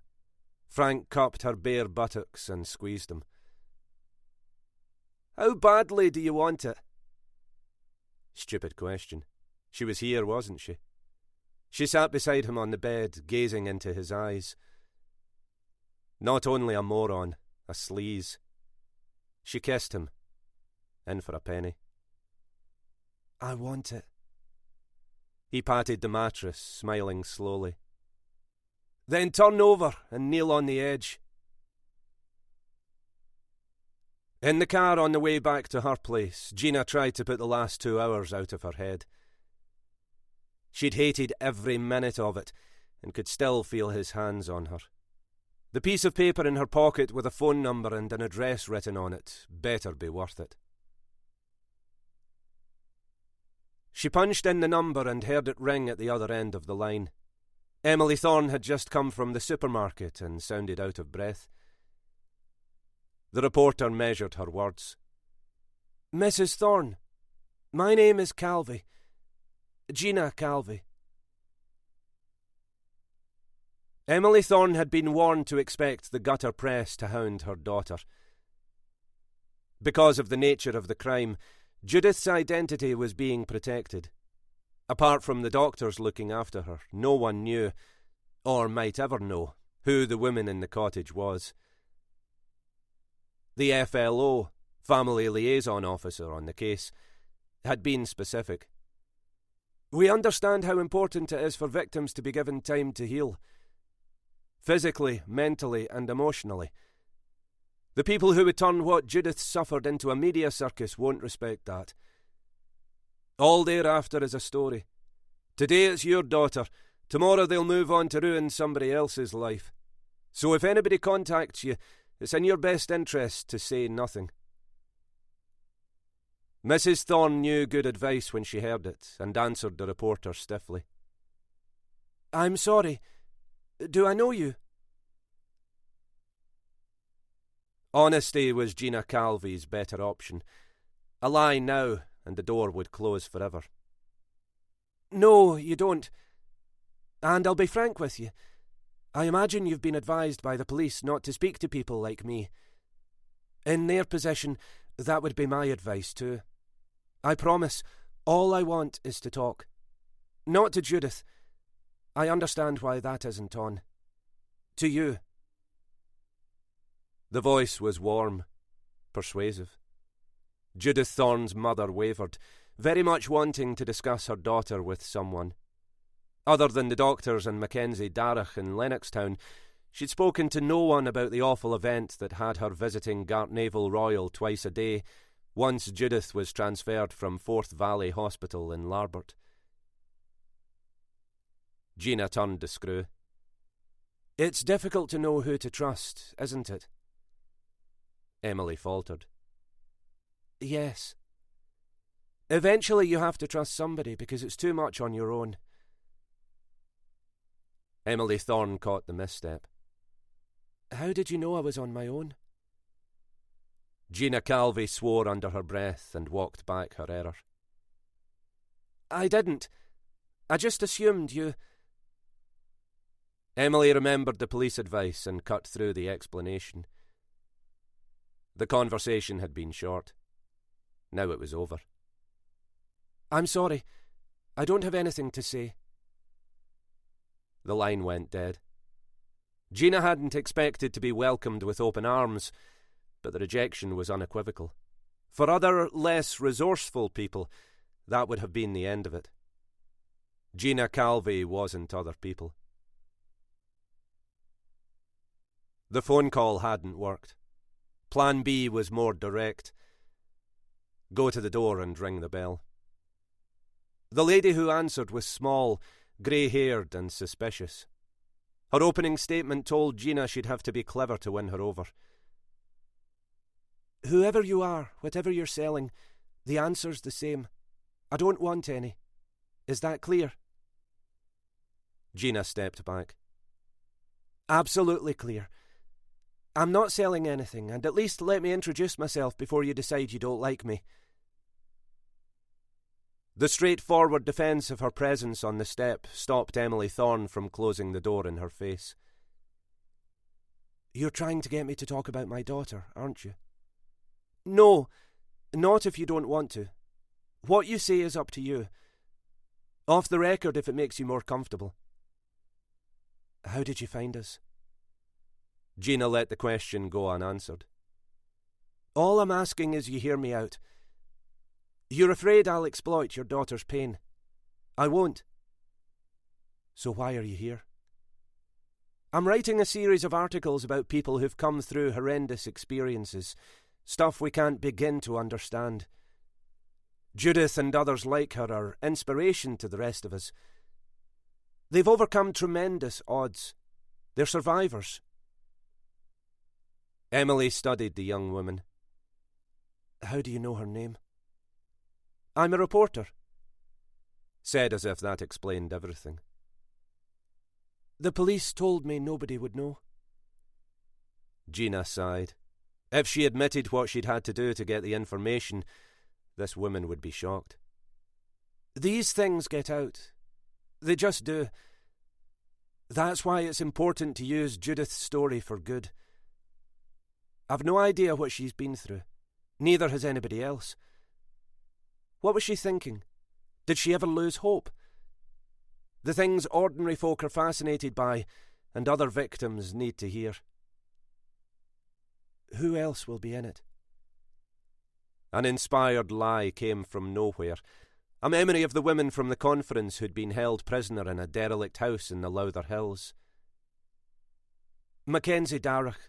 When she was abducted, her name was kept out of the news. Eventually, she told the story herself. Oh, yes, she's very nice. You know her? How did you meet? Mrs. Thorne tried to cover her mistake. No, I don't. Not really. I saw her on television once. Gina Calvey spotted the slip and pressed her on it. Has she visited Judith? No, I told you. I saw her on television. We've never met. And I haven't changed my mind about not talking about my daughter. In time, Judith may decide to, I can't say. That will be her decision. Being her mother doesn't give me authority to speak on her behalf. She started to close the door. So, if you don't mind, I have things I need to do. Gina hadn't been thrown out. That would have been impossible because she hadn't been allowed over the threshold. But she wasn't leaving empty-handed. The woman had no talent for deception. She was hiding something. On the drive home, Gina considered what it might be. Obviously, the daughter's ordeal had taken a toll on her. Any parent would react the same way. Except she'd seemed to be coping until the Mackenzie reference rattled her. Why? What was the connection? On the surface, the link was clear. Both Judith Thorne and Mackenzie Darragh had been prisoners. Not many women had that in common. It would be natural for them to bond. So why not say so? Why deny it? Unless there was more to it. Directory inquiries gave her the number.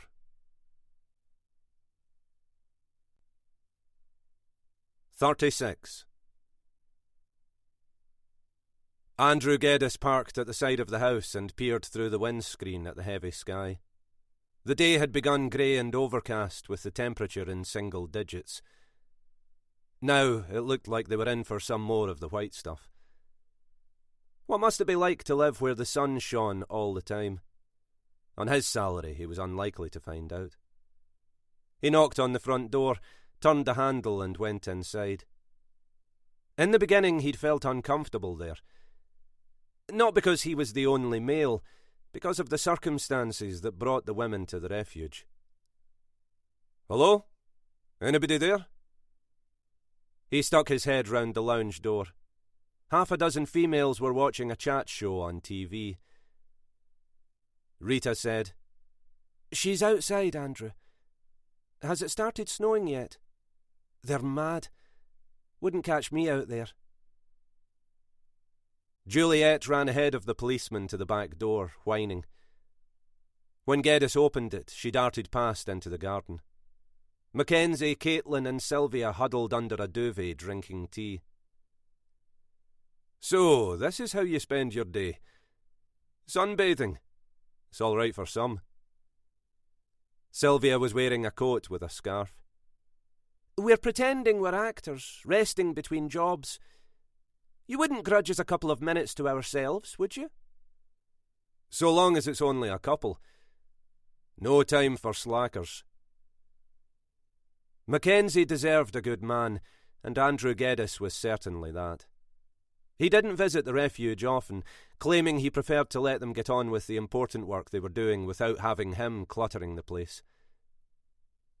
The truth was simpler. He was fine with one-to-one conversations with females. A crowd of them unsettled him. Behind the bluster and the sometimes abrasive reactions, out of his comfort zone, Geddes was shy. It pleased him to see Mackenzie relaxing with her friends. It meant she was moving on from Kirsty. Nothing would give him greater pleasure than putting Boyle away for the double killings, except the bastard had disappeared off the face of the earth. Experience taught the DI that the longer the fugitive evaded capture, the less chance there was of catching them. Geddes put it out of his mind. There were too many regrets down that road. Juliet raced round the garden, chasing her tail, delighted to be running free. Geddes was busy speaking to Mackenzie. He didn't see the uneasiness spread over Caitlin's face, or Sylvia's hands grip the arms of the chair. The dog was at the bottom of the garden near the greenhouse, marking territory that had once been hers. She detected something in the grass, dived at it and missed, then sprinted back. Sylvia called to her. "Juliet!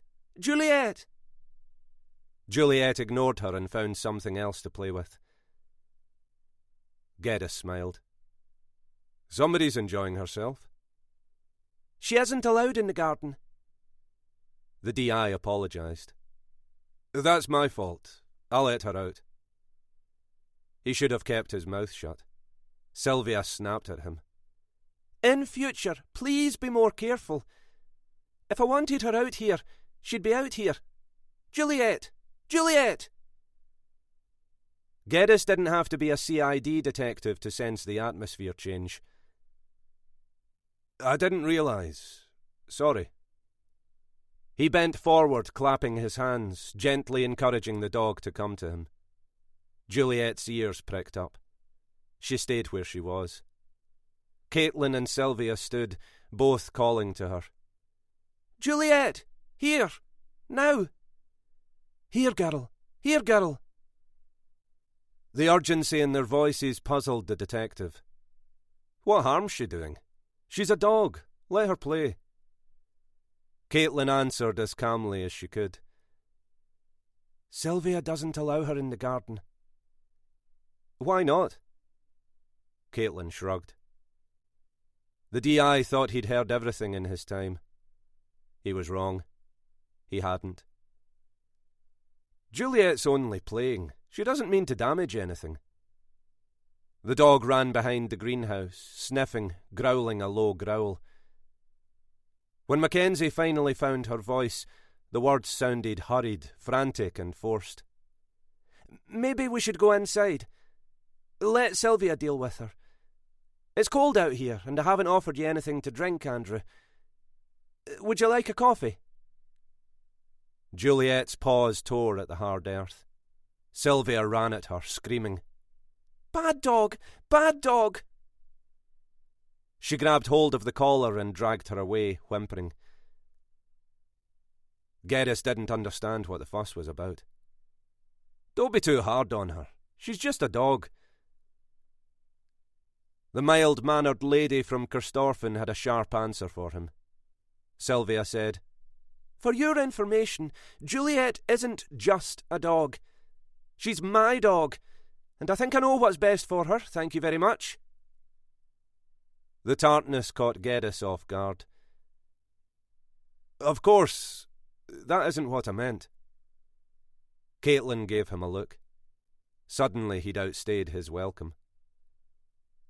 Mackenzie shepherded him inside the house and down the hall. He said, I seem to have upset Sylvia.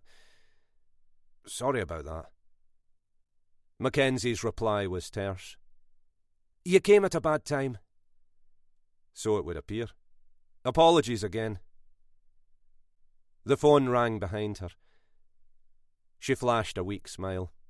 There and gone. "I have to go." When will I see you? "I don't know." Without understanding why, Geddes realised he'd displeased her. The hostility was unmistakable. He leaned forward to kiss her cheek. She moved out of reach, picked up the phone and listened, her face tight with irritation. Whoever was on the other end of the line fared no better than him. "Can I speak to Mackenzie Darragh, please?" "Speaking." Gina launched into the spiel she'd rehearsed in her head. "Hi, I'm Gina Calvey. I got your name from Emily Thorne. I'm doing an article on her daughter. I'm sorry, Mrs. Thorne told me you'd been a great help to Judith." Mackenzie panicked. First Juliet digging up Peter Sanderson's body right under Andrew's nose. Now this. It was too much. She cleared her throat, struggling to reply. "I'm afraid I can't help you, Miss Calvey. The refuge has a rule. We don't comment to the press." She put the receiver down as Andrew closed the door. Mackenzie found Emily Thorne's number in the phone book. There was so much she didn't understand, beginning and ending with why a woman who had gone out of her way to thank her would give her name to the press. It didn't make sense. As soon as Mrs. Thorne heard her voice, she said, "Oh, Mackenzie, I'm so sorry. It's about the reporter, isn't it?" Mackenzie tried and failed to keep accusation out of her voice. "She told me you'd given her my name. Why? I have nothing to do with what happened to your daughter." "No, it wasn't like that. She said she was writing a series about survivors and that you were in it. She asked if I knew you. Stupidly, I said yes, that you were nice. Then she wanted to know how we'd met, and I realised I'd made a mistake. I stuttered and stumbled and denied it. She spotted it. I'm sorry, I really am." Mackenzie drew an exasperated hand over her forehead. This was a complication she didn't need. So the reporter hadn't dropped Mrs. Thorne's name into the conversation by accident. It was a test, letting her know she was onto her. Judith Thorne's mother was out of her depth with Gina Calvey. Probably the whole conversation had been a trap. "It was a slip of the tongue, honestly. Is there anything I can do to fix it?" Mackenzie didn't reply. The conversation was more contact than she wanted. Emily Thorne's last words didn't reassure her.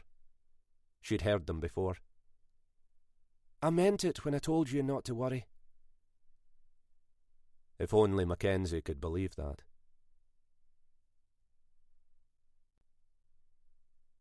"37. Andrew Geddes drew up outside Stewart Street to start his shift that same freezing Monday afternoon. Malky Boyle was waiting, hunkered down behind the wheel. Having his own transport had made him bold, and he no longer left old Billy's house only at night. Malky flicked the cigarette he was smoking out of the window and watched the detective enter the building. Once Boyle was sure the DI was well inside, he crossed the road to his car. Then, pleased with himself, he went back to the Citroen and put the knife, taken from a drawer in old Billy's kitchen, on the floor under the passenger seat, and pulled away whistling a discordant tune, happy with the decision he'd come to over the weekend. Kirsty and the cripple were spur-of-the-moment reactions, over and done too soon. The policeman and his do-good slag deserved better. What was the hurry? Breaking into houses was where Boyle's life of crime had begun.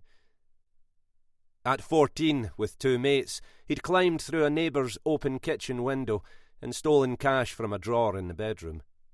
Getting away with it had given him a taste for other people's money. Other people's cars. Other people's everything. 2 years later, working alone, he'd burgled sheltered accommodation, thinking the old woman who lived there was at the shops when she was actually asleep in an armchair by the fire. The pensioner identified him at the second attempt, wrongly accusing another boy. By then it was too late to pin it on him, and the police were forced to let him go. A close call. Not one he'd learned from. Malky kept going until eventually he was caught and spent 18 months at Her Majesty's pleasure in Polmont Young Offenders Institution in Reading Muirhead. Some of the boys in the prison had made a mistake and were paying the price. He avoided them, preferring the company of aspiring criminals like himself. And an inglorious career began. A psychologist might make the case that, with a father and grandfather like Tommy Boyle and Billy Cunningham, his destiny was already decided. Malky would have disagreed. No, he was his own man, and proud of it. Pressing every button on the intercom until somebody buzzed him in was the first step. After that, he used the skills he'd first learned in Polmont to get into the detective's place. Skills he could have used to get into Kirsty's flat if he'd been thinking straight and hadn't been so drunk. Malky shook his head. The DI considered himself above the kind of security he'd no doubt recommended to other people scores of times. Alarm systems were all right for Joe Cunt, not a CID detective like him. Arrogant fucker. Geddes had a boozer's face. So where did he keep the drink? Malky tried the kitchen and found an almost full bottle of Talisker malt whisky at the back of a cupboard. Not what he expected. The policeman must be trying to impress Goody Two-Shoes. He poured himself a large one, then took a tour of the rooms. People's houses were fascinating. He'd been in plenty. Uninvited, of course. There wasn't much to see in this one. The flat was small. Bedroom, bathroom, kitchen and living room. By the look of it, Police Scotland wasn't paying much if this was the best he could afford. A built-in wardrobe held T-shirts and jeans, a police uniform, a couple of dark suits and 8 or 9 shirts, all white. The dresser drawers were empty apart from one filled with socks, all black, and another for underpants, reminding Malky of the room he was staying in. Functional, at best. Temporary. All the usual stuff was in the bathroom. Toothbrush, toothpaste, shaving foam, razor, and, hiding on the bottom shelf, a bottle of Grecian 2000. Christ! Had he looked in the mirror lately? He picked it up and read the label. Didn't have you down as vain, Mr. Policeman. Don't fancy going grey? Wouldn't worry about it. Your hair's the least of your troubles. In the kitchen, the contents of the fridge told Malky everything he needed about the detective's eating habits. 6 Weight Watchers ready meals, 2 blackened bananas and a jar of mayonnaise. Low fat. Not drinking? Dyeing his hair? On a diet? This guy was trying hard. Well seen he had a female on the go. The furniture in the living room was cheap and mismatched. Malky imagined Geddes there night after night, drowning his sorrows by himself, staggering to bed and falling asleep with his clothes on in the days before Goody came along and forced him to smarten up his ideas. A photograph on a table next to the phone caught his attention. Geddes with his arm round a brunette Malky recognised as the woman from the refuge in Lennoxtown. Mackenzie Darragh. They were smiling, obviously happy. He picked it up and studied it. Malky Boyle was smiling too. He drained the whisky, washed the glass, and returned it and the bottle to where they'd been. On his way to the door he lifted the photograph, letting his eyes run over the faces. Nice pic. Seeing it surprised him. Hard-men detectives like Geddes couldn't afford to be soppy. Sentimentality could get you killed in this town. Malky folded it down the middle, tore one of the halves into ragged fragments and left them on the table. The other one went in his pocket. Sylvia Scott wasn't happy. Seeing earth fly as Juliet dug the ground up had panicked her, and she'd snapped at Andrew Geddes. When the DI left, Mackenzie and Caitlin went their separate ways without mentioning it. But the incident highlighted a serious problem. Sooner or later, the body would be found. A connection with Mrs. Thorne's daughter and the cottage wouldn't be far behind. Juliet nuzzled Sylvia's hand. Nearly dropped us in it, didn't you, girl? You know something's under there. Can smell it, can't you? Adorable big brown eyes looked up at her. No more back garden for you.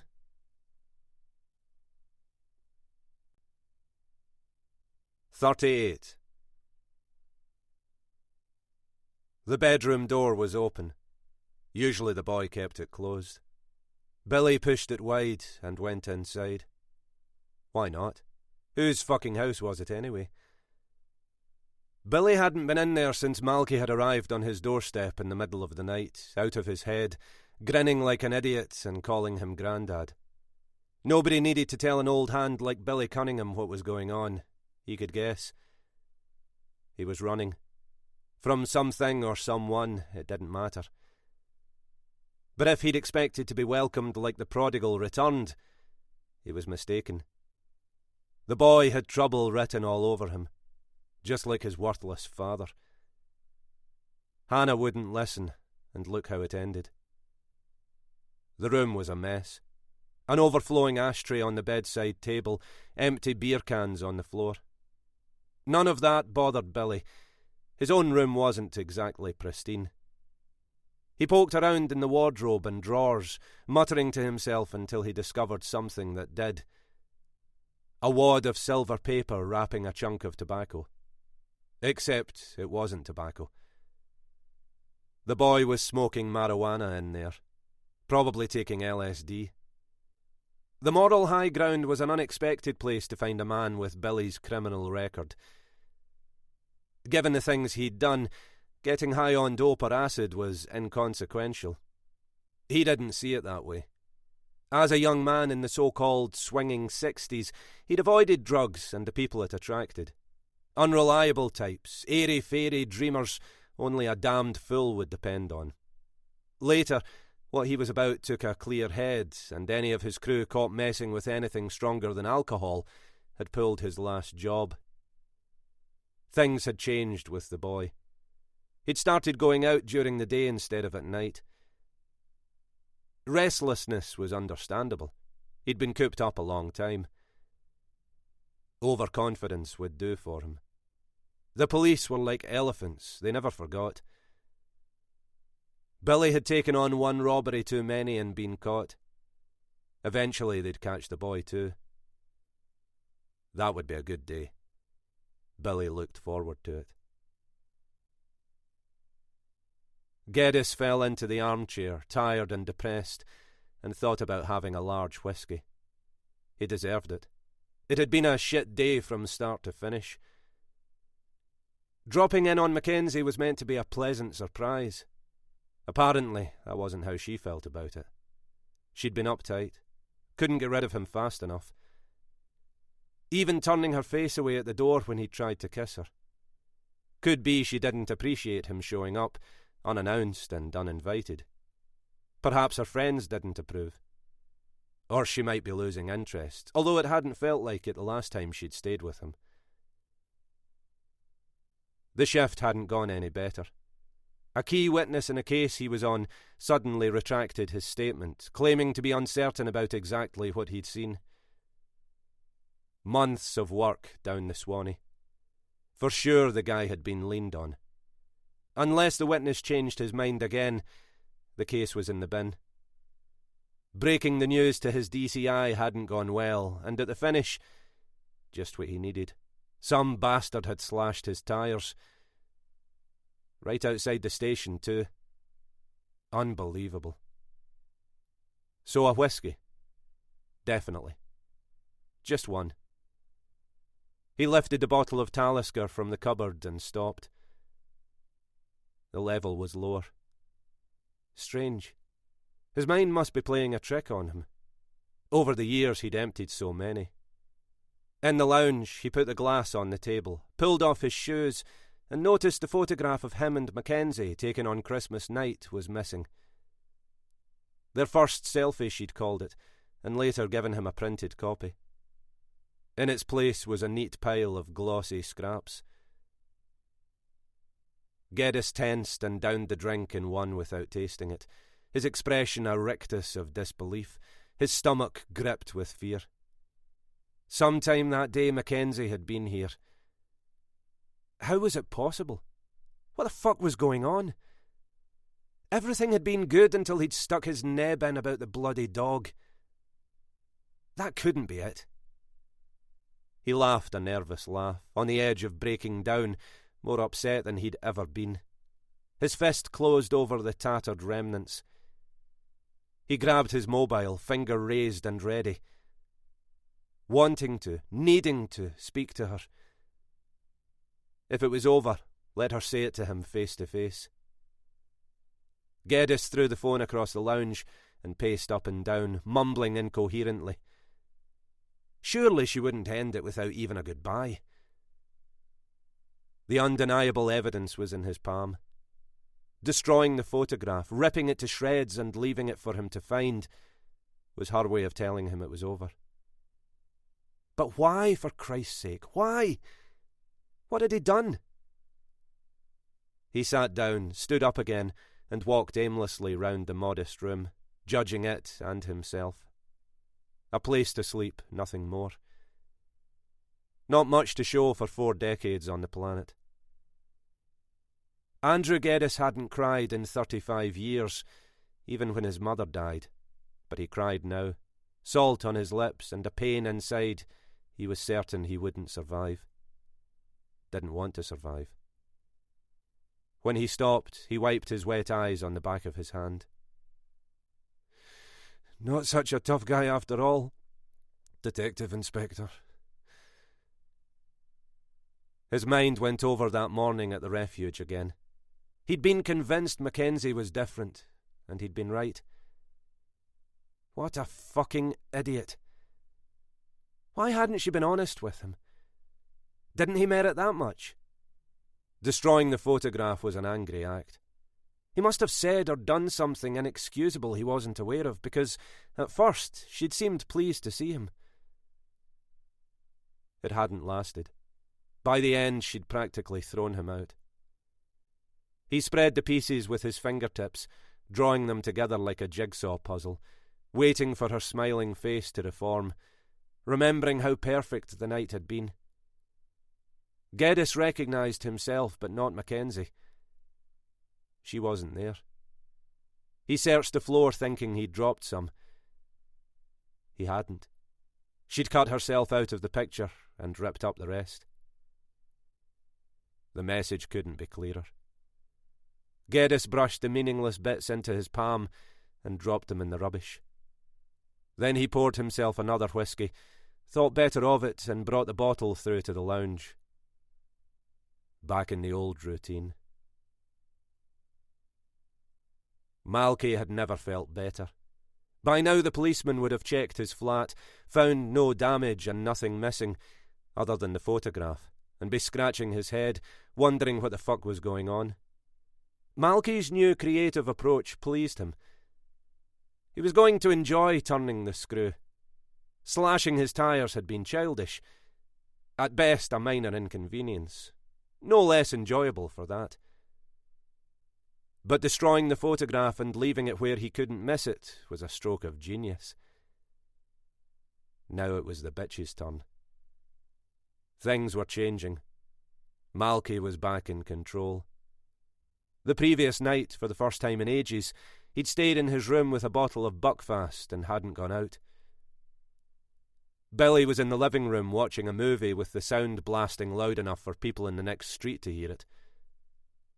When he dropped into an armchair, the old bastard kept munching his sweets and hadn't acknowledged him.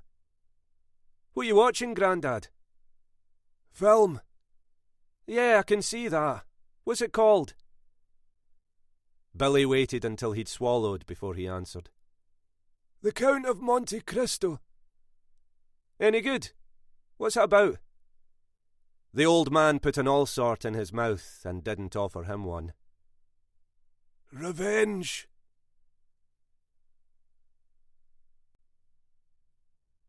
"39. Frank Armstrong was pleased with himself. He'd enjoyed the sex, loved it actually, especially the second session, and wouldn't say no to a repeat. But he didn't kid himself there was any more to it. As soon as he heard her husky voice on the other end of the line telling him she'd missed him, he'd known she was after something. And it wasn't his body. News reporters were constantly scrabbling for information, the lazy ones settling for the official statement when it came. Short on words, even shorter on details. Although, in the race to be first to break a story, it offered no advantage. The force was notorious for leaks. More enterprising hacks had a source who could put them ahead of the game. Gina Calvi was beyond enterprising, without scruples. Kick her granny if it got her what she wanted. Earlier in his career, when he was a constable, he'd often stop the car to chat with the working girls hanging around Blythewood Square at night.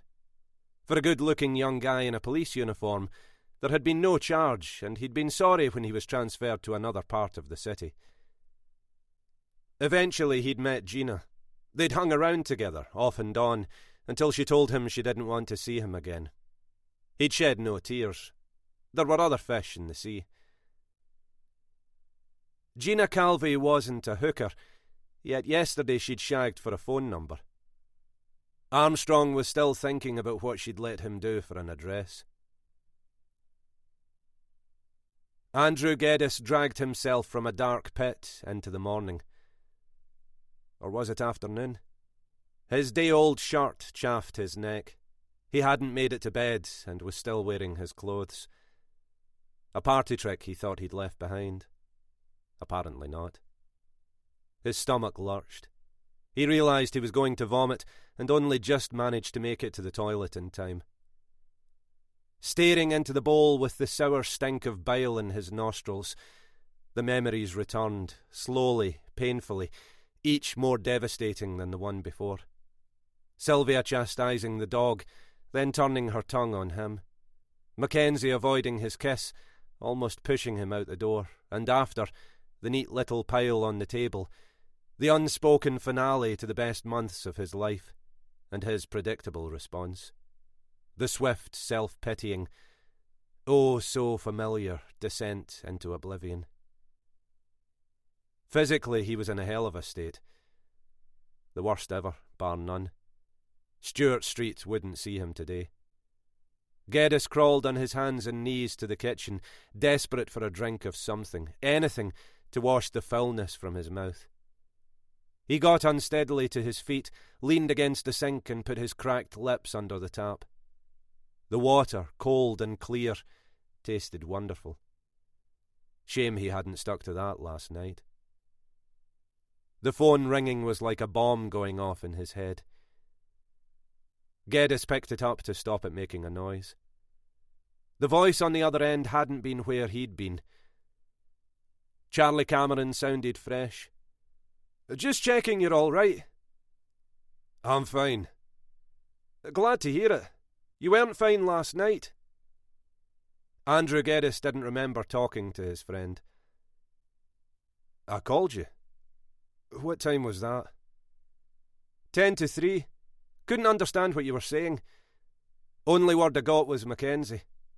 Everything okay there?" "Everything's fine." "Can't imagine she'd appreciate seeing you in that state. You told me you'd kicked the booze. What happened?" The DI's head hurt. He didn't need this. Salt in the wind. "First, thanks for the concern, Charlie. Appreciated. Second, why don't you mind your own fucking business, mate?" He slammed down the phone and immediately regretted it. Charlie Cameron was a good guy. He wasn't to blame. Geddes fished the remains of a beautiful memory from the rubbish bin in the kitchen, took them into the living room and tried fitting them together. This wasn't how it was supposed to end. Without a word of explanation? Surely not. Again he asked himself the same question. What had he done to make her so angry? The only way to find out was to call. That wouldn't be happening. Not today. Maybe not any day.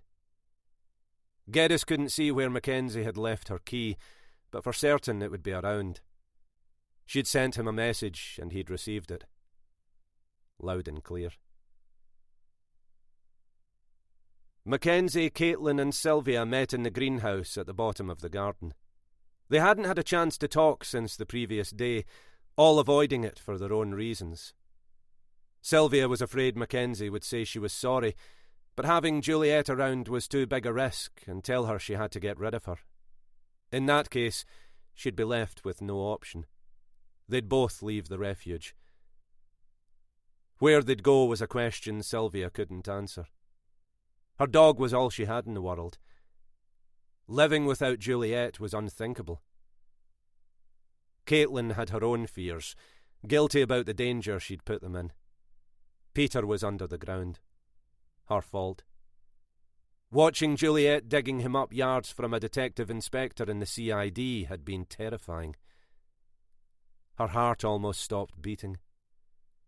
Burying Peter had been Mackenzie's idea, a spur-of-the-moment response to what she'd come across, at the time the best option. The only option they'd had. Caitlin cursed herself.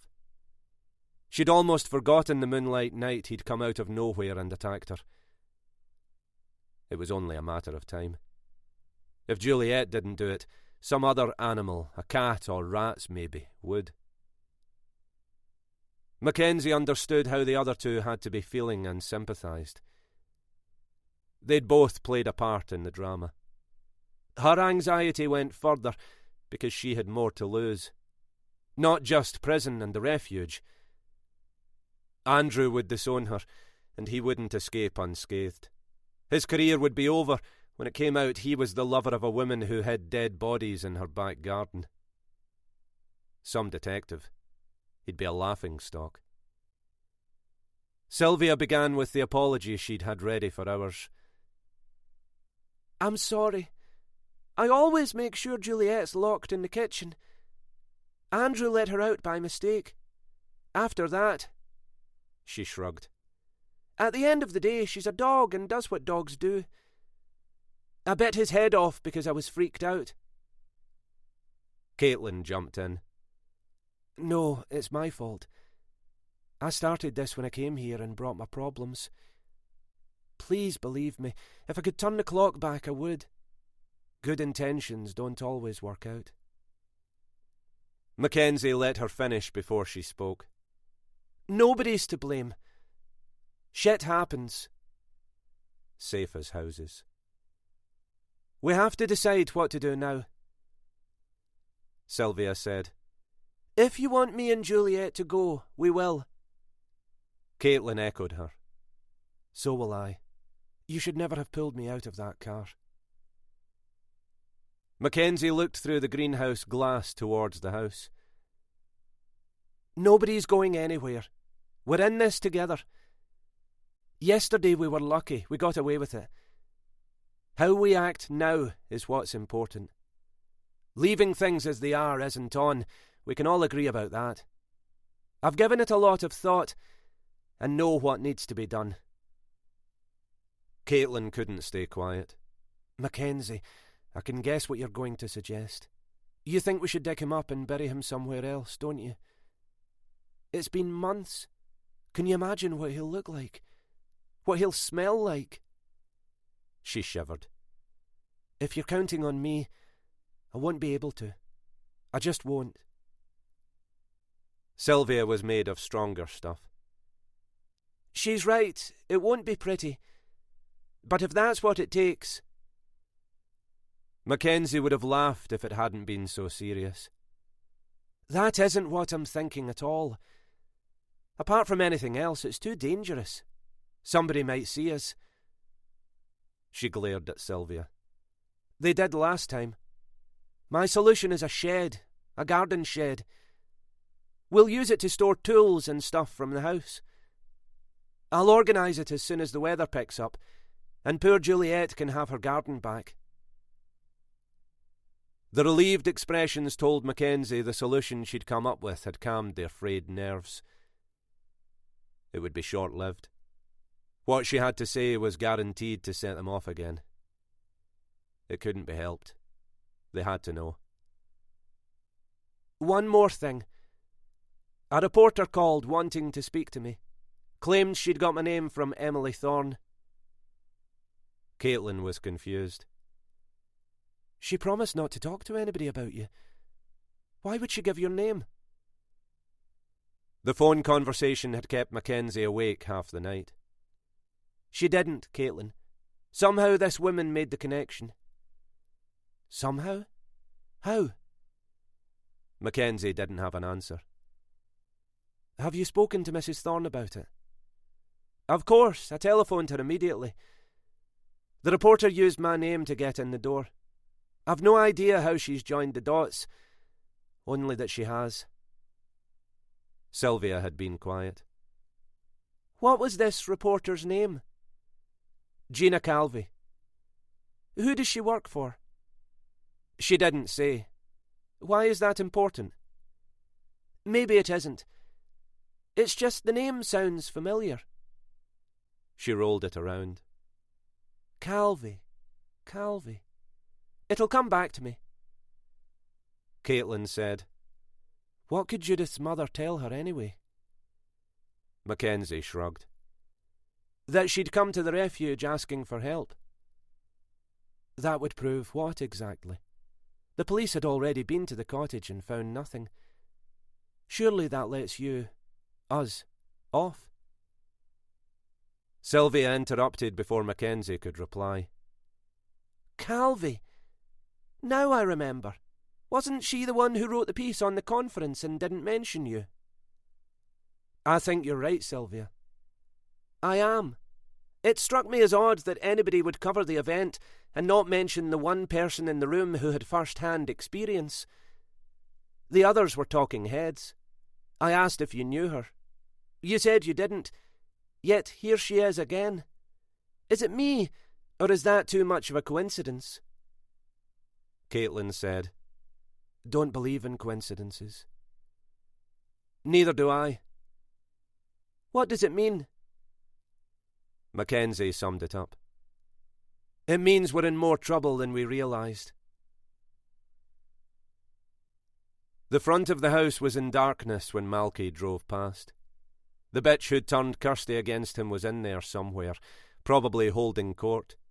He imagined the poor bastards living in the refuge, pretending to hang on everything she said so they didn't find themselves out on their arses. Her car was parked at the side. Too close for comfort if anybody decided to go for a wee stroll. Unlucky for them if they did. He fingered the knife in the waistband of his jeans. Getting into the car and nicking it was easy enough. He'd done it hundreds of times and would have again. Except, wouldn't it be like the thing to get pulled over in a stolen vehicle? Months on the run and tumbled in a dodgy motor. That was why he'd got Vinny to set him up legit, and the reason he felt confident enough to go out during the day. Not every day. No need to kick the backside out of it. The door clicked open and he was inside, resisting the urge to piss over the driver's seat, settling for leaving the scraps on the passenger side. Sticking to the plan. He locked the car from the inside and closed it. Seconds, that's all it needed. The shock waves would last a lot longer. What he'd give to see their faces when they wised up to what he'd done. Pure dead brilliant. He crept round to the rear, scouting out the territory for the day he returned in earnest. That day wasn't far. He'd tan the rest of old Billy's money and quit the city once and for all, and wouldn't look back. There was nothing for him here. Billy was getting difficult. Make that more difficult. Malky's footsteps crunching on the gravel forced him to be extra careful. Just as well. One of the dykes was standing in the shadows smoking, the telltale glow of her cigarette giving her away. Another couple of paces and they'd have been face to face. No thanks. Some of these women would be fucking scary, especially if you bumped into them on a dark night. This one was in a world of her own, staring towards the dark shape of the Campsie Hills like she had a poem coming on. Maybe it wasn't tobacco she was smoking. Maybe it was something stronger in the corner of her mouth.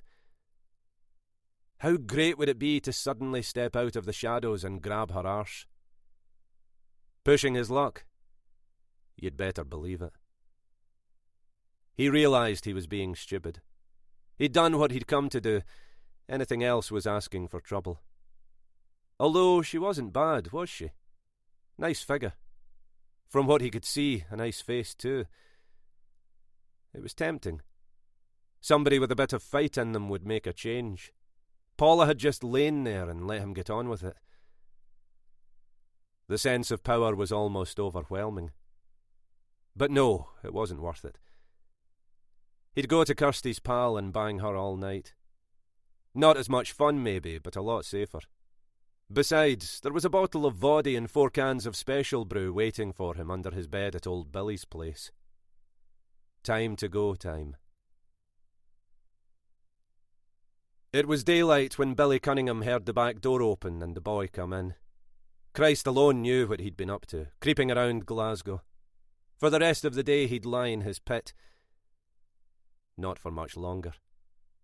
Behind the changes in his routine, Billy sensed a greater change in the wind. Earlier, when he'd checked the money under the floorboards, more was missing. Soon, very soon, he'd take it all and disappear.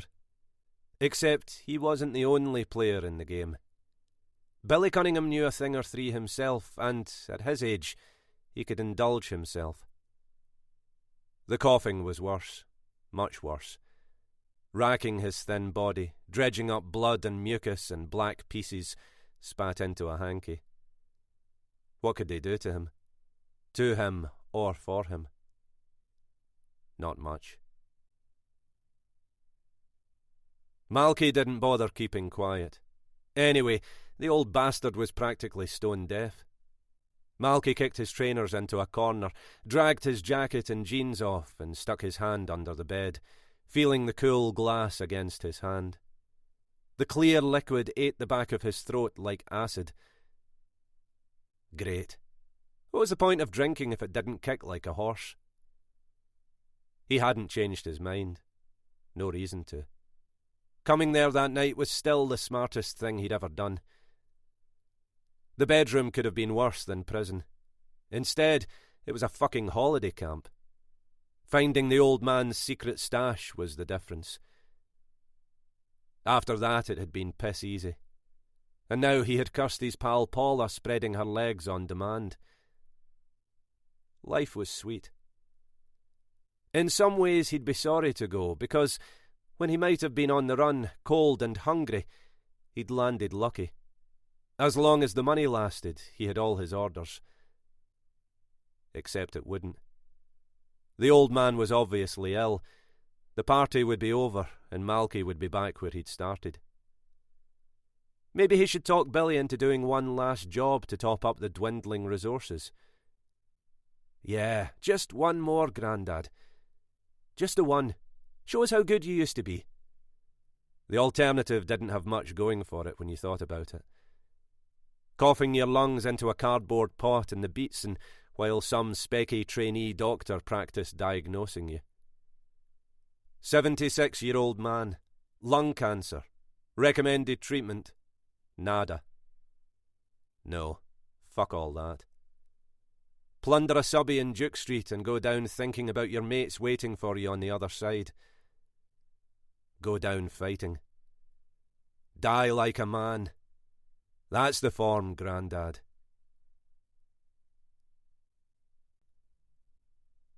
"40. Mackenzie unlocked the car and eased behind the wheel, still unnerved by the scene in the garden. Thank God Sylvia had managed to stop Juliet before she'd really got started. Next time, they might not be so lucky. Andrew hadn't understood what the fuss was about, why they were panicking over a dog digging a hole. In another few minutes he'd have realised, and, no matter how painful it was for him to do it, There would be no crisis of conscience. But he'd be devastated. Her involvement would shatter every illusion about the woman he loved, unleashing an emotional tsunami he might not survive. As it was, he'd been bundled out the door with Sylvia's sharp admonishment ringing in his ears, and was probably angry with Mackenzie. No wonder. That was the least of it. With nobody left to run the place, the refuge would close, its reputation in shreds, the years of good work at an end. Mackenzie started the engine and was about to pull away when she noticed the torn scraps scattered over the passenger seat. She picked one of them up, fingering the ragged edges. Nobody had to tell her she was holding a photograph of herself. Her eyes darted to the window. It was closed, and the car had been locked. Slowly, the cold reality of what it meant became clear. Andrew had left them for her to find, sending her a message. A message to tell her it was over. Gina didn't waste time. They both understood how the arrangement worked. The first words out of her mouth set the agenda. "I need you to get me the file." Frank's grin contradicted his reply. "Not possible. It isn't our case. Isn't even Glasgow, for Christ's sake." "You said a mate of yours was involved in the investigation." He toyed with her. "You know me, Gina. I say a lot of things." This wasn't some courtship ritual. She wasn't interested in playing games. "Cut the crap. Are you telling me you can't get it?" "No, I'm telling you it would be bloody difficult, and wondering why I'd bother." "Maybe because I'm asking you to." He couldn't help himself. He laughed. "You never give up, do you? Unbelievable, you really are. Coming on with 'I've missed you, Frank, after dumping me.'" He snorted. "Think I'm an idiot, Gina?" She would have loved to answer him. She didn't. It wouldn't help her get what she wanted. "All right, let's not waste each other's time. Can you get what I'm asking for or not? Yes or no?" "You haven't convinced me why I should. What's in it for me?" "The same as last time." "Not good enough." "Really? You surprised me. Seemed pretty happy with it at the time." "Because that was what the information was worth. This is different. Not only would I be putting my career on the line, I'd be expecting somebody else to do the same." "What are you saying, Frank?" "I'll take more. A lot more." Gina Calvi hadn't expected this. "Specifically, what?" "Getting hold of the actual file's impossible. Getting a photocopy of what's in it fired through isn't. Though, no promises. Wasn't joking about how hard it would be." "When will you be sure?" "Give me a couple of hours. And speaking of hard..." Gina shivered and got a grip of herself. "Until you're holding the file in your hand, don't even think about it." The forecast was rain. A bank of low cloud in the western sky, moving slowly from the coast, confirmed the possibility. Gina Calvi had too much on her mind to notice the weather. She ate lunch in Ingram Wynd, scribbling in her notebook with one eye on her mobile, expecting Frank Armstrong's call and his demand for sex in exchange for the police file on the murder in the cottage in Clackmannanshire. The restaurant was a short walk from her flat. They knew her and gave her a seat in the corner at the window. Often her laptop, her phone, her notebook, and the soup would be on the table. The victim didn't interest the reporter. From what she'd read, the dead man deserved to die. What Judith Thorne told them did. So far, all Gina had to base her hunch on was the faltering denial from a concerned mother. Proof of nothing. But an alert reporter thrived on hesitation. Mrs. Thorne's unguarded response and Mackenzie Darrach's flustered rejection had triggered Gina Calvy's instincts, and she'd fallen on it like the predator she'd always been. A waiter cleared away and asked if she wanted to see the dessert menu. She shook her head, ordered a decaf Americano and the bill. The sleaze had asked for a couple of hours. That time was up. An address and a telephone number were small things to let slip. Maybe his mate in Clackmannan had drawn a line at scanning an active file and emailing it. A firing offence, definitely. Probably a prosecution. Friendship might have nothing to do with it. More likely cash would change hands. She sipped the coffee, wondering what it would cost her when her phone rang. The conversation was short. Frank Armstrong said, "Got it. You've got the file? Fantastic. Where will I meet you?" "You won't. We'll meet you." "We? What do you mean, we?" "Norrie's finishing his shift about now. So am I. Still Merchant City, is it?" It was Gina Calvy's turn to falter. "Norrie? Who the hell is Norrie?" "My mate. The one I was telling you about. Had to offer him something, didn't I?" Across the city, she imagined him smiling. "What did you offer him?" "You." The clock on the bedside table showed 6:10, which meant it had lasted almost 3 hours. They'd undressed her, joking lewdly as her naked body was revealed. Then they'd used her tights to tie her wrists to the headboard. Norrie had been first, burying his face between her thighs, licking her like an ice cream. Frank was happy to watch. This was his scene. He'd organised it and was determined to enjoy it. When he'd had his turn, they loosened the ties and made her kneel on the bed, facing away. Most of the time it was impossible to know which one of them was having her. Gina tried to blot out the groans and the relentless slapping of their skin against hers, and waited for it to be over. Eventually it was.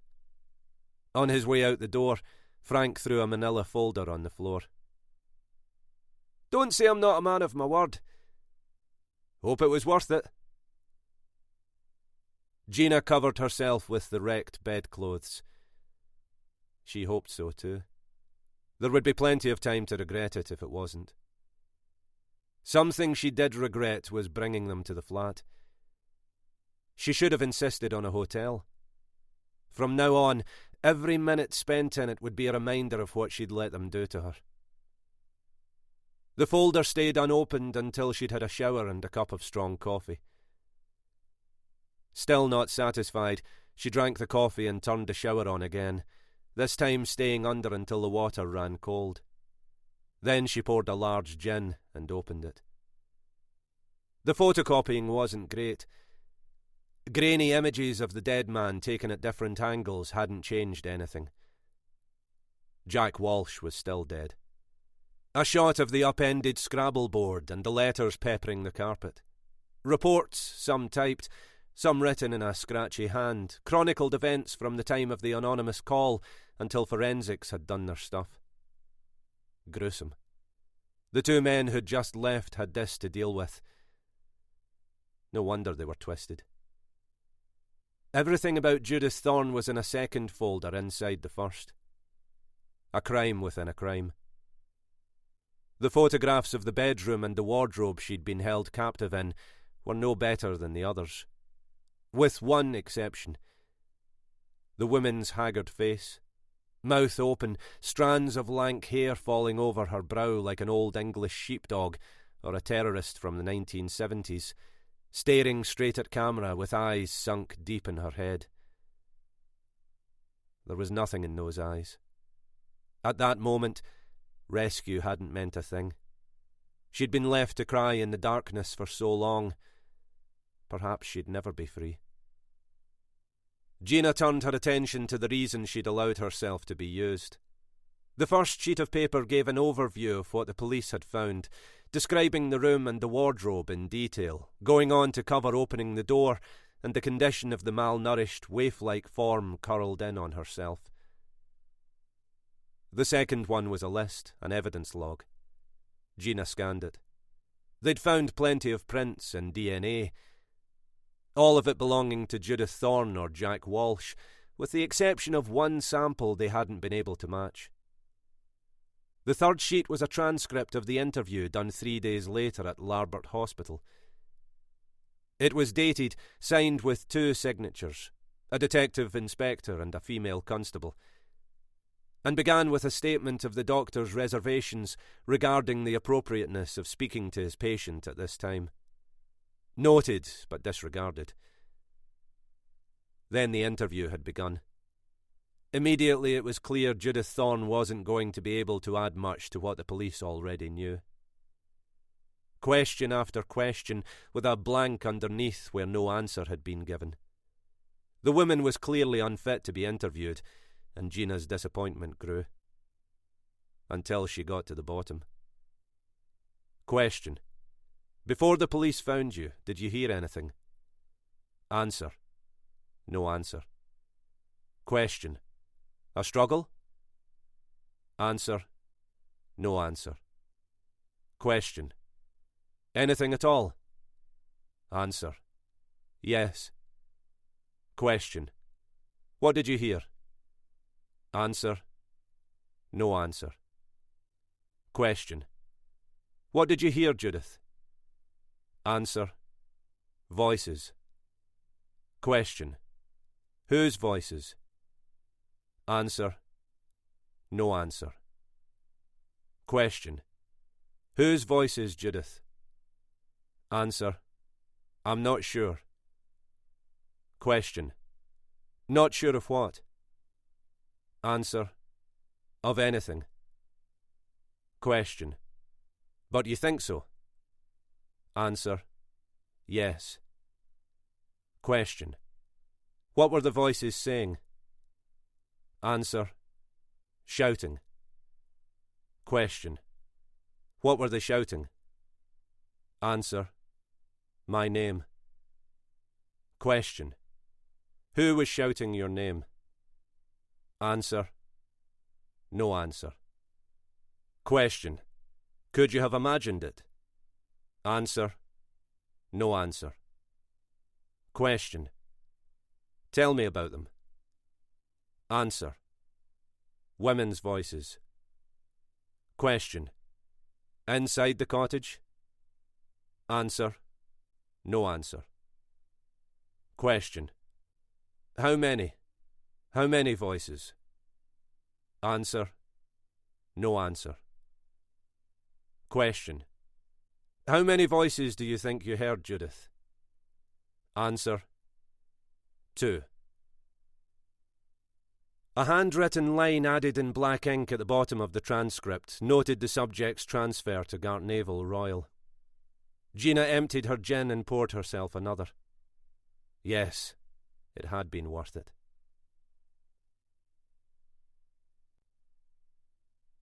"41. Kelvingrove Art Gallery and Museum was a Glasgow institution just about everybody in the west of Scotland had visited at some time or another, as part of a school trip, running up and down the stone steps to the cries of an exasperated teacher, or, in later life, on a Sunday in winter with a girlfriend, stealing a kiss in front of an old master.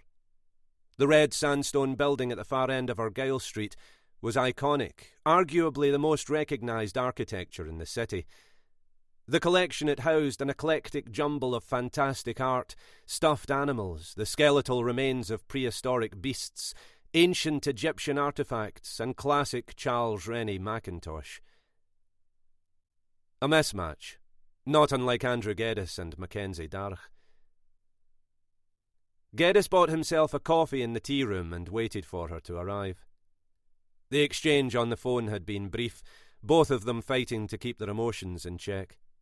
Since then, he'd spent painful hours marshalling his thoughts, going over what he wanted to say, rehearsing the questions in his head, drowning in resentment, wisely dismissing them when they'd make a bad situation worse. At 3:20 she came through the door, as beautiful as ever, walking towards him, unsmiling, her heels echoing in the huge hall. The fingers in his pocket closed round the fragments of the photograph. She apologised. "Sorry if I'm late." His reply was cold. "You aren't. I'm early. I presume you're here to give me back my keys." Mackenzie stiffened. "You're welcome to it after you tell me why you left this in my car." She tipped her pieces onto the table. Geddes held his fist out and opened it, letting his scraps fall on top of hers. "Snap. You left these in my flat." She immediately rejected the statement. "No, I didn't. I haven't been near your flat." "Then who?" The detective in him took over. "Where were they?" "In my car, on the passenger seat." "Any signs it had been broken into?" "None I noticed." Part of Geddes was elated. It wasn't over after all. His joy was short-lived. The sinister implications screamed at him. Mackenzie was still standing. Geddes said, "I think you better sit down." Her dark eyes searched his face, asking for an explanation. "What does it mean, Andrew? Who could have done this?" Geddes didn't answer. His mind raced through the possibilities. Going to Stewart Street to check who'd been released recently was the place to start. Narrow the field and lessen the threat. So far, no real harm had been done. A warning delivered now might keep it that way. The more he thought about it, the less plausible it seemed. Targeting Mackenzie was something else. A portent of intent. "And why? Why both of us?" To protect her before she figured it out for herself, he threw her off the scent. "Is it possible somebody at the refuge might hold a grudge? Maybe someone you had to turn away?" Nonsense. Geddes didn't believe it for a second. There was a link, a tie binding them as victims. Whoever had broken in had known what they were about. Same with her car. Destroying the picture, leaving part of it with each of them, was meant to frighten. Good job. So far it was working. She bought into his red herring. "Or a husband who blamed the refuge for losing his wife." Geddes hated what he was doing. Mackenzie deserved to be told the truth. "Yeah, maybe." The DI felt ashamed. She trusted him and he was deceiving her. Telling himself it was in her best interests didn't help. "What should I do?" A question without an answer. "Nothing. Go home. Act normal." "I'm afraid, Andrew. I'm scared." The policeman's chest tightened at the thought of her being hurt. He reached across and held her hands in his, forcing confidence into his voice. "Don't be. The world's full of nutters. It's probably some sick bastard's idea of a joke, freaking us out because he can. I'll speak to the local guys. Have them keep an eye on the refuge." "Do you have any idea who it could be?" "Not yet, but I will." The situation made his insides churn. Reality kicked in. Someone had followed them, watched them, invaded their private space, and left a clear message. An obvious threat. She glanced at her watch. "When will I see you?" "Soon. Tomorrow?" "Promise?" "Absolutely." "Everything's all right between us, isn't it?" He smiled. "Better than all right." "What will you do now?" "Go back to the office." "Can I call you later?" "There'll be trouble if you don't." They walked together as far as the door and kissed, her fragile frame pressing against him. Geddes scanned the car park over her shoulder, his eyes staying on her until she reversed and drove off into the late afternoon traffic on leafy Kelvin Way. The DI went back to his seat. He should be happy. He wasn't. Mackenzie hadn't made the connection. Not yet. But she would.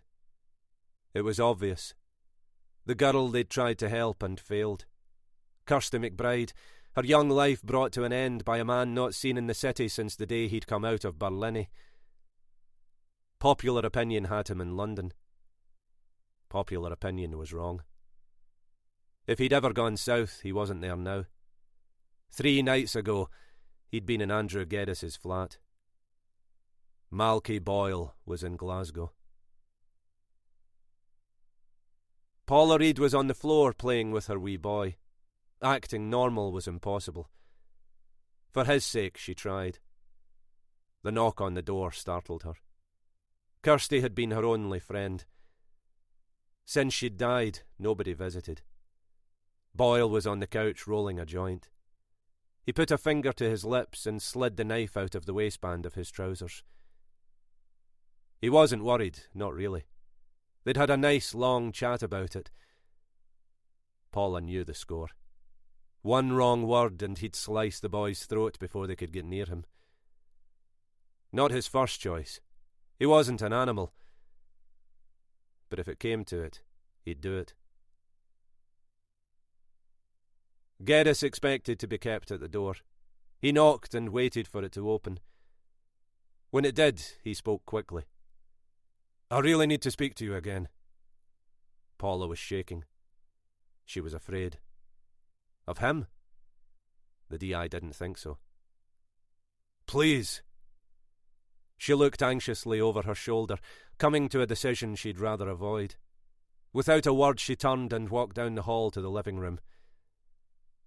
Andrew Geddes breathed a sigh of relief and followed.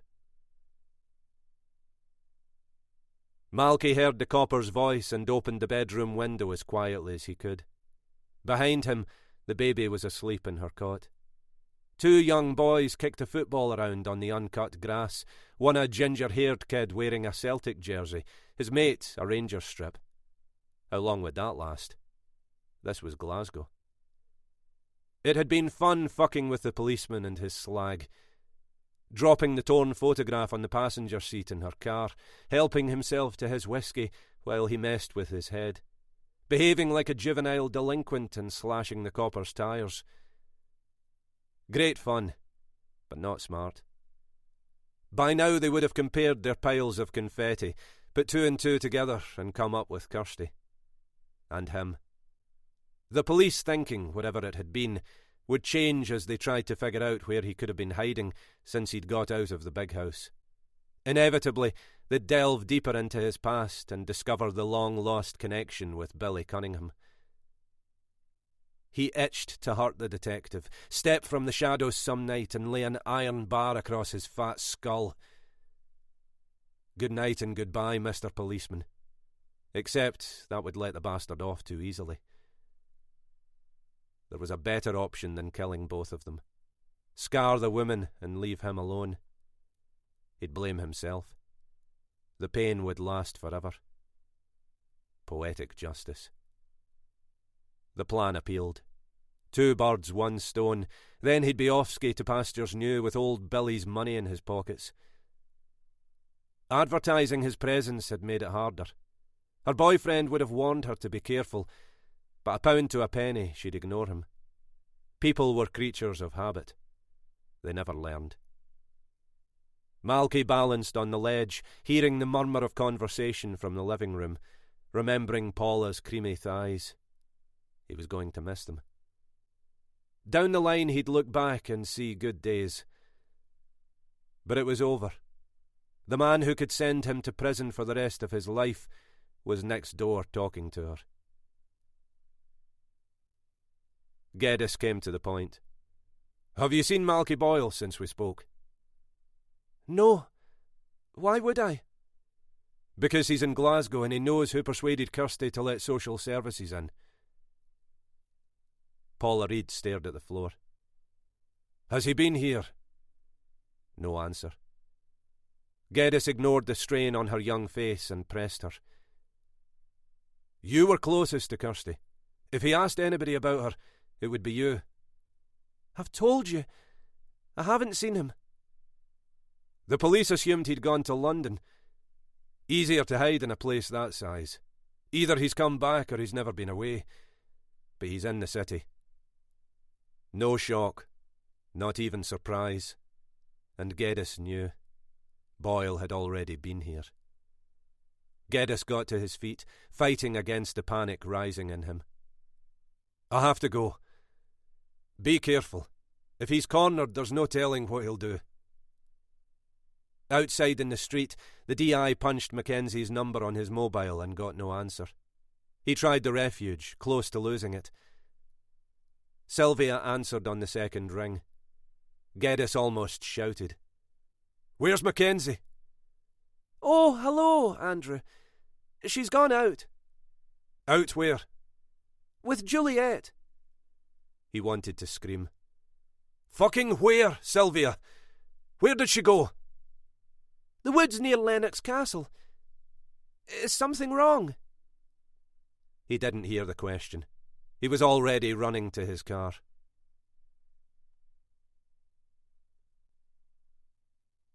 "42. A hard wind blew from the Campsies across the fields, rippling the river in muddy brown peaks. The sky was grey, and it was cold. Juliet didn't mind. Mackenzie hardly noticed. She hadn't shared finding the shredded photograph with Caitlin and Sylvia. They didn't need something else to worry about. Andrew had been threatened more often than he could remember. Seeing him so calm reassured her, but she still couldn't stop thinking about it. Breaking into a CID detective's flat just to tear up a photograph was the work of a sick mind. People were capable of anything, that much was true, though in this case there was nothing to suggest a husband or partner of anyone at the refuge was involved. Most of the women had run from violent relationships of one kind or another.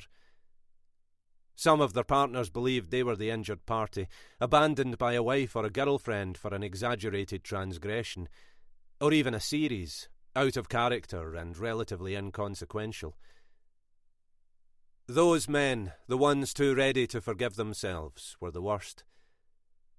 Drowning in misguided self-pity and resentment, unable to see, let alone admit, the wrong they'd done.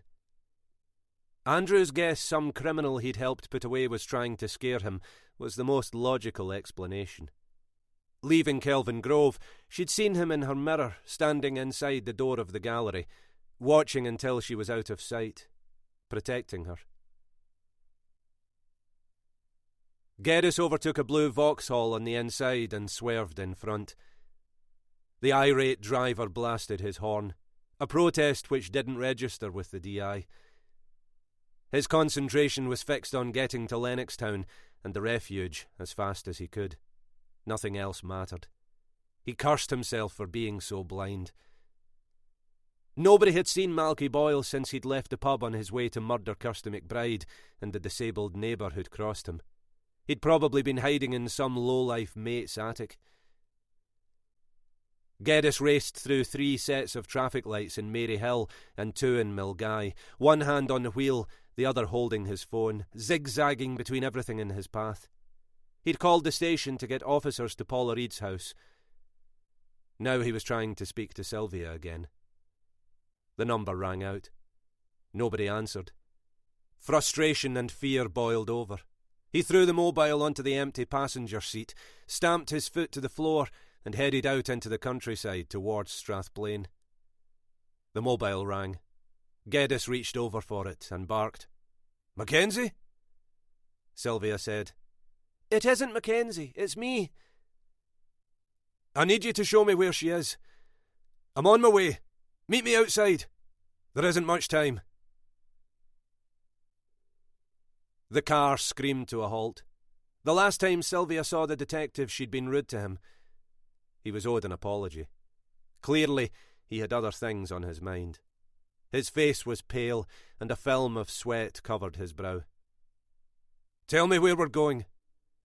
Back down the lane and right, away from the village. How far is it?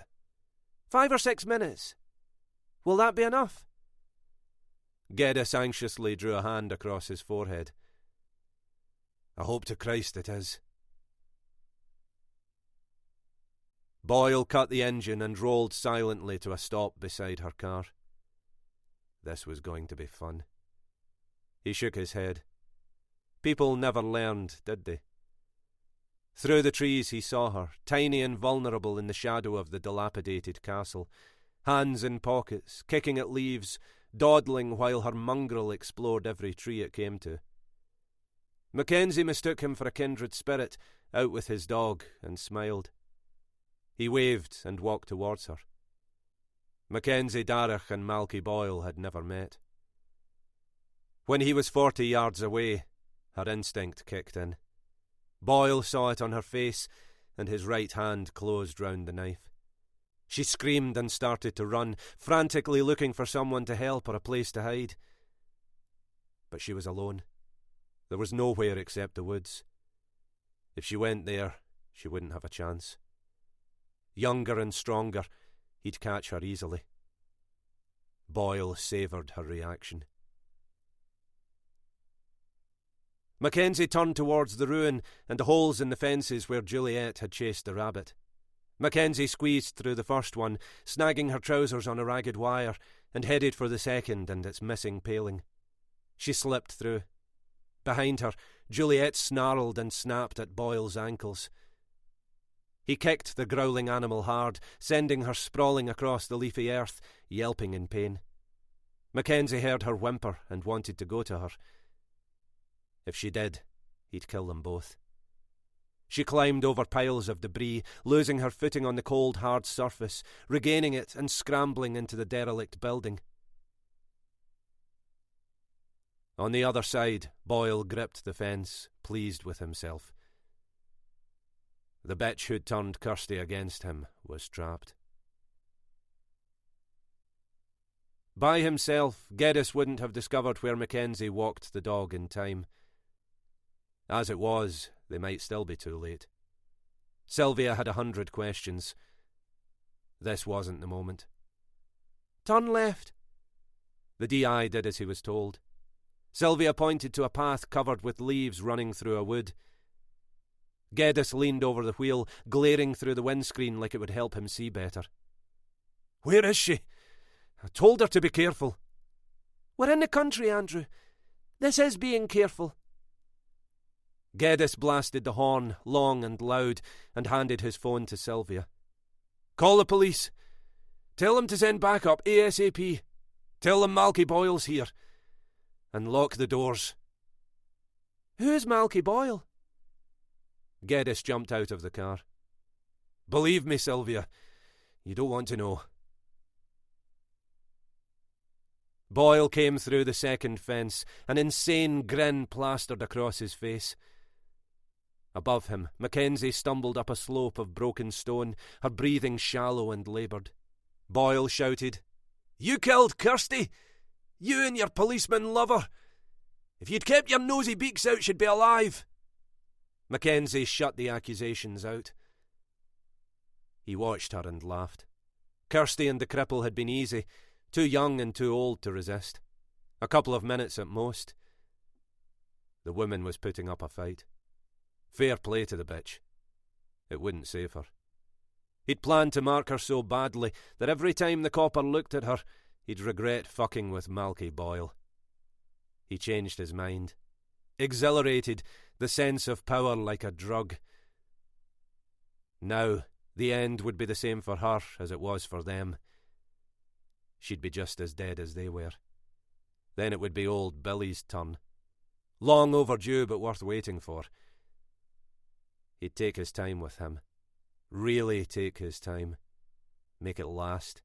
Send him out slow and hard. They'd both know why. Ready or not, here I come. The building had fallen in on itself. Ragged stumps jutted from what was left of the upper floors. Only the exterior walls remained, walls which had witnessed the suffering of so many misunderstood innocents. Mackenzie looked up at the skeleton of Lennox Castle, its blackened stone rising against the sky. Fear made her mouth dry. There was nowhere to go, and Boyle was right behind her. She'd have to climb higher. She felt sick. Her vision blurred. She steadied herself until it cleared. She saw the wood and wished she'd gone that way. This was a mistake. Every step brought Boyle nearer. He waved his knife at her and smiled. "Wait for me!" The wind rustled the branches of the trees and tugged at her hair. Juliet wasn't in sight, but Mackenzie heard her frenzied barking. Mackenzie crouched against the boulders. This was how it had been for Kirsty. Alone and terrified. Knowing Boyle was going to kill her. Andrew hadn't told her the details of how she'd died. No need. She could imagine them. Her fingers closed round a loose piece of rock. She threw it and missed. Malky Boyle grinned at her like the maniac he was. Mackenzie felt exhausted, more tired than she could remember. Boyle sensed her fatigue and taunted her. "You're wasting your time!" Geddes called. "Mackenzie! Mackenzie! Hold on!" Hearing the detective's voice gave her strength. She dug deep, whispering to herself, "Get a grip, or you'll die here, and he'll have won." She took a deep breath. "It's not that high. Come on, you can do this. Boyle's the danger. If you fall, you might break something, but at least you'll be alive." Slowly, carefully, she got to her feet and climbed with her tormentor's mocking laughter in her ears. What she needed to do was clear. Stay ahead of this lunatic until Andrew got to her. Boyle heard Geddes too and quickened his ascent, jumping from one rock to another, determined to reach her before the policeman got to him. She backed away along the top of an uneven wall no more than a foot wide, trying not to look down, inching forward, hardly able to breathe, searching for something to hold on to, and finding nothing. The dizziness came back. Mackenzie swayed, fell to her knees and spread herself on the stone, cool and comforting against her skin. Boyle played on her terror. "Not so sure of yourself now, are you? Don't worry, it'll be over soon." Geddes shouted, "Mackenzie, I'm coming! Boyle, you bastard! Give it up! You can't get away!" Boyle ignored him and followed her, arms outstretched, balancing like a circus performer, gripping the knife. She turned away, shaking with fear. He explained his fractured logic. "Wasn't going to bother with the copper. Letting him cry over you would have been enough, but since he's here..." Boyle cocked his head to the side, pointing an admonishing finger at her. "Kirsty wasn't your business. Should have left her to me. That's the trouble with your kind. You think you're better than the rest of us. Arrogant bastards." Mackenzie pushed herself upright, lost her footing and was on her knees again. Sure she was going to fall, she dug her nails into the sandstone to stop herself from going over. Boyle moved closer, a dull light glinting off the blade in his hand. Geddes shouted, "Give it up! It's finished!" He'd climbed the fallen stones and was 15 feet away. Suddenly, the roles were reversed.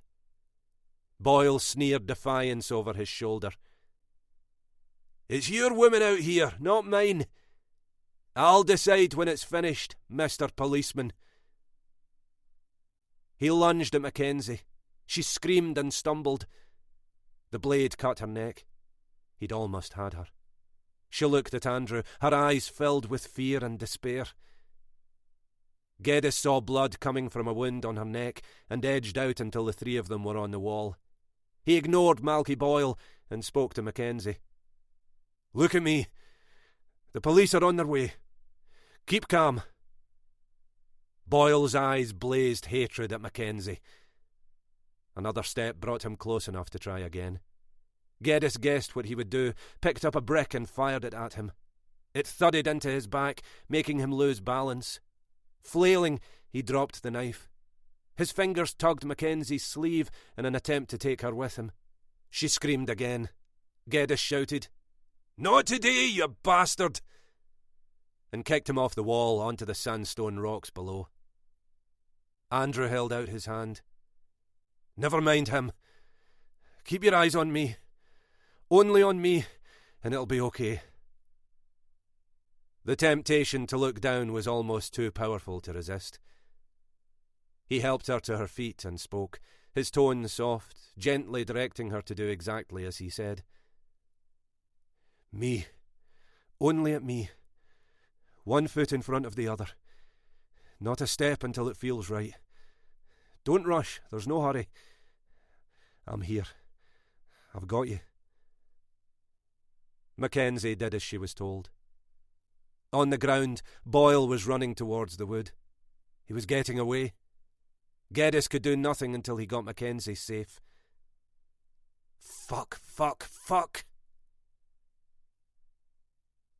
After what felt like a long time, yet had, in reality, been minutes, she was trembling in his arms. He took her hand and picked his way down. She held on to him, shaken but safe. At the bottom, Juliet was waiting, barking excitedly. Mackenzie lifted her. "I'm all right, girl. I'm okay," Geddes said. "You stay here. Sylvia will come to you." "Where are you going?" "After Boyle." It hurt like a bastard. Boyle had the police siren ringing in his ears as he looked over his shoulder to see the copper leading his bitch along the wall. Malky felt as if a bus had run over him, and blood ran from a gash on his head into his eyes. Getting caught would mean decades in a maximum security prison. With a superhuman effort, he gritted his teeth, dragged himself through the railing, and into the woods. He needed to get to the car before the police could double back. Geddes raised his warrant card so the policeman running towards him could see it. He pointed to where the cars were parked and spoke to the senior officer, a sergeant he'd worked with called O'Brien. "Malky Boyle, did you get him?" "No, sir. No one came past us." "Right, get a call out. I want everybody looking for this bastard. And get this woman home safely. Stay with her until you get the all clear." In the car's rear-view mirror, Malky saw more of the copper's pals arriving. The sorry fuckers didn't even look at him. He wasn't used to losing. He'd lost this one all right, and he'd had to get away. As soon as he'd done the old man and got his readies, he'd be out of Glasgow. Who knows? Maybe when things had quietened down, he could come back and take care of the bitch. Yeah, that was a plan. The truth was hard to accept, but at some time or another, it had to be faced, because Geddes needed to be able to look himself in the mirror without wanting to smash his fist against the glass. They'd fucked up. Right from the start. No excuses. He drove to the city, one hand on the steering wheel, the other holding the mobile to his ear. Geddes needed information, and he needed it now. Not tomorrow. Not next week. Not when somebody could be bothered to shift their lazy arse and get it for him. He called Stewart Street. "Who's got the Kirsty McBride file right now?" "Sir?" Geddes exploded. "It's not a fucking quiz! Find out who has the file. Somebody's been hiding Boyle for months. Somebody in Glasgow. A mate, a friend, a relation. Tell them to look for the connection and get back to me. Pronto." The DI followed the sweep of the M80 past the exit for Kirkintilloch and joined the M74 at Balornock. Within minutes, his mobile rang. Dennis Jameson didn't hide the dislike in his voice. "They tell me you're looking for a link between Boyle and the mystery person keeping him below the radar. I'd like to know what the fuck it's got to do with you." I seem to remember you were removed from the case because you weren't up to it. However, if you have information to pass on, of course. I'll give you information, Jameson. You're a wanker. A useless fucking wanker. Malky Boyle didn't go to London. He didn't go anywhere. He's in Glasgow. You've had your shot. Now it's my turn. I want that file, and I want it now. We went over it with a fine-tooth comb for weeks before we gave up.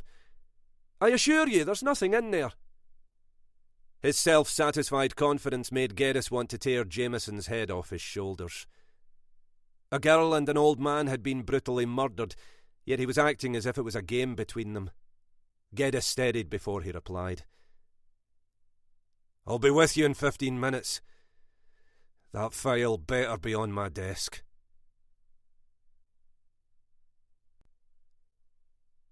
"43. Geddes turned off the motorway and raced through 2 sets of traffic lights, narrowly avoiding a collision with a van. The driver saw him coming and reacted fast, braking in time to avoid an accident. The DI hardly noticed. His focus was absolute. Outside Stewart Street, he pulled to a screeching halt and dived out of the car, leaving the smell of burning rubber in the air. Officers watched him run to his office. Word of his angry phone call had got round. Everyone knew about the animosity between the DIs. They also knew what Geddes would find on the other side of the door. His curse echoed down the corridor. "You bastard, Jameson!" Kevin Turnbull guessed his next move and tried to block him. "Andrew, for Christ's sake! Your whole career's on the line!" "To hell with my career! Get out of my way, Kevin!"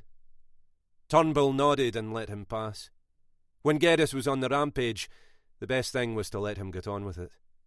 He took the stairs 2 at a time and burst into the room he'd been warned not to enter on the first floor.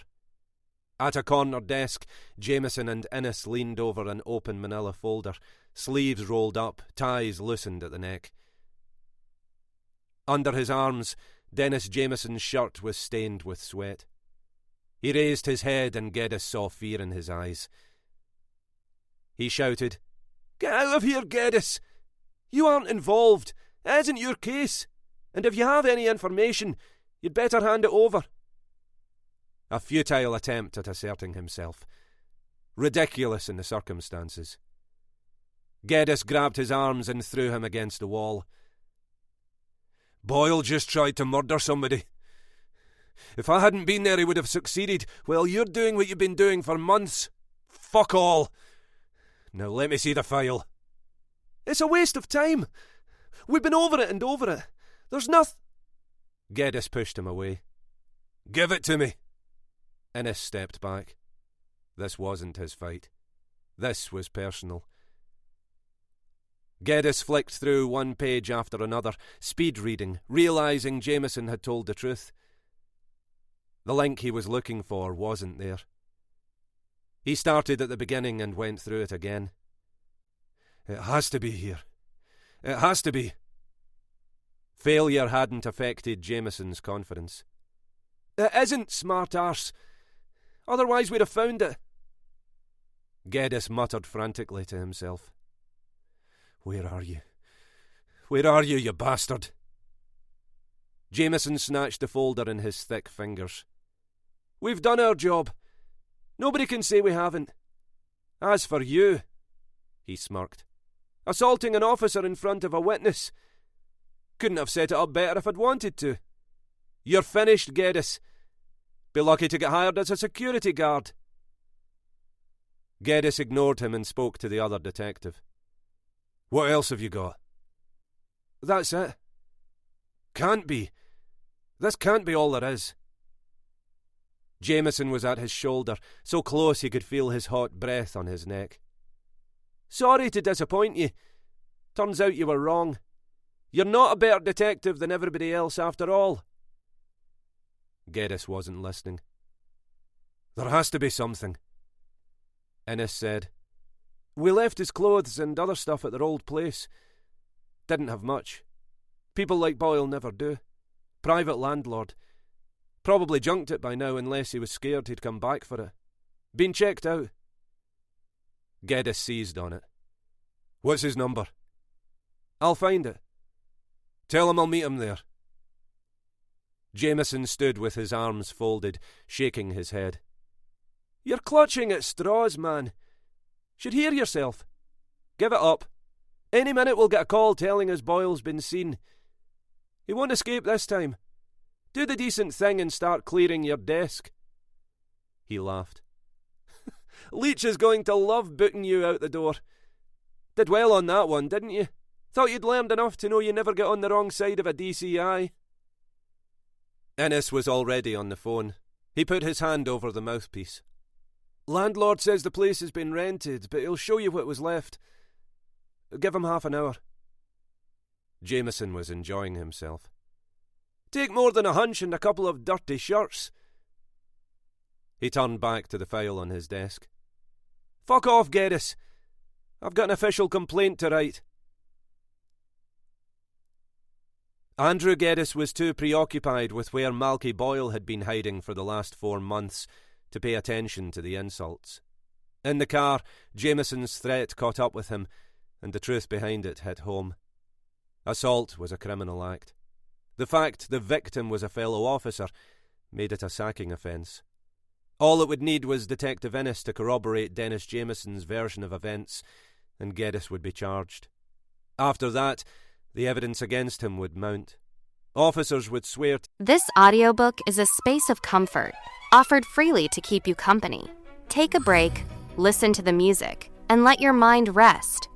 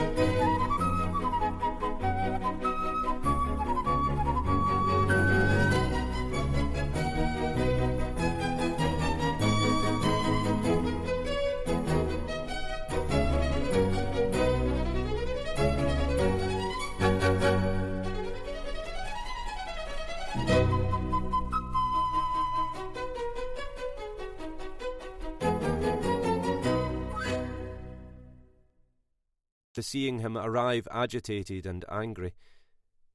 Kevin Turnbull, however reluctantly, would be forced to confirm his unsuccessful attempt at preventing him going to the first floor. A guilty verdict would be inevitable. Geddes knew nothing good lay down that road. Those dark thoughts were for another day. He had enough already. He took the Denniston turn-off, then along Duke Street. Traffic was light, and he made good time.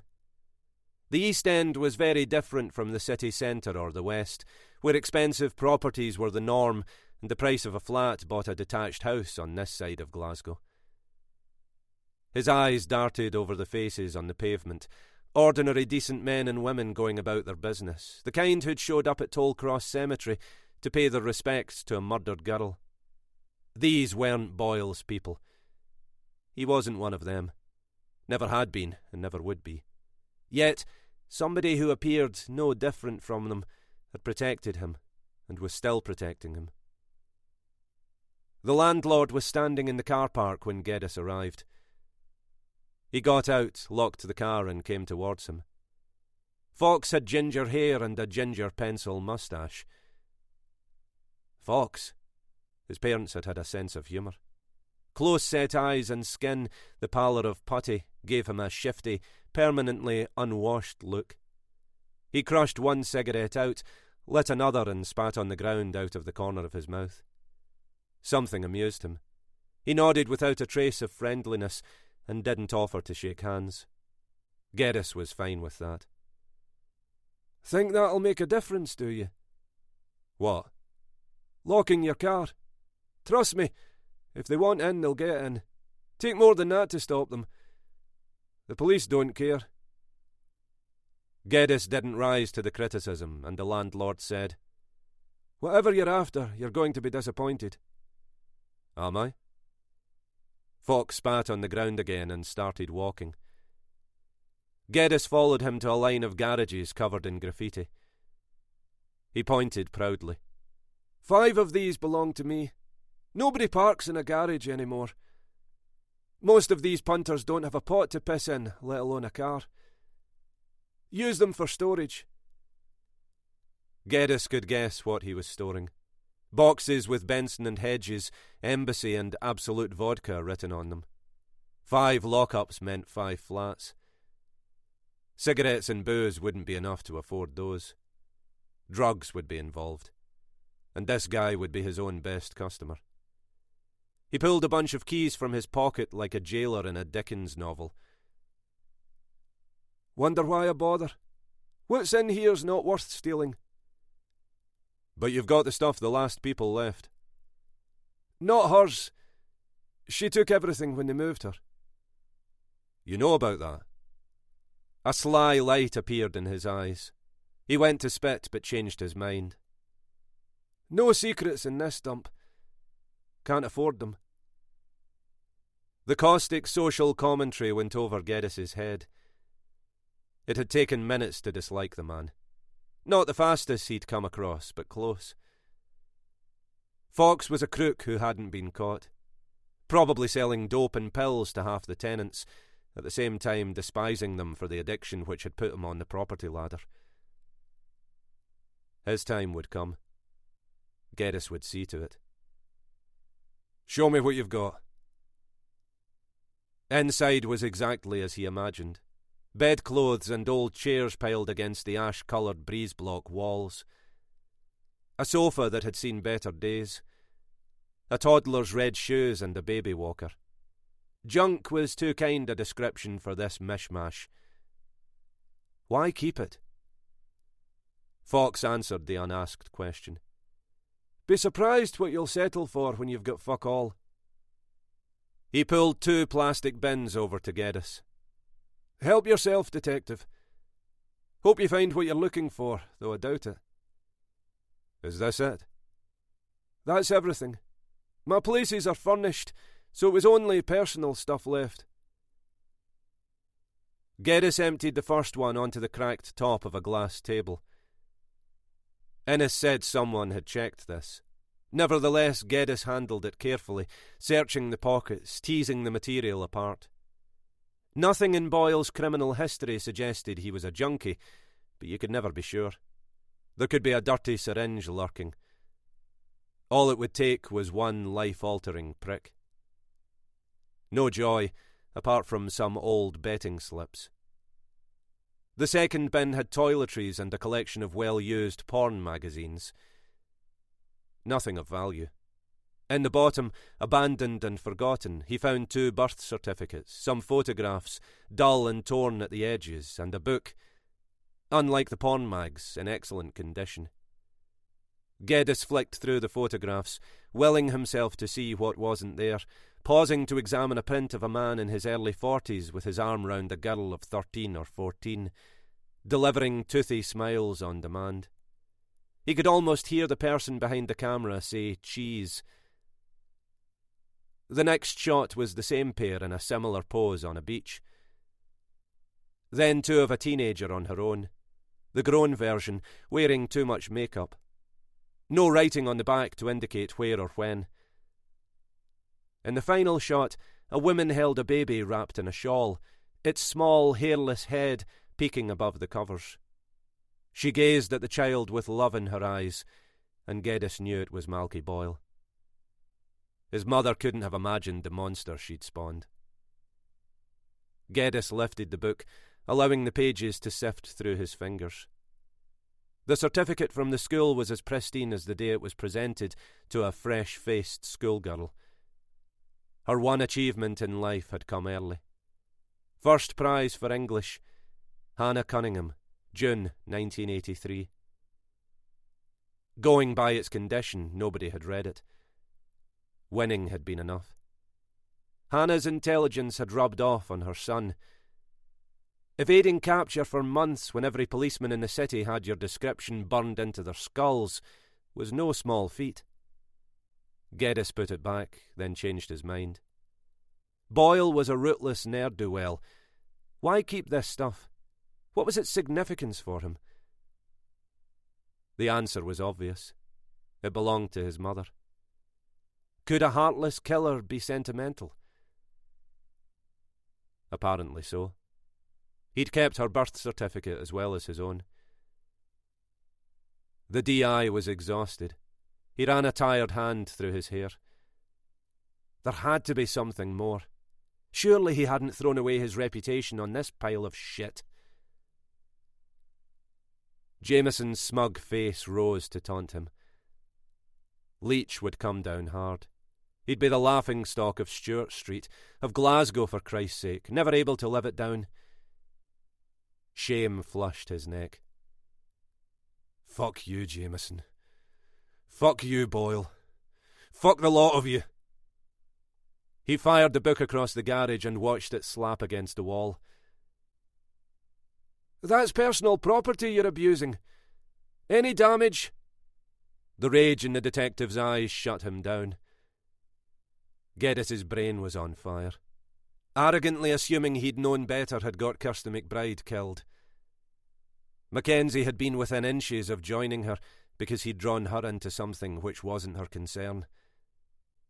Butting heads with his DCI and Dennis Jameson were distractions, excuses for bottling it in Renfrew Street. Jameson was right. On this showing, he'd be lucky to get hired as a security guard. Across the garage, the book lay on the concrete floor, its spine broken by the impact. A piece of paper lodged between the pages had fallen out. He picked it up and opened it. The newspaper clipping was 35 years old. October 1984. Its headline read, "End of the line." Underneath was a report on the final day of a trial and a summary of a spree of sub-post office robberies the prosecution hadn't attempted to pursue, rightly believing they could prove the last one beyond a shadow of a doubt. In the line drawing, 3 men stood in the dock as the judge delivered the sentence. It meant nothing to Geddes, well before his time. But it had been important enough for a young Hannah Cunningham to hold on to. He studied the page with the same intensity he'd given the photographs, reading the names of the accused out loud to himself.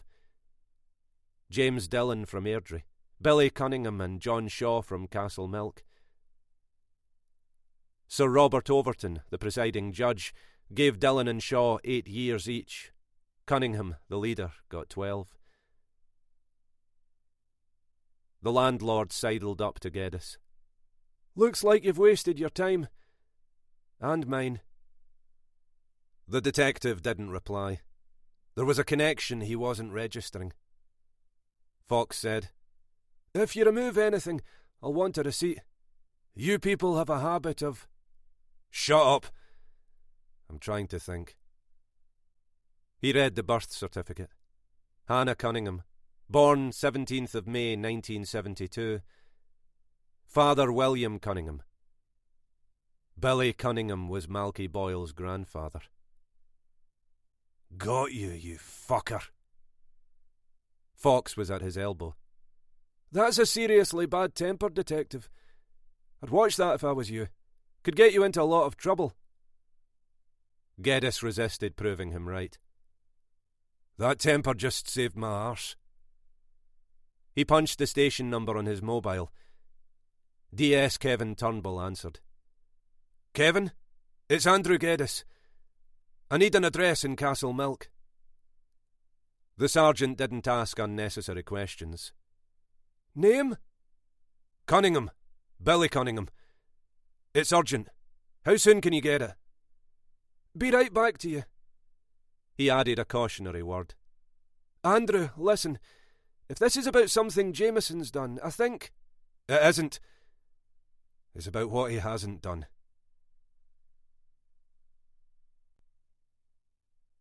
"44. Detective Chief Inspector Leach lifted the phone when the call was patched through. Andrew Geddes was the last person he wished to speak to. Geddes was a first-class detective with a record second to none, no doubt, but not the kind he wanted working under him. A hard head with an attitude. Officers of any rank who played by their own rules had no future in his police force. It seemed the man hadn't learned his lesson. Leach took a deep breath. "This had better be good. This had better be very good." Geddes let the DCI make up his own mind. On the passenger seat, his notebook lay open. The address DS Turnbull had given him was scrawled on the page. "I've put an APB out on Malky Boyle. I'm heading to Castle Milk, requesting armed backup." "What the hell are you doing, Geddes?" "I've found the connection." "You know?" "I'm pretty certain." Geddes left out the sir. "Where?" "His grandfather's been hiding him." "I understood he'd no family. Jameson reported nothing in his background." "He didn't dig deep enough," Geddes wanted to say, "before you took me off the case," changed his mind and chose his words. "The house search I authorised wasn't done properly. An important clue got overlooked." "Overlooked? Who?" Leach cut the question on his lips short. On the other end of the line, Andrew Geddes smiled a grim smile. The DCI was confused. "I'm not getting this. Start from the beginning." Geddes forced a way through the traffic on Gallagate and headed south across the city. At London Road, Celtic Park rose to his left against the grey sky. "Boyle's grandfather is Billy Cunningham." "Never heard of him." "Been off the scene for decades. In his day, his party trick was armed robbery. Sub-post offices. Got 12 years for the last one. Came out and faded into obscurity. Anybody who did remember him probably assumed he'd died." "And he's Boyle's grandfather?" "Yes. I think what happened is this. Once he'd murdered Kirsty McBride and the disabled neighbour, his choices were leave Glasgow or hide. So he goes to his mother's father and lies low. Months go by. My guess is he was finally ready to move. Before he did, he was determined to get back at the people he blamed for his girlfriend's death." "It makes sense." "Today he tried to kill the woman who persuaded Kirsty to let the social help her. He failed. Unfortunately, he got away. I went to Stewart Street. I heard. There was nothing in the file. The clue was with his stuff in the lockup." Geddes swerved to overtake a car on Dunn Street. "I've got a location. I'll be there in 10 minutes. Tell them no sirens. I want to take him by surprise." "Listen to me, Geddes. Don't do anything. Wait until support gets to you." "That's an order." "Am I allowed to say something?" "What?" "Don't send Jameson. Anyone but him." "I promise you he won't be coming." "Expect a complaint from him against me claiming I assaulted him." "And did you?" Geddes was too tired to lie. Yes, I did. Good man. The phone went dead.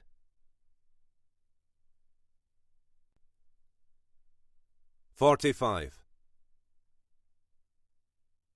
Gina Calvi made the journey from Merchant City to the far end of Great Western Road more quickly than she'd anticipated.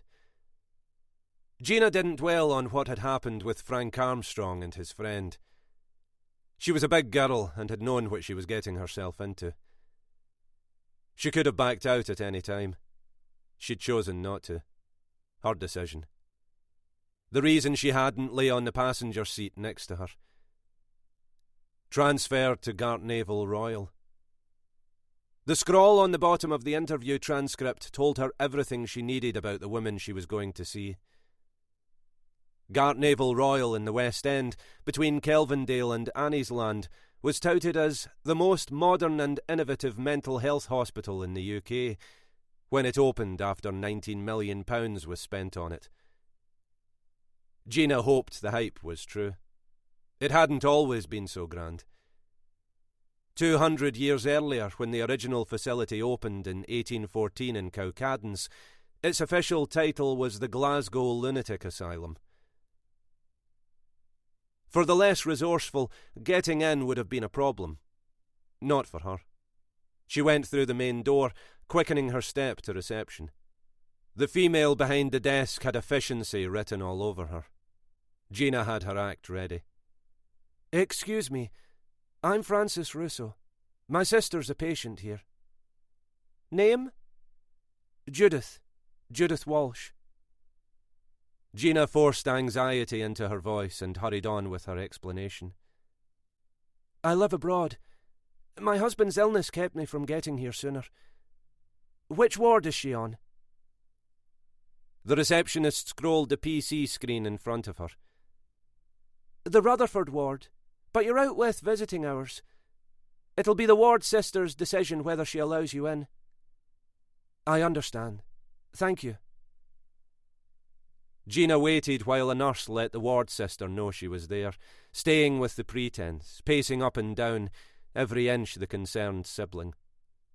The sister's smile was fleeting. The smile of a busy woman. "I'm glad you're here. Seeing you will do Judith good." "I hope so. But you mustn't stay too long. She tires easily. 15 minutes at most. Is that all right?" For the reporter, it was very all right.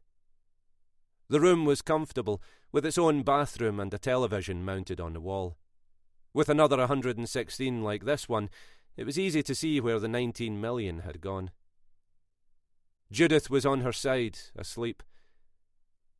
The door closing awakened her, and she turned. Gina pulled a chair over to the bed and took out her notebook. "Hi, I'm D.S. Henderson. If you don't mind, I'd like to go over your story one last time." She brought an old press card from her purse, flashed it and put it away. Weak and confused, Judith accepted it. "I've already told you everything. There isn't any more." Gina was unmoved by the fragile figure in the bed not making eye contact with her. "We know that, and we're grateful. Only you might have thought of something else, something important. It's common. Things come back gradually as you get stronger." Judith shook her head. I won't. I'm sure I won't. I'm trying to forget. Don't make me remember it all over again. Please." She patted her thin hand. Okay, calm down. Just one question." Judith cowered under the bedclothes. Gina flipped open the notebook and pretended to read from it. "You've told us you heard voices. Women's voices. That's right, isn't it?" "Yes." "2 of them?" "Yes." "You were inside the wardrobe. How can you be sure?" Judith didn't offer an explanation. "I heard them."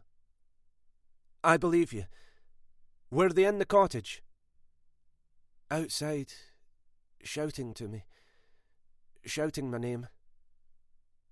Who was shouting? Was it Mackenzie? I don't know anyone called Mackenzie. Mackenzie Darragh? No, I don't.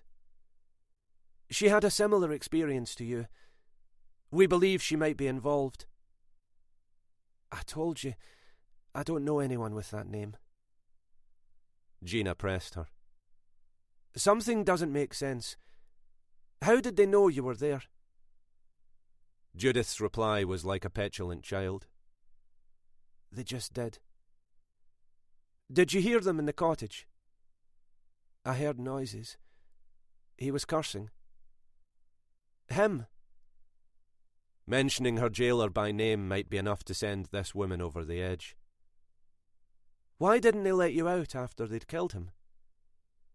Suspicion sparked in Judith. You said you'd only ask one question. I'd like you to go. Billy Cunningham watched the water in the lavatory pan colour red. Nobody believed it would happen to them until it was too late. Because people were stupid. Because they were arrogant. A bit of both, probably. At first, he'd put the shortness of breath and the wheezing down to age. It suited him to pay no heed to the sore throat and the cough that wouldn't go away.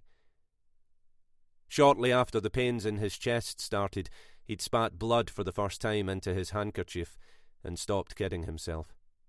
Even then, it was months before he went to a doctor.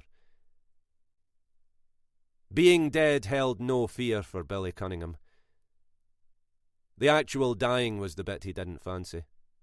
If he could go quietly, painlessly, he wouldn't mind. With no wife and his old friends gone, what was there to live for?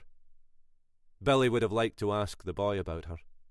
His most vivid memory was of the little girl running to welcome her daddy home, not the woman who'd betrayed him. He could still see her on that winter's day, standing on the step, a cold north wind blowing snowflakes like scattered butterflies. She'd held onto the boy's arm, sadness in her empty eyes. Turning her away wasn't what he'd wanted, but bitterness had been eating him away inside for too long and wouldn't let go, so he refused to help and closed the door on both of them. What was there to live for? Not a whole hell of a lot. But not nothing. Definitely not nothing. Tommy Boyle had quit Glasgow and never returned. His son had, and he was a bastard like his father. Billy got off his hands and knees, went through to the kitchen and pushed the table aside. His thinking was straight. Gina sat in the car park, going over what, if anything, she'd learned. Judith's experience had damaged her more than the reporter anticipated. Emily Thorne's daughter was a nervous wreck, whatever confidence she'd had, destroyed. Finding her way back to a normal life, even if it was possible, would be a long, hard road. She'd confirmed what was in the police report Gina had debased herself to get, about hearing two women call her name. Those same women had killed Walsh. Nobody would shed tears for that guy. The world was better off without him. Why not free Judith, especially since they knew she was in the cottage? Why make an anonymous call? The reporter studied her mobile while people came and went. This was a busy place. A handsome man in his 50s wearing a dark blue pinstriped suit, striding with the assurance of someone who belonged, maybe a consultant on his way to the golf course, smiled at her through the windscreen. She stared blankly back. Gina had had enough of men to last her a while. The answer was obvious, because they didn't want her to be accused of his murder. Obvious, maybe, but not plausible. Judith was emaciated and weak, not in a state to kill anybody. Whoever fatally wounded Walsh had known there was someone in the cottage, and that she was a prisoner. Freeing her meant showing themselves. She'd be able to identify them. So they'd left her in the wardrobe after they killed him. Not to protect her from an accusation of murder. To protect themselves. On the drive from Lennox Castle to the refuge, Mackenzie sat in the back of the police car. Sylvia drove Mackenzie's car with Juliet on her lap.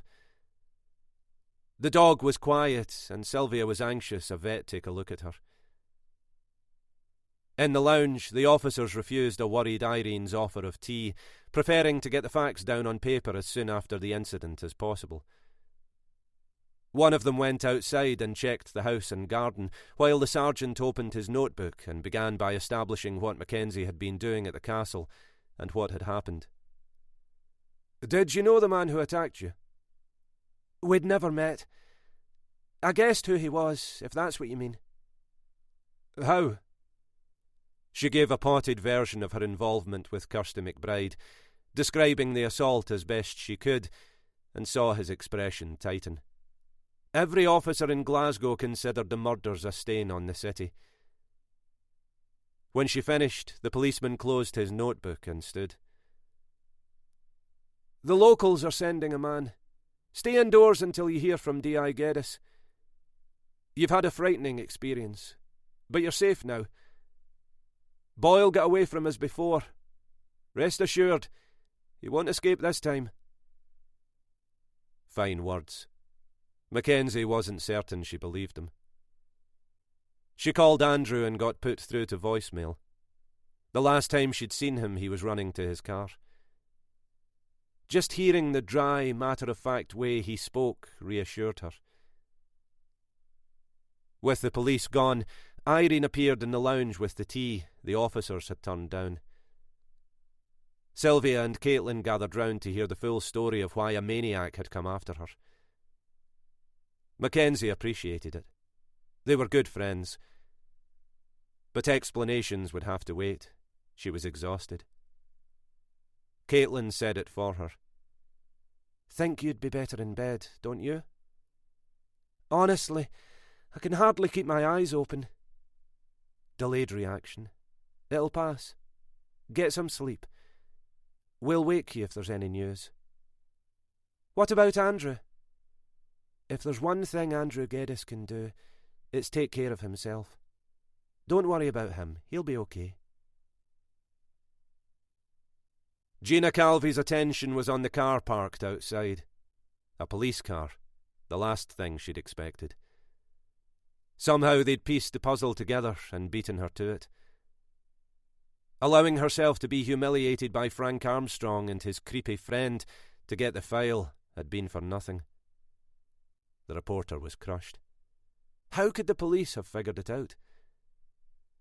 Emily Thorne's unforced error, admitting then denying she knew Mackenzie Darragh, was a gift, otherwise she'd never have made the connection. Judith heard female voices but hadn't seen their faces. The DNA would tie Mackenzie to the crime. Gina drove past and stopped, picturing the scene inside. They'd be charging her and her accomplice with bludgeoning a drunk man to death in his own home. The women would come out in handcuffs, tears wet on their cheeks, heads bowed with the shame of what they'd done. Any hope of the exclusive interview Gina desperately wanted would be gone. She fished her mobile out of her bag and turned on the camera. At least she'd have the only photograph of the arrest. It wouldn't sell for much, but it was better than nothing. She trained it on the door and swore. "Fuck." Mackenzie was on the front step shaking hands with the officers, all of them smiling. They chatted for a minute before the policeman drove away. Gina didn't understand what the hell was going on, except it was good news for her. The police could have come here for any number of reasons. They hadn't arrested them, which meant her plan was back on. She got out of the car and took a deep breath, more nervous than she could remember. The police showing up had given her time to consider things. She'd seen the photographs of Jack Walsh, his face so badly beaten his own mother wouldn't recognise him. Perhaps coming here alone was a mistake. At least 2 of the women in this place had committed murder. Not just murder. Launched a frenzied attack, albeit on a callous coward who'd taken his wife's liberty from her and treated her with barely imaginable cruelty. Gina had no doubt the voices outside the cottage were Mackenzie Darragh, morphed from victim to avenging angel, and whoever was with her, taking the law into their own hands, exacting retribution. Any court in the land would surely put Walsh away for a very long time for what he'd done. But had he deserved to die at the hands of vigilante justice? The door was opened by a grey-haired woman in her 60s. "I'd like to speak to Mackenzie." The woman's expression changed. "I'm afraid she isn't available at the moment. Is she expecting you?" Expecting her? No. Expecting somebody, maybe. "She isn't, although I'm sure she'll see me. My name's Calvi. I'm a reporter." Sylvia bristled. "Can I ask what it's about?" "Sorry, I'd rather tell her face to face." The gatekeeper eyed her up and down. "Wait here." Gina didn't mind. She knew what would come next. The women would deny they'd ever been to the cottage in Clackmannan.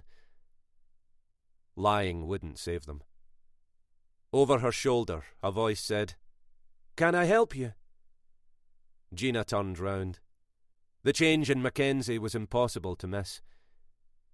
She was pale, her eyes hooded, her lips almost bloodless. From a distance she'd seemed relaxed.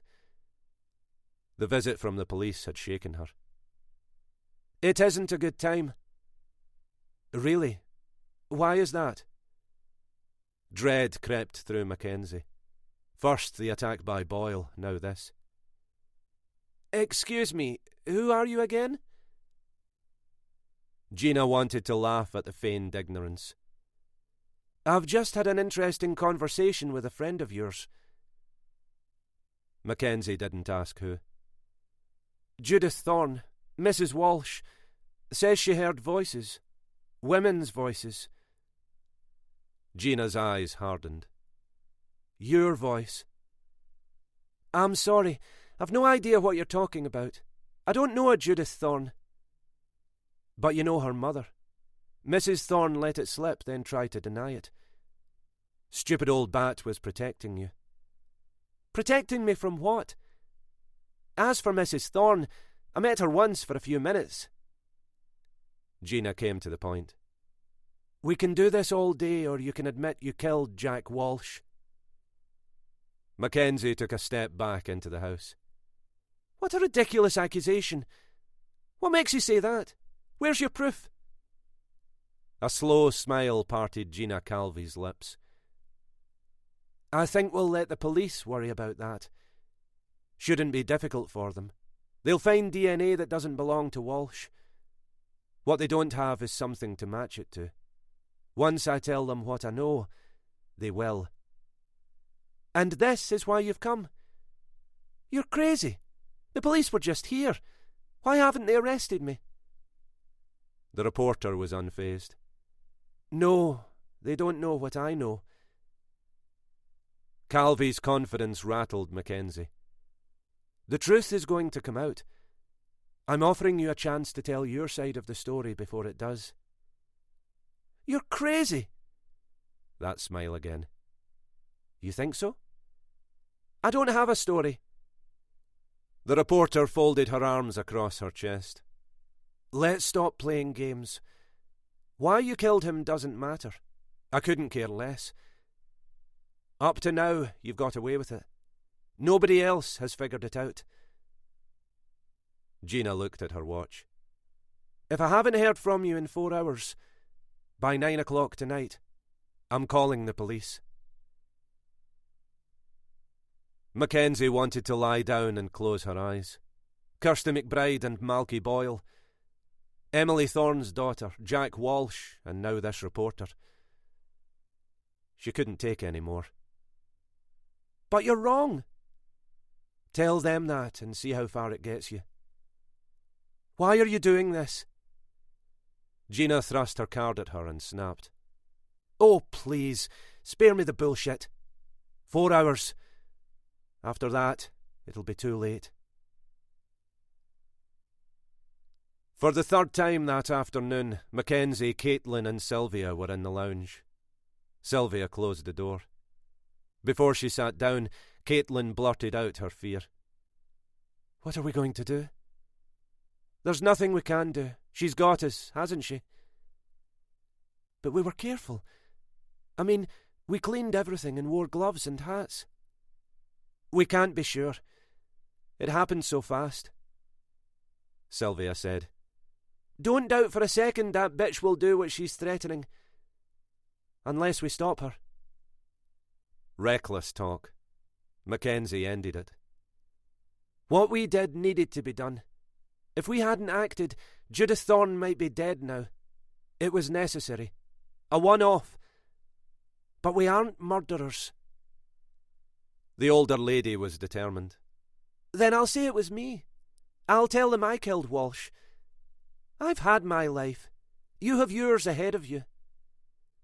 Except it won't be your DNA in the cottage. It'll be mine and Caitlin's. So, even if we agreed, it wouldn't work. Forensic evidence doesn't lie. It'll prove who was there and who wasn't. Mackenzie shook her head. Gina Calvey wants the story before it comes out. I'll give it to her. After that... Caitlin had her own solution. We tell them it was me. You stayed in the car and only came in when I shouted on you. I killed him. Nobody will believe you. Yeah, they will. We agreed I'd get a look at where he was keeping Judith. I told him my car had broken down and asked if he could help. When I was in the cottage, he attacked me and I lost it. Mackenzie's tiredness had disappeared. Absolutely not. No way am I letting you take the blame. It was me. You're forgetting, Peter. I wouldn't be alive if it wasn't for you pulling me out of his car. I've been dead since the moment I skidded into the tree. Not in a million years. You were against going to the cottage. I persuaded you. Look, you asked if it had anything to do with that night. Yes, it did. She told them what happened to Kirsty McBride. I've been coming to this place since. I killed Walsh for Kirsty and me and you and all the women who can't help themselves. Caitlin admired her but was unmoved. I hear what you're saying, but you're wrong to blame yourself for that girl's death. You tried to save her. Sometimes that's just how it goes.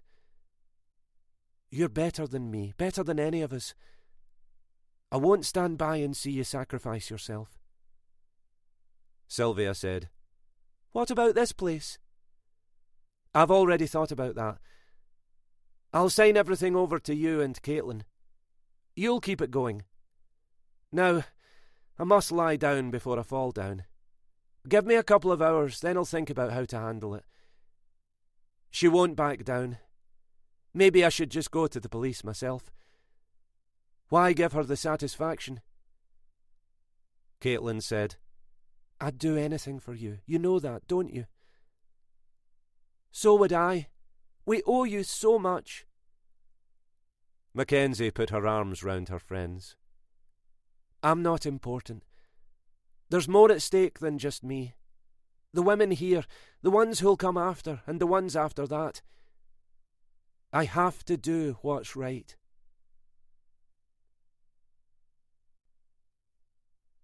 "46. On the motorway, traffic was moving. For most, the working day was over. Caitlin took the turn-off for Aberfoyle and a left towards George Square. Further down, outside the Mercedes dealership in Milton Street, a young guy in a flying jacket and jeans shook hands with a man whose shirt sleeves were rolled back to the elbows, then dropped behind the wheel of a deep blue A-class saloon and pulled his new toy up to the red traffic lights. Caitlin imagined his fingers impatiently tapping the gear stick, ready to race away the second they turned orange. He smiled, obviously pleased with himself. She envied him, though it didn't show. She was calm, Her heartbeat returned to normal, hands not shaking anymore. Her expression was set hard, lips pressed together, eyes hooded in concentration, skin pale and smooth and unlined, as if anxiety had been airbrushed out. Grey smoke trailed from the smouldering tip of the cigarette between her fingers. Mackenzie didn't allow smoking in her car. She wouldn't be pleased. Who was going to tell her? When the lights changed, the Merc glided soundlessly across the intersection, its driver still grinning at his good fortune. Caitlin turned left again and headed into central Glasgow. Knowing she was on solid ground made the reporter confident, bold even. Certain their backs were against the wall, she turned the screw with the 9 o'clock deadline. Mackenzie hadn't given up and still hoped she could persuade her. Obviously, she didn't understand who she was dealing with. Gina Calvey was where she was supposed to be, standing on the pavement in front of the old post office building. Since her visit to Lennoxtown earlier in the afternoon, she'd taken the trouble to change her outfit, dressing casually in dark corduroy trousers and a parka, with the fur-lined hood up to keep her warm. Yards away, a wild-eyed beggar sat cross-legged with his back against the stone wall, nursing a beat-up Yamaha with a burnt-amber scratch plate in his lap, the top E-string trailing like the strand of a spider's web from a tuning key in the streetlight. A white paper cup and a crudely drawn cry for help, homeless and hungry, written on a piece of cardboard, lay on the ground in front of him. His eyes filled briefly with hope when he saw the reporter, cold fingers the colour of wax pleading with her to recognise his existence, while he mumbled incoherently through whatever he was on to get him through his miserable life. Gina ignored him and stepped forward to meet the car drawing into the curb. She opened the car and got in. When she saw Caitlin was by herself, she was immediately angry and suspicious. "You said Mackenzie wanted to meet me. Where the fuck is she?" Caitlin fought down an overwhelming urge to slap her, checked her mirror, indicated and edged out into the road before answering. "She's waiting for you." "Where? At the refuge?" A bronze Hyundai flashed its lights, signalling Caitlin to go. She raised an arm to acknowledge the courtesy, conscious of the reporter's eyes boring into her from the passenger seat. Telling her would have been easy. She chose to make her wait. The insult didn't escape Gina. "I meant what I said today. Don't fuck me about." Caitlin kept her voice low and neutral. "Nobody's fucking you about. Mackenzie sent me to get you. All you have to do is sit back and enjoy the hurl." "The hurl where? Where are we going?" Caitlin's smirk got the reaction she intended. Gina lost her temper and banged her fist on the dashboard. "Stop the car! Stop the car and let me out!" Halfway up John Street, Caitlin did as she was told. The women stared at each other. Calvey's nostrils flared with temper. "Maybe your memory's bad. Maybe you've forgotten our conversation." "No, I haven't. It was me who called you. And I remember every word of it, Gina." "So what's going on? Why isn't Mackenzie with you?" "And cut the crap. I don't want to hear it." Caitlin focused on a taxi in her rear-view mirror. "She wasn't going to give you your exclusive. I persuaded her this is a way to get public opinion on her side. You should be thanking me. It wasn't easy. Once she makes up her mind, nothing and nobody can change it. Except you did. Except I did. This time.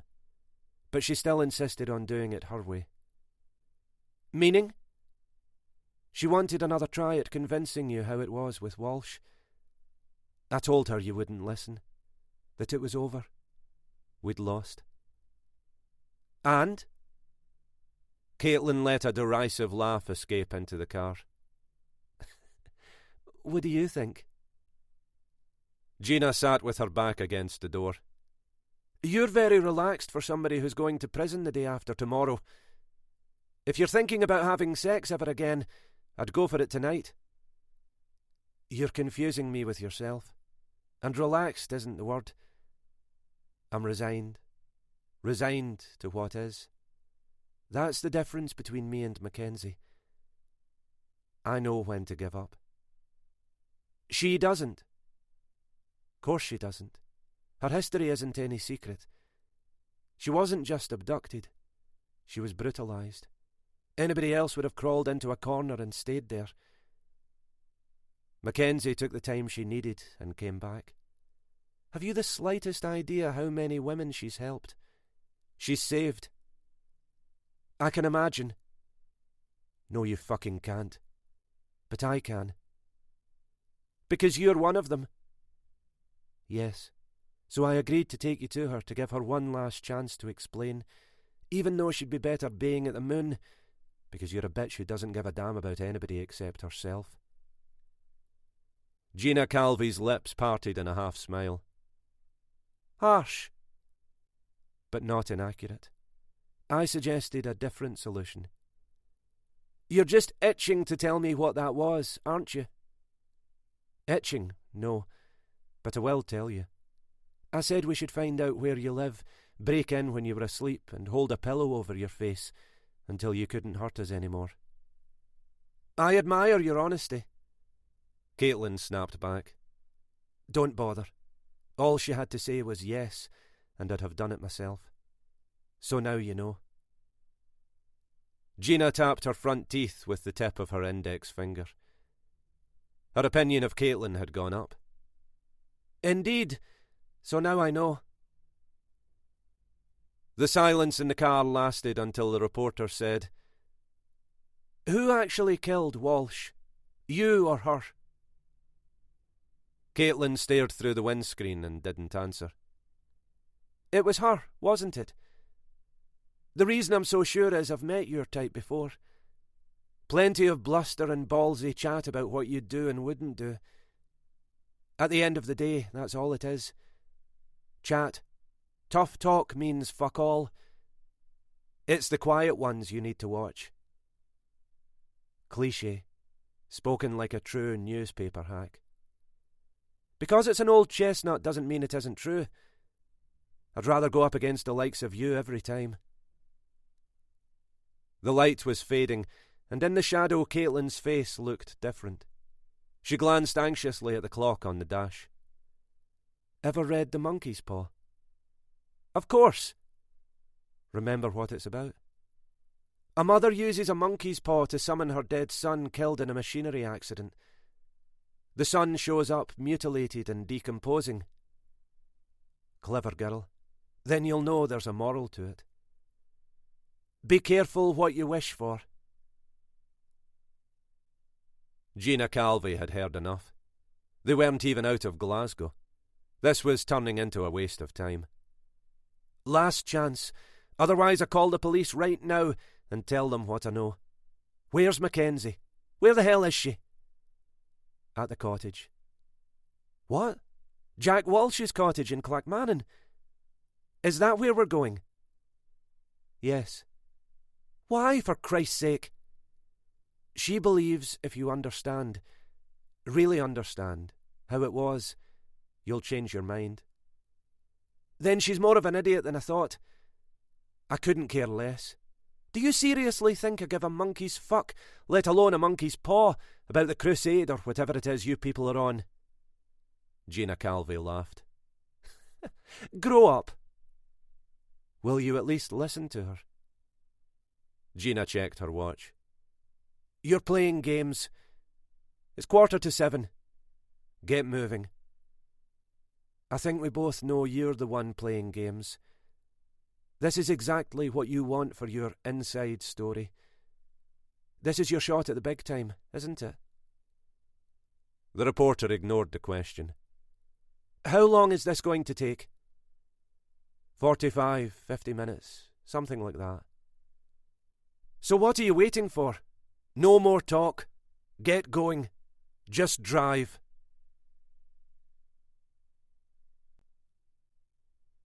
47. Malky lay on his bed, holding his sides, and tried to think through his next move. Going after the Copper's Tart in broad daylight had been a mistake he'd been lucky to survive. In the process, he'd blown his cover. No use dwelling on it. What was done was done. The important thing was to get away. They still couldn't know where he'd been hiding. For the moment, he was safe. He'd hit his head and hurt his side in the fall. Good luck rather than bad. If he'd broken a leg, they would have had him. There was no sign of old Billy. Probably sleeping off a licorice bender. In spite of the pain, Malky laughed at his joke. How much money was left under the floorboards? He couldn't remember. Still plenty, that was for sure.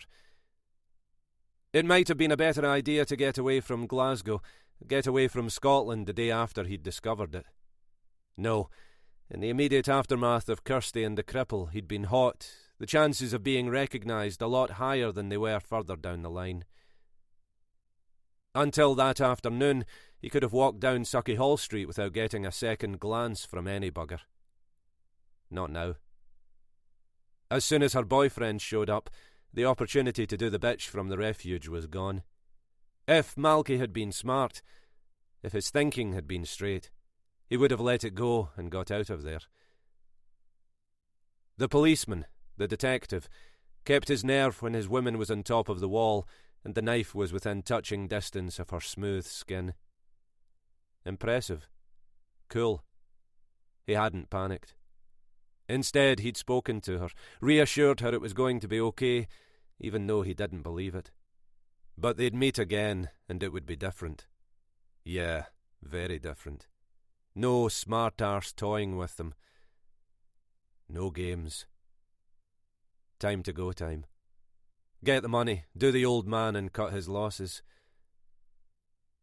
Malky got off the bed, went to the kitchen, and got down on his knees. With cash on his tail, he could turn it round. Done it before, hadn't he? Billy Cunningham was in his room sitting in the dark when he heard the boy come in. Billy was wearing the coat from his sub-post office days. The one with shoplifter pockets. 2 sizes too big for him now and frayed at the cuffs. It smelled of mothballs. He'd never understood why he'd hung on to it all these years. Before a raid he had a routine. Quiet his mind, calm his jangling nerves, and eliminate every distraction, including fear. He was calm now. Loud curses meant his guest wasn't in his normal, disrespectful good humour. That was good. Dying was a serious business. Better if you were in the mood for it. Billy waited until he heard the table legs scrape against the linoleum, then shuffled down the hall as quietly as he could, and stood outside the kitchen door. When he opened it, he saw what he was expecting to see.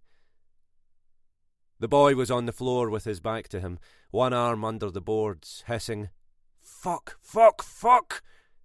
in frustration, unaware he wasn't alone. Billy leaned against the doorframe and let him get on with it. Sooner or later he'd realise he was wasting his time. Billy saw his fingers stretch deeper and deeper under the boards.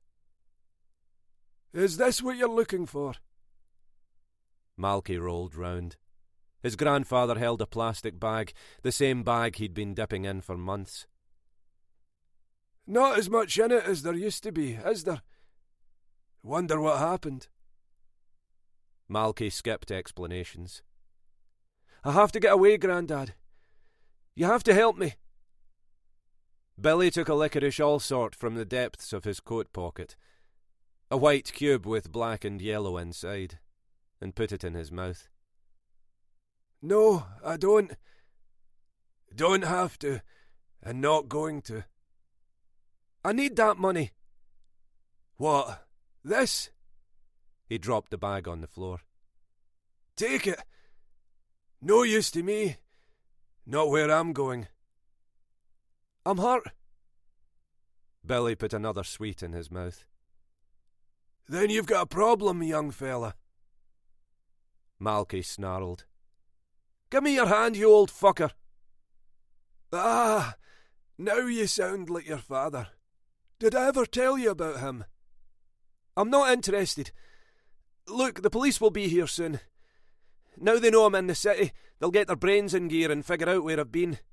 You can say I forced you into hiding me. Malky got a hold of the table and hauled himself off the floor. His face was covered in sweat. His side ached. Hand over the fucking money and I'll be out of your life. Billy kicked the plastic bag towards him. I told you, it's yours. As for the police... He picked a piece of licorice from his teeth. I'm minded to do the simple thing. Just tell them the truth. You gave me no choice. That bit's true. Started thieving from me. When I caught you, you went berserk and attacked me. Malky didn't have time for this. Listen, you stupid old bugger. Any more out of you and I'll beat your fucking brains in like I should have for what you did to my mother. I'll say staying here was your idea. They'll put you back inside. Billy shook his head. No, you won't. He nodded towards the gap in the floor. Should have searched a bit harder. If you had, you'd have found this. He pulled the sawn-off shotgun he'd kept oiled and ready under the floorboards from his coat pocket. You didn't because you're just like him. What the fuck? Grandad, don't be stupid. You're not going to shoot that thing. They put you away for the rest of your life. You'll die in prison. Have you any idea what it's like for an old man? Billy's expression didn't change. The threat meant nothing to him. Thought I was stupid, didn't you? Thought I didn't know you'd do me in and take the money. Malky held up a hand. No, you've got it wrong, Grandad. Listen, we'll split it.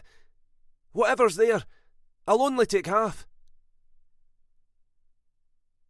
Geddes screamed round the corner into the street and stopped 5 doors from the address D.S. Turnbull had given him. On the drive across the city, images of Kirsty McBride's mutilated body in Renfrew Street filled Andrew's head. He couldn't escape them and didn't want to. Stopping Boyle might be the most important thing he'd ever done. The pictures reminded him why. There were no lights on in the house. Most of the slats were broken on the wooden fence. Pieces of paper, empty cigarette packets and beer cans littered the grass, and curtains were drawn on the windows. It looked unoccupied. Was it possible he was wrong? In the distance a siren wailed. The detective swore. Fucking idiots. You're telling him we're here. Geddes hated guns and wasn't armed. For sure, the backup officers would be. Waiting for them made sense. He was tired of waiting. The D.I. crept the length of the hedge, keeping his head down, ran to the building and flattened himself against the wall. He listened for sounds from inside. There were none. At the back of the house he heard raised voices in the kitchen. Boyle and his grandfather arguing. Geddes returned to the front as a police unit arrived. More would be on the way. Officers in Kevlar vests poured onto the street and started to deploy. Soon the house would be surrounded. Boyle wouldn't escape this time. Geddes lifted the letterbox. In the kitchen at the end of the hall, a man in a greatcoat stood with his back to him. Boyle leaned against a table, staring at him, obviously in pain from the fall at Lennox Castle. A bank of white and orange lights twinkled like stars in the blackness on the other side of the Clackmannan Bridge. Gina Calvey hadn't said a word since the conversation in John Street. Caitlin wasn't stupid. Hearing the confession from the murderess's own lips at the scene of the crime would give singular authority to the story she'd eventually write. Real investigative journalism. Editors lapped that shit up. Her reputation would be sky high. Job offers would come rolling in. She'd maybe even get a gong. Caitlin kept her eyes on the road, her chest rising and falling evenly with every unhurried breath. She was a cool one, all right. It occurred to the reporter that perhaps she'd been wrong in her boast about preferring to take her on. When this was over, whatever happened, she'd be going to prison. Other women, weaker women, would be begging for a second chance, crying to be forgiven for the sins they'd committed in the cause of the sisterhood. Not this one. Gina heard the petulance in her own voice. How much further? You sound like a child. Are we nearly there yet? Need to go to the bathroom, do we? I asked you how much further. Not too far. What does that mean? It means not too far. She was mocking her. The bloody bitch was mocking her. Go faster. It sounded lame, but so what? Tomorrow, one of them would be crying, and it wouldn't be her. Billy had stopped listening and levelled the gun. Malky wasn't afraid. He grinned. Hear that siren? Looks like you lose again, old man. The bullet blew the grin off his face and the heart out of his chest. Not this time, boy. Billy Cunningham had threatened people. Plenty of people. But he'd never shot anybody. It felt good. Geddes was turning the handle when the shot went off. Under his breath he swore, knowing the armed unit would go in first, denying him the chance to get Boyle alone. The response team swarmed past him through the door, weapons at the ready. He tensed and pressed himself against the wall, expecting more gunshots. It didn't happen, and he stepped inside. Officers crowded the hall. The threat over. When Geddes pushed past, no one stopped him. The smell of cordite caught in the detective's throat. Across the kitchen, a grey-haired man in handcuffs unhurriedly chewed a sweet, ignoring the sawn-off shotgun and the plastic bag on the table in front of him. Geddes said, "Billy Cunningham." Cunningham kept chewing like a bystander observing the drama rather than a player. Malky Boyle's body was spread at a crazy angle on the linoleum in a pool of blood from the wound in his chest. There was surprise in his sightless eyes. He hadn't expected to die today. Geddes studied the sudden violent end of a man who'd mercilessly murdered two defenceless people. The detective had been denied the closure he'd wanted. Just as well. He remembered the photograph of Boyle as a baby in his mother's arms. There was no way to know that even then he'd been coming to this place. From the day he was born, how he'd live and how he'd die was mapped out. Inevitable. The DI sensed the leader of the armed unit at his elbow. "Nobody else in the house, sir. Forensics are on their way." He ignored the handcuffed man and pointed to the body on the deck. "Got what he deserved?" The detective disagreed. No, not even close. Geddes lifted a bundle of notes from the plastic bag and confronted Cunningham with it. "The money they never recovered from the last robbery." Cunningham didn't respond. "Is this what it was about?" Billy shook his head. "For him, maybe. Not for me." "Then why not let him have it?" "I did." "I don't get it." "Course you don't. How could you?" "Tell me." "Nah, it's a long story." The banknotes were crisp and new. Cunningham saw the question in the policeman's eyes and answered it before it was asked. "Been cleaning it for 20 years. Putting it in, taking it out. Easy." "Where?" The irony made the old man smile. "At the post office. Where else?" DCI Leach got out of his car and nodded solemnly towards Geddes. There was no sign of Jameson, Innes, or any of the detectives who had spectacularly failed to do their jobs. Dennis the Menace had crashed and burned. It didn't take a big brain to figure out which lucky so-and-so would be filling out the paperwork and preparing the report to the Procurator Fiscal on the double murder, the death of the most wanted man in Glasgow, and the recovery of money stolen 35 years earlier from a sub-post office in the city. A great result, the kind the higher-ups could trumpet to the press and take credit for. Geddes wasn't bothered. He'd been there before. Leach went into the house. 10 minutes later, he was out again. The policemen stood together in silence. When Geddes arrived, the street had been dark and deserted. Now, a crowd had gathered along the fence to watch the action. Billy Cunningham appearing at the door between two officers brought spontaneous applause and shouts of, "Go on, Billy," and "Fuck the filth." Geddes said, "They don't give a damn what he's done. It's them against the police, them against us, and always will be." He turned to the DCI. "This is finished. You'll have my request for a transfer on your desk first thing tomorrow morning, sir." Leach studied the ground at his feet. "Request denied, Detective Inspector." "But, sir," Leach spoke out of the side of his mouth. "You've made your point. Don't push it, Geddes." Before the DI could snatch defeat from the jaws of victory, a uniform saluted the senior man. "Sir, the suspect has a request." Leach deferred. "I'm not in charge here, Constable." Geddes assumed command. "What is it?" "He wants to know if he can take his licorice all sorts with him. Says there's a full box in the bottom of his wardrobe."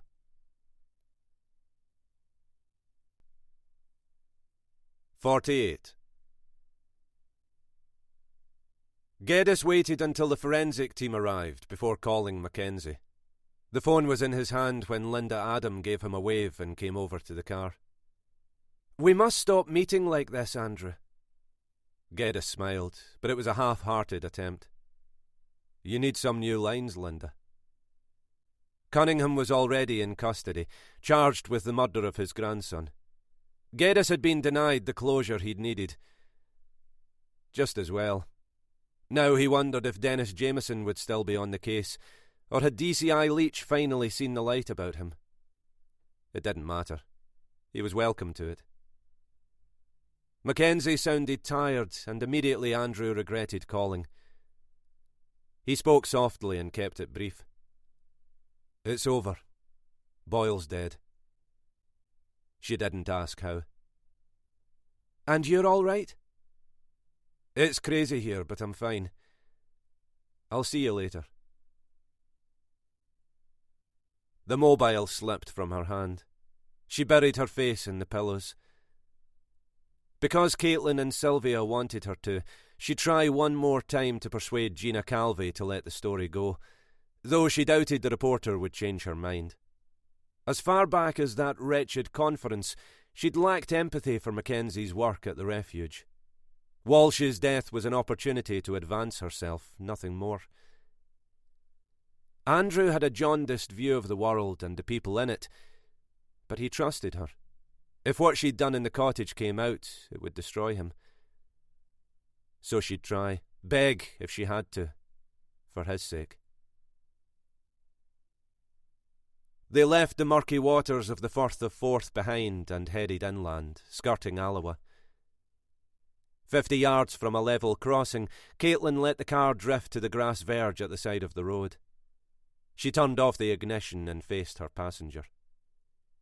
"Why are we stopping? Drawing it out won't change anything." Caitlin saw the pretty face and the clothes so carefully chosen, unable to accept this creature could hurt Mackenzie and what she'd created. "Before we get to the cottage, I'm going to do something which goes against everything I believe."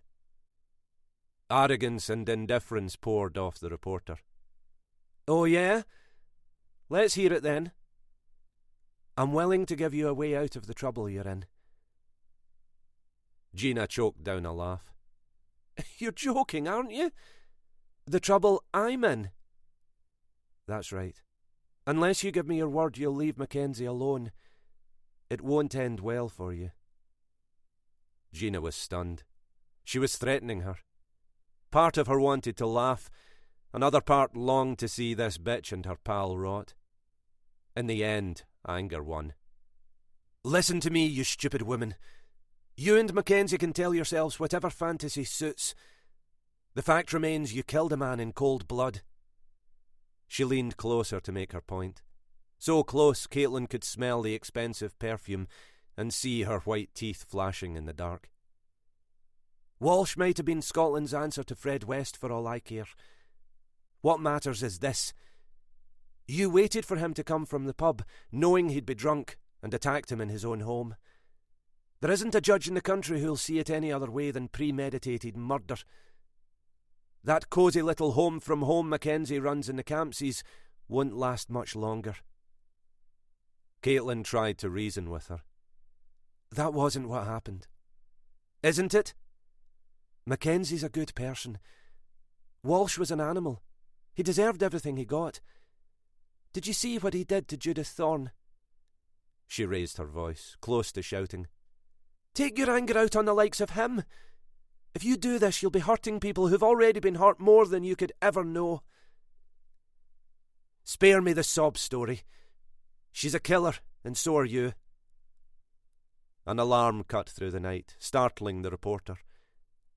Amber lights flashed on either side of the crossing. Fuck this bullshit. We've wasted enough time. Start the engine. Caitlin made one more attempt, knowing it was futile. Please. Mackenzie can't go to prison. She just can't. The refuge won't survive without her. The women won't survive without her. Gina Calvey wasn't listening.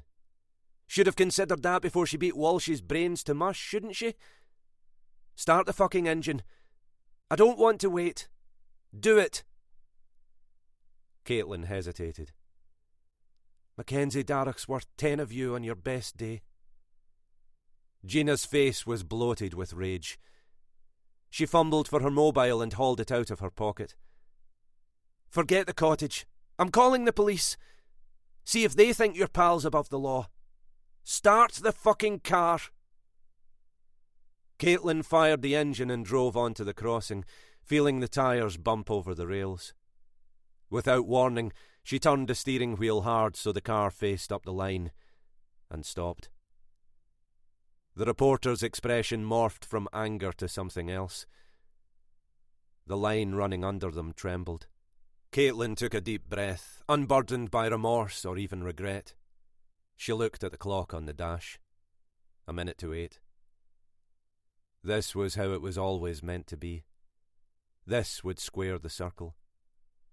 Gina Calvey's voice was hoarse with fear. What the hell are you doing? You're insane. Repaying a debt. What? You wouldn't understand. The barriers fell on either side, boxing them in. Inside the car, the click was like a gunshot. Gina heard it and frantically pulled at the locked door. Open it! Open it! Open the fucking door! Caitlin's eyes held no pity. The reporter had left her no choice. Driving into the city, she thought about Sylvia, Irene, Doreen, and so many others who'd found shelter and hope in the refuge, thanks to Mackenzie Darrach. Nobody should be allowed to destroy that. The decision hadn't been difficult. In fact, it had been easy. Merely the end of a story which began when she'd crashed Peter's car. Better for everyone if Mackenzie had left her to burn. Except Mackenzie hadn't. Her friend had saved her. She owed her life to her. But the time won was borrowed time. Now it had run out. She slid her window down until the gap was 6 inches wide. Cool air rushed in with the shrill sound of alarm bells ringing and the red glow of flashing lights. Gina slammed her fists against the window.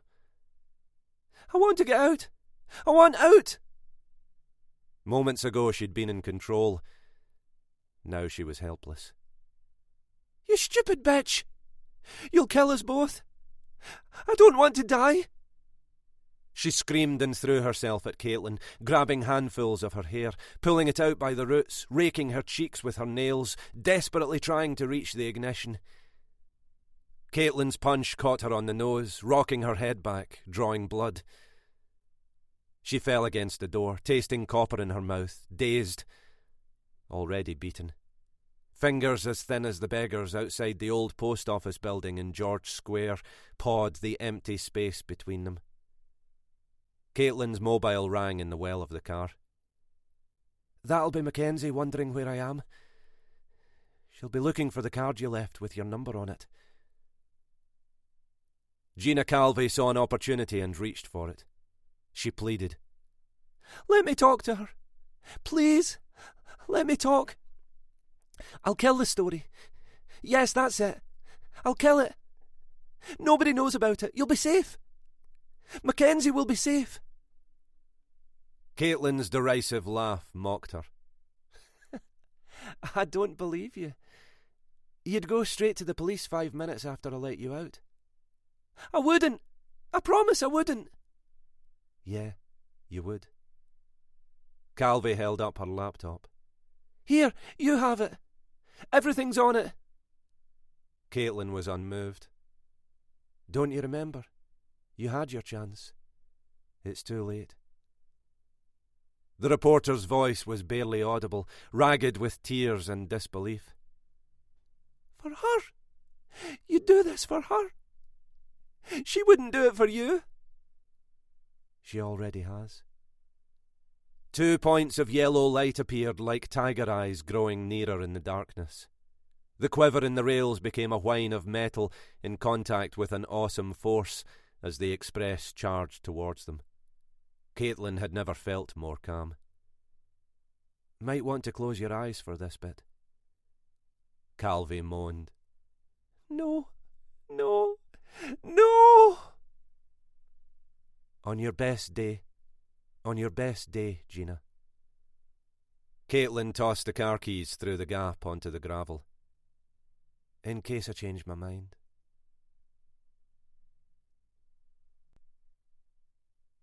You've been listening to Deadly Harm by Owen Mullen, narrated by David McCallion. Published by Whole Story Quest Audiobooks, an imprint of W.F. House Limited. This work is copyrighted 2019 Owen Mullen. This recording is copyrighted 2020 W.F. House Limited.